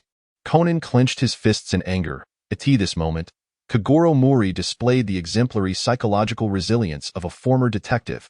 If you can't dodge such a minor explosion, the police these days are utterly useless. Fortunately, I resigned from the force long ago, as I wished to live a bit longer. Subsequently, while Inspector Magyar angrily grabbed his collar, Kagoro discreetly slipped a confidential letter into Magyar's pocket. Ran and the children were taken hostage in the fantasy park. If they leave, the ID on their wrist will explode, so please protect them from the shadows. Understanding Kagoro's concerns, the two officers immediately departed to safeguard Ran and the others, while the 4 detectives continued their investigation. I have entrusted the officers to watch over Ran and the others. However, the ultimate outcome, whether auspicious or perilous, hinges on how we maneuver our intellect. As they walked, they exchanged information. Kagoro Mori resolved to leave and investigate alone. The novelist also prepared to part ways. "I know some individuals who may possess relevant information, so I will investigate on my own and will notify you both if I discover anything." Novelist: "Klecha, how goes your situation?" Philanthropist: "I'm playing with the children. Ran and Yoko have gone off to have fun." Novelist: "What about the wristbands? Dream Witch?" He, you might ask Castor. He influenced those devices using his power. King in Yellow: "Just a touch of abyssal energy. It won't affect the human body mechanic. So now those bombs, once activated, won't explode but will instead sprout tentacles?" Prophet: "Well, although the threat of explosion has been averted, the method of resolution is quite absurd." Little Girl: "I initially thought we could use Luca's signal jamming device to disable those wristbands." Prisoner: "But if that were the case, the signal would disappear entirely, and the client would catch on." The Dream Witch: "Ha, such a twisted and narcissistic entity. Let him linger a while longer and indulge him in his games." The King in Yellow: "Ha, do as you wish." After the novelist departed, Conan obtained a clue from Hattori regarding Ukrai, which, when considered by its initials, pointed to Yokohama Marine University. The two immediately prepared to set off. Meanwhile, in the fantasy park, Hybera pretended to suffer from heatstroke, successfully gathering the wandering crowd into the infirmary. "You must stay by my side," she whimsically added, managing to keep both Ran and Hayu. This left the 3 little ones rather bored, prompting the philanthropist to regale them with a fairy tale. Once upon a time, there was a ghostly princess who awoke alone in the wilderness, her father nowhere to be found. Determined to seek her parents, the ghostly princess embarked on a journey. The kind scarecrow willingly became her protector. Clearing obstacles from her path, a pure angel sang hymns, guiding her toward her destiny. Along the way, they encountered a formidable frog that guarded a great river, forbidding passage to anyone. The valiant scarecrow defeated the frog, allowing it to carry them across the river. At last, the ghostly princess and her scarecrow guardian arrived at their destination, a foreboding fortress. "Could my parents be here?" the ghostly princess pondered, yet the castle was shrouded in darkness, rendering her blind to her surroundings. Thus, the scarecrow ignited himself, illuminating the path ahead for the ghostly princess. Ultimately, she found her father, but alas, the scarecrow had been reduced to ashes. Consequently, the ghostly princess's father sought out a raven witch, and the witch's potion restored the scarecrow. Henceforth, they lived happily ever after. The lawyer: "No, who are you accusing? Am I to become a frog?" The philanthropist: "Hey, esteemed lawyer, you seem to be fitting yourself into the narrative." "I never claimed such a thing." The novelist: "So I am the raven witch?" The explorer: "You've cracked me up, Orpheus, look at you now." The little girl: "What an amusing tale. I thoroughly enjoyed it." The novelist: "The gardener: I found it quite acceptable as well." The factory director: "Lisa." Chapter 63. The Lament of the Detectives, Part 4. Conan and Hattori arrived at Yokohama Marine University, only to unexpectedly encounter the similarly ID bracelet Hakuba. However, this Hakuba was actually the disguised Kid the Phantom Thief, having stolen the bracelet from the park. Upon discovering that Cry referred to the Yokohama Crime Research Society, The three joined forces to head to the society's activity classroom. The client called yet again, this time providing no clues whatsoever, leaving Hattori perplexed. After extracting information from the society members, they learned that the president, who did not have a framed picture displayed, was none other than the third-generation president, Ito Suihiko. Hattori promptly exhibited quintessential bureaucratic behavior, contacting the Osaka police headquarters to request Officer Otaki to investigate, while hoping that this matter could remain confidential from his father. Yet, Otaki was swiftly ensnared by Officer Toyama, and soon Hattori also became aware of the situation. Meanwhile, in the amusement park, Inspector Megure and Officer Shiratori had already begun discreetly protecting Ran and the others, while Officer Chiba worked to shut down the potentially dangerous supergiant snake attraction. Ran noticed Inspector Megure outside the infirmary and prepared to greet him, while the three little ones, restless, longed to venture out. Unable to restrain them, the philanthropist took the initiative to step outside, assuring, "Rest assured, I will keep an eye on them." The original believer and the crybaby followed suit. The children rushed to the super-flying snake attraction, only to discover it had been shut down, leaving them disappointed. Just then, a thief dashed past, snatching a lady's handbag as she queued for her number. Genta's soda was knocked over, spilling onto the thief's shoes. Returning to Conan's perspective, after exchanging intelligence with Hakuba, they learned that Ito Suihiko was a prime suspect in the armored car robbery and was currently wanted by the police.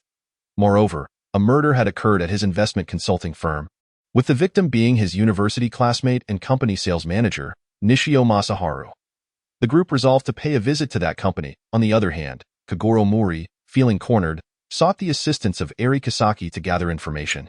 Eri, intuitively aware of her husband's predicament, promptly provided him with the necessary materials. Within the crime scene of the company, after reviewing photographs, another individual, Shimizu Riko, came into their view, though she appeared to have committed suicide. After examining the crime scene, Conan and Hattori reached a conclusion, only to be ambushed at that moment. Two motorcycle assassins barreled into the building, aiming to attack the trio, prompting them to scatter in a frantic escape. Hattori seized a steel pipe, intending to engage one in a fair duel, but the adversary, lacking honor, brandished a firearm, forcing Hattori to seize the opportunity during a reload to escape and reposition himself.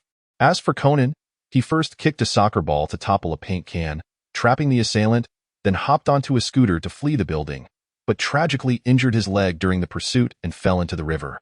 Meanwhile, in the park, Ran and Hayu formed one group, while the philanthropist and the children constituted another, both searching for the thief hidden among the crowd.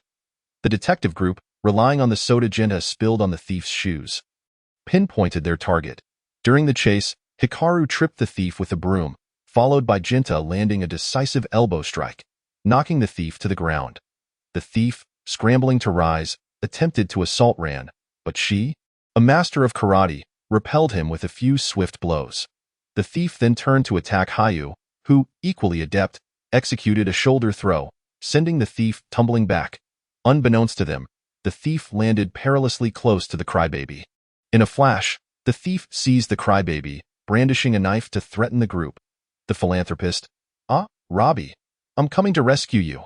The little girl, "Oh no, Robbie's stitching on his neck, it won't come undone now, will it?" The crybaby, "I'm fine, but I can't use ghost fire here." As the group found themselves in despair, the original believer quietly grasped a broom from the ground and approached the thief. "Release my friend." The original believer swung the broom with great force, striking the thief's legs. The thief stumbled and released the crybaby, who quickly bolted to safety. Just as the thief turned to retaliate against the audacious girl, he caught sight of a grotesque, ghostly figure rising behind her. A colossal woman's head, eyes void of pupils, cascading black hair adorned with numerous identical faces, and a multitude of arms slowly lifting, while a serpentine tail grotesquely fused to her lower half writhed menacingly. This horrifying sight sent him fleeing in the opposite direction. Soon after, this ill-fated criminal was apprehended by Officer Satu, who was on vacation with Officer Takagi, and was knocked out cold with a well-executed tackle. The dream which, "Humph, what manner of reptile dares to gaze upon my follower in such a way?" The original believer, "I apologize for troubling you, my lord." The dream which, "You have done well, good child." The philanthropist, "Truly, O witch, you are formidable. I must confess, I was nearly frightened by that apparition. Wipes sweat, the little girl. Fortunately, the other passers-by couldn't see it. The crybaby. I'm sorry. Had I not been careless and captured? The philanthropist. No, Robbie. Had I not protected you well enough? The novelist. All right. Thankfully, nothing serious occurred in the end. I managed to fish Conan out of the river. Conan, wake up! The novelist shook Conan. Rousing, Conan beheld the novelist and Hattori nearby. They were in Dr. Agasa's vehicle, and the detective known as Hakuba had informed Dr. Agasa, who had coincidentally arrived with vital intelligence. The novelist patiently explained to Conan.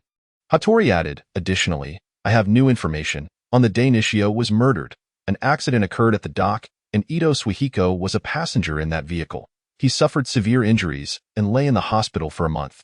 The police discovered that the oil pressure line had been tampered with, and a sniper rifle was found in the trunk. It appears to have been a murder to silence him, the novelist analyzed. Was Ito Suihiko arrested? Conan inquired. No. 2 months after the accident, the doctor finally agreed to a meeting, but when the police sought out Ito Suihiko, they discovered he had already vanished. Dr. Agasa explained, the perpetrator is him then? He continued, however, they found a rare mascara on the sniper rifle scope, the same brand used by Shimizu Riko. Then her suicide was likely a ruse. She intended to commit murder and frame Ito Suihiko for the crime. The novelist mused, resting his chin on his hand. By the way, after the incident involving Ito Suihiko, his company was acquired by Shinzen Commerce. Could this matter be connected to the Shinzen Art Museum? The very place where Kid stole the jewels? Indeed, it is said that the chairman of Shinzen Commerce, Shinzen Sutura, had a close relationship with Ito Suihiko. Furthermore, on the day of the armored car robbery, a gunfight appears to have taken place. Therefore, the face of the assailant may have been seen by Kid, Dr. Agasa interjected, remarking that there seemed to be a lead on the Mori side. A cleaner had reported hearing a clattering sound emanating from the restroom and subsequently witnessed Ito Swanaka emerging with a golf bag in tow. That sound was undoubtedly the noise of shell casings hitting the floor. Within that golf bag lay the sniper rifle. The two, having unraveled the mystery, were quite exhilarated. Conan casually inquired about the situation of Kagoro Mori. He was informed that the case had been solved, and that they must first seek out the client to report their findings. Wait, could Detective Mori have mistaken the target? The novelist cautioned the duo. Oh no, if Uncle has misidentified the target, it could lead to complications. Chapter 64. The soulful lament of the detectives. Epilogue. On the other hand, Kid had lured Officer Nakazawa over, successfully dealing with Soichiro Shinzen and the hired assassin. However, Shimizu Riko managed to escape. At the Red Castle Hotel, Kagoro Mori returned to the room, ready to reveal who he believed to be the murderer when Conan, Hattori Heiji, and the novelist arrived. Conan, carried on Hattori's back, produced his watch's tranquilizer gun, intending to shoot, but inadvertently struck the butler who had approached Kagoro Mori in a moment of desperation. The novelist launched a surprise attack from behind, delivering a punch that knocked Kagoro Mori to the ground, followed by 2 more blows that sent him into a deep, childlike slumber. Conan remarked, "It seems I must be wary of Uncle Orpheus's fists in the future. It appears anyone can be felled by his trio of punches." Investigator, kudos to you. At that moment, the display screen cut off, prompting Conan to snatch the remote from the butler's hand and randomly press buttons, revealing a hidden door. Hattori, carrying Conan, wielded an axe he had taken from a suit of armor, while the novelist grabbed a shield, and the trio ventured deeper into the secret passage. At the end of the passage lay a surveillance room, where Ito Swanaka awaited them. Welcome, Kudo Shinichi, Hattori Heiji, and Mr. Orpheus Dross. It is a pleasure to finally meet you, Mr. Ito Swanaka, the president of the Far East Company, Conan stated in Kudo Shinichi's voice. The car accident at the docks has left you imprisoned here? The novelist remarked with a hint of mockery. Being framed by others, even to the point of murder, and you remain oblivious? Your mind must be as rigid as your body. You gathered a multitude of detectives to play this life and death game, merely to confront a reality you perhaps already knew? Ito Swanaka, incensed by the novelist's sharp tongue, was then mercilessly confronted with the truth by Conan. Shimizu Riko was indeed the murderer of Nishio Masaharu. She had framed Ito Swanaka and orchestrated an accident in an attempt to silence him, ensuring there would be no witnesses. However, the mascara on the sniper's scope had betrayed her. The motive stemmed from her desire to monopolize the loot from a cash transport robbery. We have unveiled the truth. It is time to deactivate those IDs, isn't it? Ito Swanaka, resembling a madman, continued to mutter phrases of disbelief, completely unaware that a peculiar shadow had enveloped him. He straightened in his chair, seemingly prepared to argue with the detectives, when he was abruptly struck by a vision. His previously blind eyes now perceived something uncanny. A viscous black mist swirled around him, and the glimmer of crimson eyes peered through the darkness. While eerie tendrils emerged from the fog, gradually ensnaring his body, he felt a chilling grip, as if his heart were being clasped by a claw. As the tendrils crawled up his face, he experienced the sensation of sinking into the ocean's depths. Unable to breathe at last, he let out a desperate scream before losing consciousness. The Witch of Dreams remarked, "Not bad. You truly embody pain and fear." The King in Yellow replied, "I suppose I only indulged you with these trivial games out of boredom." The novelist added, "I witnessed his mental collapse firsthand. It was truly tragic." Upon hearing Ito Swanaka's sudden scream, Conan and Hattori rushed over, relieved to find he had merely fainted. They then turned their focus to finding a way to deactivate the handcuffs. Meanwhile, Shimizu Riko appeared at the entrance of the dark room, gun in hand, aiming at the trio. The novelist quickly raised his shield for protection, while Hattori calculated the moment to strike as the bullets would run out. However, he was injured in the shoulder by Riko's other firearm. In a critical moment, Hattori thrust the axe into the ceiling, while the novelist charged forward, using the shield to block Riko's line of sight, allowing Conan to grasp the axe handle midair and execute a powerful kick, successfully incapacitating Shimizu Riko. Nevertheless, the equipment had been damaged in the earlier gunfight, preventing them from directly halting the countdown to the handcuffs explosion. After rebooting the system, Conan discovered that a password was required for it to function. The password was "Who is the person I love most?" Hattori entered Shimizu Riko's name, but it yielded an error. The novelist then suggested Ito Swanaka, reasoning that a narcissist such as him, obsessed with perfection, would likely choose that. The countdown ceased just before the final second. Later, Conan realized that Ito Swanaka had mistaken him for Kudo Shinichi due to the fingerprint scanner on the chair. In the fantasy park, Inspector Megure commenced the retrieval of the ID wristbands from the children. When the park discovered that her wristband had returned, she placed it in the collection bag. After the police confirmed everything was in order, they allowed the children to enjoy the supergiant snake ride. "How splendid!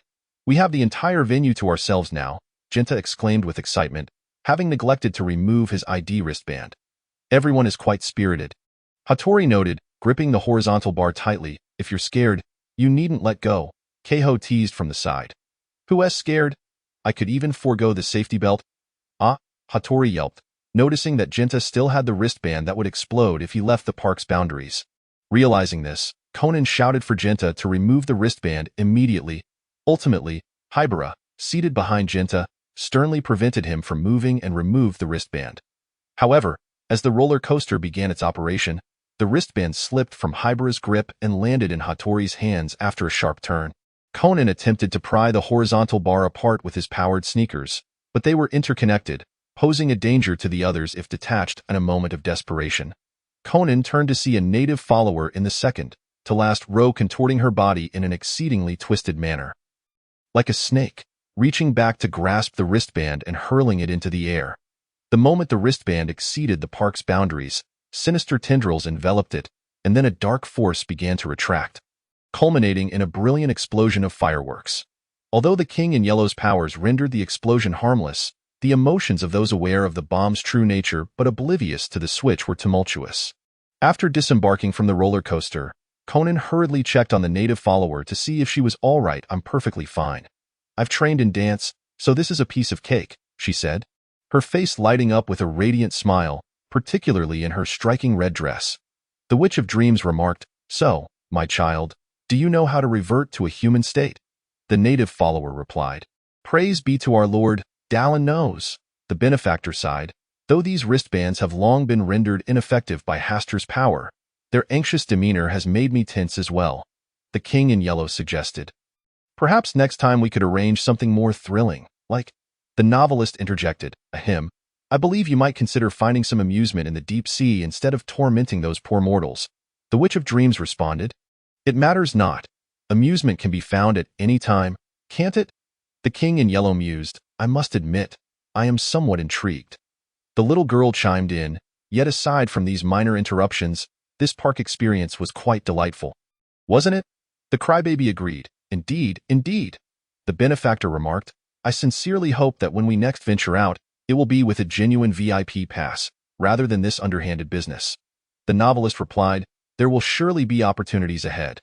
Chapter 65. The Clash of Red and Black, Part 1, Batter. Recently, a boy named Handu Ayu has arrived at Titan High School, Forward. He appears rather clumsy and often finds himself in humorous predicaments. Priest. It seems he is here searching for his sister, Mizuno Rina. Sorcerer. Mizuno Rina's real name is Handu Aikai. She is an undercover agent for the CIA within the Black organization. Cheerleader, however, he seems unaware of this and merely believes Mizuno Rina's disappearance is linked to his sister's, Prophet. He previously sought my divination, inquiring about his sister's whereabouts. Novelist. And what did you respond? Prophet. I merely told him that as long as he does not give up searching during this time, he will have a chance to see his sister. Antiques dealer. Mizuno Rina is concealed by the FBI at Cup House Central Hospital. However, Akai Shuichi seems quite wary of me, as I have not had much contact with Judy lately. Entomologist. Is he trying to simultaneously scheme against both us and the Black organization? Fire investigator. Truly? They claim to share information while concealing details, thinking we are oblivious. Puppeteer. Given Akai Shuichi's vigilance, it is only natural for him to distrust us, as we are not regarded as virtuous individuals in their eyes. Novelist. If they withhold intelligence, we shall take the initiative. Psychologist. I am fully prepared. Patient. Ida. I shall protect Ida. Mercenary. The organization has also dispatched external members to infiltrate the hospital for investigation. Scout. Ah, that poor Nakata Riku, who was so frightened by Akai Shuichi that he took his own life. Mortician. Those with any ability within the organization are turning against us. Only Jin is diligently fulfilling his duties. If this continues, his visage will be less than perfect when laid to rest. Novelist. Then let Ida and Emil disguise themselves as a newly arrived doctor and patient to blend in. Patient. I only wish to be with Ida. I desire no others. Psychologist. Rest assured. I shall arrange for us to have a private ward. Patient. Ida. Affectionately. Psychologist. Emil. Lawyer. Oh no, they have begun again. Novelist. On the bright side, at least we won't be the only ones sharing dog food at that time. Cowboy. By the way, it seems that Hondo Ayu has already infiltrated the hospital for investigation. He hasn't been seen at recent campus events, Professor. So, Conan is also investigating the relationship between Hondo Ayu and Minazuki Reina. Antiques dealer. I shall send a message to Judy, informing her that our people have arrived. On Conan's side, he has invited Judy to Dr. Agasa's home to exchange intelligence. It appears that Hondo Ayu has gone to the Kyopo Central Hospital. You mean the boy looking for his sister who resembles Minazuki Reina? I recall he was holding a photo of his sister, inquiring if the nurses had seen her. However, the nurses there were entirely unaware of Minazuki Reina, so he gained no information. No, I mean his father's colleagues. Members of the company seem to be searching for Minazuki Reina as well. That is troublesome. If they are members of the company, they are likely to recognize our FBI agents. They are known to be ruthless and may resort to violence. Indeed, if their actions draw the attention of the Black organization, it could spell disaster. Speaking of which, that Chishire 11 sent me a message. Judy opened her phone and displayed the message to Conan. The message from the antiques dealer read, "It seems your FBI is overly cautious of us, so we have dispatched new members to the hospital to gather intelligence. Try to figure out who they are." Novelist. Honestly, that message reads like an invitation for them to join a treasure hunt. Antiques dealer. A classic person-finding scenario. Aside from mentioning we have sent people, I didn't specify how many or their genders. Allowing them to guess. Gravedigger. ISNT searching the entire hospital a bit too challenging? Antiques dealer. Don't underestimate him. He can determine the candidates simply by investigating the recent visitors to the hospital. Conan was also surprised to see this message. Ordis has actually sent new members to gather intelligence. This is likely because Shuichi seems very wary of them, preventing that Miss Chishire from approaching Minazuki Reina's ward. So they must be thinking of gathering intelligence themselves. Yet, Minazuki Reina is still unconscious in the hospital. Even Ordis' people wouldn't be able to extract any information. I wonder what special methods they have to obtain intelligence from someone in a coma. I witnessed Shuichi and Miss Chishire arguing in the corridor. Shuichi firmly refused to allow her to interrogate for information in their way. This is a bit troublesome. Conan now regretted not directly asking the Air Force for her contact information back then. He also wondered how many people Ordis had sent this time. Shuichi speculated there were at least 2, as Ordis members seldom operate alone during major missions. Subsequently, the two discussed Hondo Ayu's father, Ethan Hondo, a member of the company, also known as the CIA, who was shot dead by Minazuki Reina long ago in a warehouse. If Minazuki Reina is indeed Hondo Ayu's sister, it would mean that the daughter killed her own father. The two ultimately decided to go to Kyoto Central Hospital together to search for clues. On their way to the hospital, Judy informed Akai Shuichi of the results discussed with Conan. Upon arriving at the hospital, Conan inquired about Hondo Ayu from an elderly nurse. "Ah, it's that boy. I remember him. He was always holding a photo of the female streamer Minazuki Reina, asking if anyone had seen her hospitalized." Interestingly, another person asked the same question as that boy, inquiring whether the Minazuki Reina seen in the hospital was indeed the real one. Conan and the FBI trio were taken aback, and Conan quickly pressed for the identity of that person. "I apologize, at that time.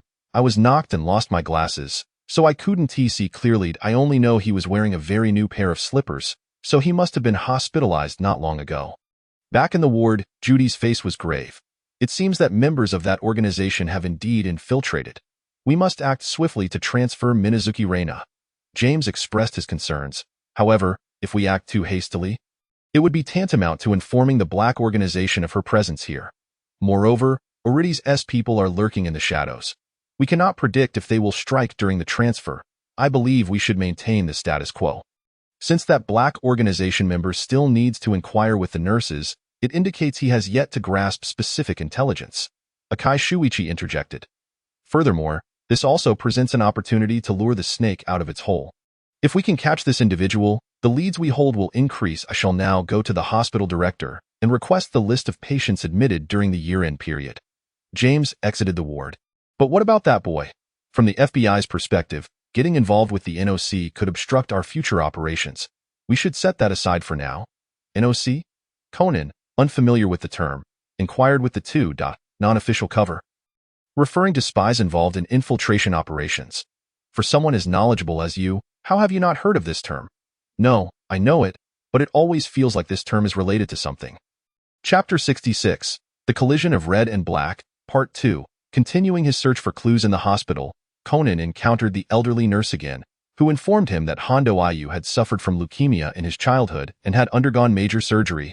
This further solidified Conan's suspicions regarding the relationship between Hondo Ayu and Minazuki Reina. On the FBI side, James had found the most suspicious patient's information, namely, Shinoki Taro, hospitalized for a right foot fracture, Nakata Riku, hospitalized for a cervical sprain, and Nishiya Tadao, hospitalized for acute lower back pain. Additionally, there is a noteworthy detail. A female psychologist named Ida Mesmer, accompanied by a male patient named Emil, also arrived at the hospital during that time. According to hospital staff, the psychologist came to treat her patient's psychological illness. "I have instructed the agents stationed outside Minazuki Reina's ward to memorize the faces of these individuals, ensuring they do not approach the ward." Inside Minazuki Reina's ward, the doctor summoned by the FBI examined her and confirmed that she had not yet awakened. However, Conan had already detected signs indicating that she had long since regained consciousness. Conan discussed with the FBI team, proposing to test the several suspicious patients himself, using his miniature video camera to document the process for thorough analysis. Just as Conan was preparing to conduct his tests, he collided with a man clad in a black trench coat around a corner, causing him to stumble and fall. Conan, startled, looked up. Before him stood a tall man, entirely enveloped in black, wearing black gloves, black boots, a sandglass at his waist, a purple iris pinned to his chest, and a black hat obscuring his somewhat pale face. Are you all right, young lad?" The gravedigger slowly crouched down, allowing Conan to see his pale pink pupils and the white strands of hair peeking from under his hat. "And no, I'm fine."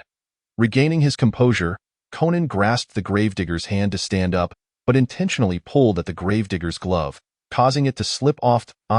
The gravedigger panicked, using his other hand to cover the hand that had been exposed to the light, which appeared ghostly pale. Realizing his actions were excessive, Conan hurriedly apologized. "I'm sorry, big brother, I didn't mean to." He then returned the glove to the gravedigger. "Big brother and albino?" Conan inquired as he watched the flustered gravedigger hastily redon the glove and lower his hat again. Shuh, don't tell anyone. People fear white monsters? The gravedigger made a shushing gesture to Conan before hurriedly departing. Gravedigger. He is quite terrifying. My hand feels a bit uncomfortable. Postman.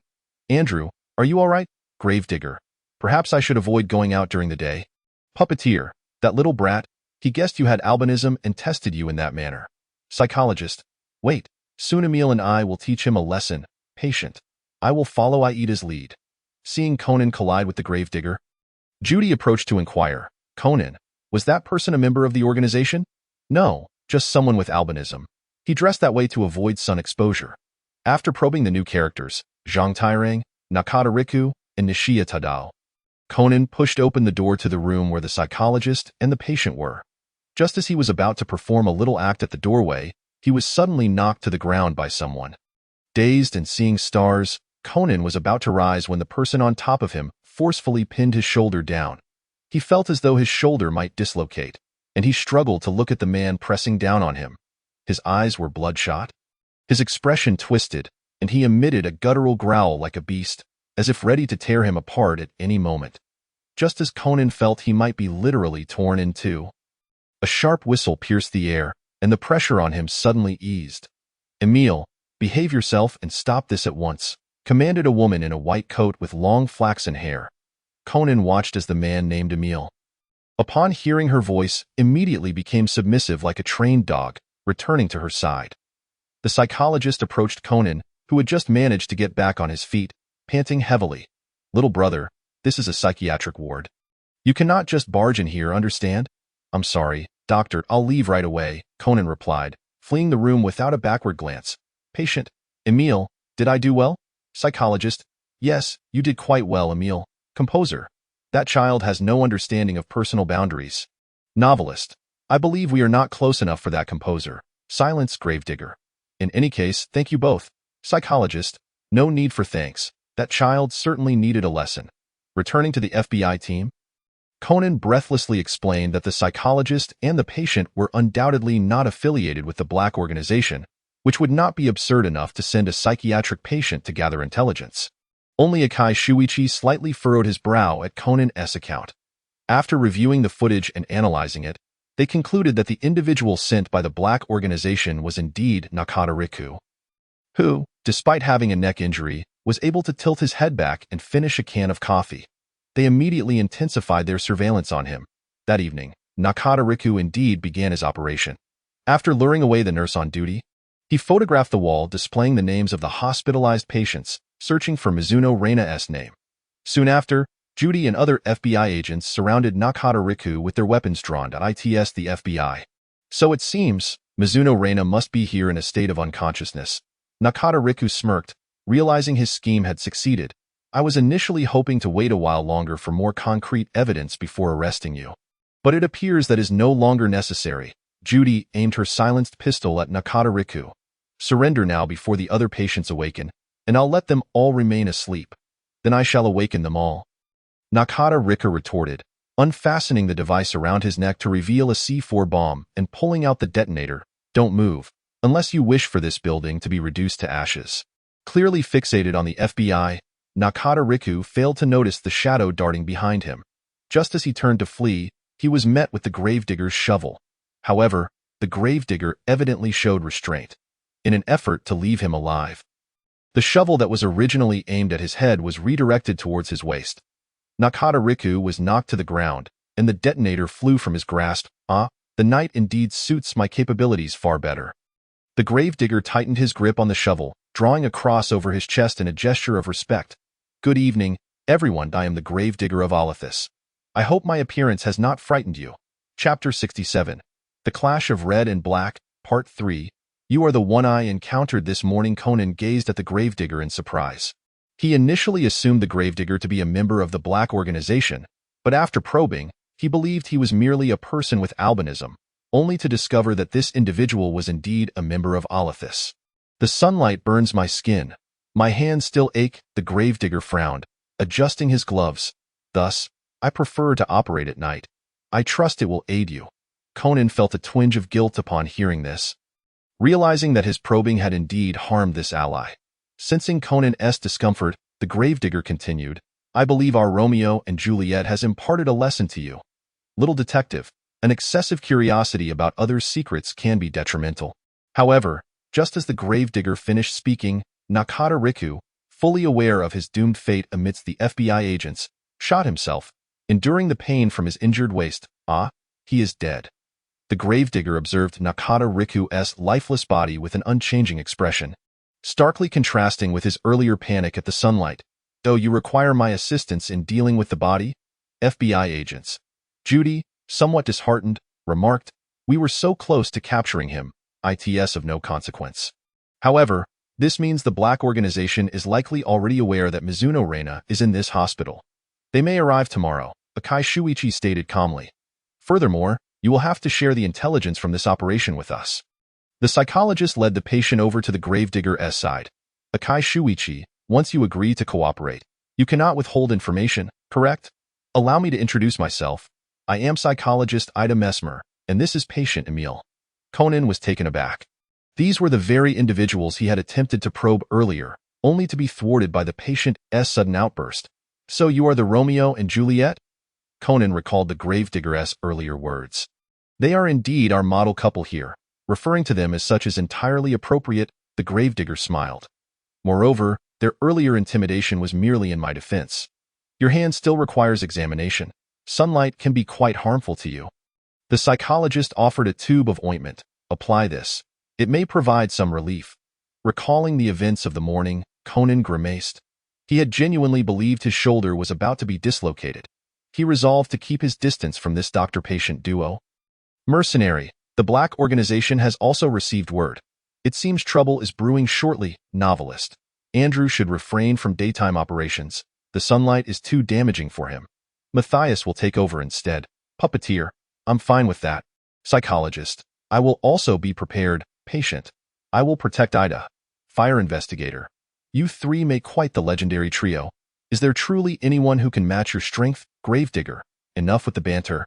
Postman, well, Andrew's transformation from day to night is indeed striking. Prisoner, you make it sound as if Andrew were some sort of nocturnal vigilante. Gravedigger. Afterward, the gravedigger departed first, while the FBI agents, Conan, the psychologist, and the patient convened to strategize against the impending threat from the Black Organization. Conan learned from James that Akai Shuichi had previously infiltrated the Black Organization and had a romantic relationship with Mayano Akemi. Ultimately, Akai Shuichi had to leave due to the exposure of his identity, while Mayano Akemi had sent him a text message before her involvement in a billion-yen heist. Novelist. I briefly reviewed their character relationships. It is all quite intricate. Lawyer. This relationship is as convoluted as that between the Mesmer and Kyo families. Record keeper. Psychologist. So the original instigator of that incident was my father? Lawyer. That damned old bastard's drugs.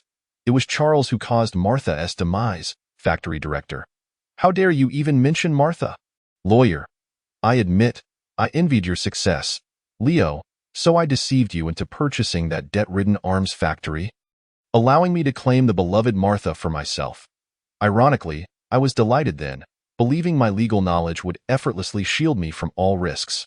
Doctor. In the end, Martha chose to leave you and return to Lilith. But I used that drug and I fled during the procedure, Gardner. I've read that case file. It wasn't entirely your fault, Emily Lawyer. Everything changed after that. I've never loathed myself so deeply. The legal knowledge I possessed was rendered a mere joke in that trial, as that bribed judge casually declared Charles not guilty. Psychologist. My sister and I both resisted our father, but she failed. And I could not succeed either. Ultimately, I fled that household and encountered Emil, patient. Ida, record keeper. That judge is my good-for-nothing brother. He is utterly unqualified to represent justice. Record keeper. I know that if I am swayed by Bessie's tears or softened by my nephew's innocent gaze, I will never hear the cries of the wronged buried beneath the winter's snow. Lawyer. It wasn't he always like this? How did things come to this? How did it end up like this? Gardner. Enough. Mr. Riley, it is you who has caused me to lose my family. I shall never forgive you, Director. Alas, Freddie, we have no opportunity for regret. What has transpired cannot be altered, of course. Do not expect me to treat you kindly. Lawyer. I do not require your kindness. I shall atone for my sins towards Martha on my own. Reporter. Thus, everything in this world is intricate. Individuals must bear the consequences of their actions. And no one is exempt. Novelist. Therefore, the fortunate shall not arrive at the manor. The perspective shifts back to the FBI, where Conan discreetly pulls Akai Shuichi aside to the rooftop to discuss their plans. Meanwhile, in the hospital room of Mizuno Reina, Han Iai stealthily slips in during the agent's shift change. Han Iai vigorously shakes the bedridden Mizuno Reina. Sister Aikai, how are you? Wake up, you must wake up. They intend to take you away to another location. Don't let them do that before you awaken. Wake up now. In a fit of agitation, Han Iai raises a surgical scissor to stab Mizuno Reina. Already awake, Mizuno Reina catches Han Iai's hand, which wields the scissors aimed at her. You must not do this, little Iai. Outside the hospital, Judy notices a newly arrived FBI investigator, Andre Cameron. Chapter 68. The Collision of Red and Black, Part 4. Conan and Akai Shuichi walk through the hospital corridor. Having finalized their plans, what does Mr. Akai intend to do regarding the situation with Ordis? They are not easily deceived, Conan inquires as they walk. The individuals on Ordis' side are indeed rather troublesome. It would be fortunate if we could evade their scrutiny, but one cannot guarantee they won't act against the FBI. I had previously received their invitations, and it seems their internal dynamics are rather discordant. Conan recalls his experiences of receiving invitations twice. Theo elaborate, the Regulators faction is likely responsible for the human experiments. Those strange abilities appear utterly incomprehensible to me, and among them, some possess exceedingly vile personalities. Just thinking of Jack's face sends a shiver down Conan's spine. Once during a game of blackjack and once with Burstein, both encounters left a rather unfavorable impression. They presumably pursue immortality. I have heard that this experiment is overseen by a member codenamed the Photographer. The Photographer, who captures time through video for the sake of eternal life. That codename indeed holds significant connotation. Akai Shuichi chuckles. Conan continues, the Survivors faction seems to oppose this endeavor. That Air Force Lady and Lady Pharaoh share a mentor-student relationship, and she possesses a strong sense of justice, including that individual codenamed antique dealer, Miss Chi-Shi, who harbors a fierce aversion to evil. Frankly, it is hard for me to fathom how such disparate personalities can collaborate within the same organization. This implies they must find grounds for mutual cooperation and recognition. Akai Shuichi furrows his brow. This is also the reason I have remained vigilant of them. Whether survivors or regulators, they may share a common ultimate goal, though we remain unaware of it for now. However, the good news is that Ordis has never genuinely exhibited hostility towards the FBI. So Mr. Akai still wishes to maintain this superficial cooperative relationship. Maintaining the status quo may indeed be the best choice. As they converse, they head towards Mizuno Reina's hospital room, oblivious to the puppet Lewis stealthily following behind. Antique dealer, they have moved on. We can withdraw now, Matthias. Puppeteer, phew, operating puppets from a distance is truly exhausting. Psychologist, fortunately, the FBI is all gathered in the conference room discussing their battle plans. No one is paying attention to your actions, novelist. They will likely soon finalize their plans with Mizuno Reina, so we shall not partake in her transfer. Composer. After all, this is merely a grand play orchestrated by Akai Shuichi to reinstate Mizuno Reina within the Black Organization. Guardian. Let the FBI busy themselves. We can rest in the shadows. Mercenary. The organization is bustling again. An operation is likely about to commence. In the operations conference room, Judy and James are briefing a group of FBI agents on their tactical plans. The psychologist is alongside them, attending to the patient. 3 stretchers for transporting patients and 3 vehicles for carrying the stretchers are prepared. In the worst-case scenario, we must move Mizuno Reina out of this hospital. However, this is a plan we wish to avoid executing unless absolutely necessary. Furthermore, due to the hospital setting, radios cannot be utilized, and phones are prone to eavesdropping, so they should be avoided as well. Members within the hospital will report verbally, while those in the parking lot will communicate via radio to James. An incongruous voice suddenly interjects. Humph, this seems excessively elaborate. The speaker is Andre Cameron. However, his suggestion is dismissed by James. At this moment, Akai Shuichi and Conan enter the conference room. I have a general understanding of the operation plan, but I have some questions for this psychologist. Would it be convenient to discuss in another room? Akai Shuichi inquires of the psychologist. Certainly. Soon, Akai Shuichi, Conan, The psychologist and the patient arrive in a new room. You two seem to have no intention of participating in the FBI's operational plans. Akai Shuichi begins. That is your plan. Do you truly wish for us to meddle? The psychologist responds with disdain at such an inquiry. The patient gazes intently at Akai Shuichi, fearing he might harm Ada. You two are members of the survivors faction? Correct. Will the regulators be involved in this operation? The psychologist smiles slightly. It seems Conan has informed you of quite a bit regarding the manor. However, this operation will not involve the regulators. In fact, we are not interested in your little charade at all. Both Akai Shuichi and Conan are taken aback.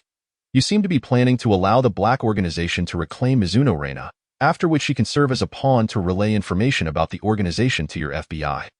After all, that Mizuno Reina was originally named Handai Kai, a CIA undercover operative within the organization, correct? You are aware of that? Conan is somewhat astonished. We know a great deal more. There is no need to enumerate them all. As long as we obtain what we desire, which pertains to that special pharmaceutical information, we are satisfied. However, to my knowledge, the survivors faction does not seem particularly invested in such an immortality drug. What, then, are your individual reasons for joining Ordis? Akai Shuichi frowns. Is this where the interrogation begins? However, the reasons for the survivors joining the manor are varied and not a secret. I don't mind disclosing a bit. After some thought, the psychologist replies, I joined the manor to cure Emil's illness. The antique dealer seeks to find a lost acquaintance. The guardian pursues his beliefs, while the Air Force lady appears to seek freedom. Has anyone thus far achieved their goals and left the manor? Conan cannot help but ask. I do not know. Though I consider myself a veteran of the organization, I am unclear as to when the manor was established. However, I can confirm that since I joined the manor, I have never seen anyone leave alive. The psychologist displays a mysterious smile and then blows a whistle. The sharp whistle causes Conan and Akai Shuichi to cover their ears. By the time they regain their senses, the psychologist and the patient have approached the window. Farewell, everyone.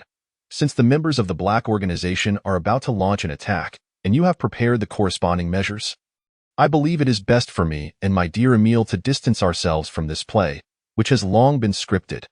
The patient cradles the psychologist in his arms, and she kisses him gently on the cheek. Then, the patient leaps out of the window with the psychologist, pulling a grappling hook to escape the imminent chaos. Chapter 69.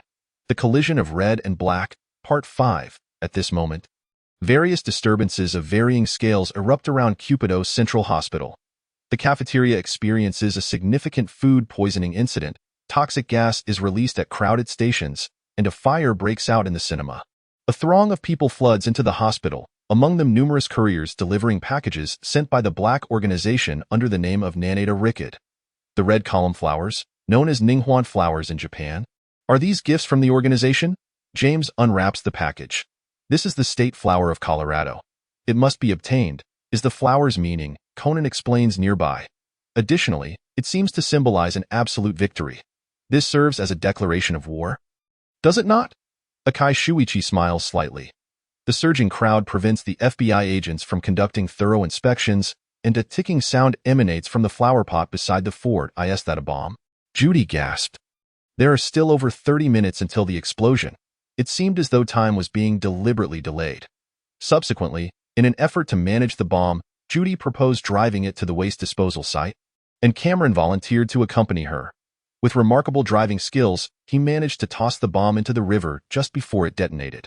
Novelist. I have released all the surveillance ravens. Now I can enjoy this spectacle in 3D. Magician. Quite something. Acrobat. Wait a moment. Where has Florian gone? Shouldn't he be distributing the popcorn at this time? Antiques dealer. I believe I saw him rushing to the fire scene to join the excitement. Explorer. Even at a time like this, he remains true to himself. That is commendable, Professor. Cameron's driving skills are quite impressive. He possesses a flair reminiscent of mine. Composer. What kind of wild racing technique is that? Gravedigger. By the way, Matthias seems to still be in the hospital. Puppeteer. Various packages containing hidden bombs have been arriving one after another. The FBI agents are urgently recovering them. Postman. C4 bombs? They shouldn't pose any threat to you, right? Puppeteer. Not at all. While these bombs are quite powerful in this world, their impact on us seems to be merely a quarter of that. Mechanic. What is this?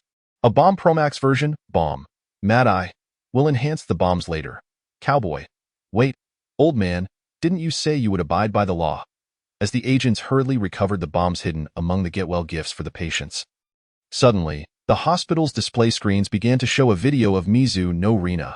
I have fully recovered now. To the audience in front of the television, I sincerely apologize for causing you concern. I hope you will continue to guide me in the future.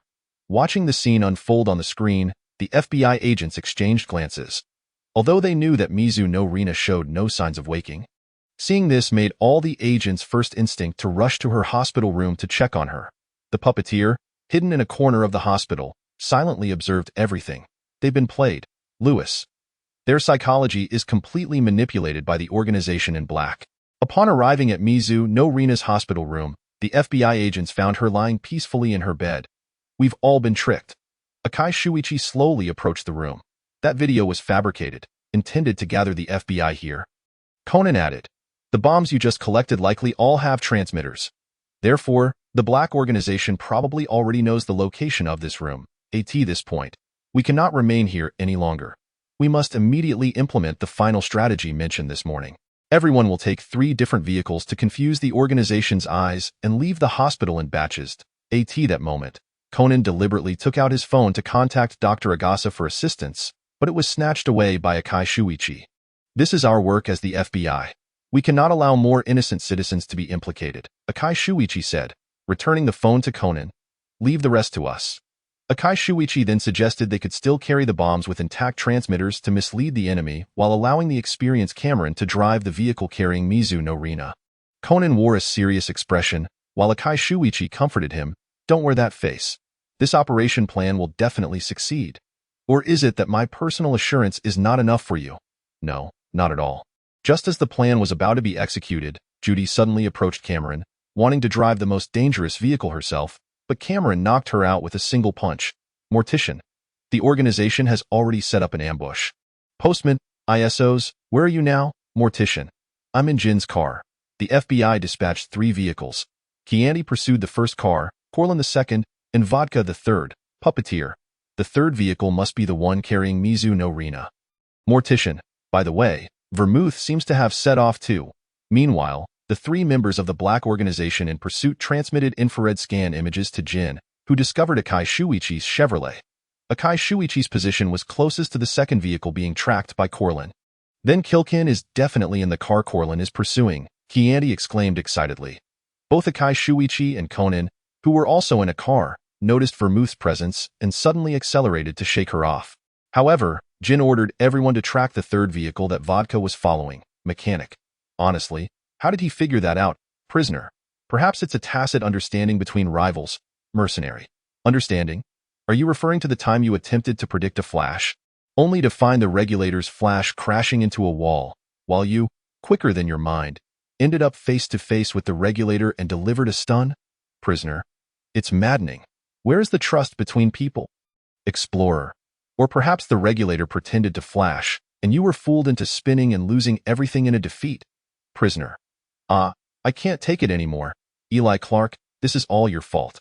Why didn't you give me a break? Prophet. Priest. Cease your purity actions at once.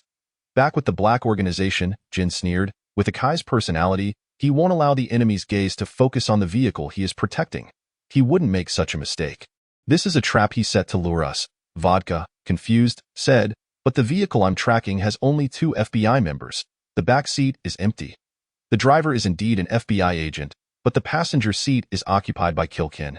So, this is a ruse set up by the FBI.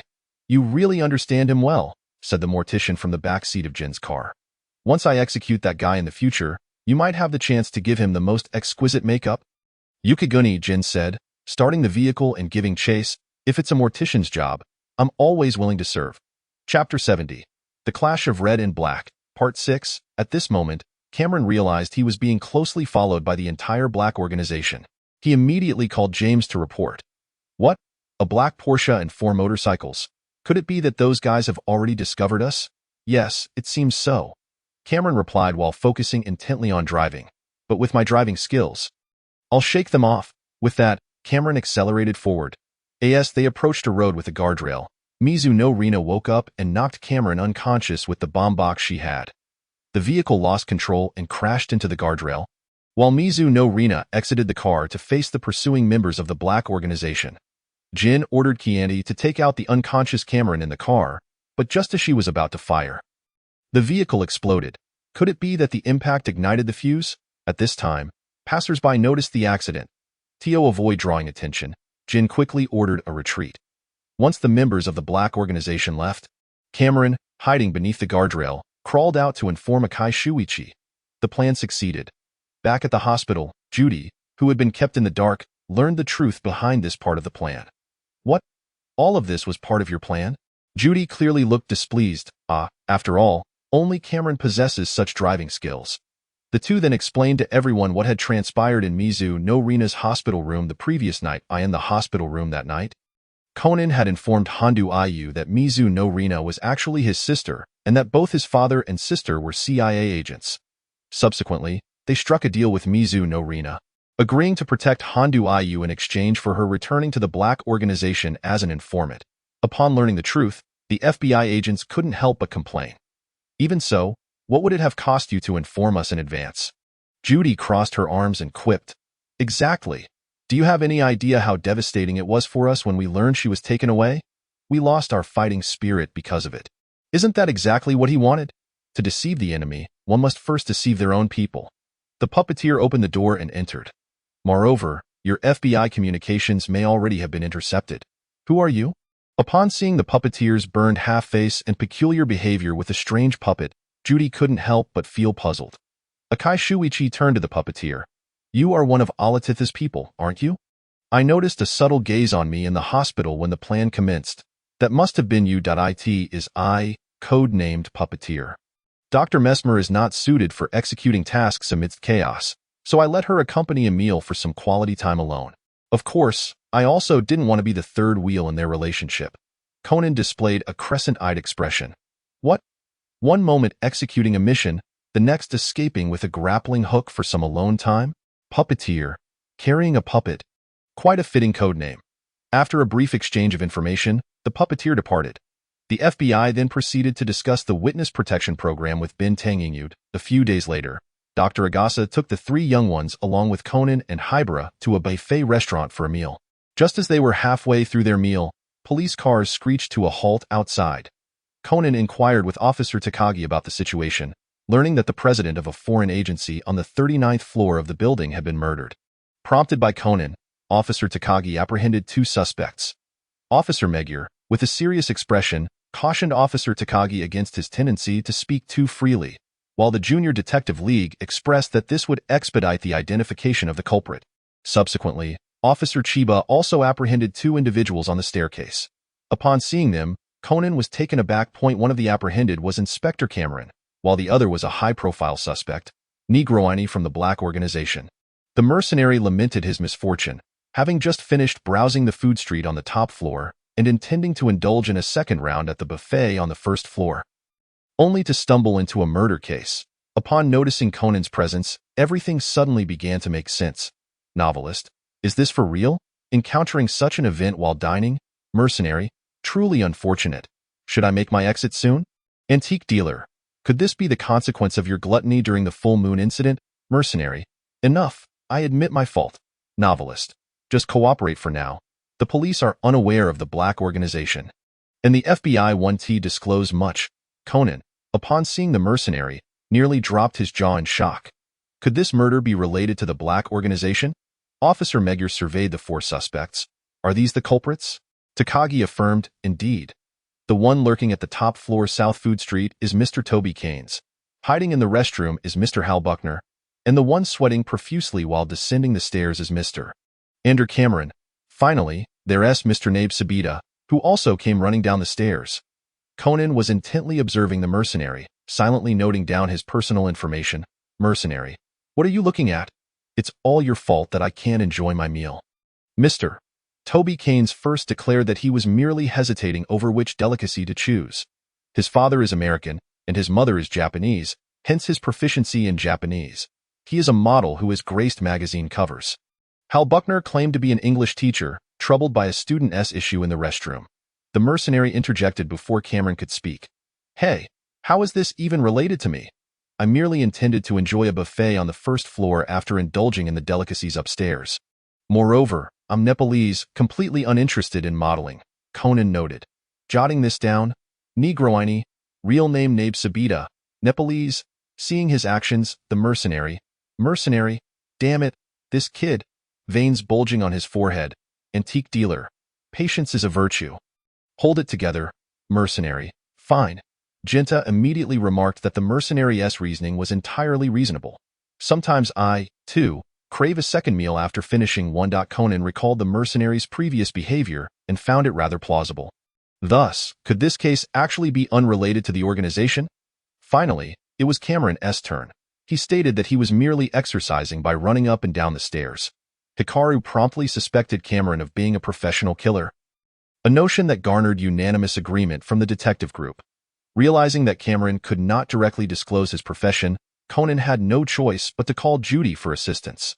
Upon hearing that Cameron was suspected of murder and that Negroini from the Black organization was present, Judy immediately prepared to head out.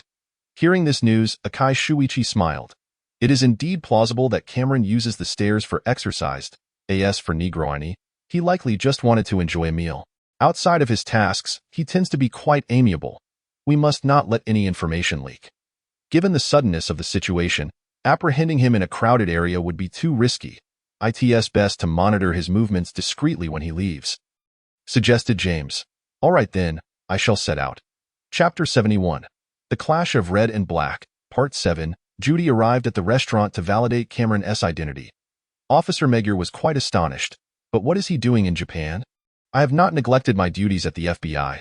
You are aware that I came to Japan for a vacation. He was worried about me since I hadn't returned, so he came to check on me. Andrew Cameron is my boyfriend, after all. Right, darling?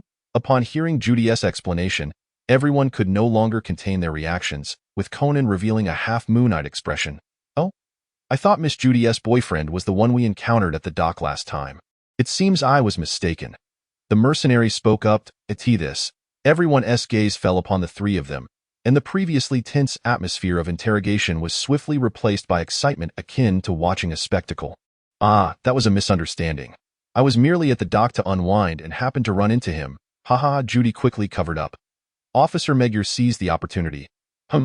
It seems Mr. Sabita is also acquainted with you. Is he also with the FBI? Conan, who had just been enjoying the spectacle, instantly reverted to seriousness.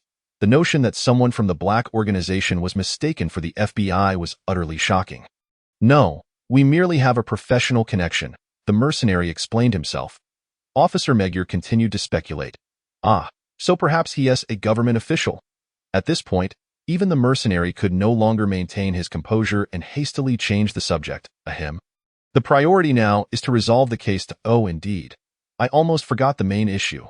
Judy then approached Conan and quietly thanked him, while Conan expressed his desire to meet everyone again before the FBI withdrew from the hospital. Additionally, I would like to handle the Negroini situation myself. Please do not alert the FBI, as I have met with him several times before and have a certain understanding of him. Is that so? Then you must be cautious. Officer Chiba presented the evidence discovered in the restroom to everyone. It consisted of a raincoat, gloves, and a firearm, likely the murder weapon. Conan suggested that the murderer must have hidden these items in the restroom after committing the crime, a process that would take at least 5 minutes without creating suspicion. Indeed, and we have also reviewed the surveillance footage from the elevator, confirming that no foreigners used it. What if the foreigner is from an Asian region? Their appearance might not be discernible. Judy expressed her doubts. That hadn't crossed my mind. I am Asian. The mercenary rolled his eyes in annoyance. A nearby secretary chimed in. I doubt our president would hire a foreigner who looks Asian. After all, the president mentioned that a foreigner with a completely Japanese appearance who speaks Japanese would be far more intriguing. Thus, the most suspicious individual should be these three gentlemen with European and American features. Mercenary. Then I suppose I can temporarily rule out suspicion. Just to be safe, I must ask Mr. Sabita to stay here for cooperation, Officer Magyar stated. Sigh, very well. Life is not easy, the mercenary sighed. Conan, diligently investigating, discovered that the president likely wrote something on a notepad before his death, but the top sheet had been torn off. Following police investigations, the contents of the notepad were confirmed to be Bring My Tux, indicating a request for his tailcoat to be brought over.